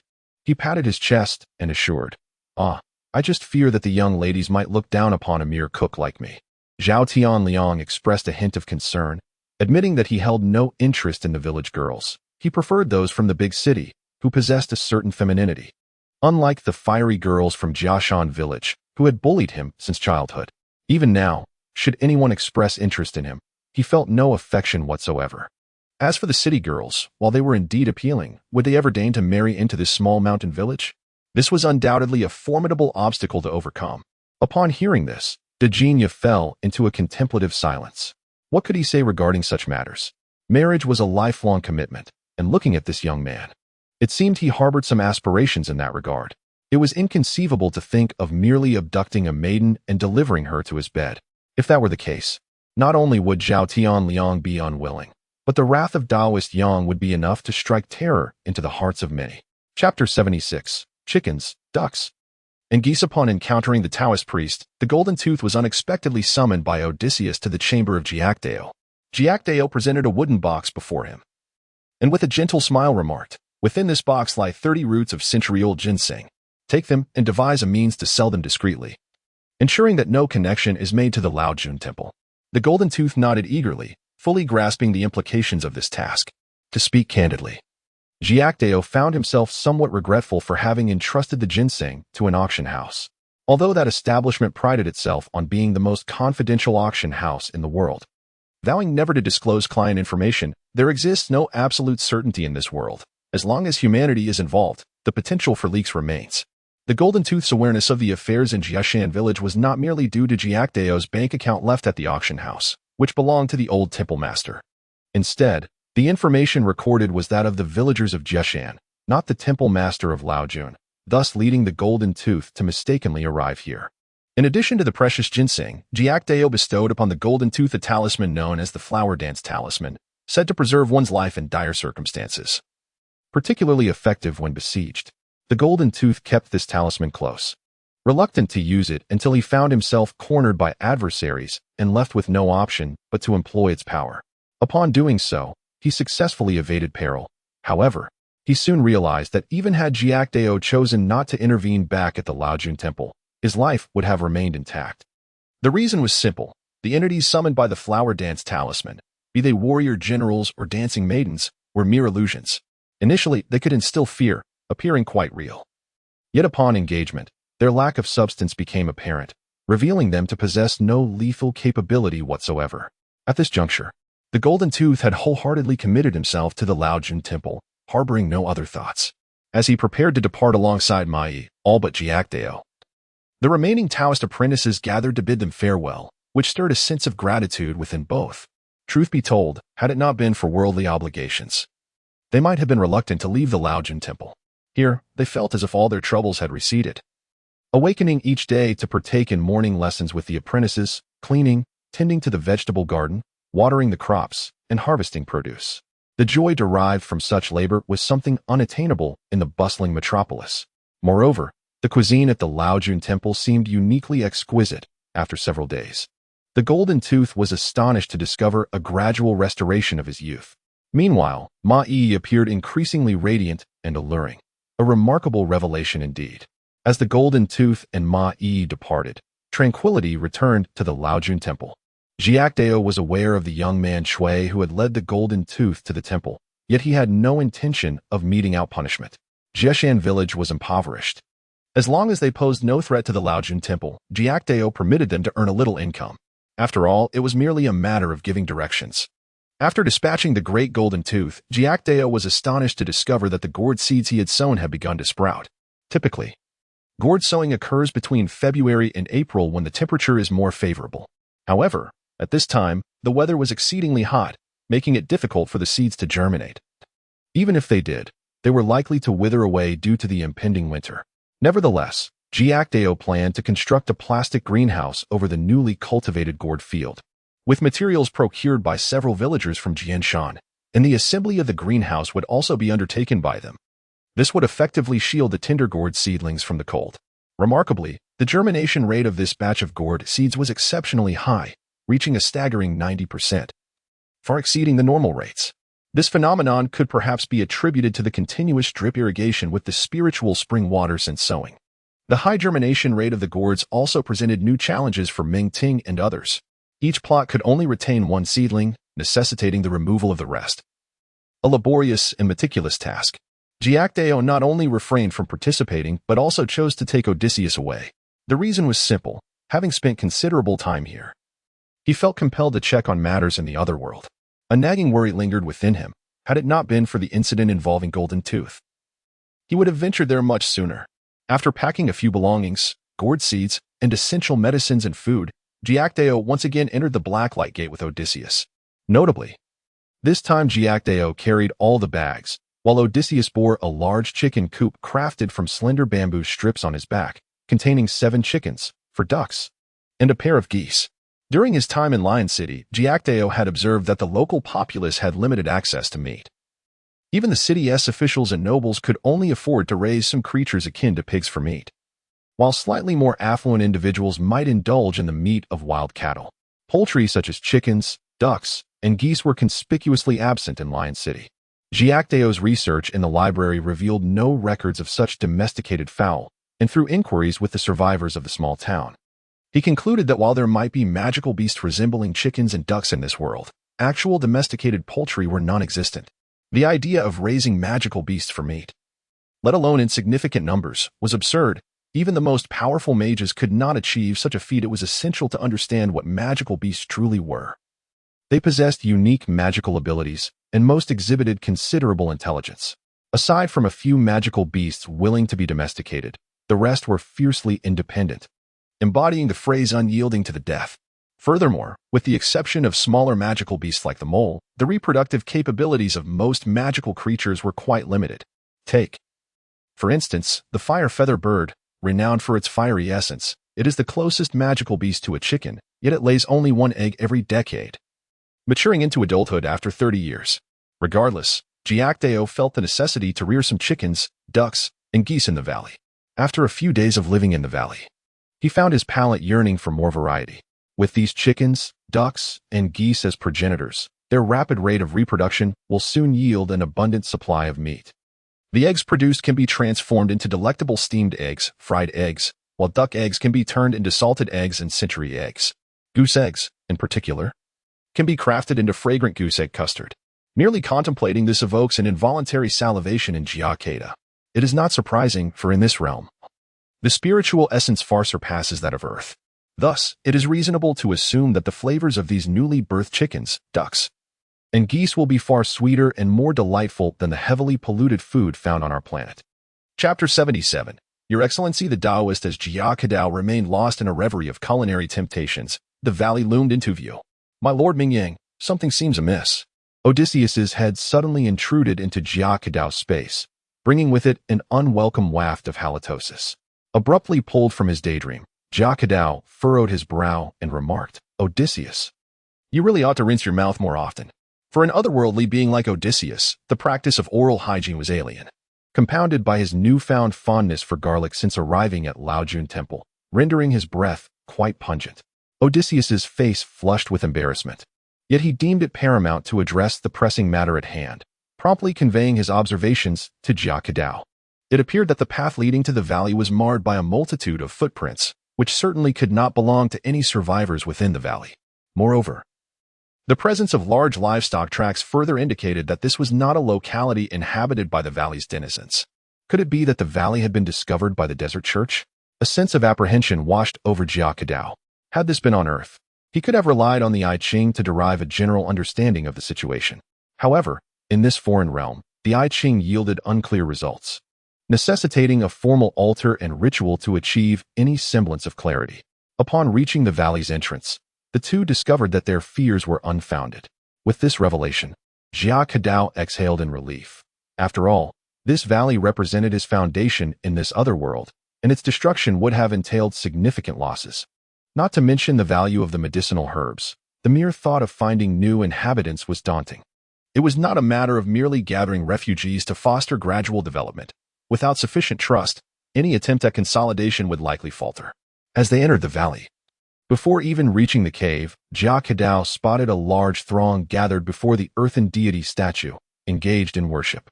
These individuals were not the valley's survivors, but rather the refugees spoken of by the sentinels. The number of refugees was considerable, densely packed with over 300 individuals. And beside them, more than 30 earthy cattle were tethered in the adjacent woods, fearing potential unrest among the refugees. Terence had taken it upon himself to surround them with over 20 militiamen wielding bows made of vines for protection. However, before Jia Kedao and his companion could draw closer, the ritual honoring the valley's land deity came to a close. As the ceremony concluded, it was evident that Terence breathed a sigh of relief and approached a more elaborately dressed refugee, engaging in light-hearted conversation. Terence's anxiety was understandable. Had his militiamen possessed standard military-grade bows to confront the 300 refugees, there would have been little cause for concern. Alas, due to a lack of adequate weaponry, these militiamen were limited to their rudimentary vine bows. These bows, crafted from a type of resilient vine, were sun-dried and lacked the potency of those made from bamboo. This realization struck Jia Kedao with sudden clarity. It seemed that bamboo was conspicuously absent from this world. From the initial tension to the present harmony between both parties, the most significant influence has undoubtedly been that venerable deity of the valley. The rationale is rather straightforward. In this world, it is generally forbidden for the followers of the same deity to engage in mutual destruction. This is a divine edict established by most gods to safeguard the numbers of their adherents. Naturally, should the deity you revere embody traits of rebellion or murder, one must tread carefully when confronting fellow devotees, for such deities often do not mandate adherence to the sacred law. Jia Kedao hastened forward, leaving aside other considerations. If this group of refugees harbored nefarious intentions and sought to seize the valley, it would inevitably result in grievous casualties on both sides. In such an event, the blame would rest heavily upon Terence. Baron Shumbus, I present to you the esteemed Taoist Mingyang, the earthly representative of the great land deity. Terence's introduction of Jia Kedao appeared somewhat awkward. Esteemed Taoist Mingyang, indeed? This form of address sparked considerable debate within the valley. After all, the great land deity had yet to be officially canonized, making the title of Your Excellency somewhat excessive for its representative. However, addressing him merely as Sir felt insufficiently respectful. Ultimately, they settled upon the designation of esteemed Taoist Mingyang, believing it to be a fitting title for the representative. Jia Kedao had corrected these natives on several occasions, yet he could not withstand the inertia of their conventional thinking, thus acquiescing to this somewhat incongruous appellation. Nevertheless, for Baron Shumbus, Terence's introduction elicited a stern expression, which was soon replaced by a smile as he bowed slightly to Jia Kedao. Praise be to the great land deity, esteemed Taoist Mingyang. I extend my sincerest gratitude on behalf of my subjects. True to his noble rank, the Baron exhibited far superior eloquence compared to Terence. The essence of his words conveyed a subtle apprehension that the esteemed Taoist Mingyang might extend his influence over his subjects, thereby undermining his authority. After all, the divinity of the land deity remains to be ascertained, and notably, the scope of its worship appears rather limited. This situation renders the Baron's 300 subjects a valuable asset. The nobleman harbored no illusions of usurping Jia Kedao's position as priest. Such a notion was patently impossible. Instead, his aspiration was to secure a more substantial share of future benefits. Chapter 78. Plump insects after being attacked by the desert army. The noble baron has lost his ancestral lands and wealth, which had been passed down for centuries. Now, he is left with no choice but to seek a resurgence and restore his family's prestige. Jia Kedao chuckled. Although he appeared somewhat bewildered by worldly matters on earth, he was still far superior to this baron. The baron, having been driven to flee by his enemies, still entertained hopes of gaining favor within the future domain of the land deity. He could indeed be considered a rather adept schemer. For Jia Kedao, there were essentially two choices, either to expel the baron and his entourage from the valley or to accept them. Now, after the opposing party had conducted their ritual, only one option remained. Infinite Celestial Venerable, Baron Shumbus, you may remain here. The land deity will protect you. Jia Kedao had no desire to engage in lengthy conversations with this baron.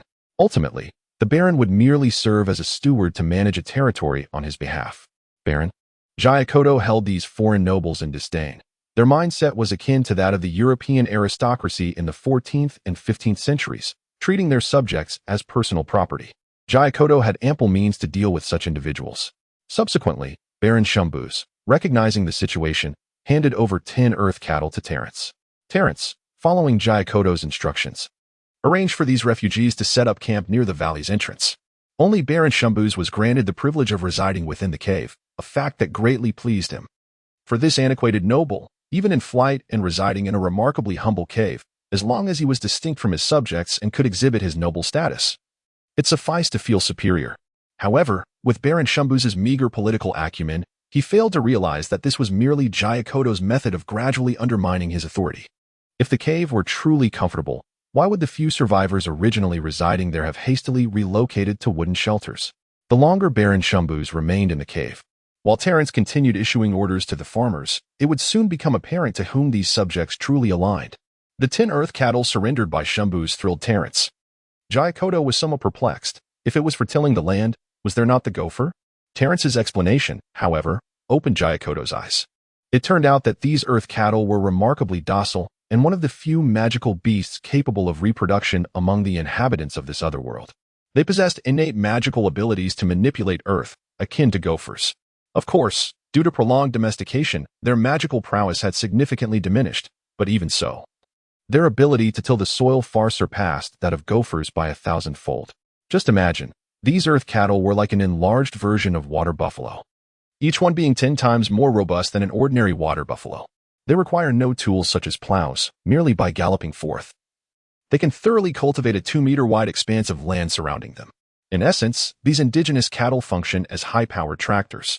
Furthermore, they serve as exceptional means of transportation, with each beast capable of effortlessly pulling a cart laden with 10 tons of wheat across flat terrain. In comparison, the burrowing rodents seem utterly inferior. This realization sparked a glimmer of excitement in Jia Kedao's eyes.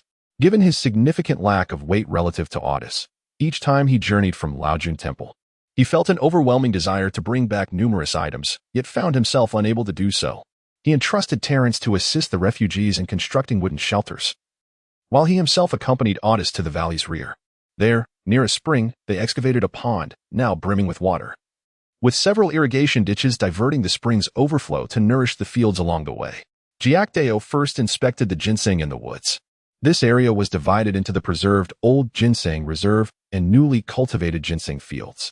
Jia Kedao was astonished to find that the ginseng seeds, which had only just sprouted upon his last departure, had now flourished into seedlings over 20 centimeters tall. Over 20 centimeters? Hadn't he been away for barely 3 weeks? In contrast, the seedlings in the ginseng fields on Earth would likely measure only 7 or 8 centimeters at this stage. Meanwhile, those grown from seeds of century-old ginseng averaged less than 8 centimeters in height. This phenomenon led Jia Kedao to ponder whether the ginseng seeds from Earth had mutated in this environment. Of course, this could be deemed a fortuitous occurrence, though he wondered if the medicinal properties of the fully grown ginseng would diminish. Subsequently, Jia Kedao directed the seasoned farmers to dig pits in a recently cultivated plot of land. Once the pits were completed, he planted the gourd seeds he had brought with him. Initially, Jia Kedao intended for the gourd seeds to serve as a vegetable. But with the mutation of the ginseng seedlings, these gourd seeds now represented a form of comparative experiment. He was eager to observe the differences between the gourd seedlings that sprouted here and those from Laojun Temple. Finally, he used some vines to enclose the nearby vacant space around the pond and release the chickens, ducks, and geese from the large cage on Otis's back. Although these fowl, transported from Earth, appeared somewhat lethargic after their long journey, once released and gently doused with spring water by a few cautious farmers, they quickly regained their vigor. The roosters, accompanied by hens, began to fervently peck at the small insects scattered across the grass and vines. The woodland, likely untouched by human presence for centuries, was blanketed under more than a foot of leaves, with even thicker layers of leaf mold beneath. A variety of elongated, plump, rice-sized, and finger-sized insects thrived in this warm layer of foliage, densely populating it, within each cubic meter of leaves or leaf mold. The number of these gluttonous and slumbering creatures would not fall below 7 or 8,000. It can be said that if someone refuses to confess even under extreme duress, then burying them in a pit here would soon compel them to divulge the truth. To put it succinctly, forcing intimate contact with another would be more terrifying than a pit teeming with maggots. The otherworldly insects have thrived in this realm for an indefinable duration. Their blissful existence finally disrupted. The hardened claws of the chickens swiftly excavate the leaves, revealing a veritable paradise for them. With a mere scratch, countless insects frantically emerge, scurrying clumsily in every direction. Chapter 79. The Heritage of Combat. The most crucial point is that the chickens, already famished from their journey, found themselves irresistibly drawn to the abundance of plump little insects, teeming with spiritual energy. Barely 10 minutes after being released from their coop, The chickens lay lazily upon the leaves. Alas, they lacked the extraordinary digestive capabilities of Jia Kedao, and their crops were filled to the brim with the succulent insects, leaving them devoid of any appetite, even when faced with the crawling morsels before them. In stark contrast to the chickens' contentment, the ducks and geese found themselves less fortunate. The pond, brimming with water, contained not a single fish. Nevertheless, both ducks and geese frolicked joyfully in the water, occasionally dipping their heads to peck at the surface in hopes of discovering some small fish, shrimp, or snails. Observing their playful antics, Jia Kedao pressed his forehead in contemplation, realizing that a new water reservoir would need to be constructed. The water, tainted by the ducks and geese, was deemed unfit for his consumption, and he would refrain from drinking it unless absolutely necessary. After instructing the local farmers to gather insects to feed the ducks and geese, Jia Kedao retrieved his phone, opened the Notes app, and recorded a list: purchase high-yield fish fry, aquatic plants, and feed. The phone had been fully charged before their departure. Yet after passing through the blacklight gate, it had lost signal, rendering it merely a digital notepad or a miniature gaming device. As evening approached, Jia Kedao instructed Terence to notify everyone that a grand mass would be held the following morning. This mass, though understood by the locals as such, was in fact an authentic Taoist worship ceremony intended to pay homage to the earth deity. Previously, the population in the valley had never exceeded 100. Thus the ceremony had remained uninitiated. Consequently, the earth deity was unable to roam freely during the day, confined within the statue. However, with the population now nearing 400, the time was ripe for the ceremony. At dawn the next day, before the first light broke, around 6 o'clock, Jia Kedao awoke from his wooden abode. After a brief wash, he made his way to the cave entrance with Otis in tow. To his surprise, he found that the people in this world exhibited a far greater reverence for faith than those on earth. Although he considered himself an early riser, he discovered that over 100 individuals were already kneeling before the statue, with more arriving in a steady stream. Clearly, these people held Jia Kedao, the earthly representative of the earth deity, in the highest regard. Upon his arrival, the crowd hastily rose and bowed to him. Even Baron Shumbus was among them, his initial arrogance entirely absent, replaced by a demeanor of utmost respect, akin to that of his subjects. "All hail, our lord, the esteemed Taoist Mingyang," Terence exclaimed, rushing forward to greet Jia Kedao. "Indeed, Terence, you have performed admirably." After the ceremony concludes, Otis shall impart his profound teachings. Otis, of course, was aware that these teachings pertain to the art of breathing and meditative practice. This indeed is a remarkable technique. Before Odysseus practiced the art of breath control, he could lift an object weighing over 500 pounds with sheer strength alone, and if he were to channel his fighting spirit, his power could increase by more than 50%. Such strength would place him among the most formidable of strongmen on earth. Now, after nearly 2 months of dedicated practice in breath control, Odysseus felt his once clumsy physique becoming remarkably agile, and most importantly, his strength had increased by at least 70 pounds. This was an astonishing statistic. If this trend continued, within a little over a year, Odysseus's strength could potentially double. Of course, Meng Ting and the other disciples did not experience such a terrifying increase in strength. This remarkable transformation was likely due to Odysseus's fighting spirit catalyzing some chemical reaction within him. Regardless, Odysseus felt that following Jia Kedao had been the pinnacle of his luck. Had he not left Lion City with Jia Kedao, it would have been entirely normal for his life to be in peril, let alone possessing such a miraculous method to enhance his strength. Terence was unaware of the specifics of this so-called miraculous method, yet his face still bore an expression of excitement. He speculated that it was likely a form of fighting spirit training passed down within the land god church. In this otherworldly realm, knowledge, whether pertaining to agriculture, construction, or esoteric magic, was not freely accessible. While some general knowledge could be acquired or consulted through monetary transactions, specialized knowledge was rarely found in circulating literature. At the very least, Jia Kedao had not encountered any books on magic or fighting spirit knowledge in the library of Lion City. This indicates that without certain opportunities, acquiring such specialized knowledge could be exceedingly challenging, especially for someone like Terence, who hailed from a common background. Although he had activated his fighting spirit through personal effort and gradually ascended to the middle echelons of society as a ranger, obtaining a systematic training method for fighting spirit was akin to dreaming. These training techniques for fighting spirit were traditionally passed down through noble families over generations. Outsiders, no matter how much they were willing to pay, would find it exceedingly difficult to learn them. While initially, Terrence's self-discovered fighting spirit training method had been effective, it reached a plateau at the peak of Ranger strength, rendering further progress nearly impossible. Transitioning from Ranger to the higher echelon of Great Rangers seemed almost hopeless unless one were an extraordinary martial talent. The fighting spirit training methods preserved within the Land God Church, even if they were the most basic, would surpass Terrence's self-taught methods by several folds. At the very least, they offered Terrence a glimmer of hope for breaking through to the status of a Great Ranger. Well, if Jia Kedao could read minds, he might say, "Brother, you are truly overthinking this." For those refugees, the survivors in the valley exhibited a somewhat haughty demeanor. Such is the nature of humanity. The survivors regarded themselves as the first followers of the Land God, considering the later refugees as their juniors. This is not uncommon among various churches. Baptized members often enjoy a multitude of advantages over new believers in numerous respects. Even in the absence of priests, selections are typically made from the ranks of established congregants. And only when numbers are insufficient do they consider newcomers.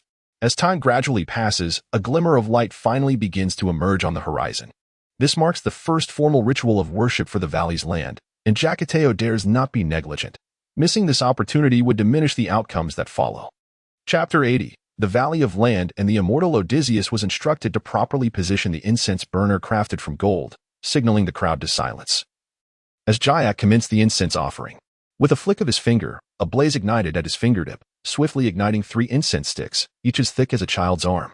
These massive incense sticks were products of the valley, meticulously crafted by the 10 young acolytes. It was understood that these incense sticks were intended for the worship of the land deity, prompting the acolytes to pour their utmost effort into their creation. However, Jia found their size somewhat amusingly excessive. In truth, according to Jia's perspective, a thickness akin to a finger would have sufficed. After all, the essence of the offerings to the land deity was not derived from the smoke produced by the burning incense, but rather from the wishes of the devotees, which clung to the smoke and formed a potent force of aspiration. As long as the incense was not so slender that it broke upon insertion, its thickness was of little consequence. Nonetheless, the visual impact of the arm-thick incense was undeniably striking for the devotees, particularly for those who had recently arrived in the valley as refugees, who began to kneel before the statue in fervent worship. However, in this otherworldly realm, it was impossible to summon any ancestral masters. Indeed, the same held true on Earth. While some extreme examples might arise, they need not be discussed here. Upon arriving in this alternate dimension, the ritual of fasting had seamlessly transformed into a worship ceremony, the name altered while the essence remained largely unchanged. According to tradition, the verses of Qingci ought to be meticulously structured and adorned with elegant language, inscribed in vermilion ink upon azure paper. Regrettably, such azure paper was no longer available for purchase, nor did the Laojun Temple possess any reserves, and Jiak naturally lacked such materials. Thus, he resorted to simplicity. His handwriting was commendable, though his training in talismans had imbued his script with a certain wildness. The wild cursive inscribed upon the yellowed paper created an odd juxtaposition.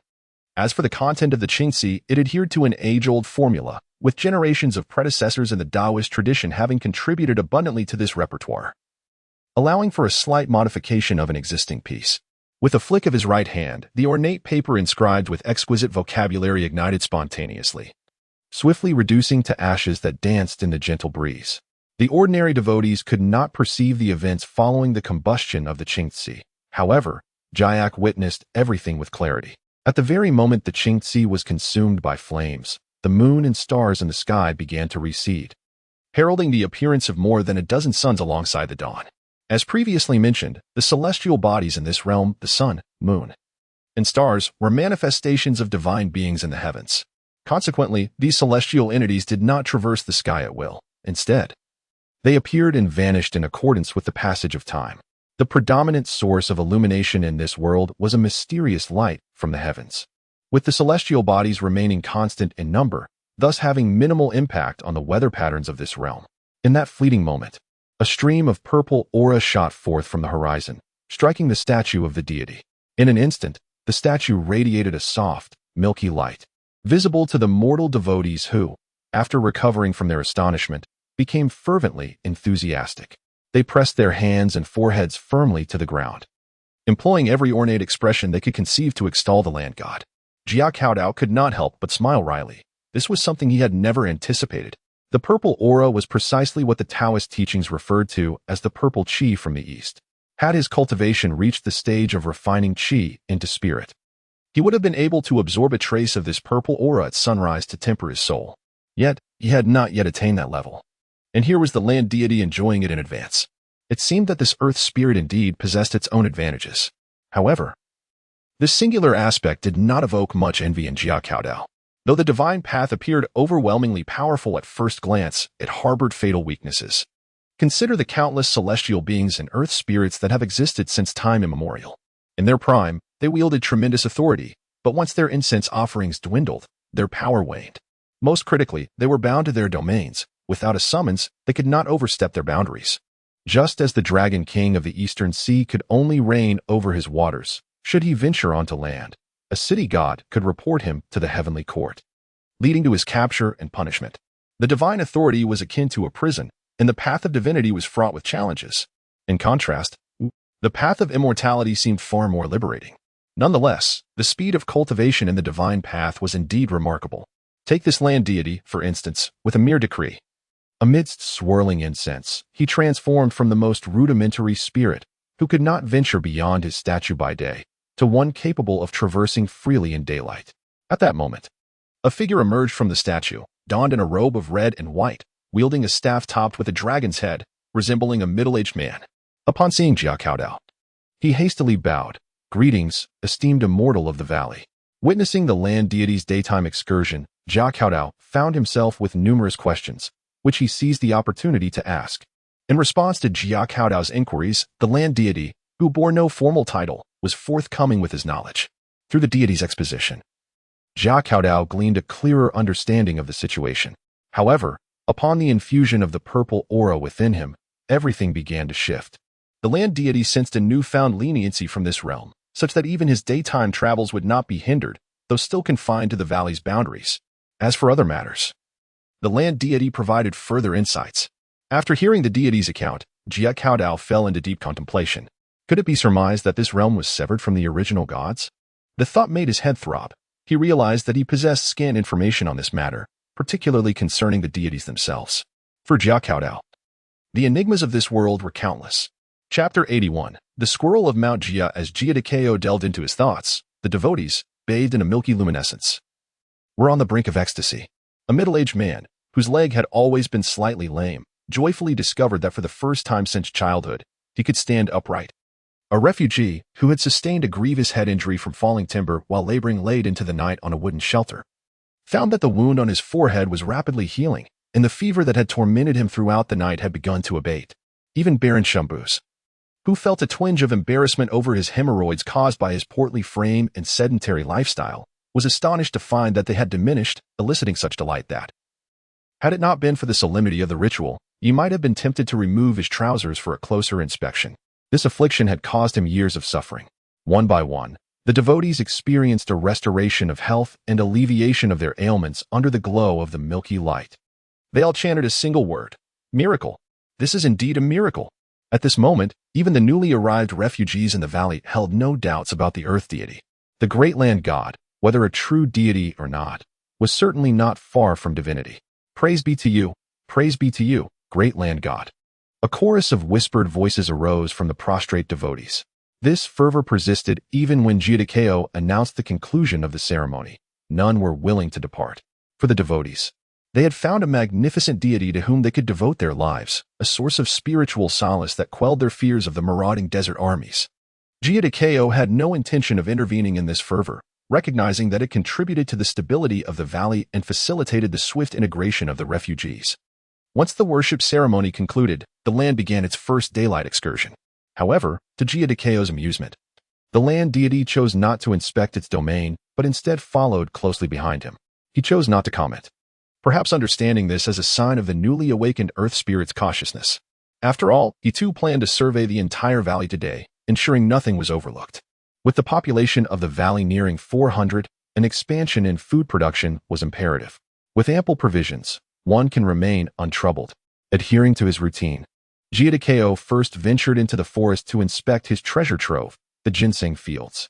These ginseng not only impacted his finances, but were also integral to his cultivation.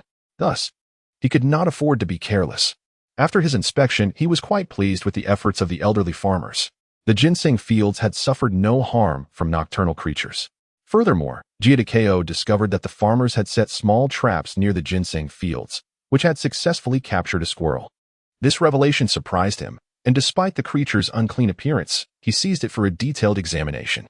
Upon concluding his inspection, Jia Kedao was left astounded. This squirrel was undoubtedly a Jia mountain squirrel, if it were not a mere coincidence. Then this particular species of squirrel could only be found in the mountains surrounding Jiashan village. Jia Kedao recalled that when he was merely 7 years old, a scientific expedition arrived in Jiashan village, where they conducted research for over a month and discovered a previously unrecognized species of squirrel. Compared to other types of squirrels, this one was larger and exhibited certain characteristics akin to flying squirrels, enabling it to glide gracefully between trees. However, in contrast to those flying squirrels, this particular species demonstrated enhanced agility, capable of swift movements even on the ground. Consequently, this squirrel was aptly named the Jianshan squirrel. The discovery of the Jianshan squirrel brought renown to the members of the expedition, yet life in Jianshan village remained unchanged. For the villagers, this so-called epoch-making species was easily spotted among the woods, indistinguishable from other squirrels. Recently, however, as the tides of economic change surged, it was rumored that the county government of Baishan was actively seeking to declare a protected area for the Jianshan squirrel, hoping to leverage its name to develop a tourist destination. Yet, all of this was merely a fleeting recollection in Jia Kedao's mind. The pressing question that now occupied his thoughts was whether the Jianshan squirrel was a species indigenous to this world or one that had migrated alongside him from Earth. Standing amidst the ginseng field, Jia Kedao fell into contemplation, while Otis, wielding his makeshift green dragon crescent blade, vigilantly watched over any approaching person or object. Otis had positioned himself as Jia Kedao's personal bodyguard, akin to the valiant warrior Dian Wei under the command of the formidable Chaomingda during the Three Kingdoms era. The elderly farmers, recognizing the esteemed presence of the priest, naturally refrained from intruding. Meanwhile, the earth god, trailing behind Jia Kedao, found himself restless as his legs floated above the ground. After a brief moment, he began to meander above the ginseng field, occasionally directing beams of white light into the sprouting ginseng plants. As these beams penetrated, changes began to manifest within the young ginseng sprouts. A milky mist rose from the soil, enveloping the field. If one were to examine closely with a magnifying glass, they would discover that this milky vapor was composed of countless tiny water droplets. These droplets adhered to the young plants, rapidly permeating them, invigorating their roots, stems, and leaves, and causing their growth to accelerate gradually. This was one of the divine powers possessed by the earth god within his domain, to nourish and promote growth. Naturally, this process consumed considerable divine energy derived from incense offerings. Therefore, in ancient Huaxia, those earth gods would seldom perform such acts unless their territories were flourishing with offerings. However, in this otherworldly realm, the abundant and pervasive spiritual energy alleviated the earth god's consumption issue. He merely needed to condense the vapor infused with spiritual energy and infuse it into the plants, without depleting his own divine power.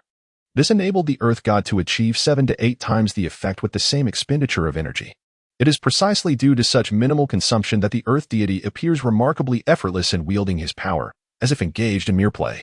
After sifting through the tomes related to biology in his mind, Jia Kedao concluded that the Jiashan squirrel had never graced the pages of those works. Chapter 82, The Benefits of Divine Path. However, Jia Kedao could not be entirely certain whether the Jia mountain squirrel truly did not exist within this world. After contemplating for a moment, he beckoned an elderly farmer over and inquired meticulously. Following a thorough investigation, Jia Kedao was completely convinced that neither the valley nor the vicinity of the small town harbored the Jia mountain squirrel. Thus, it was imperative to ascertain the truth. He pressed his hand gently against the abdomen of the squirrel, applying a subtle force, prompting the creature to regurgitate. Unperturbed by the filth of the expelled food, Jia Kedao rummaged through it and retrieved an undigested acorn. With this single acorn, he affirmed that this squirrel hailed from Earth, specifically from Huaxia, Jia Mountain Village. This acorn was native to the vicinity of Jia Mountain Village and could only be found around the Laojun Temple. There was no need for further discussion. Since the squirrel originated from Jia Mountain Village, even the remaining conclusions, albeit difficult to believe, were indeed the veritable answer. The Jia Mountain squirrel must have inadvertently traversed the black portal during a moment of inattention, enduring a tumultuous journey before settling in the valley. Nonetheless, the sheer number of coincidences surrounding this circumstance was rather bewildering. However, for the time being, this explanation remained the most plausible one. After all, prior to the construction of the basement to prevent the black portal, that portal had been suspended directly in the room, with windows occasionally flung open, allowing for the possibility that the squirrel had scurried in at any moment. Now that the issue was largely clarified, a new dilemma arose: how to deal with this Jia mountain squirrel. Should it be dispatched directly to the kitchen for a stew? Admittedly, the meat was rather scant. At that moment, the earth god, having thoroughly nourished the land, floated over leisurely. Upon noticing Jia Kedao grasping a squirrel, perhaps something he had never encountered before, he curiously approached and poked the nearly unconscious Jia mountain squirrel with his finger. At the prod from the earth god, the squirrel immediately flipped over in Jia Kedao's grasp and, in an instant, leapt to the feet of the earth god, circling him and unwilling to depart. With the earth goddess' presence to restrain it, the squirrel was unlikely to wreak havoc on his ginseng. It could remain by your side. With the earth goddess' intervention, the once listless squirrel quickly regained its vigor, and a glimmer of intelligence flickered in its murky eyes. The earth god, however, appeared somewhat weary, holding the squirrel in his hand, and with a distant bow to Jia Kedao, transformed into a wisp of white mist and vanished towards the statue. Jia Kedao understood that this act must have consumed at least 70% of the incense the earth god had absorbed. This was no ordinary caress from this moment forth. The squirrel was no longer an ordinary creature. With a spark of intelligence infused into its being, it had laid the foundation for its transformation. In Jia Kedao's eyes, a faint layer of gray aura began to manifest around the squirrel, indicating the onset of a significant metamorphosis, provided it remained undisturbed by external influences. In 3 months, this squirrel would awaken its sentience and could be deemed a spirit. Witnessing the earth god enveloped with the squirrel as they merged into the statue, Jia Kedao could not help but sigh softly. This encapsulated the true benefits of the divine path. The path of divinity offers numerous advantages beyond swift cultivation. The ability to transform squirrels into spirits is one such benefit. Should Jia Kedao wish to enlighten a creature, he must first attain the level of chi refinement and draw a spirit-conjuring talisman to succeed. Furthermore, the earth god, accompanied by the squirrel, has merged with the divine statue. This is due to the fact that upon being formally conferred as the earth god, a nascent blessed land is formed within that statue, allowing the earth god to cultivate within it. Once his divine status ascends to the level of the Red Edict, this nascent form may be transformed into a true blessed land, capable of nurturing animals and cultivating medicinal herbs. However, for Jia Kedao to create such an enlightened blessed land, he would likely need to elevate his cultivation to the level of divine refinement. Yet, the carefree nature of the celestial path incites envy within the realm of divinity. In ancient China, the celestial path indeed surpassed the divine, regarding the latter as mere servants, a fact that requires no further elaboration.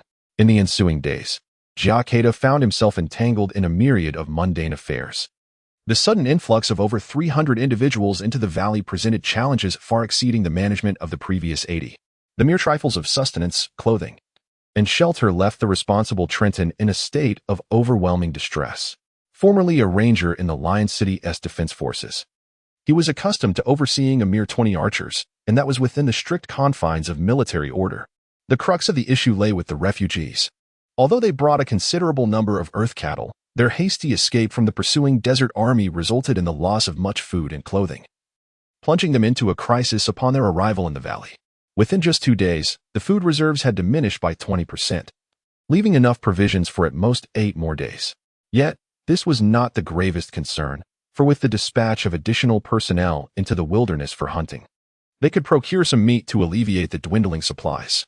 The primary issue resided in the haphazardly constructed wooden shelters erected by the refugees, which not only wasted valuable land but also became a breeding ground for filth, rendering the valley entrance exceedingly unsanitary. Last night, the stench attracted 3 desert wolves, and had it not been for the vigilance of the sentinels, casualties might have ensued. If desert wolves could be drawn to the area, the desert army could also appear at any moment. The survivors and refugees in the valley were predominantly common folk, and managing them proved to be a daunting task, compelling Trenton to ultimately seek assistance from Jia Kedao. As for Otis, he was merely brawn without brains, even less capable than Trenton, relegated to the role of manual laborer. Though Jia Kedao had never engaged in such management, Growing up in an era of information explosion meant that he had, at the very least, witnessed the intricacies of organization. Even in matters of military strategy, one could easily articulate sound reasoning. After surveying the valley and its surroundings, Jia Kedao promptly retrieved a sheet of yellow paper and began to write with fervor. To avert more severe consequences, such as pestilence or enemy incursions, he devised a meticulous plan for the valley and its periphery. Firstly, one must consider that in the event of an external invasion, it is imperative to fortify the valley. Therefore, efforts to cultivate the land within the valley should be significantly intensified. Aside from essential forested areas, the goal should be to expand the cultivated fields within the valley to exceed 3,000 acres, thereby ensuring a sufficient reserve of food supplies. Chapter 83. The Craftsman. Furthermore, it is imperative to clear away the chaotic pile of stones at the rear of the valley and to establish a pathway leading to the forest beyond, thereby securing a consistent source of meat. All wooden cabins must be dismantled, and after the area has been cleared, a uniform row of wooden houses will be constructed in the valley. This arrangement not only enhances the aesthetic appeal but also ensures that the temperature within the cabins remains relatively stable during the winter months. In this planning, two critical aspects must be addressed. Firstly, it is essential to register all refugees and survivors meticulously. To be candid, this initiative had long been a consideration for Jia Kedao. However, at that time, his authority had yet to be established, and any hasty actions would likely have faced resistance. Now that the Earth God can traverse openly in daylight, Jia Kedao, emboldened by the divine influence, can implement his plans without opposition from the survivors and refugees. In this realm, divine authority unequivocally supersedes secular powers, rendering Baron Shumbus incapable of inciting any significant turmoil. The second crucial point involves selecting a cadre of security personnel from the registry, followed by the identification of potential disciples and soldiers. The disciples require no elaboration, while the soldiers, historically known as Dao warriors, serve to protect the teachings and combat malevolent forces. Dao warriors are categorized into two types. The first consists of humans who undergo rigorous training to fortify their physical forms, achieving what is known as the Diamond Warrior, while others may cultivate skills for stealth and illusion, known as Ghost Warriors, or specialize in swordsmanship to wield their blades through formations, referred to as sword practitioners. The second category encompasses the training of supernatural beings, honing specific techniques to form a cohesive unit. Jia Kedao's intent is to cultivate human diamond warriors, as this type is comparatively straightforward to develop. Legend has it that during the Yellow Turban Rebellion in the late Eastern Han Dynasty, the Yellow Turban warriors trained by Zhang Ju were the precursors of the Diamond Warriors. These Yellow Turban warriors possess immense strength and exhibit unparalleled ferocity in battle. However, their lack of clarity during combat renders them difficult to command, which ultimately led to the downfall of the Yellow Turban army at the hands of local tyrants. Subsequently, the Celestial Court selected elite spirits from the remnants of these warriors, elevating them to serve divine purposes, thereby ensuring the legacy of the title Diamond Warrior endures. The Diamond Warriors Jia Kedao plans to train will be a diluted version, primarily due to the necessity of inscribing the diamond armor talismans on their backs, an endeavor requiring a mastery of the medium tier of refining essence and transforming chi. Consequently, Jia Kedao must substitute this with the flame armor talismans, leading to these half-formed diamond warriors being referred to as flame-armored soldiers. Under Jia Kedao's command, the inhabitants of the valley have shown remarkable cooperation, with two individuals expressing their willingness to assist in the registration process. These two individuals, formerly tax officials and clerks within Baron Shumbus's territory, named Dali and Cruz, have endured considerable hardships during their flight to the valley.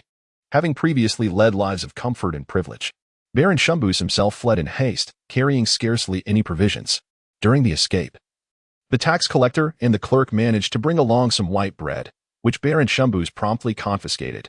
As the tax collector was an official dispatched from Lion City to oversee tax collection in the Baron's territory, it was not unexpected that he would incur Baron Shumbus's displeasure. However, the clerk was one of Baron Shumbus's trusted aides, and he too fell victim to such treatment, developing a deep-seated resentment towards the Baron.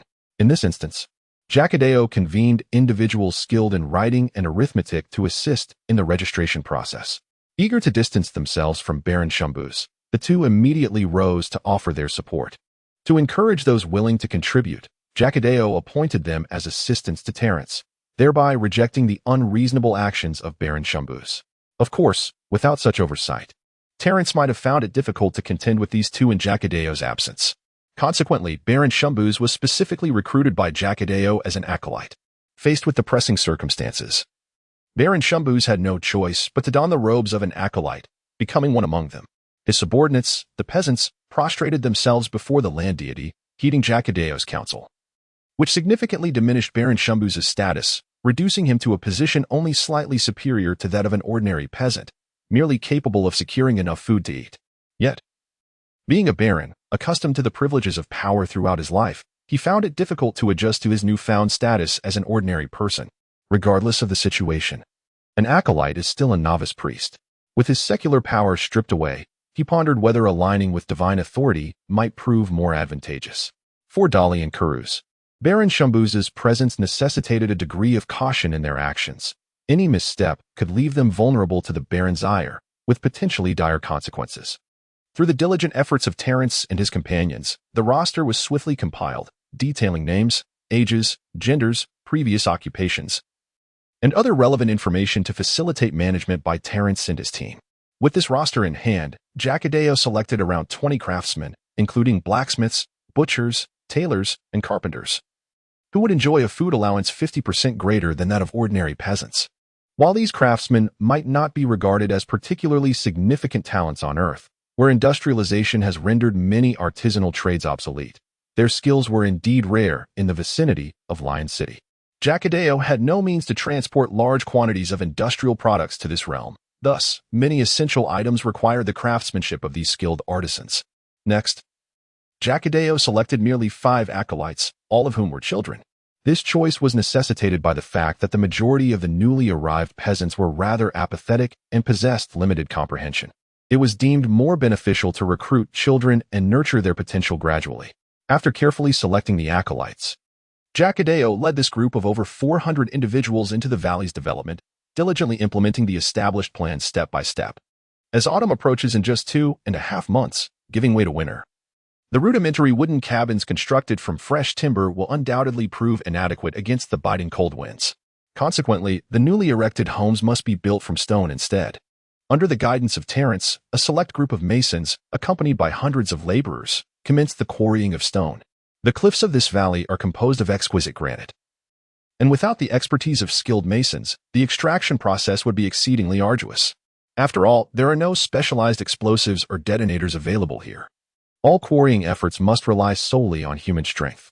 Within this endeavor, both Otis and Terence emerged as the principal contributors. Chapter 84. The melodramatic potato Jia Kedao paid a visit to the stone quarry, where he observed the artisans' mining techniques. However, he found himself rather disheartened. What these stonemasons referred to as secrets were merely the application of the principle of thermal expansion and contraction, allowing large blocks of stone to detach from the cliff's side. Yet, due to their extensive experience, the stones that were freed were nearly rectangular, requiring only slight hammering to remove irregularities before they could be dragged to the construction site by either oxen or manpower. In the chaotic valley, Jia Kedao spent over a month addressing various matters. At this point, everything in the valley was orderly. The row of stone houses had been more than halfway constructed, and 2 houses were being built each day. The task of reclaiming 3,000 acres of wasteland was progressing even more swiftly, thanks to the prowess of both the oxen and the gophers. The barren land had been entirely cultivated and sown with the wheat seeds Jia Kedao brought, while additional fields outside the valley were being prepared for planting sweet potatoes and potatoes, both early maturing varieties known for their short growing periods. Sweet potatoes required approximately 6 months to mature, while potatoes took around 3 months. However, plants transported from Earth tended to have their growth cycles significantly shortened in an environment rich in spiritual energy. Thus, it was conceivable that the potatoes might be harvested before the first snowfall. Upon revealing the anticipated yield of the potatoes, the farmers, though hesitant to challenge Jia Kedao's assertions, murmured amongst themselves. No one believed that such a crop could yield 1,000 kilograms.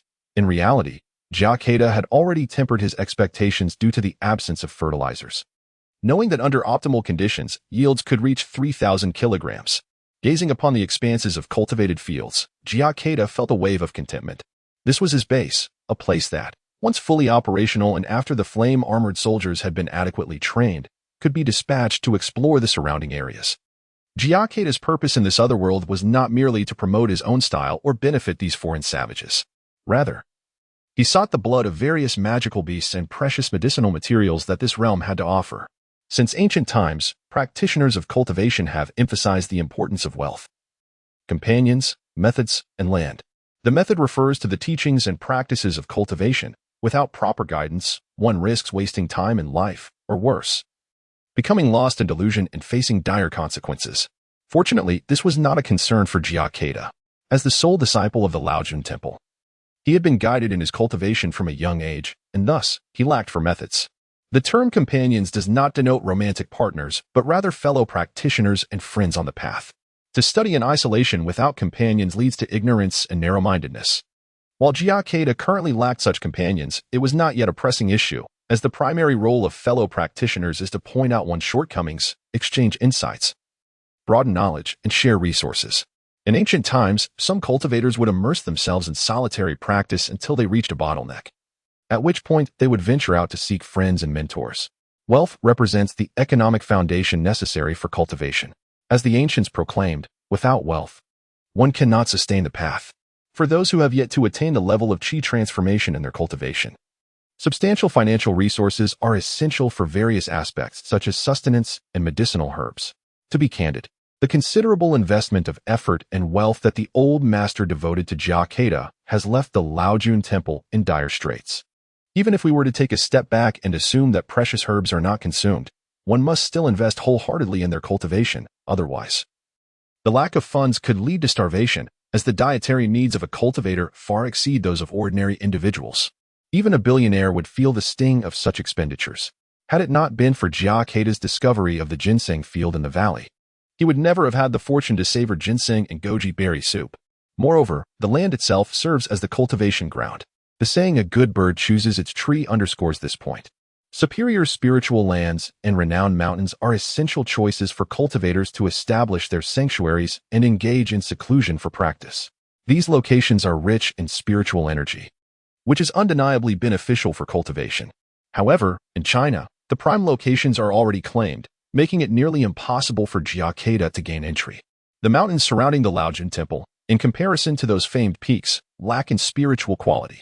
Fortunately, this otherworldly realm offers land that is 7 to 10 times more abundant in spiritual energy than those so-called renowned mountains. In fact, the spiritual energy in this valley is a staggering 20-fold. This is one of the reasons Jia Kedao chose the valley as his foundation. Naturally, one can imagine that there are places with even more abundant spiritual energy, but they require considerable effort to discover.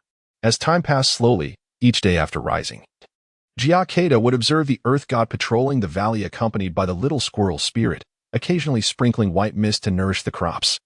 The squirrel had transformed into a little spirit, and with Jia Kedao's yin-yang eyes, he could see it enveloped in a thin veil of dark energy, which represented its spiritual essence, albeit faint.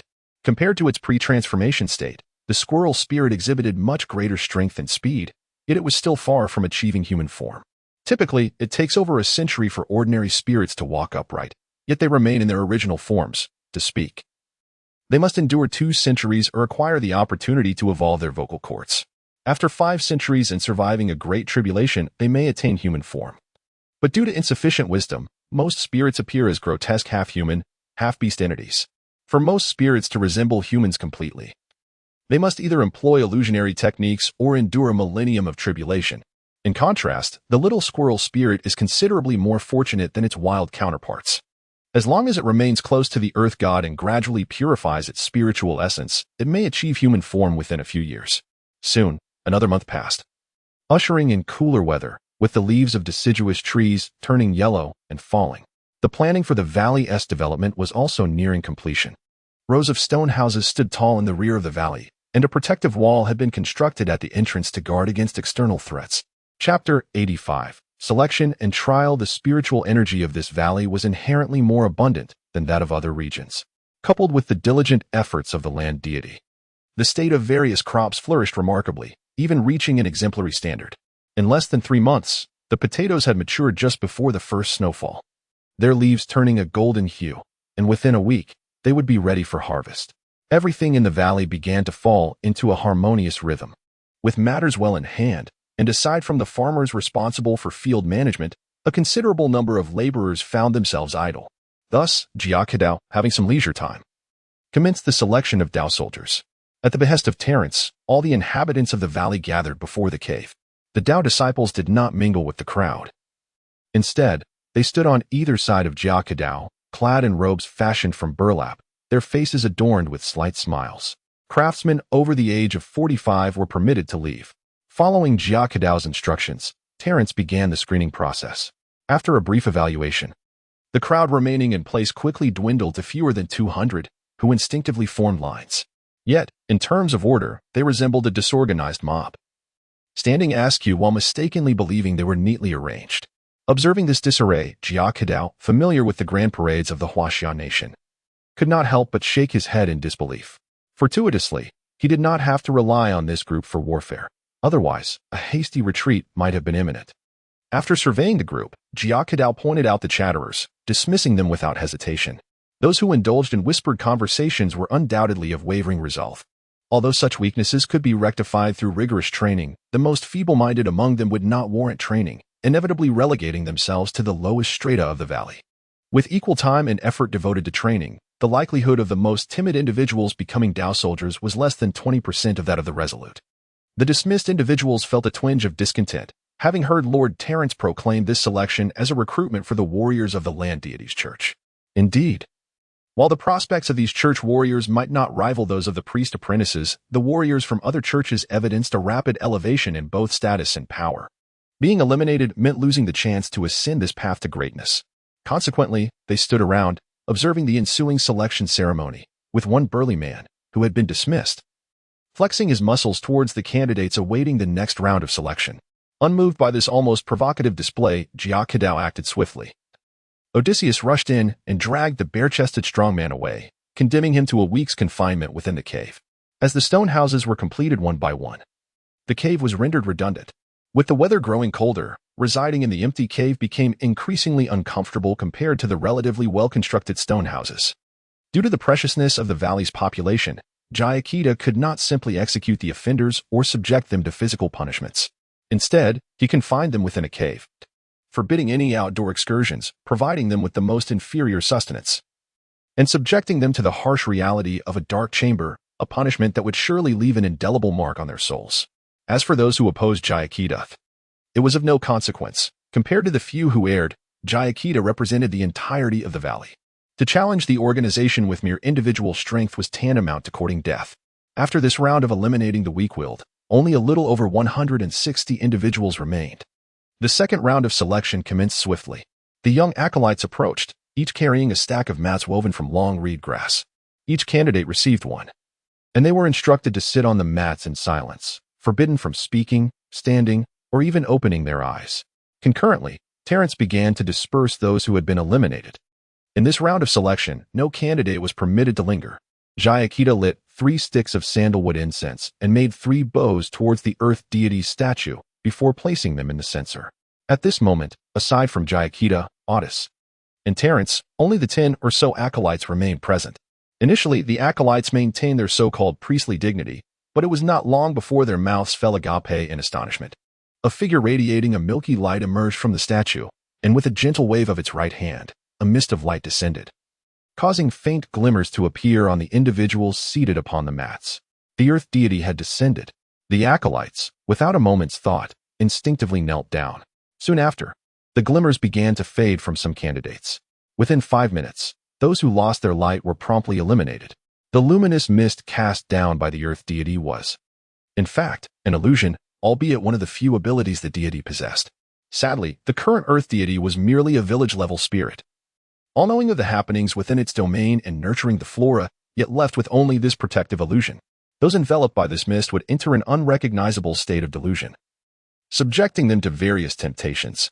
For instance, they would remain oblivious to the enchantment, believing instead that they had been chosen as Dao soldiers. Thereafter, enduring rigorous training to awaken their fighting spirit, these otherworldly humans perceived Dao soldiers as akin to warriors, assuming their power comprised fighting spirit infused with a modicum of divine grace. Following this, they would engage in battles against the enemies of the earth deity, achieving victory, glory, and rewards, only for the enemies to covertly approach and entice them. The initial offerings might be a few bags of wheat. Indeed, these conditions were conjured within the minds of the candidates upon succumbing to the illusion, reflecting their minimal resistance to temptation. For a beggar devoid of food and drink, the first temptation might simply be half a loaf of coarse black bread mixed with bran. Conversely, had Baron Shumbu's been tested, perhaps the temptation would have been a small parcel of land, regardless of the circumstances. Those who succumb to temptation at the very first instance truly lack the worthiness to become warriors. Perhaps it can be said that Jia Qiao would never take such a risk. A mere few bags of wheat have bought your loyalty. What need have I to train warriors? Should I train them for the enemy? The first cohort that was eliminated during the illusion test departed the scene, yet their expressions bore little of the strangeness one might expect, only tinged with a hint of regret. Chapter 86. The continuous advantages of this illusion lie in the fact that once the subject awakens from the enchantment, the memories of their experiences within it dissipate entirely. In their minds, it is akin to shutting their eyes and then reopening them, only to be escorted away by those acolytes who announce their disqualification. The number of those eliminated is not substantial, totaling just over 40, as those with the least resolute minds had already been expelled by Jia Kedao earlier. In essence, this serves as a test of the candidate's responses to temptation. The illusion persists. By the 10th minute, another group, approximately 30 individuals, succumbed to the fading white light, leaving with a sense of regret. Naturally, the intensity of the second temptation far exceeded the first. If the initial temptation was akin to a few bags of wheat, the second temptation was at least equivalent to dozens of gold coins. To be candid, while the value of gold coins in this alternate realm is somewhat lesser than that on Earth, it is by no means trivial. As previously noted, Miss Rosini, the daughter of the Lord of Lion City, receives a meager allowance of merely 2 gold coins each month. For an average household, a single gold coin can provide several days of sumptuous meals. Dozens of gold coins could exceed the annual salary of an ordinary official. Thus, for these candidates, the allure of such wealth is considerable, making the emergence of further eliminations entirely reasonable. Soon, the third temptation arose. This time, the number of those who faltered was the highest yet, surpassing 60. Those who withstood the second temptation possessed a commendable willpower. In the context of Earth, only the most rigorously trained soldiers could be compared. Consequently, those eliminated in this round would be integrated into the militia, while the original militia would be disbanded. According to Jia Kedao's estimation, the third temptation likely involved treasures or magical artifacts valued at over 1,000 gold coins, or perhaps even a noble title. Those capable of resisting such temptations would seamlessly transition into the role of Dao soldiers. However, Jia Kedao wished to observe how many temptations the remaining candidates could ultimately resist. With the fourth wave of white light dissipating, this temptation led to the elimination of 27 individuals, leaving only 5 remaining. In the final 5th temptation, all 5 succumbed. It is worth noting that the value of the 4th temptation would not be less than several tens of thousands of gold coins. With such a vast sum, if managed wisely, one could feasibly purchase the title of a count in a small nation. As for the 5th temptation, no one emerged victorious, and Jia Kedao could not ascertain its value. However, following previous patterns, it was likely to be a temptation of several 100,000 gold coins or a position as a minister of a kingdom. Regardless, the 32 individuals who remained were deemed the seeds of Dao soldiers selected from this trial. You shall first accompany the acolytes to study the Taoist scriptures and learn about the human meridians and acupoints. Jia Kedao gestured with his hand, uttering phrases that left the newly chosen Dao soldiers somewhat perplexed, as several acolytes led them to the finest stone houses constructed for their studies. The Taoist sect has never been an egalitarian social system. Aside from the principle of rewarding merit and punishing wrongdoing, a hierarchy has been established through seniority, strength, and personal connections. This holds true even in the case of Jia Kedao. As a focal point of his cultivation, the more than 10 young disciples have enjoyed the finest accommodations and nourishment from the outset. Likewise, the 32 seed soldiers are now afforded the same privileges, inciting envy and resentment among those who were not selected. Following the young disciples and seed soldiers, the artisans receive the second tier of treatment, while the militia and farmers occupy the third tier, with the least favorable conditions reserved for the deceitful individuals lurking within the valley. Jia Kedao aims to instill in these individuals the understanding that idleness leads to a bleak future. After all, compared to the Laojun Temple, this valley, recently named Qingmu, faces perilous circumstances. not to mention the potential existence of magical beasts and ferocious creatures within the lush forest behind the valley. The search teams dispatched by the desert army that seized Lion City could appear at any moment outside the valley. If there is not absolute certainty in detaining these search teams, allowing even one to escape could spell disaster for the valley. From that day forward, each morning, one could witness a gathering of individuals before the statue, reciting the Tao Te Ching and other significant classics, occasionally exploring each other's acupoints. The seed soldiers are not mere common soldiers that cannot simply be armed and trained for a few months to become competent. As protectors of the Taoist teachings, they must comprehend the classics and understand the human meridians and acupoints. Jia Kedao does not expect these seed soldiers to grasp much of the classics in a short time. He intends for them to memorize the texts diligently. Once they have committed these to memory, through time and mutual exchange, he will elucidate the meanings further. As for the meridians and acupoints, rote memorization suffices. Jia Kedao does not anticipate these individuals from another realm to have a profound appreciation for the essence of Huaxia. Due to the considerable manpower occupied by the seed soldiers, young disciples, militia, and artisans, the current lack of visible impact will soon reveal itself during the spring plowing after winter passes. Master Mingyang, there is an issue at the farm. 2 farmers have been injured. Lord Otis requests your presence to assess the situation. Today, Jia Kedao has managed to carve out a rare moment to explain the Tao Te Ching to the young disciples and seed soldiers. This text serves as the foundation of Taoist classics. Understanding even a fraction will undoubtedly enhance their comprehension of Taoist practices, a fact that cannot be denied. Upon raising his gaze, Jia Kedao saw a militia member responsible for patrolling and maintaining order within the valley. You may interpret it for yourselves. He instructed before turning to let the militia member lead the way. Clearly, something unusual must have occurred at the farm. Otherwise, Otis would have handled it himself and would not have needed to send someone to notify him. What has happened? Jia Kedao pondered deeply, yet refrained from divining the matter. For such occurrences reveal themselves without the need for elaborate rituals. Odysseus had long awaited outside the breeding grounds upon witnessing Jia Kedao's arrival. He hurried forth to pay his respects. I have come to greet you, Master Mingyang. Infinite celestial sovereign, you summon me here. What pressing issue has arisen? Jia Kedao gestured for Odysseus to address the matter at hand first. Chapter 87. The transformation of the rooster. A peculiar expression graced Otis's face as he addressed Lord Mingyang. Please, come and see for yourself.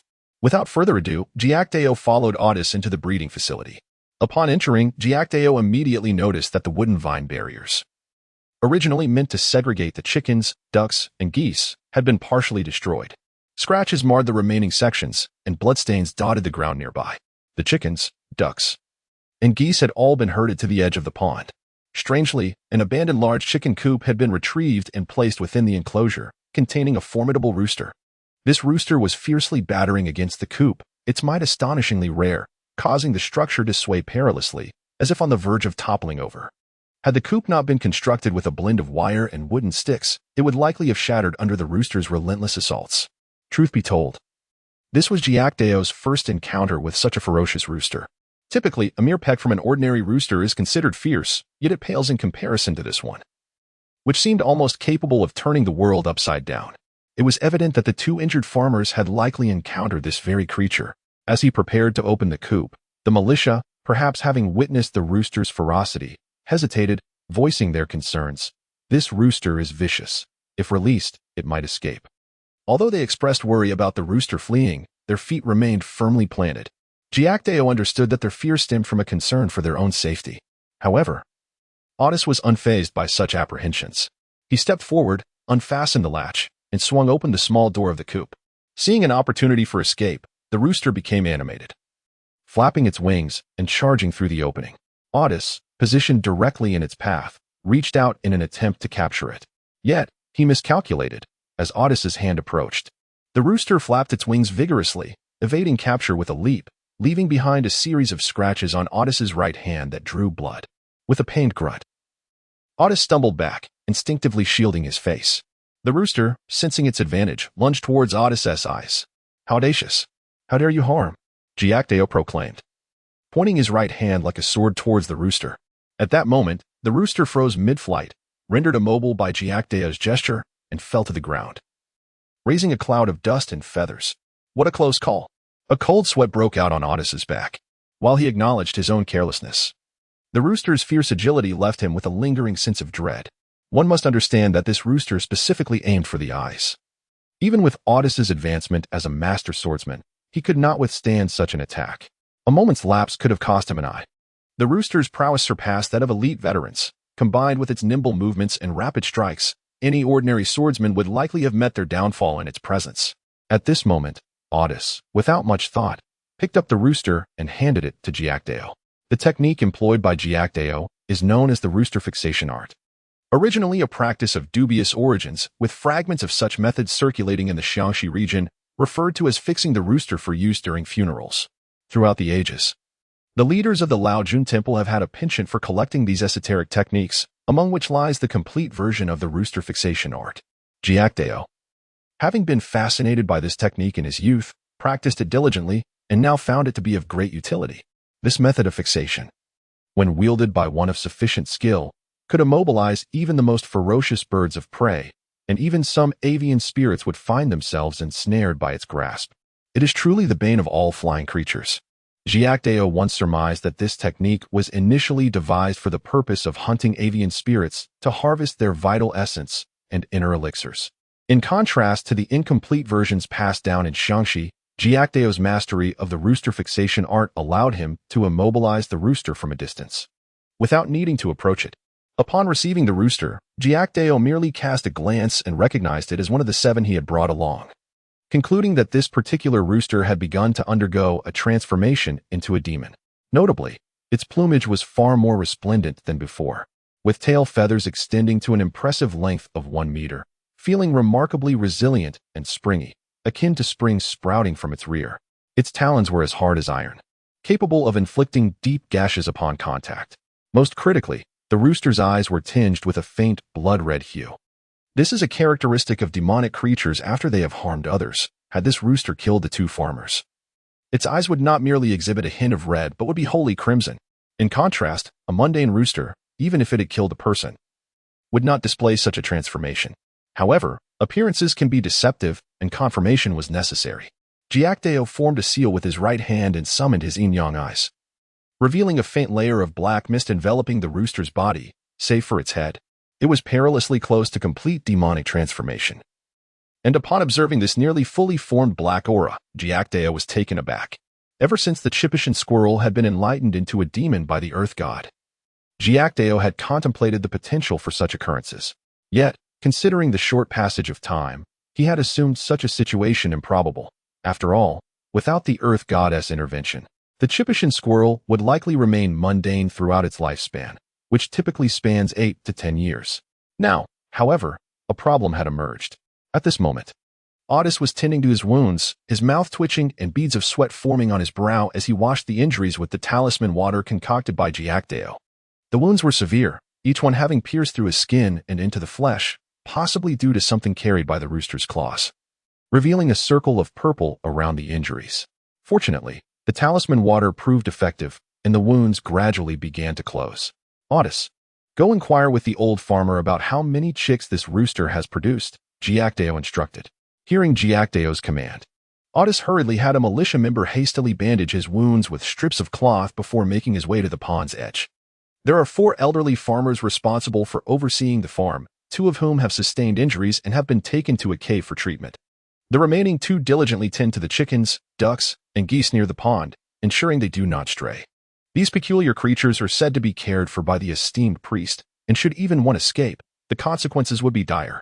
Thus, the 2 farmers are performing their duties with unwavering dedication. Chapter 88.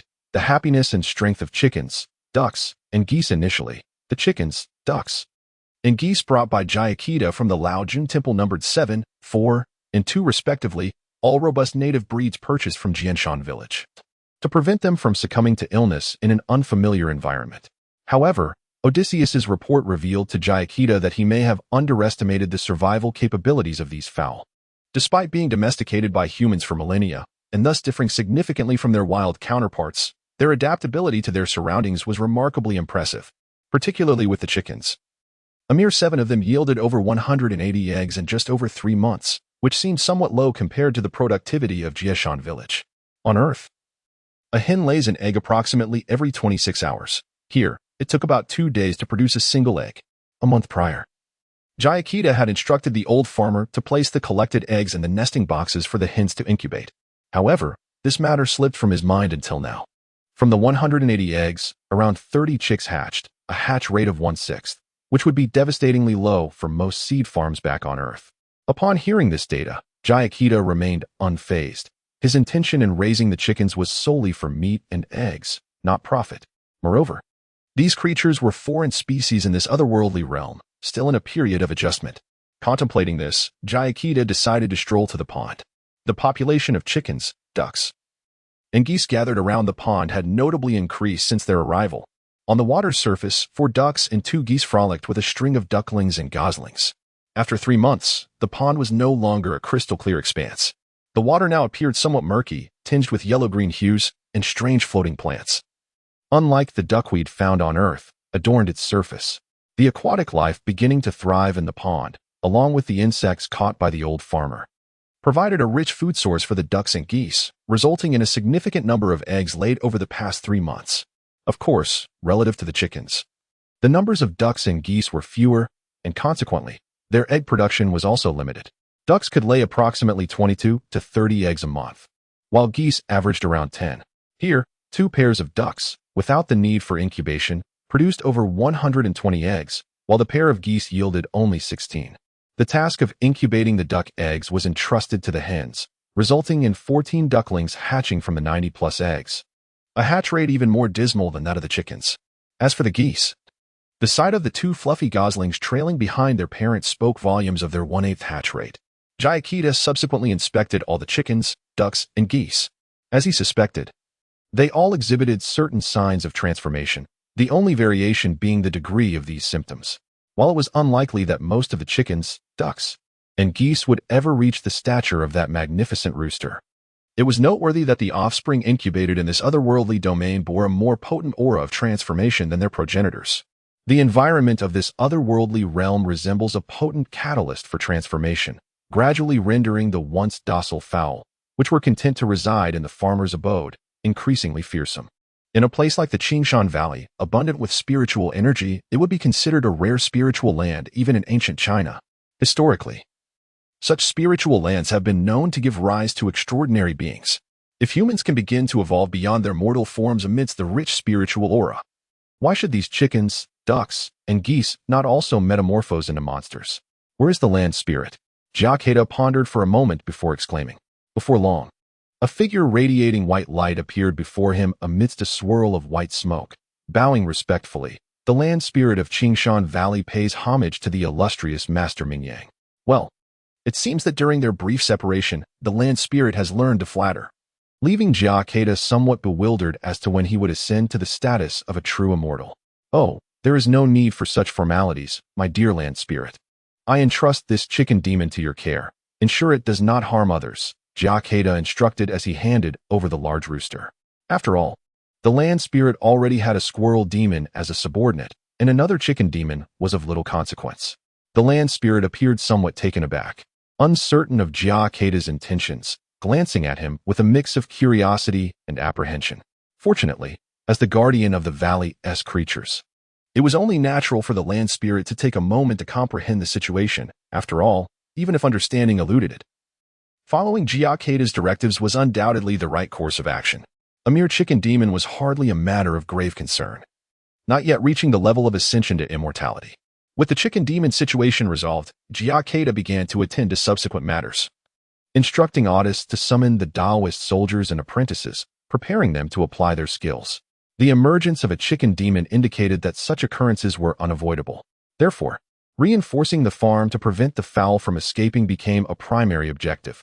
Jia Kedao was unwilling to have them escape and potentially form a demon colony, which would inevitably attract unwelcome attention.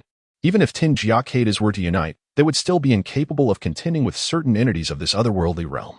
Thus, the Taoist apprentices and soldiers he had summoned began their labor. The quarry overseen by the stonemasons had considerably diminished in scale compared to when they were constructing houses. Yet it remained operational as the valley both inside and out required a substantial amount of stone. Moreover, the continuous extraction from the mountainside could potentially expand the valley's area. Although such an endeavor might not be the most cost-effective, idleness was unproductive, so why not engage in it? These apprentices and soldiers were tasked with transporting stone from the quarry to the farm, erecting a stone wall around the perimeter to prevent the chickens, ducks, and geese from escaping. Chapter 89. The Seeds of Taoist Warriors from the Imposing Rooster. One could discern that once these chickens, ducks, and geese undergo demonization, their strength would become remarkably formidable. Had it not been for the fortuitous arrival of Otis, that rooster would have likely reduced the breeding farm to ruins, fleeing triumphantly with its harem and progeny. However, should the stone wall be successfully erected, even transformed, these fowl would find their chances of escape significantly diminished. After all, having just metamorphosed into minor demons, they would lack the supernatural abilities typically associated with more powerful entities, merely exhibiting enhanced physical prowess compared to their mundane counterparts. For instance, a common rooster might manage to flap its wings and soar over a 2-meter-high wall, while a minor demon chicken could only reach a maximum height of 4 meters.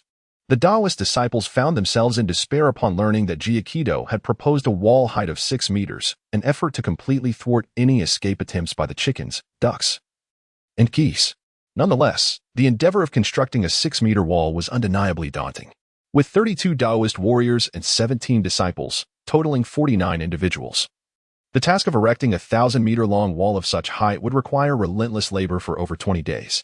What? The suggestion to enlist the help of the other residents of the valley? Jia Kedao shook his head, sternly punishing the disciple who proposed such a lazy scheme. With 20 lashes from a rattan switch administered personally by Otis, the other disciples dared not voice their opinions. The audacious disciple who had spoken up was, after all, a noble baron. Had it been one of them, the punishment would likely have been even more severe. As for the Taoist warriors, having recently ascended to a higher status, they were brimming with excitement. Not only were they willing to construct the wall, but they would also face adversaries without a hint of hesitation. With all opposition quelled, the plan proceeded as Jia Kedao had envisioned. However, Jia Kedao was not one to solely impose upon the disciples and warriors. On the evening of the first day, the weary disciples, exhausted as if they were dead dogs, were called by Otis to the breeding farm after the Taoist warriors had just finished their dinner. This spacious area, typically devoid of visitors, had been temporarily designated by Jia Kedao as a place for imparting teachings. The disciples and Taoist warriors assumed that the venerable priest, Jia Kedao, was preparing to present them with some new form of instruction. Standing before them, Jia Kedao surveyed the group, fully aware that despite their silence, they must have been cursing him internally after such a grueling day. It was akin to students being summoned by their teacher on a previously free Saturday or Sunday for extra lessons, an experience too familiar to describe. Great Celestial Venerable, I have summoned you here today to impart upon you an unparalleled secret technique. Jia Kedao, well-versed in the art of rhetoric, seized the moment with an impactful declaration, instantly captivating the weary crowd. What? An unparalleled secret technique? Upon hearing these words, the previously exhausted and nearly slumbering individuals were suddenly invigorated. Why were they standing here? Was it not their aspiration to wield formidable power, to create a bastion of safety for themselves and their loved ones amidst the chaos of this tumultuous era? To these individuals, no matter how intricate the knowledge may be, it pales in comparison to the immediacy and might of raw power. After all, possessing an abundance of knowledge is futile in the face of a brute. The feeling of helplessness can be utterly shattering. Those who have escaped the ravages of war seek to avoid once more the desperation of being hunted and witnessing the slaughter of their loved ones. The notion of supreme techniques. The pedants among them quickly conjectured about lofty martial arts legacies or spells of some sort. The less perceptive among them speculated that it involved efficient foundational methods to harness combat energy. It must be noted that they, akin to the initial misunderstanding of Terence, were completely mistaken. What Jia Kedao intended to impart was the art of breath and circulation. However, it cannot be said that this misapprehension was entirely unwarranted. In Jia Kedao's eyes, his method of breath and circulation surpasses those so-called advanced martial arts legacies in sophistication. This technique is an authentic foundational practice of the Taoist tradition, capable of refining the physical form, harmonizing the meridians, and fundamentally transforming the body. In simpler terms, an individual from another realm who has grasped the art of breath and circulation would possess physical strength comparable to that of seasoned elite soldiers, even without years of training. Moreover, this method does not conflict with combat energy. Rather, once the physical body is refined, it facilitates the easier manifestation of combat energy. This has already been confirmed by Odysseus. As a swordsman, Odysseus has become intimately familiar with the transformations within his physique since practicing the art of breath and circulation. He has also discerned the potential outcomes for ordinary humans engaging in this practice. To be candid, standing behind Jia Kedao, Odysseus harbors a deep envy for these Taoist disciples and warriors. He could only wish for such advantages during his own early days. Had he possessed such opportunities, he might have ascended to the rank of Grand Swordsman years ago. Nonetheless, it is not too late. Odysseus can sense his combat energy being compressed beneath the influence of the breath and circulation technique, and he has nearly touched the threshold of Grand Swordsman status. With a bit more time, achieving that dream is not beyond reach. If Jia Kedao were privy to Odysseus's thoughts, he would likely find amusement in his lack of confidence regarding the Great Saber technique. This is a martial art derived from the teachings of Guanxing, renowned not only for its formidable power but also for its efficacy in strengthening the meridians. Practicing it alongside the breath and circulation method would not only lead to Grand Swordsman mastery, but also to the attainment of even higher levels of swordsmanship. The art of breath and circulation is not overly complex. Initially, it requires the conscious flow of energy along designated meridians, akin to the so-called small circulation. As one advances, the practice escalates to the great circulation. In essence, while these concepts may appear simple, they demand adherence to the prescribed pathways. Any deviation could lead to dire consequences. This is precisely why Jia Kedao insists that these individuals study the meridians and acupoints. Without an understanding of the human body's energy pathways, how can one expect to direct their consciousness along the designated routes? It is likely that before long, these individuals will find themselves either mad, delirious, injured, or worse, leaving none unscathed. After Jia Kedao imparted the techniques of breath regulation, he provided each individual with a mat, instructing them to sit cross-legged and begin to chant the names of various acupoints, allowing these novices, who were still unfamiliar with the meridians and acupoints, to engage in a comprehensive exploration. Meanwhile, Odysseus took a more hands-on approach, directing these individuals to disrobe completely, exposing themselves, while he meticulously examined each acupoint on their bodies, ensuring they comprehended the true flow of this breath regulation technique. Chapter 90, Black Oil Indeed. The state of undress is a source of profound embarrassment in any realm. Consequently, many individuals writhe uncomfortably when Odysseus engages with them. However, Odysseus is not one to show leniency, delivering a sharp slap to the forehead while admonishing. If you are unwilling to learn, then be gone. Upon hearing this, both the young disciples and the nascent warriors obediently accepted the ministrations, rendering the scene rather dissonant. Jia Kedao, witnessing the spectacle, nearly choked on his own blood. Despite being in a Taoist temple, he was well aware of what it meant to be engulfed in fervent camaraderie. The breathing and meditation techniques have been transmitted within the Taoist community for over a millennium, and their efficacy is certainly not comparable to mere tricks of deception. After following the meridian pathways and allowing the consciousness to flow, some individuals among them began to murmur in quiet jubilation. Those chosen as young disciples and warrior seeds were not devoid of discernment. They could distinctly perceive the transformations occurring within their bodies after practicing the breathing technique. The fatigue that had previously threatened to lull them into slumber dissipated significantly in a short duration, while the soreness in their muscles was notably alleviated. Most surprisingly, a layer of black oil began to surface on their skin. Jia Kedao had previously elucidated that this was the impurities expelled through the refinement of the physical form upon practicing the breathing technique. Once the last individual concluded their session, Jia Kedao firmly commanded an immediate cessation of any further attempts to practice the technique. Initially, the expulsion of impurities is at its peak. Yet this also greatly depletes one's vital essence. After all, the operation of meridians and the refinement of the body are not mere serendipities falling from the heavens. Thus, while these individuals appeared invigorated on the surface, further practice could easily jeopardize their foundational health, ultimately hindering their future training, an act that would be deemed unwise. In the past, when the young disciples at Laojun Temple practiced this method, Jia Kedao's lack of experience as a teacher led to such complications.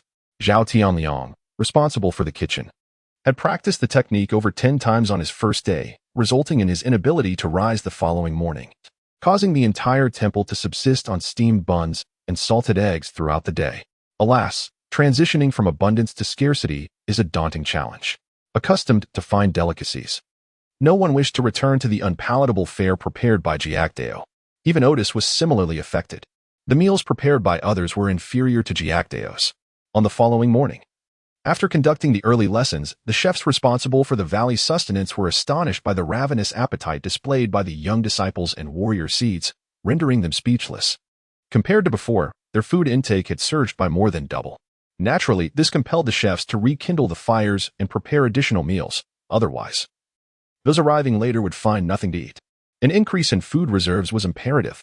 Upon receiving the report from Terence regarding the chef's concerns, Jia Kedao calculated the food supplies within the valley and could not help but feel a twinge of anxiety.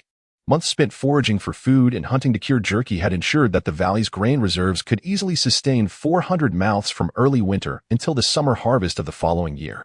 However, the sudden emergence of nearly 50 additional mouths to feed created an urgent strain on these supplies, equivalent to an unexpected increase of over 100 individuals. Most critically, as they practiced the art of breath control and continued to refine their physical forms, their appetites would inevitably grow, ultimately matching that of the colossal Odysseus. Consequently, the scarcity of food reserves transformed from a mere inconvenience to a grave concern. Upon calculating the situation, Jia Kedao could not help but furrow his brow. The reserves now appeared to be nearing a 2-month deficit, indicating that without an urgent solution, starvation could become a dire reality by the onset of spring and summer next year. After contemplating his options, Jia Kedao concluded that the safest method to procure food would be to transport it from Earth. However, since he had no intention of disseminating news about the Black Portal, he and Odysseus could only manage to transport supplies using 2 sturdy earth oxen. Any additional burden would pose significant risks should they encounter adversaries. With the 2 oxen, they could carry no more than 1.5 tons of grain, mindful of the necessity to flee in the event of danger. Overloading the oxen would render escape impossible. Furthermore, Jia Kedao could not traverse the distance between the Black Portal and the valley daily. If substantial quantities of food could not be obtained from Earth, the only alternative would be to seek provisions from the surrounding areas of the valley. However, compared to the risks of procuring food from Earth, this option carried far greater peril, as they might confront hostile forces. Resolute in his decision, Jia Kedao recognized the urgency of taking action before the snow arrived. Delaying would complicate matters significantly. Yet, preparations were still required before embarking on this endeavor. A week later, snow finally descended.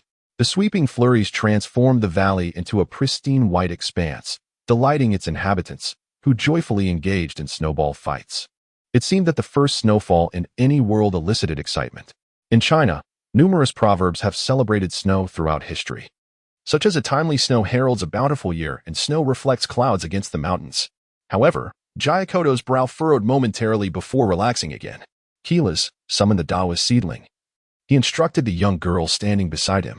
Since her recovery and transformation into a Taoist apprentice, Keelas had matured considerably, resembling a 12 or 13-year-old child. Among the apprentices, she had excelled in her studies. By now, Keelas could recite the Tao Te Ching and the Wenshi Jinjing, 2 esteemed classics of the Taoist tradition, from memory. This indeed left Jia Kedao feeling somewhat ashamed, for it is worth noting that when he was merely 6 or 7 years old, he was compelled by the old master to memorize the scriptures, a task that consumed over half a year to accomplish. Furthermore, in terms of comprehension of the scriptures, Keelas also ranked among the top. Upon realizing this, Jia Kedao promptly included Keelas as one of the key individuals for focused cultivation. Chapter 91. The shaping of Tao warriors. All the Tao disciples who are being meticulously trained must serve alongside Jia Kedao for 2 days each week, acting as messengers, a form of rigorous training in itself. During these 2 days, it is Clara's turn to be on duty. Do not underestimate this young girl. She has the remarkable ability to convey Jia Kedao's commands without missing a single word. Considering she is merely 6 years old, this is quite an accomplishment. Reflecting on this, Jia Kedao feels a twinge of embarrassment, recalling his own experiences at that age when the old master sent him down the mountain to purchase pork head meat in the village of Jiashan, where he often bought the wrong items. Comparing oneself to others can be disheartening. With a cheerful bounce, the young girl sets off, reveling in her current happiness. Her life now is filled with joy, eating her fill each day, learning the Tao scriptures from her master, practicing breathing techniques, and participating in morning rituals, far more enjoyable than her previous existence in the Lion City. The only sorrow she carries is the uncertainty of her mother's whereabouts, casting a slight shadow on her otherwise bright demeanor. By order of Taoist Master Mingyang, all Tao warrior seedlings proceed to the Temple of the Earth God. Clars calls out with an air of authority outside the residence of the Tao warrior seedlings. regardless of how others in the valley refer to her. Jia Kedao insists that the disciples must address her correctly. Any deviation would result in the immediate revocation of their status, reducing them to commoners. By enforcing this rule, Jia Kedao finally shed the title of Your Excellency. Upon receiving the command, the 5 who excelled in the illusion test had already been appointed as squad leaders. They wasted no time in gathering the Dao warrior seedlings and hastening towards the Temple of the Earth God. This temple was a unique structure built by the community in the valley, centered around a cave entrance. Although not large in scale, it was constructed using high-quality stone. Following the architectural templates of the divine halls in this world, Jia Kedao had no authority to intervene in its design. He certainly could not expect the villagers to construct a temple resembling a Taoist monastery, as that would seem quite peculiar.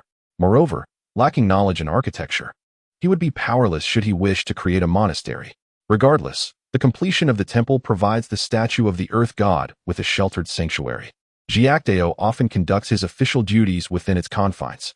The Dao warrior seedlings exhibit greater concentration in practicing their breathing techniques compared to the young disciples, who tend to focus more on understanding and reciting the scriptures. Consequently, the physical prowess of these seedlings surpasses that of the young disciples. Before long, they arrive at the Temple of the Earth God. Jia Kedao has prepared everything inside.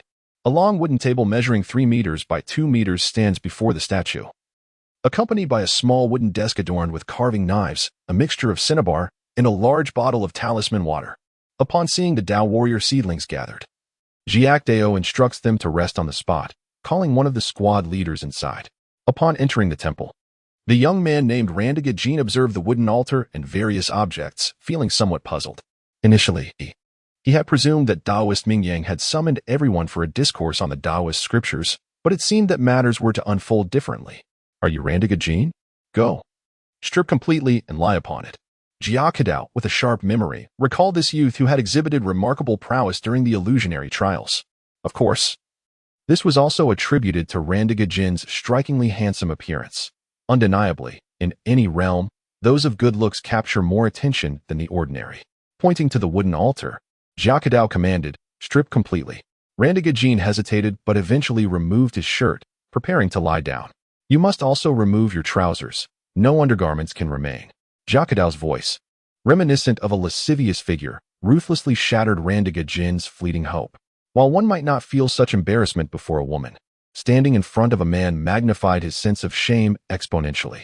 Yet, understanding the consequences of disobedience, Randiga Jin steeled himself and, with a swift motion, discarded his trousers and undergarments, resembling a small white mouse as he lay upon the expansive wooden altar, awaiting Jia Kedao's attention. Jia Kedao picked up a carving knife, dipped it in the ritual water, and stood before the altar. Witnessing this scene, Randiga Jin's back prickled with goosebumps. Jia Kedao chuckled, do not be nervous. This will not hurt. Not hurt. Randiga Jin was far from convinced, pondering the knife's intended use. Just as anxiety gripped him, Jia Kedao struck a decisive blow to the nape of his neck. The force of the impact was such that even a bull would have succumbed to unconsciousness, let alone a mere human. After rendering Randiga Jin unconscious, Jia Kedao wasted no time. His right hand brought the carving knife down upon the young man's back. Jia Kedao carved with meticulous precision, the knife gliding over the skin, leaving only the faintest trace of blood, an indication of having slightly breached the dermis. Had it been another individual, the first incision might have resulted in significant bloodletting. As time passed, intricate lines began to multiply across Randiga Jin's back, gradually revealing an archaic talisman, the flame armor talisman.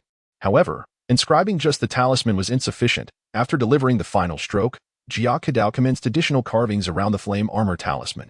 The symbols of concentration, guardian of vitality, purification, and swift movement were meticulously placed, intertwining yet distinct. From Jia Kedao's perspective, the purification talisman was inscribed near the left kidney, while the swift movement talisman was positioned at the spleen, the guardian of vitality above the liver, and the concentration talisman located at the lungs. This arrangement corresponded to the 5 organs and the 5 elements: wood for the liver, fire for the heart, earth for the spleen, metal for the lungs, and water for the kidneys. Once the carvings were completed, Jia Kedao delicately dipped his pinky into the inkstone, allowing a mixture of vermilion powder to cascade onto Randiga Jin's back, followed by a gentle stroke. Cinnabar swiftly infiltrated the etched lines, rendering them somewhat indistinct. At that moment, Jia Kedao lifted the bottle of talismanic water, took a sip, and formed a pure mouth seal with his hands. Chapter 92. The Taoist Soldier's Talismans with a Faint Puff. The talisman water transformed into a mist that enveloped the blurred lines. Perhaps stimulated by this phenomenon, Randagajin let out a soft grunt and gradually awakened from his stupor. Without even opening his eyes, he felt something akin to a cloth brushing against his back, followed by the call of Jia Kedao urging him to rise. At that moment, the 5 talismans inscribed on Randagajin's back became vividly clear, glowing a fiery red. Yet, merely achieving this did not signify that the Taoist soldier was fully trained. Terry, much like Randagajin, was one of the last surviving 5 from the previous illusion test, also bearing the rank of a squad leader. With a look of bewilderment, Randagajin exited the temple, summoning the anxious Terry inside while he himself stood outside, pondering the situation. Thanks to Jia Kedao's impeccable knife skills, which merely grazed the true skin. Combined with the healing properties of the talisman water, Randagajin felt no pain from the intricate lines etched upon his back. Additionally, he had been knocked unconscious the moment he approached the wooden table, leaving him oblivious to what transpired within. A few of the nearby Taoist soldier candidates noticed the fiery red talisman lines adorning his back. One by one, they were called into the temple by Jia Kedao. And after more than 10 minutes, they emerged bearing similar crimson markings. In fact, as Terry exited the temple, Randagajin immediately recognized the red lines on his back. This correlation left no room for doubt. He surmised that his own back bore a similar design. Despite the sun shining brightly overhead, the weather remained uncomfortably cool. From morning until noon, Jia Kedao calculated that he had inscribed a total of 19 talismans, with the remaining 13 scheduled for the afternoon. Remarkably, even these 19 had left Jia Kedao feeling somewhat sore. The intricacies involved in etching talismans onto the human body demanded a high level of skill, resulting in considerable physical exertion. Were it Odysseus in his place, the mere requirement for stability would have been enough to bring him to his knees, regardless of his skill level. After lunch, the Taoist soldier candidates gathered once more in front of the temple, including those already adorned with inscriptions. In the valley, the remaining populace, upon witnessing the talismans on the backs of these candidates, began to speculate fervently. Regardless of the nature of their conjectures, the underlying sentiment was one of envy. To the onlookers, it appeared that these individuals were on the verge of becoming significant figures within the church, with the red lines symbolizing unique divine markings of the land god church. Though this perspective bore the hallmarks of an otherworldly mindset, it was not without merit upon closer examination.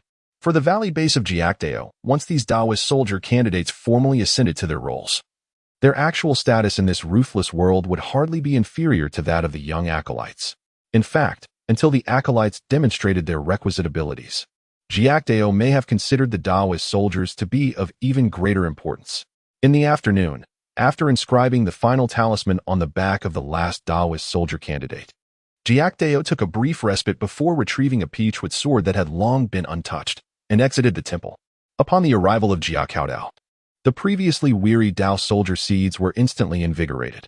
The intricate lines etched upon their backs had stirred much speculation not only among the inhabitants of the valley but also within their own hearts. Now, it appeared that Lord Mingyang was poised to unveil the answers, igniting a sense of anticipation and subtle excitement within them.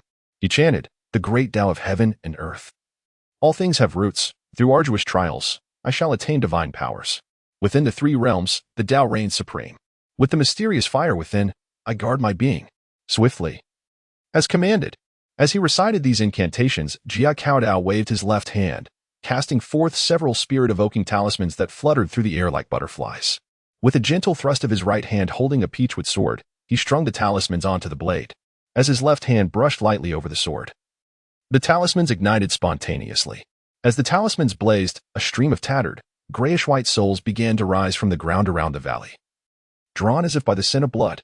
However, before they could approach the temple, Jia Kedao forcefully stamped his right foot on the ground and bellowed, "Begone."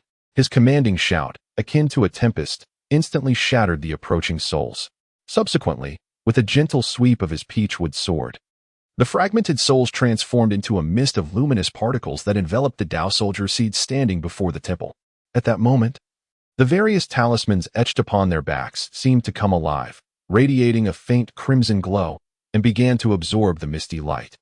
Although the mist appeared to cover a vast area and was abundant in number, it dissipated at an astonishing rate under the talisman's influence. Within mere seconds, the area in front of the temple became clear once again. As they felt a surge of warmth rising within, Jia Kedao unleashed another thunderous shout, echoing like a bronze bell, rendering them momentarily dazed. Observing the Dao soldier seeds strewn across the ground, Jia Kedao nodded in satisfaction. At this juncture, their training had reached its preliminary completion. However, beyond the talismans on their bodies, further rigorous training was necessary to enable them to adapt to their newfound abilities. Before long, the unconscious Dao soldiers began to awaken one by one. The moment they regained consciousness, they recognized the remarkable changes within themselves. It felt as though they bore a volcano upon their backs, ready to erupt and bestow extraordinary transformations at their command. No one dared to disregard Jia Kedao's words, even the most inquisitive among them. The following morning, after the morning rites, Jia Kedao led them out of the valley and into a freshly harvested wheat field, where the Dao soldiers finally comprehended their newfound powers. He imparted the brief incantations required to wield the talismans on their backs and encouraged them to test their abilities. Randy, unable to contain his excitement, eagerly recited the incantation. Chapter 93, The Flaming Armored Warrior. As the incantation was uttered, Randigijan felt a surge of warmth radiating from his back, accompanied by the crackling sound of flames. A thin layer of fire swiftly enveloped him, and in an instant, he was shrouded in flames. Although the fire appeared to be but a mere flicker, the very next moment, as Randigijan concentrated, it erupted like a volcano, soaring several meters high and transforming him entirely into a being of fire. To be honest, Randigijan was momentarily taken aback, and the flames dissipated immediately. In that fleeting moment, all the snowflakes adorning him melted into droplets, evaporated by the heat. Upon inspecting himself, Randigijan discovered that the flames had inflicted no harm whatsoever. In contrast to Randigijan's cautious demeanor, Terry, whose personality was slightly more impulsive, was now nearly beside himself with excitement. He had gained the ability to wield the power of fire. He praised the great earth deity and expressed gratitude to the esteemed master Mingyang. Before fleeing to the Qingmu Valley, Terry had been a farmer in the town of Shumbus. His ancestors had prospered through land acquisition, becoming small landowners, a legacy that had been passed down. However, since his grandfather's time, the Terry family had encountered a series of misfortunes, such as crop failures and encounters with monstrous beasts, gradually accumulating debts. By the time Terry reached adulthood, his family had devolved from modest landowners to mere serfs of barren Shumbus. While it might seem that hired laborers enjoyed more freedom compared to the bonded servants of barren Shumbus, who were viewed as property and thus assured of basic sustenance, the reality was starkly different. The hired laborers, like Terry, worked tirelessly for meager pay, particularly in a town where Baron Shumbus was the sole landowner. This led to relentless exploitation, forcing Terry to toil in the fields from a young age, all while struggling to secure enough food, fostering deep resentment towards the Shumbus family. Truth be told, had such practices occurred in ancient China, it is likely that someone would have rallied the oppressed, questioning the Baron's authority. Alas, this was a world imbued with divine beings and extraordinary powers. Not to mention, the god of wealth, Glanxius, guaranteed the legitimacy of any contract during times of peace. And the elite guards of Baron Shumbus were more than capable of quelling any rebellion against the established order. Fortunately, when the desert army attacked the town of Shumbus, the entire security force was wiped out, leaving not a single survivor. Now, however, Terry had become a knight of the church, wielding such formidable power. He picked up a stone from the ground, and with a simple thought, the flames enveloped the stone, heating it to a fiery red in mere seconds. Terry hurled a stone towards a tree that was roughly the size of a bowl. At that moment, the flames enveloping him dimmed significantly if this rate of consumption continued. He would only be able to throw 3 stones before his flames were reduced to their lowest ebb. Randy Jakin, having recovered from his initial shock, felt a surge of competitive spirit upon witnessing Terry's actions. He promptly picked up a sturdy branch from the ground. With a mere thought, the flames spread spontaneously to the branch. Under Randy Jakin's control, the branch remained unharmed amidst the blaze, appearing from a distance like a fiery sword ablaze with intensity. With a swift motion, the fiery branch struck a stone, causing an explosion of flames that shattered the stone into fragments. Randy Jakin's heart swelled with joy. In comparison to Terry, who had spent his entire life as a laborer in the town of Baron Shumbus, Randy's experiences after escaping from the City of Lions afforded him a broader perspective. Swordsmen, knights, warriors, and rangers could ignite their fighting spirit, enhancing their physical prowess, thus elevating their combat capabilities far beyond that of ordinary elite soldiers. Great swordsmen, great knights, great rangers, and great warriors could imbue their weapons and shields with fighting spirit. rendering them more resilient, sharper, and imbued with greater lethality and defense. Randy Jakin had once witnessed the might of Paddy, the lord of the City of Lions, firsthand. An ice wolf, its strength surpassing that of a knight and nearly that of a great knight, inexplicably appeared in the wilderness, attacking several small towns and claiming the lives of hundreds of humans. Ultimately, it found its way to the outskirts of the City of Lions and launched an assault. Frankly, magical beasts endowed with such extraordinary powers could unleash combat abilities surpassing those of ordinary great knights in an instant. Much like the elusive fire rabbit, one careless moment could result in a swordsman being felled by its 3 strikes, despite the rabbit's power not yet fully exceeding that of a swordsman. However, Paddy, riding a flaming lion, charged down from the city like a streak of fire. In an instant, the large sword, resembling a massive door, ignited in flames and severed the ice wolf's head from its body. Naturally, while Randy Jakin could not articulate his admiration or express sentiments of manly strength, he nonetheless felt a deep appreciation in his heart. This was the kind of power a man ought to possess. Now, having acquired such strength himself, an indescribable ambition began to swell within him. Aside from Randy Jakin and Terry, the remaining soldiers were also testing their own capabilities. In that moment, the wilderness transformed into a realm reminiscent of the arrival of the fire deity, with flames soaring and flickering, even the ground charred to a crisp. At that moment, Giotto stood aside, his eyes darting around, keenly observing the performance of these soldiers. Undoubtedly, Giotto's endeavor was a resounding success, judging solely from the visible combat prowess displayed. Each soldier exceeded the strength of a swordsman. Furthermore, a few of the more astute soldiers quickly grasped various techniques for extending the use of the flame-armored soldier talisman. How magnificent is our path! Giotto could not help but feel a sense of pride. It is worth noting that the elite soldiers in this other world required extensive training to activate their fighting spirit. It can be said that every swordsman, knight, and other beings endowed with extraordinary power require a substantial population base, time, and material resources to be forged.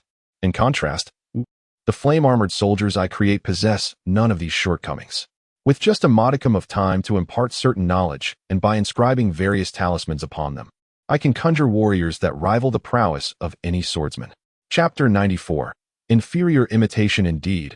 While Jia Kedao reveled in his accomplishments, he was acutely aware that the fiery armored soldiers he had conjured were merely the most inferior imitation of the true Dao soldiers. Significantly inferior even to the most rudimentary of the diamond warriors. Their vulnerabilities were as pronounced as their strengths.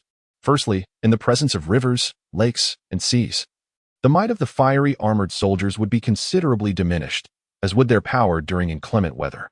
Moreover, unlike genuine Dao soldiers, they could not autonomously cultivate or enhance their abilities. From the moment they transformed into fiery armored soldiers, their strength became fixed, incapable of further development. Additionally, the potency of the flames was finite. For instance, when Terry enveloped a stone in fire and hurled it, a portion of that flame was inevitably lost. Similarly, the Randy used flames to encase a log, crafting a fiery longsword that consumed less energy than Terry's method. It still resulted in a gradual depletion of power, albeit at a slightly reduced efficacy. Most critically, upon the activation of the fiery armored soldier talisman, the power of the talisman began to wane from the moment the flames ignited.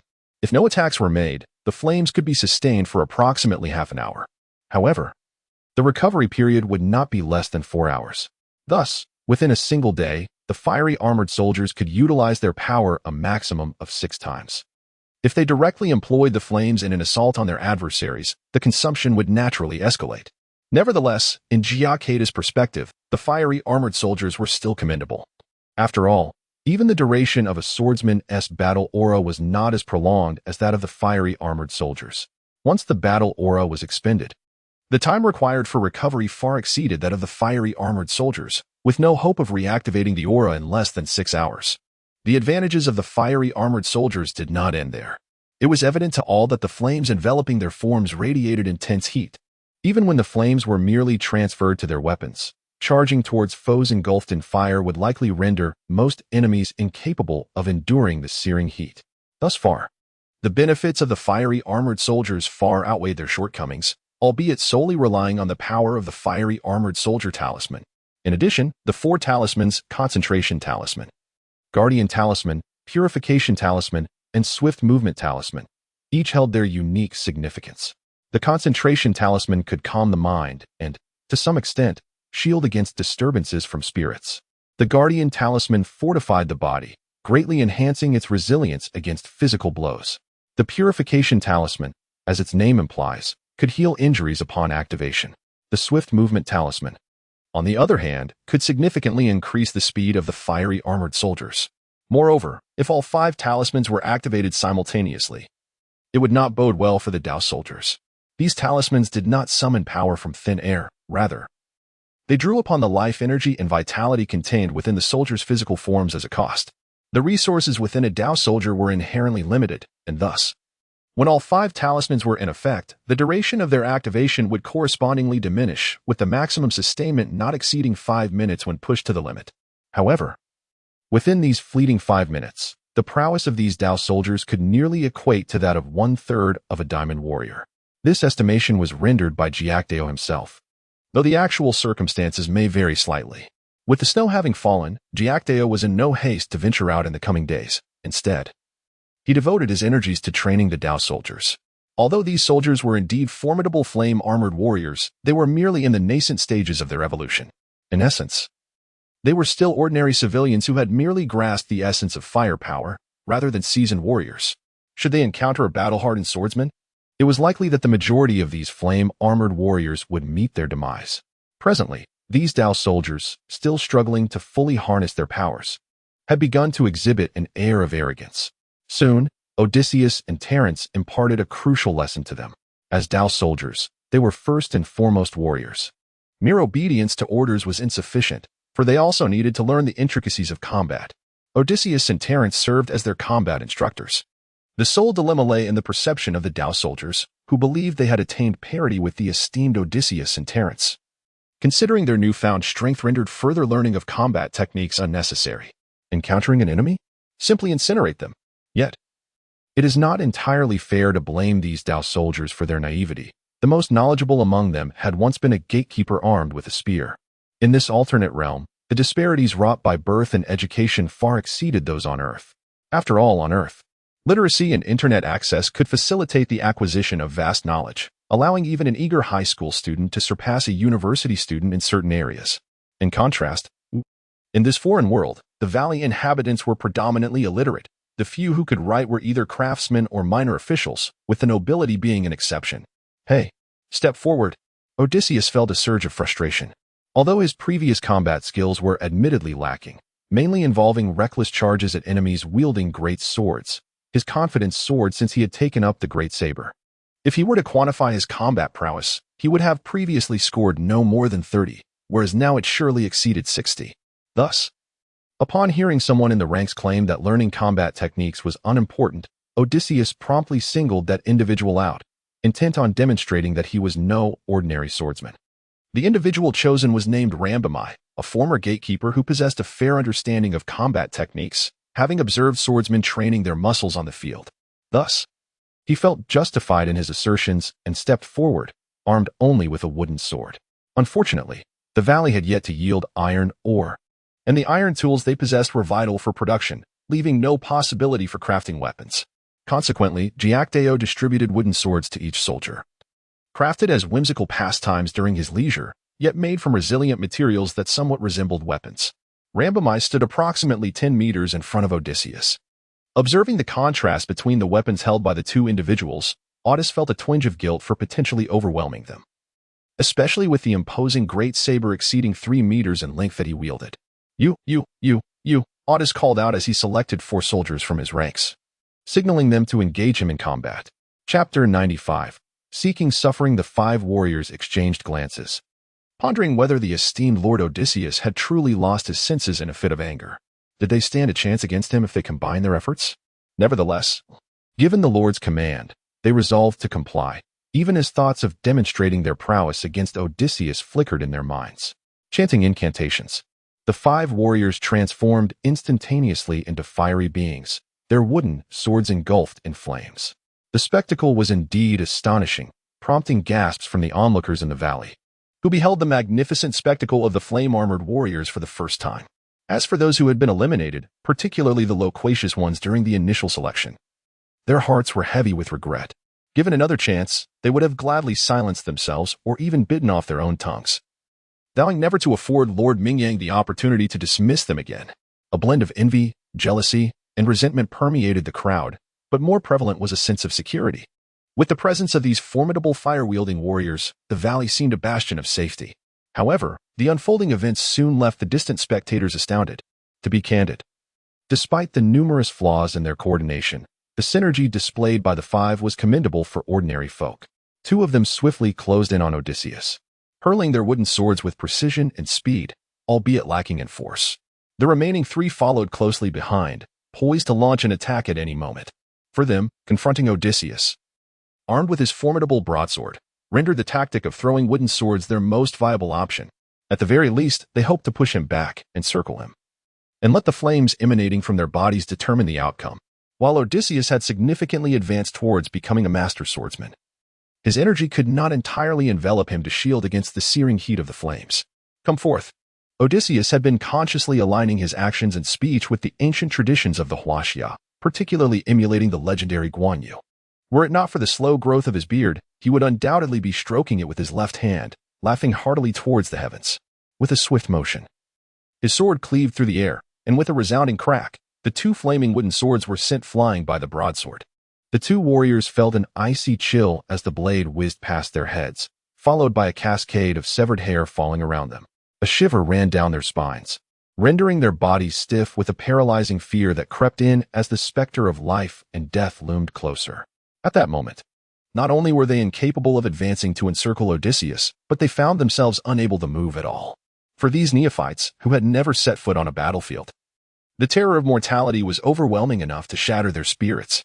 In essence, they were as if struck by a mental shockwave, their minds blank and devoid of thought. The three warriors trailing behind shared their stunned bewilderment, though they could not discern the exquisite finesse of that strike from their perspective. They understood in their hearts that it was no mere blunder. Had it been a genuine attempt, the heads of the two Dao soldiers would likely have been severed, blood spraying everywhere. The mere thought of this rendered them incapable of executing their subsequent moves. If they were to provoke their opponent to the point of losing their own heads, it would certainly not be amusing. With the three of them ceasing their actions, this sparring session reached its conclusion. The Dao soldiers had come to respect the terrifying prowess of Odysseus. The flames surrounding them could scarcely touch their adversary, leaving them pondering how they might engage in battle. The bow and arrow held aloft by Terence, standing behind Odysseus, further elucidated their understanding. It seemed that mastery of combat techniques indeed required arduous practice, especially after Terence showcased his remarkable skill of hitting a target from 100 paces. The Dao soldiers divided themselves into two factions. One group followed Odysseus to learn the art of swordsmanship, while the other accompanied Terence to study archery. Among those learning archery from Terence were 12 Dao soldiers, primarily intimidated by Odysseus's earlier display. Their reasoning was simple. The range of the bow and arrow far exceeded that of Odysseus's formidable saber, thus providing them greater safety and advantage in combat. Furthermore, given their fiery armored prowess, mastering archery would indeed confer significant benefits in battle. Any adversary confronted by a legion capable of unleashing flaming arrows would likely find their thoughts consumed with escape. Conversely, those who chose to study swordsmanship with Odysseus were driven by a more straightforward ambition. The power of that single strike was undeniable. Mastering it would render them even more formidable. However, there lingered an unspoken apprehension among them regarding the technical nature of archery. They felt somewhat daunted by its intricacies and preferred the seemingly simpler art of swordsmanship. Were Odysseus to learn of this sentiment, he might very well be compelled to spit blood in disbelief. Simple? Once you grasp the technique, the underlying complexities will become abundantly clear. Terence's archery skills were hardly trivial. Thus began the teachings of Odysseus and Terence. The Dao soldiers under Odysseus's tutelage found their weaponry easier to resolve. Within the valley lay some long swords, and by binding a wooden stick to the front, they could barely fashion a peculiar form of saber. In contrast, the soldiers under Terence faced greater difficulties with their weaponry. The bow and arrow, even in ancient China, were not inexpensive commodities. Crafting a single bow and arrow required over 3 years, a reality that persisted in this otherworldly realm. The most pressing issue was that the valley lacked any bowyers. Presently, Terence could only fashion a batch of rudimentary wooden bows from branches for the soldiers to practice with. These makeshift bows were hardly capable of hitting a target. Achieving a range of 20 paces was commendable, and as for accuracy, that was a joke. Compared to swords, the demands of archery were significantly higher, without precision. One could not even cultivate a proper feel for the weapon. Whether it be the long saber or the bow and arrow, solutions had to be sought from Earth. The vines outside the black light portal have grown thick and entangled, even when viewed from a close distance. One would hardly discern the presence of a cave if unaware of its existence. Carefully, Jia Kedao parted the vines and ventured inside. Caution was imperative, for leaving too many traces could easily attract the attention of passers-by. Chapter 96. The authenticity of Huaxiao. Upon traversing the obsidian portal, Jia Kedao felt a peculiar discomfort enveloping his entire being. He understood that this sensation was a natural consequence of transitioning from an environment rich in spiritual energy to one that was starkly depleted, akin to a creature ascending from the lush plains to the oxygen-thin heights of a plateau. After spending some time in the basement, Jia Kedao conducted a thorough inspection, apprehensive about the potential intrusion of rodents that might burrow into the portal, posing a far greater threat than mere squirrels. Fortunately, the obsidian portal had only manifested for less than 6 months, thus, even if rodents were inclined to dig their way in, they would not do so with haste. Jia Kedao contemplated acquiring some cement to refurbish the basement, thereby eliminating any possibility of their ingress. One could hardly fault Meng Ting and the other acolytes for their lack of diligence. However, Jia Kedao was concerned that upon his emergence from the basement, he might be discovered, leaving him no choice but to allow the room to accumulate dust. As soon as Jia Kedao reappeared at the temple, he was promptly noticed by Meng Ting, who had grown accustomed to his elusive comings and goings. However, a 3-month absence was rather taxing on everyone.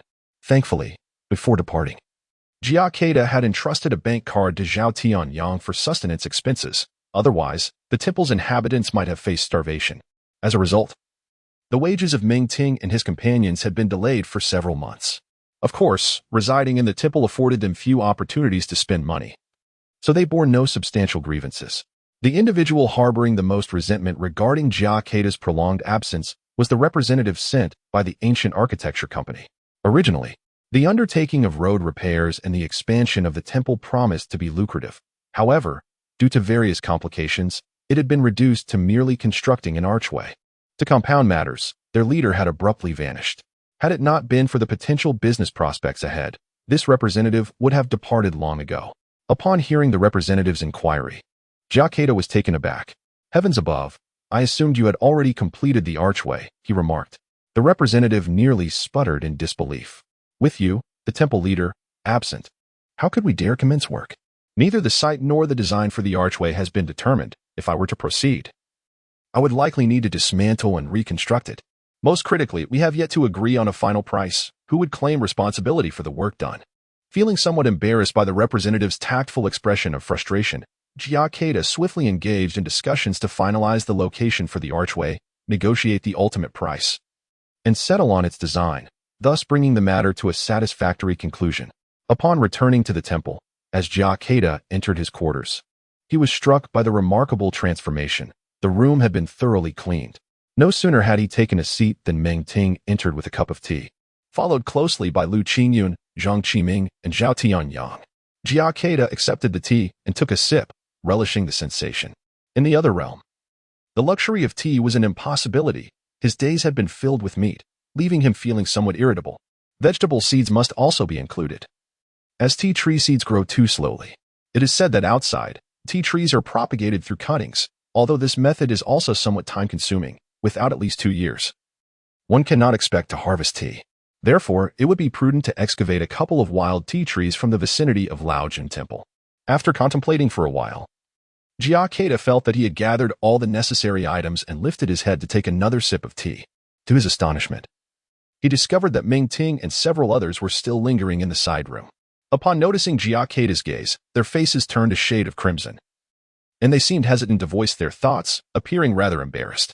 This puzzled Jia Kedao. Typically, after their morning lessons, these individuals would dart away as if pricked by a thorn.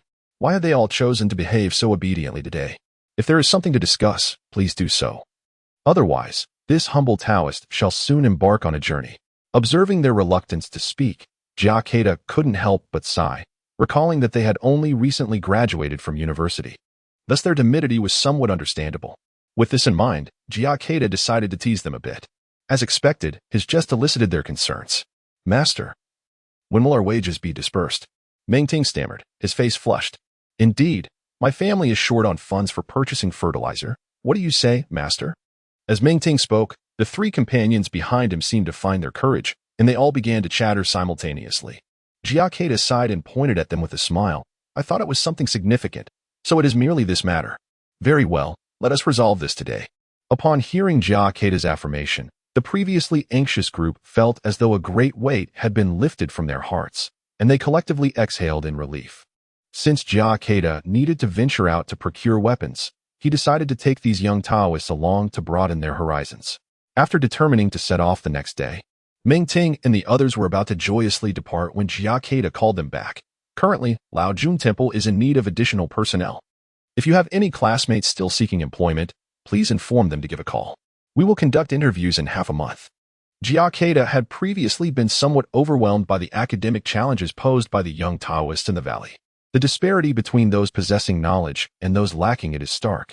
Meng Ting and his companions, who were studying the Tao scriptures, quickly grasped the fundamentals, alleviating Jia Kedao's concerns as they could seek clarification when needed. Conversely, the group of young Taoists in Qingmu Valley seemed like a bunch of clueless individuals, and Jia Kedao had to force knowledge upon them. Up to this point, they had yet to fully comprehend the basics, falling significantly behind Meng Ting and the others. Of course, Jia Kedao understood that this discrepancy was not solely due to differences in educational background, but also the contrasting influences of their environments. Meng Ting and his companions, as descendants of the rightful heirs of Huaxia, had been steeped in Huaxia culture from a young age, thus possessing some understanding of the concept of Tao.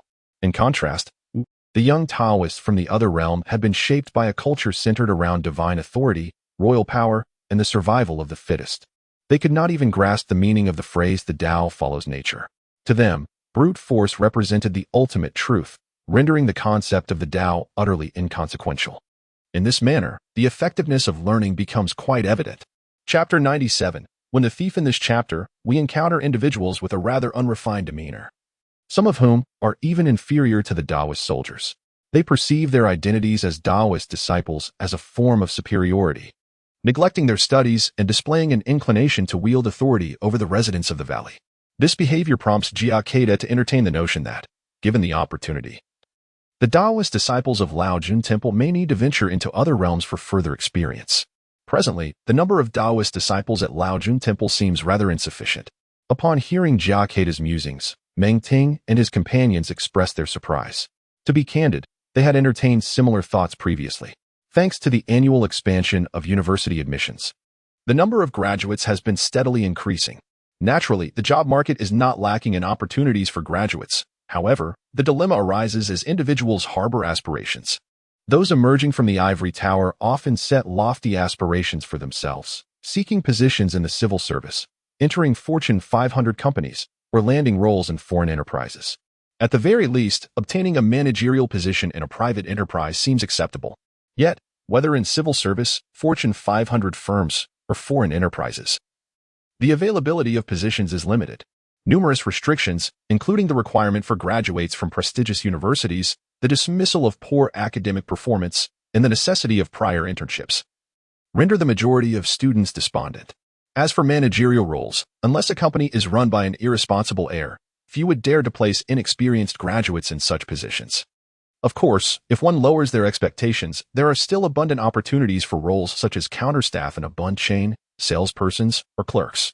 This scenario presents Jia Kedao with an opportunity. After all, being a Taoist seems far superior to working at a bun counter. Moreover, Meng Ting and his companions have maintained contact with several classmates. Many of those still living off their families expressed interest in the prospects shared by Meng Ting and his friends, with some female classmates even eager to visit the site for an inspection. However, Meng Ting and his companions hesitated to commit, as they were not in positions of authority to make such decisions. Nevertheless, this situation serves as a satisfactory update for their classmates. The number of students who may choose to stay would depend on the preferences of the temple leader. In the afternoon, Jia Kedao, accompanied by a group of Taoist disciples, made their way to the foot of the mountain. The head of the ancient construction restoration company had been waiting there, with workers, machinery, and cement all in place. The workers had even erected tents at the mountain's base, as it was impractical to lodge in Jianshan village for the duration of the project. not to mention the associated costs and inconveniences. Jia Kedao was well prepared. Following a series of firecrackers, he dug a small pit at the mountain's base and buried a genuine spirit talisman within. Observing Jia Kedao's actions, the workers couldn't help but chuckle. Digging such a small pit to bury a talisman seemed futile, as it would likely be destroyed once work commenced, merely a symbolic gesture. One worker, curious, took a shovel and reopened the small pit, only to be astonished to find that the talisman, which should have been buried there, had vanished. Even when the small pit was completely excavated, not a trace was found. Naturally, the responsible party, upon receiving the news, chastised the workers vehemently. Such an eerie occurrence sent chills down the spine not only of the workers but also of the supervisor. Unbeknownst to them, once Jia Kedao buried the spirit-restraining talisman into the small pit, it would vanish, serving to intimidate the surroundings and prevent any malevolent entities from arising. After all, once the archway was restored and more people began to ascend the mountain to offer their prayers, it was inevitable that the archway would be permeated with incense over time. It was difficult to predict whether it might develop sentience. Such matters were best addressed through preemptive measures. As night fell, the mountain was enveloped in silence. Broken only by the faint chirping of autumn insects and the cold wind, their lives nearing their end, merely offering a final serenade, while the others drifted into slumber. The construction site at the foot of the mountain grew tranquil. A shadow stealthily scaled the wall of the Laojun Temple and made its way down the mountain path. Clearly, this was not a thief, but rather Jia Kedao himself. When the work commenced that afternoon, Jia Kedao had already been salivating at the sight of the towering piles of cement. If he were to purchase it separately, it would undoubtedly raise suspicions, especially since the Laojun Temple had yet to undergo expansion. Thus, the only option left for him was to surreptitiously pilfer several bags of cement from the foot of the mountain to reinforce the basement. A few workers were indeed stationed at the site to guard the cement and steel bars. However, being nestled deep within the mountains, even if some steel bars were stolen, they would be of little value.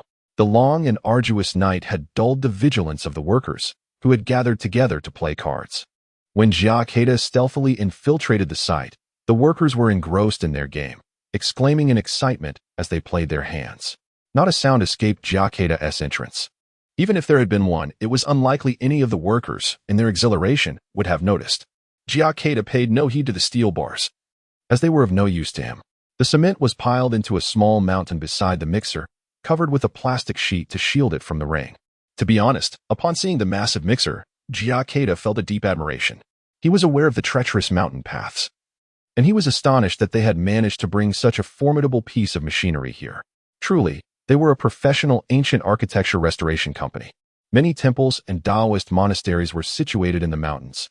Even if there were paths, vehicles found it challenging to navigate. Without such expertise, one could hardly sustain themselves in this field.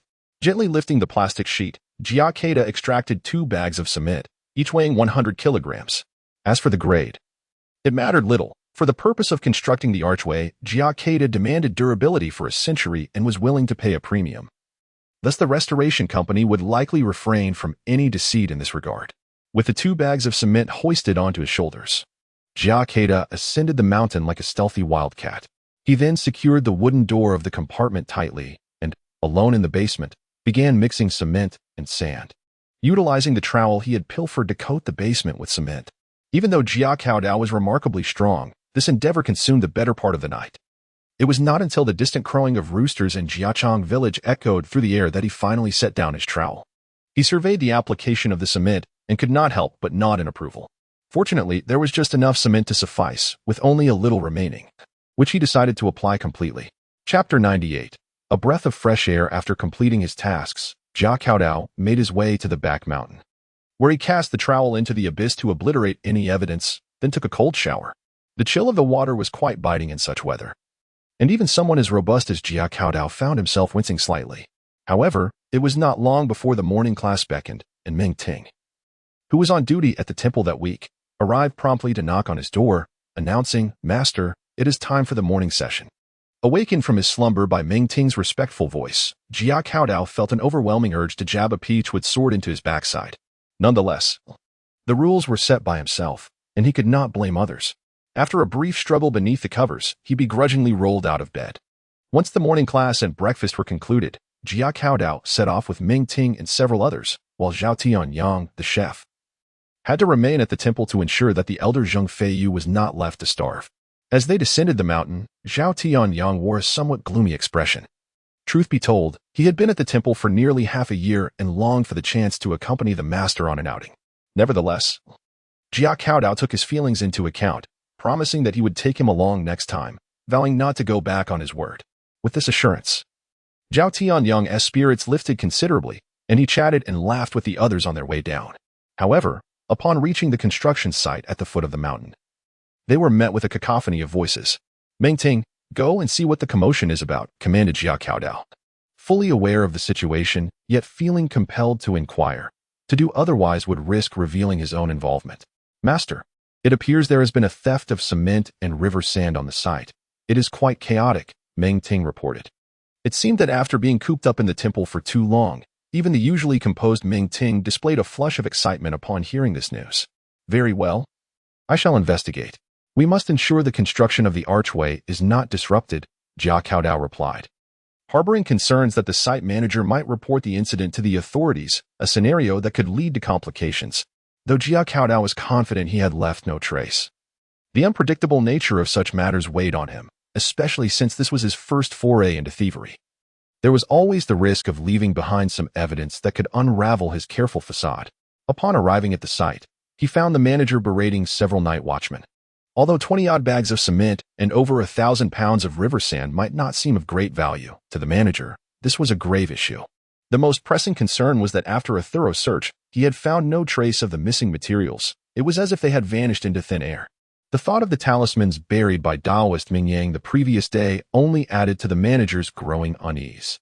Just then, Jia Kedao approached, and the manager, without greeting him, fixated his gaze on the space behind Jia Kedao, attempting to discern whether there was a shadow lurking there. At this moment, he could not help but be filled with suspicion.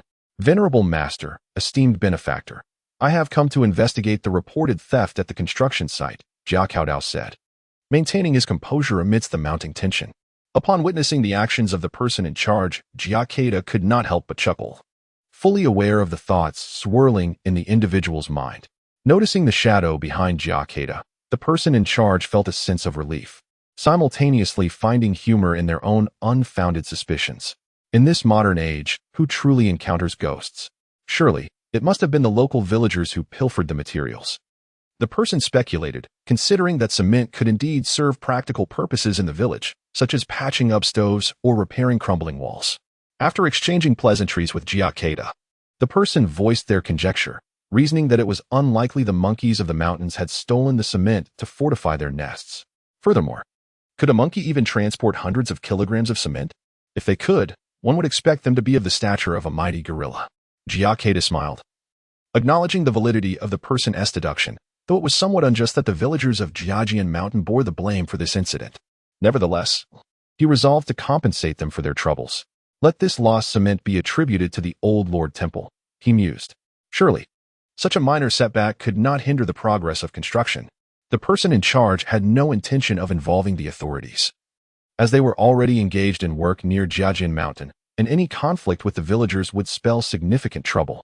With Master Mingyang's endorsement, the person naturally acquiesced and began directing the workers to resume their tasks. After all, Jia Kedao's remarks carried an undercurrent of dissatisfaction. The elder had indeed paid them to perform their duties, and to delay the project over a few bags of cement was rather unreasonable. Once this matter was settled, Jia Kedao wasted no time and, accompanied by Meng Ting and others, took the mountain road towards Jiajian village. Compared to their previous excursion, Meng Ting and his companions navigated the rugged path with much greater ease, even outpacing several local villagers who struggled to keep up. The villagers could not help but marvel, observing that the old Lord Temple truly seemed a sanctuary of the divine. The young acolytes who had once trudged in exhaustion now walked with grace and fluidity, evoking a sense of envy. After traversing more than 20 kilometers of uneven terrain, they boarded a tractor heading towards the county town. Upon arrival, Jia Kedao found himself at a loss. While he was well-versed in procuring items like vermilion talisman paper, he was utterly clueless about where to obtain swords and bows. Upon learning of the master's predicament, Meng Ting and the others laughed, saying, "Master, it seems you are somewhat out of touch with the times. Had we known, it would have been far easier to purchase online directly from the temple than to venture out now." Upon hearing Jia Kedao's candid remarks, The expressions of Ming Ting and his companions turned grave. After finally seizing the opportunity to escape and enjoy some fresh air, the last thing they wanted was for their words to ruin it all. They felt it would be better to hang themselves than to let their own mouths sabotage their chance. As university graduates, they understood the importance of acknowledging mistakes and making amends. Chapter 99. The Prodigal Returns, worth more than gold. As the discussions among a few individuals grew increasingly animated, Jia Kedao chuckled softly and retrieved his phone to make a call. He found online shopping to be somewhat unreliable. After all, if one is unaware of where to purchase something, is it not acceptable to seek guidance from others? Moreover, given the passage of time, it was necessary to inquire about the situation concerning Virginia. Upon dialing, several onlookers nearby exchanged glances, smirking at the sight of yet another person, seemingly out of place, wielding a smartphone. It was evident that the incense money was plentiful. One could recall news stories of a monk driving a BMW to perform rituals.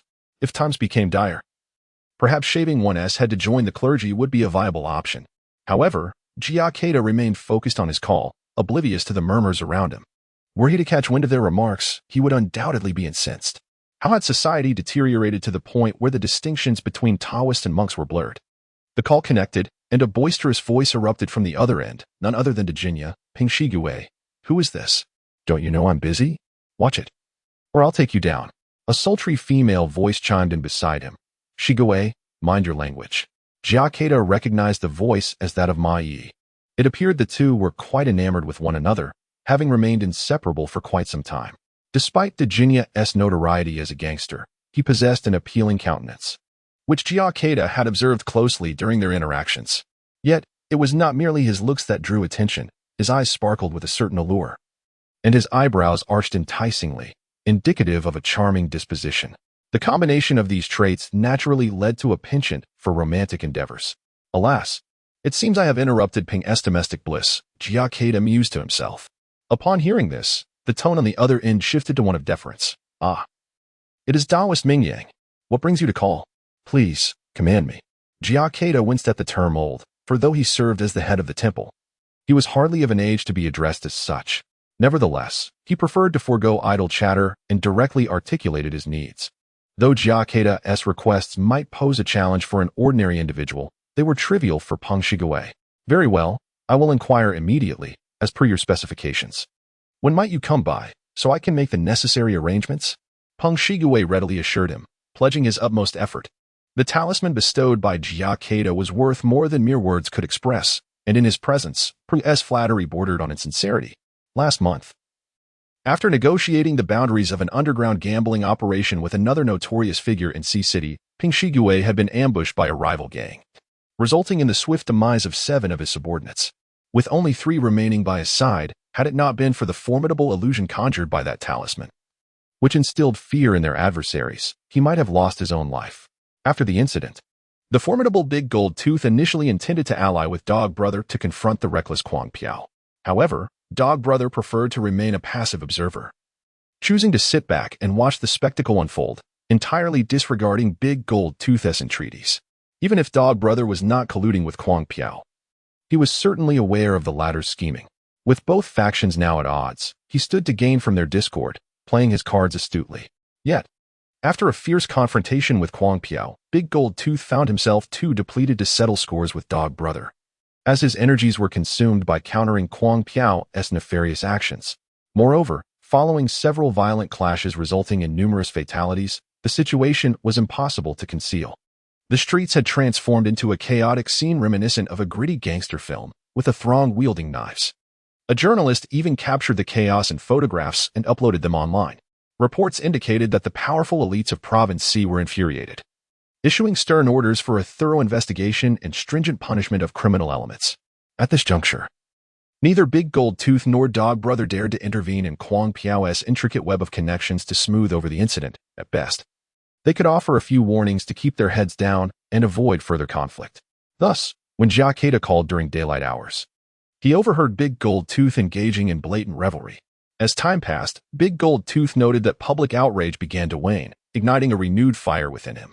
This time, he had suffered considerable losses. The clash with Kuang Piao prompted a sweeping police search, significantly diminishing both his financial standing and territorial influence.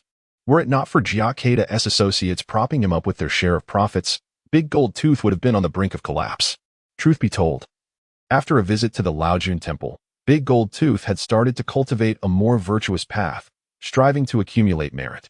He prohibited the sale of drugs within his territory, a decision that sparked discontent among his subordinates. Nevertheless, with his long-standing reputation in the underworld, he swiftly quelled any dissent. However, the recent turmoil may be intricately linked to this very decision. After all, the drug trade was a vital source of income for all involved. His reluctance to partake would inevitably affect the overall supply chain in Sea City, thereby influencing purchasing prices and triggering a cascade of repercussions. Had it not been for these circumstances, the other two bosses would not have reacted so vehemently to Big Gold Tooth's stance. On a more personal note, upon learning that Jia Kedao was to visit Sea City, Big Gold Tooth felt a surge of excitement. He was well aware of the formidable prowess of Dao Master Mingyang. By all that is holy, Huang Piao and Dog Brother, prepare yourselves for a reckoning. As Peng Shigue set down his phone, a wave of satisfaction washed over him. He had a powerful ally. But first and foremost, matters concerning the Dao Master required immediate attention. With this thought in mind, Big Gold Tooth playfully smacked Ma Yi's backside, cautioning her against disturbing him. Before dialing a number, "Hello, it's me, Xiao Sanzi. You are our company's cultured individual. The elder brother has a task for you." To Ma Yi's astonishment, Peng Shigue treated her even more favorably, subtly hinting at his desire to formally acknowledge her as his partner. Ma Yi was well aware that among the women Big Gold Tooth had consorted with, many were not only beautiful but also exceptionally talented, including a former university mentor who had willingly surrendered to his charms. Ku Pengshi has never entertained the thought of remarrying. Perhaps it is due to his daughter. Or perhaps there are other reasons at play. Chapter 100, Arrival at the Station. Ma Yi, of course, remained oblivious to the profound transformation that had taken place within Dejinja after his visit to Laojun Guan.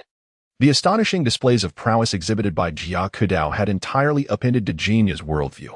In this intricate process, Ma Yi emerged as a crucial ally, and their unique bond allowed her to unknowingly triumph over all her adversaries. Regardless of the circumstances, Ma Yi felt a deep sense of satisfaction with the present situation. The following day, a weary yet determined Jia Kedao, accompanied by Meng Ting and others, made their appearance at the long-distance bus station in City C. Parked outside was a luxurious BMW, its creamy exterior glimmering enticingly under the sun, though this allure was primarily appreciated by automobile enthusiasts. For Jia Kedao, however, the opulent BMW, which could accommodate a maximum of 5 passengers including the driver, felt rather cramped. Eagerly rushing to greet them, Dejinja found himself in a somewhat awkward predicament. He had not anticipated Jia Kedao arriving with 3 Taoist disciples, resulting in a shortage of space. Good heavens! Neither Jia Kedao nor Meng Ting had ever encountered such lavishness. The villa was situated on the picturesque Luofeng Mountain, a nationally recognized A-level scenic area. Frankly speaking, owning a villa here was not something ordinary affluent individuals could achieve. Yet, despite its grandeur, the Gothic castle-style main structure appeared somewhat disjointed alongside the 2 attached domed buildings. Before the car had even come to a stop in the villa's courtyard, a group of over 10 charming maids awaited them. Subsequently, these maids erupted into a chorus of greetings, leaving Jia Kedao and his companions momentarily speechless. What decadence! Was this truly the indulgence of the wealthy? To have a dozen maids at one's disposal, even if merely for show, was a sight to behold. Jia Kedao, having cultivated his spirit over many years, remained relatively unfazed, merely brightening his gaze at the spectacle. In stark contrast, Meng Ting and his peers, fresh from their academic pursuits and yet to fully grasp the teachings of their scriptures, retained the hearts of mere mortals. Upon witnessing the line of obedient and delicate maids, their eyes widened in astonishment, with Lu Qingyun nearly drooling. Had it not been for Meng Ting's discreet cough to remind him of decorum, he might have embarrassed himself. Dejinja, on the other hand, reveled in his triumph. Assembling such a cadre of maids was no simple feat. A lack of beauty was unacceptable, and mere beauty would not suffice if they lacked grace. Furthermore, one had to consider temperament as well. It took Peng Shigue several years to gather this impressive team of maids. In truth, even he was reluctant to indulge in their company today. He had dispatched them in hopes of pleasing Taoist Mingyang. Upon entering the villa and settling in the lavishly adorned golden hall, the maids served tea and stood by attentively. At that moment, Jia Kedao's attention was wholly diverted from the beautiful maids. His mind was preoccupied with pressing matters that left little room for idle distractions. "Honorable Ping, might I inquire about the matters we discussed?" Jia Kedao asked after clearing his throat. Upon witnessing this scene, the golden tooth could not help but let out a soft sigh. It was evident that Taoist Mingyang truly embodied the essence of a genuine sage, completely indifferent to the superficial charms of the mundane world. He waved his hand dismissively, signaling the maidens to depart. "Taoist, I have attended to the matters you assigned. Here are the documents from the Sea City Martial Arts Equipment Factory. Please take a look," he said, presenting a meticulously prepared dossier to Jia Kedao. Subsequently, he picked up the phone and called out, "Xiao Sanzai, hurry over. We have distinguished guests. Be swift." As Jia Kedao perused the documents, he discovered that the Sea City Martial Arts Equipment Factory had been established privately during the peak of the kung fu film craze a few years prior, during which it had indeed garnered considerable profits. However, as the fervor for kung fu waned, the astute owner promptly sold the factory. The new proprietor, initially optimistic about amassing wealth, found himself disillusioned. Profits dwindled, and it became increasingly difficult to even meet payroll. Had it not been for his substantial personal fortune to sustain operations, bankruptcy would have been inevitable. Upon reaching this point, Jia Kedao's gaze shifted to Golden Tooth, his expression a blend of amusement and inquiry. "Ping, you do not intend for this humble monk to purchase the factory, do you?" Feeling a chill at Jia Kedao's look, Golden Tooth hastily clarified, not daring to let any misunderstanding arise. After a thorough explanation, Jia Kedao grasped Peng Shigui's intentions. Following this upheaval, Peng Shigui sought to redeem himself. Observing the burgeoning bond between Ping and Mai, it was clear that their fates were intertwined, almost as if they were on the brink of matrimony. With genuine affection blossoming, even a leader of the underworld might contemplate retreating from that life. Golden Tooth's desire to acquire the factory was merely a fragment of his plan for redemption, with aspirations to purchase additional factories thereafter. Of course, ingratiating himself with Jia Kedao was an incidental benefit. Golden Tooth wished for Jia Kedao to assess whether the factory was indeed profitable. Understanding Golden Tooth's intentions, Jia Kedao could not help but chuckle at the notion of being regarded as a deity. Just as he prepared to dissuade Golden Tooth from this idea, a thought crossed his mind. Although his recent acquisitions of weaponry had not been extensive, the demand would likely surge as his ventures in this otherworldly realm progressed. The advantage of Golden Tooth acquiring a martial arts equipment factory lay in the fact that any subsequent purchases of arms by Jia Kedao would attract little attention, as the information would be discreetly managed by Golden Tooth. After all, small-scale acquisitions could be easily overlooked, but once quantities escalated, they would inevitably draw scrutiny from certain authorities. It was prudent to avoid such complications. At that moment, Xiao Sanzai arrived. Sporting a pair of spectacles, he appeared refined and scholarly. If one were unaware of his identity, they would never suspect him to be Golden Tooth's strategist. However, this strategist primarily handled matters of Golden Tooth's business, and he lacked the authority to influence Golden Tooth's decisions. With the arrival of the expert, Big Gold Tooth finally breathed a sigh of relief and hurriedly instructed Xiao Sanzi to elucidate the contents of the materials to Jia Kedao. Chapter 101. Entertaining guests. When it came time for dinner, Jia Kedao came to understand that the machinery at the martial arts equipment factory was rather commendable. After all, the production of cold weapons did not necessitate overly sophisticated machines. As long as there was a market, profitability was assured. During the meal, Dajinya, with a sheepish grin, revealed his intentions. It turned out he was somewhat short on cash and wished to borrow 5 million from the proceeds of a ginseng sale. Jia Kedao nodded in agreement, opting not to demand repayment, but instead allowing Dajinya to settle the debt by producing the weapons he required. Thus, all parties were satisfied. After dinner, Dajinya enthusiastically suggested that they venture out for some entertainment and relaxation. Upon hearing this, Meng Ting and the others could not contain their excitement. For them, having been confined within the confines of the Laojun Temple for so long, experiencing the splendor of the big city was indeed appealing. However, Jia Kedao turned to Dajinya with a smile, saying, "Master Pong, you do not wish for me to become your pawn, do you?" Moreover, just moments ago, Jia Kedao casually tossed some sunflower seeds on the coffee table and cast a divination, discovering that Dajinya was fated to encounter a perilous situation that night. Though it was not a death sentence, as a benefactor would come to his aid, suggesting a glimmer of hope. With this divination in mind, coupled with Dajinya's somewhat complex expression, Jia Kedao soon grasped the reality. This benefactor was none other than himself. It was evident that Dajinya, The notorious leader of the underworld was quite astute, harboring an inexplicable faith in Jia Kedao, believing that whatever the issue, as long as Taoist Mingyang intervened, it would surely be resolved.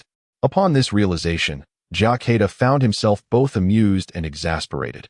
He was no deity, and should anything go awry, Dejinya's life would be in jeopardy.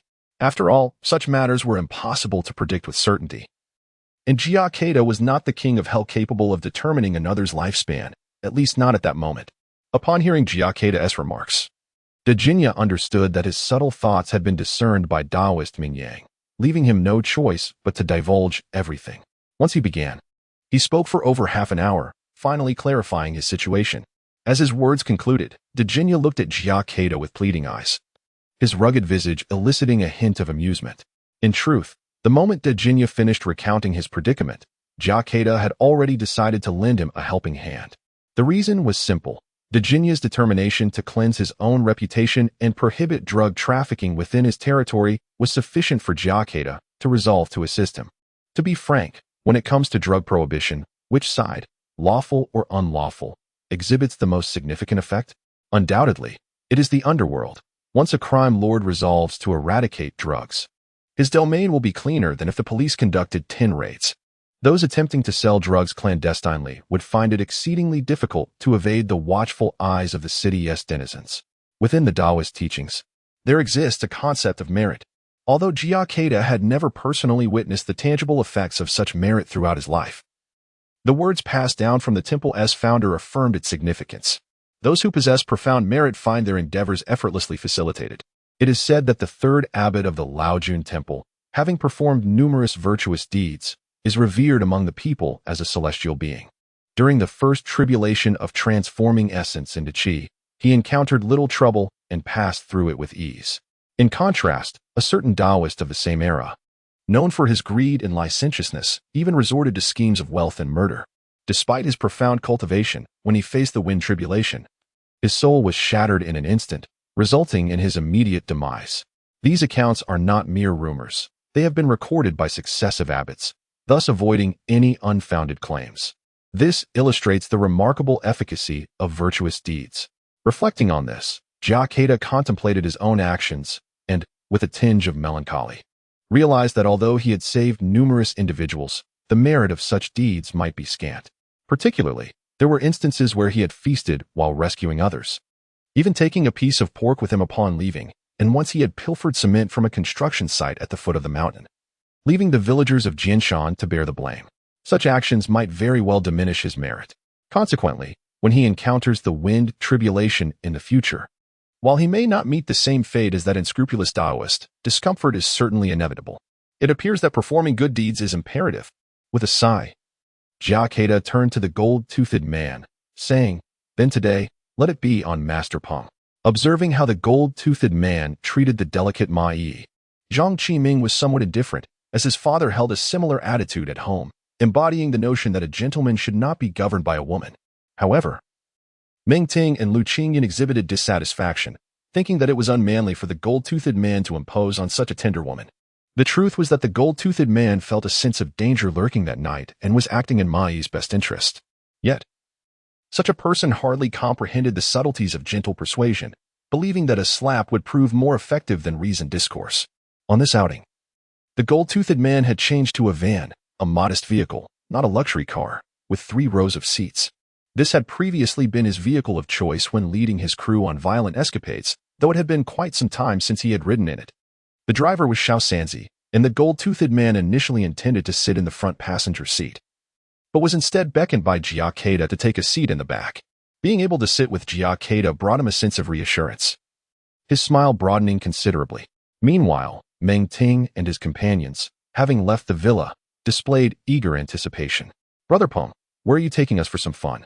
Young and carefree, they were oblivious to the dynamics between Jia Kedao and the gold-toothed man, solely focused on the prospect of enjoyment. Peng Shigue glanced at Jia Kedao, who gestured with his hand. "You are treating us, so you shall decide. Even if it is to a nightclub, I have no objections." Upon hearing this, Peng Shigue replied with a grin, "Shall we go to the Canaries nightclub? That is under Li Wangshen's domain." Li Wangshen is the real name of the notorious gangster known as Kuang Piao, whom Peng Shigue had previously introduced to Jia Kedao. The reactions of the others in the vehicle varied greatly upon hearing the gold-toothed man's suggestion. Chapter 102. The Canary nightclub. Meng Ting and the two other disciples were filled with a mix of trepidation and excitement, contemplating the possibility of shedding the title of virginity that very night. Meanwhile, the driver, a somewhat reckless youth, nearly drove the van into a ditch. Despite being in a clerical role under the notorious Djinya, he had never participated in any violent confrontations. Upon hearing they were heading to the Canary nightclub, he mistakenly assumed they were going to engage in a violent act, but targeting the opponent's most significant enterprise would surely be tantamount to courting disaster. Djinya, nearly throwing himself against the back of his seat in frustration, unleashed a torrent of curses upon the driver. Oddly enough, after the scolding, the youth seemed to relax, focusing intently on the road ahead. The journey from Luofeng Mountain to Sea City was facilitated by an intercity highway, and soon enough, the van came to a quiet stop in an underground parking lot near the Canary nightclub. At that moment, Djinya began to feel anxious, inquiring before even exiting the vehicle, "Taoist, what shall we do?" What shall we do?" "There is nothing to worry about. Simply follow my lead and adhere to my instructions," replied Jia Kedao, casting a glance at Peng Shigue before being the first to step out of the vehicle. The others, brimming with enthusiasm, eagerly followed Jia Kedao, while Djinya hesitated for a moment before joining them. The reckless youth was instructed by Djinya to circle the area in the van, ready to assist if the others found themselves in a predicament. His face had turned pale again as he nodded in response, though whether he truly understood the instructions remained uncertain. The Canary nightclub was not only the largest enterprise of the notorious Djinya, but also the premier entertainment venue in Sea City, located on the bustling Chiofeng Road.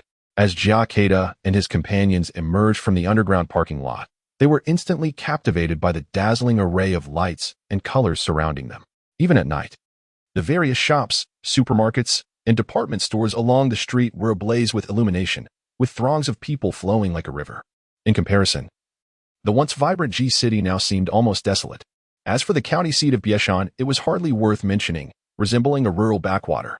Fortunately, prior to their departure, Jia Kedao had considered that donning their Taoist robes in such an entertainment setting would be rather ostentatious, potentially attracting unwanted attention and becoming the subject of sensational headlines. Thus, they had changed into casual attire. Otherwise, Meng Ting and the others would have likely become a spectacle, drawing crowds of onlookers. Of course, even without the robes, Djinya's choice to wear sunglasses at night drew amused giggles from passing girls. After all, the sunglasses were originally intended for sun protection. Wearing them at night could only suggest pretentiousness or a lack of common sense. As they approached the Canary nightclub, even Jia Kedao nodded in approval. This establishment clearly demonstrated a much greater business acumen than Djinya. An outdoor parking lot had been constructed between the nightclub and the street, housing over 100 luxury vehicles. The entrance featured a Grand Tang Dynasty architectural style, enhanced by dazzling neon lights, exuding an air of opulence without appearing ostentatious. To be honest, anyone with limited funds would surely feel intimidated by such a spectacle. One can discern the hesitance of Meng Ting and a few others merely by observing their demeanor. For the scions of affluent families, frequenting such an establishment is a far more ostentatious display of status than at ordinary venues. Yet, Jia Kedao exuded no semblance of trepidation, boldly leading the way. After all, what was this in comparison to his past, when he accompanied the old temple master to the capital for the National Religious Assembly, visiting places like the Chui Jiao Terrace and the Tung Long Pavilion, which were exclusively reserved for foreign dignitaries? Why should he fear a mere nightclub in a provincial capital? As a few security personnel stationed outside the parking area observed individuals approaching on foot, they momentarily lost their focus. The Canary nightclub, renowned as the most extravagant and populated with the most exquisite women in Sea City, was a place where laughter accompanied luxury cars, and a continuous stream of affluent patrons flowed through its doors. Arriving without a luxury vehicle worth millions brought a sense of embarrassment, almost as if one should apologize to the doorman for parking. The sight of individuals walking here was indeed an enlightening experience. However, the pressing question was how to proceed from that point. Exchanging glances, the security personnel ultimately approached Jia Kedao, pondering the intentions of this group. What if they were troublemakers seeking to disrupt the establishment, perhaps in search of a daughter or a wife? Allowing them to proceed unchecked could very well lead to unemployment for the guards the following day. Regardless of the sordid reputation of the Canary nightclub, the remuneration offered to its employees was commendable, and even the most principled among them had families to support. "May I inquire who you are?" The lead security officer, older and more cautious in his approach, posed the question with a gentle and respectful tone. In these peculiar times, the number of eccentric millionaires was on the rise, each with their own oddities, from driving dilapidated vehicles to engage with women to experiencing life as a beggar. There were even reports of groups traveling to Switzerland to indulge in mud cuisine. Who could ascertain whether these individuals were merely indulging in a newfound passion for walking as a form of exercise? Moreover, through the seasoned eyes of the veteran security guard, it was evident that while the clothing worn by this group was not hand-stitched, it was undoubtedly high-end, costing several thousand per piece, suggesting they were unlikely to be troublemakers. Upon the approach of the security personnel, Dejina promptly stepped back into the shadows behind Jia Kedao, attempting to avoid recognition, adjusting his sunglasses to conceal his eyes. In truth, his concerns were unfounded. These security guards were merely individuals earning a living. After all, even the most reckless of managers would not position a gang of ruffians in such a role, as it would alienate customers. At the very least, the official staff at the Canary nightclub were not under the thumb of the rogue manager. With a nonchalant demeanor, Jia Kedao appeared to disregard the security guards entirely.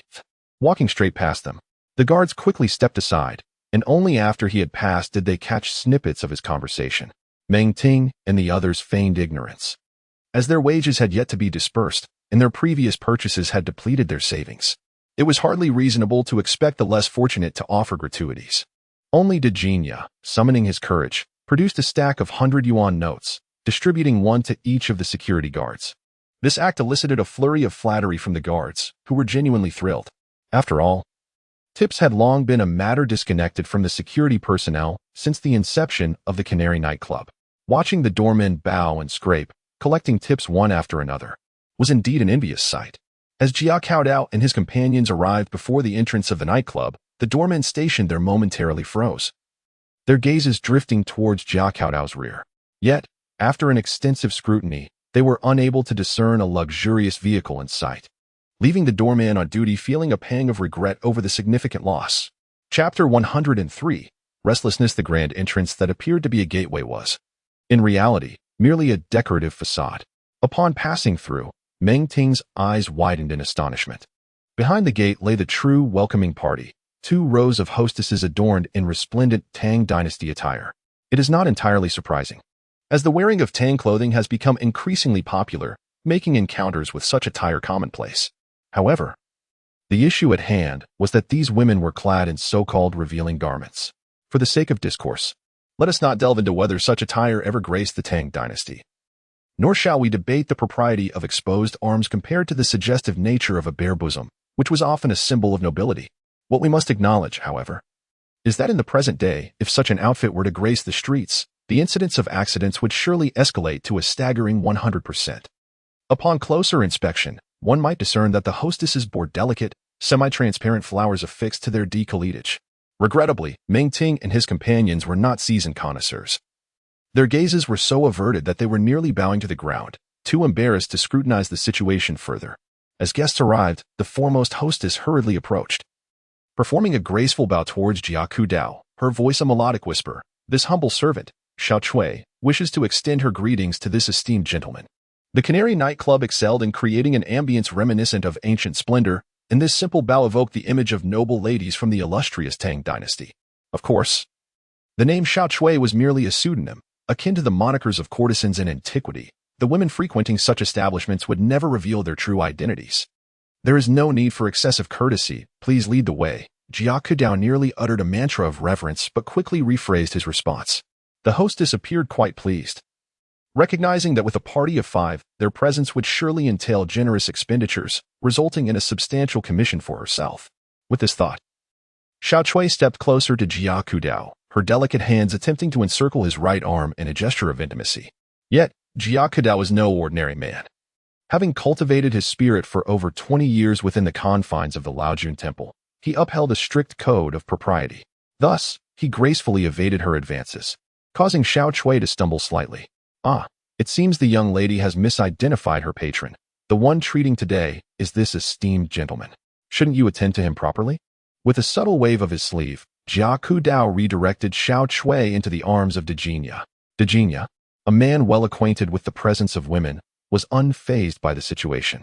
After a brief moment of surprise, he effortlessly embraced Xiao Chui's slender waist, chuckling as he produced several crisp banknotes, which he tucked into her bosom, playfully brushing against her in the process, eliciting a delighted giggle from the hostess.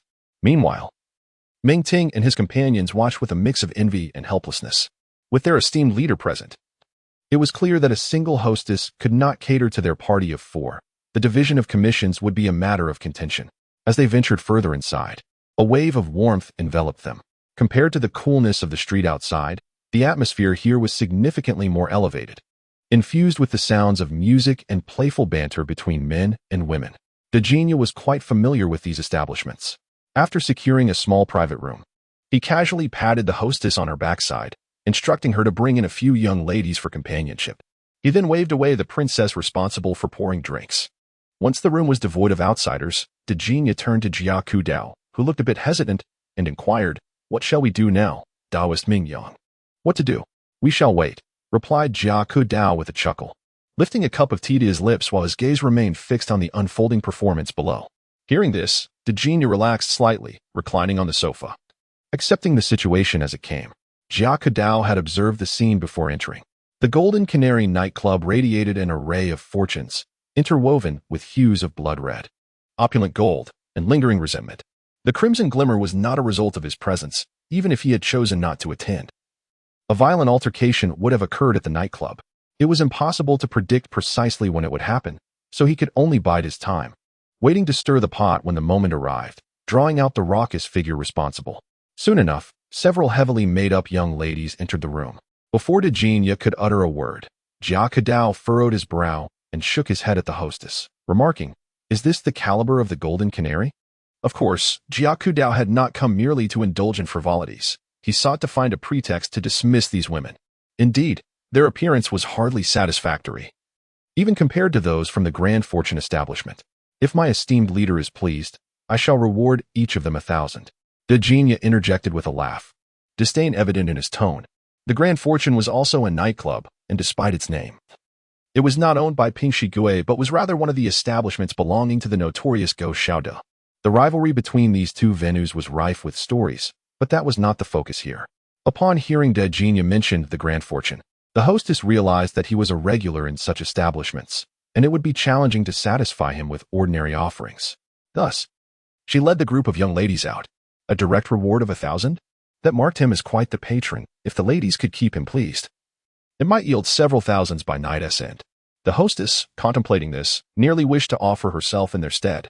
With the young ladies momentarily dispatched, silence enveloped the room. Ming Ting and his companions shot resentful glances at Dejina, their thoughts likely filled with unspoken grievances. How could Dejina send them away? Well, it was the esteemed Taoist who had ordered it.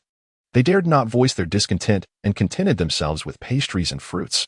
"Calm down and observe how you conduct yourselves," Jia Kedao admonished, expressing his disappointment. The next time the hostess returned, the gravitas displayed by Ming Ting and his companions almost led her to believe she had entered the wrong room. This time, Dejina took the initiative, claiming the ladies were unattractive and increasing the reward to 2,000. However, the hostess appeared to be well prepared. Within mere minutes, she ushered in another group of ladies and cheerfully proclaimed that they were the finest in the nightclub. If any guest was dissatisfied, they were encouraged to articulate their preferences, and the staff would promptly summon ladies from other branches. This statement effectively silenced the man with the golden tooth, and even Giotto found himself nodding in agreement.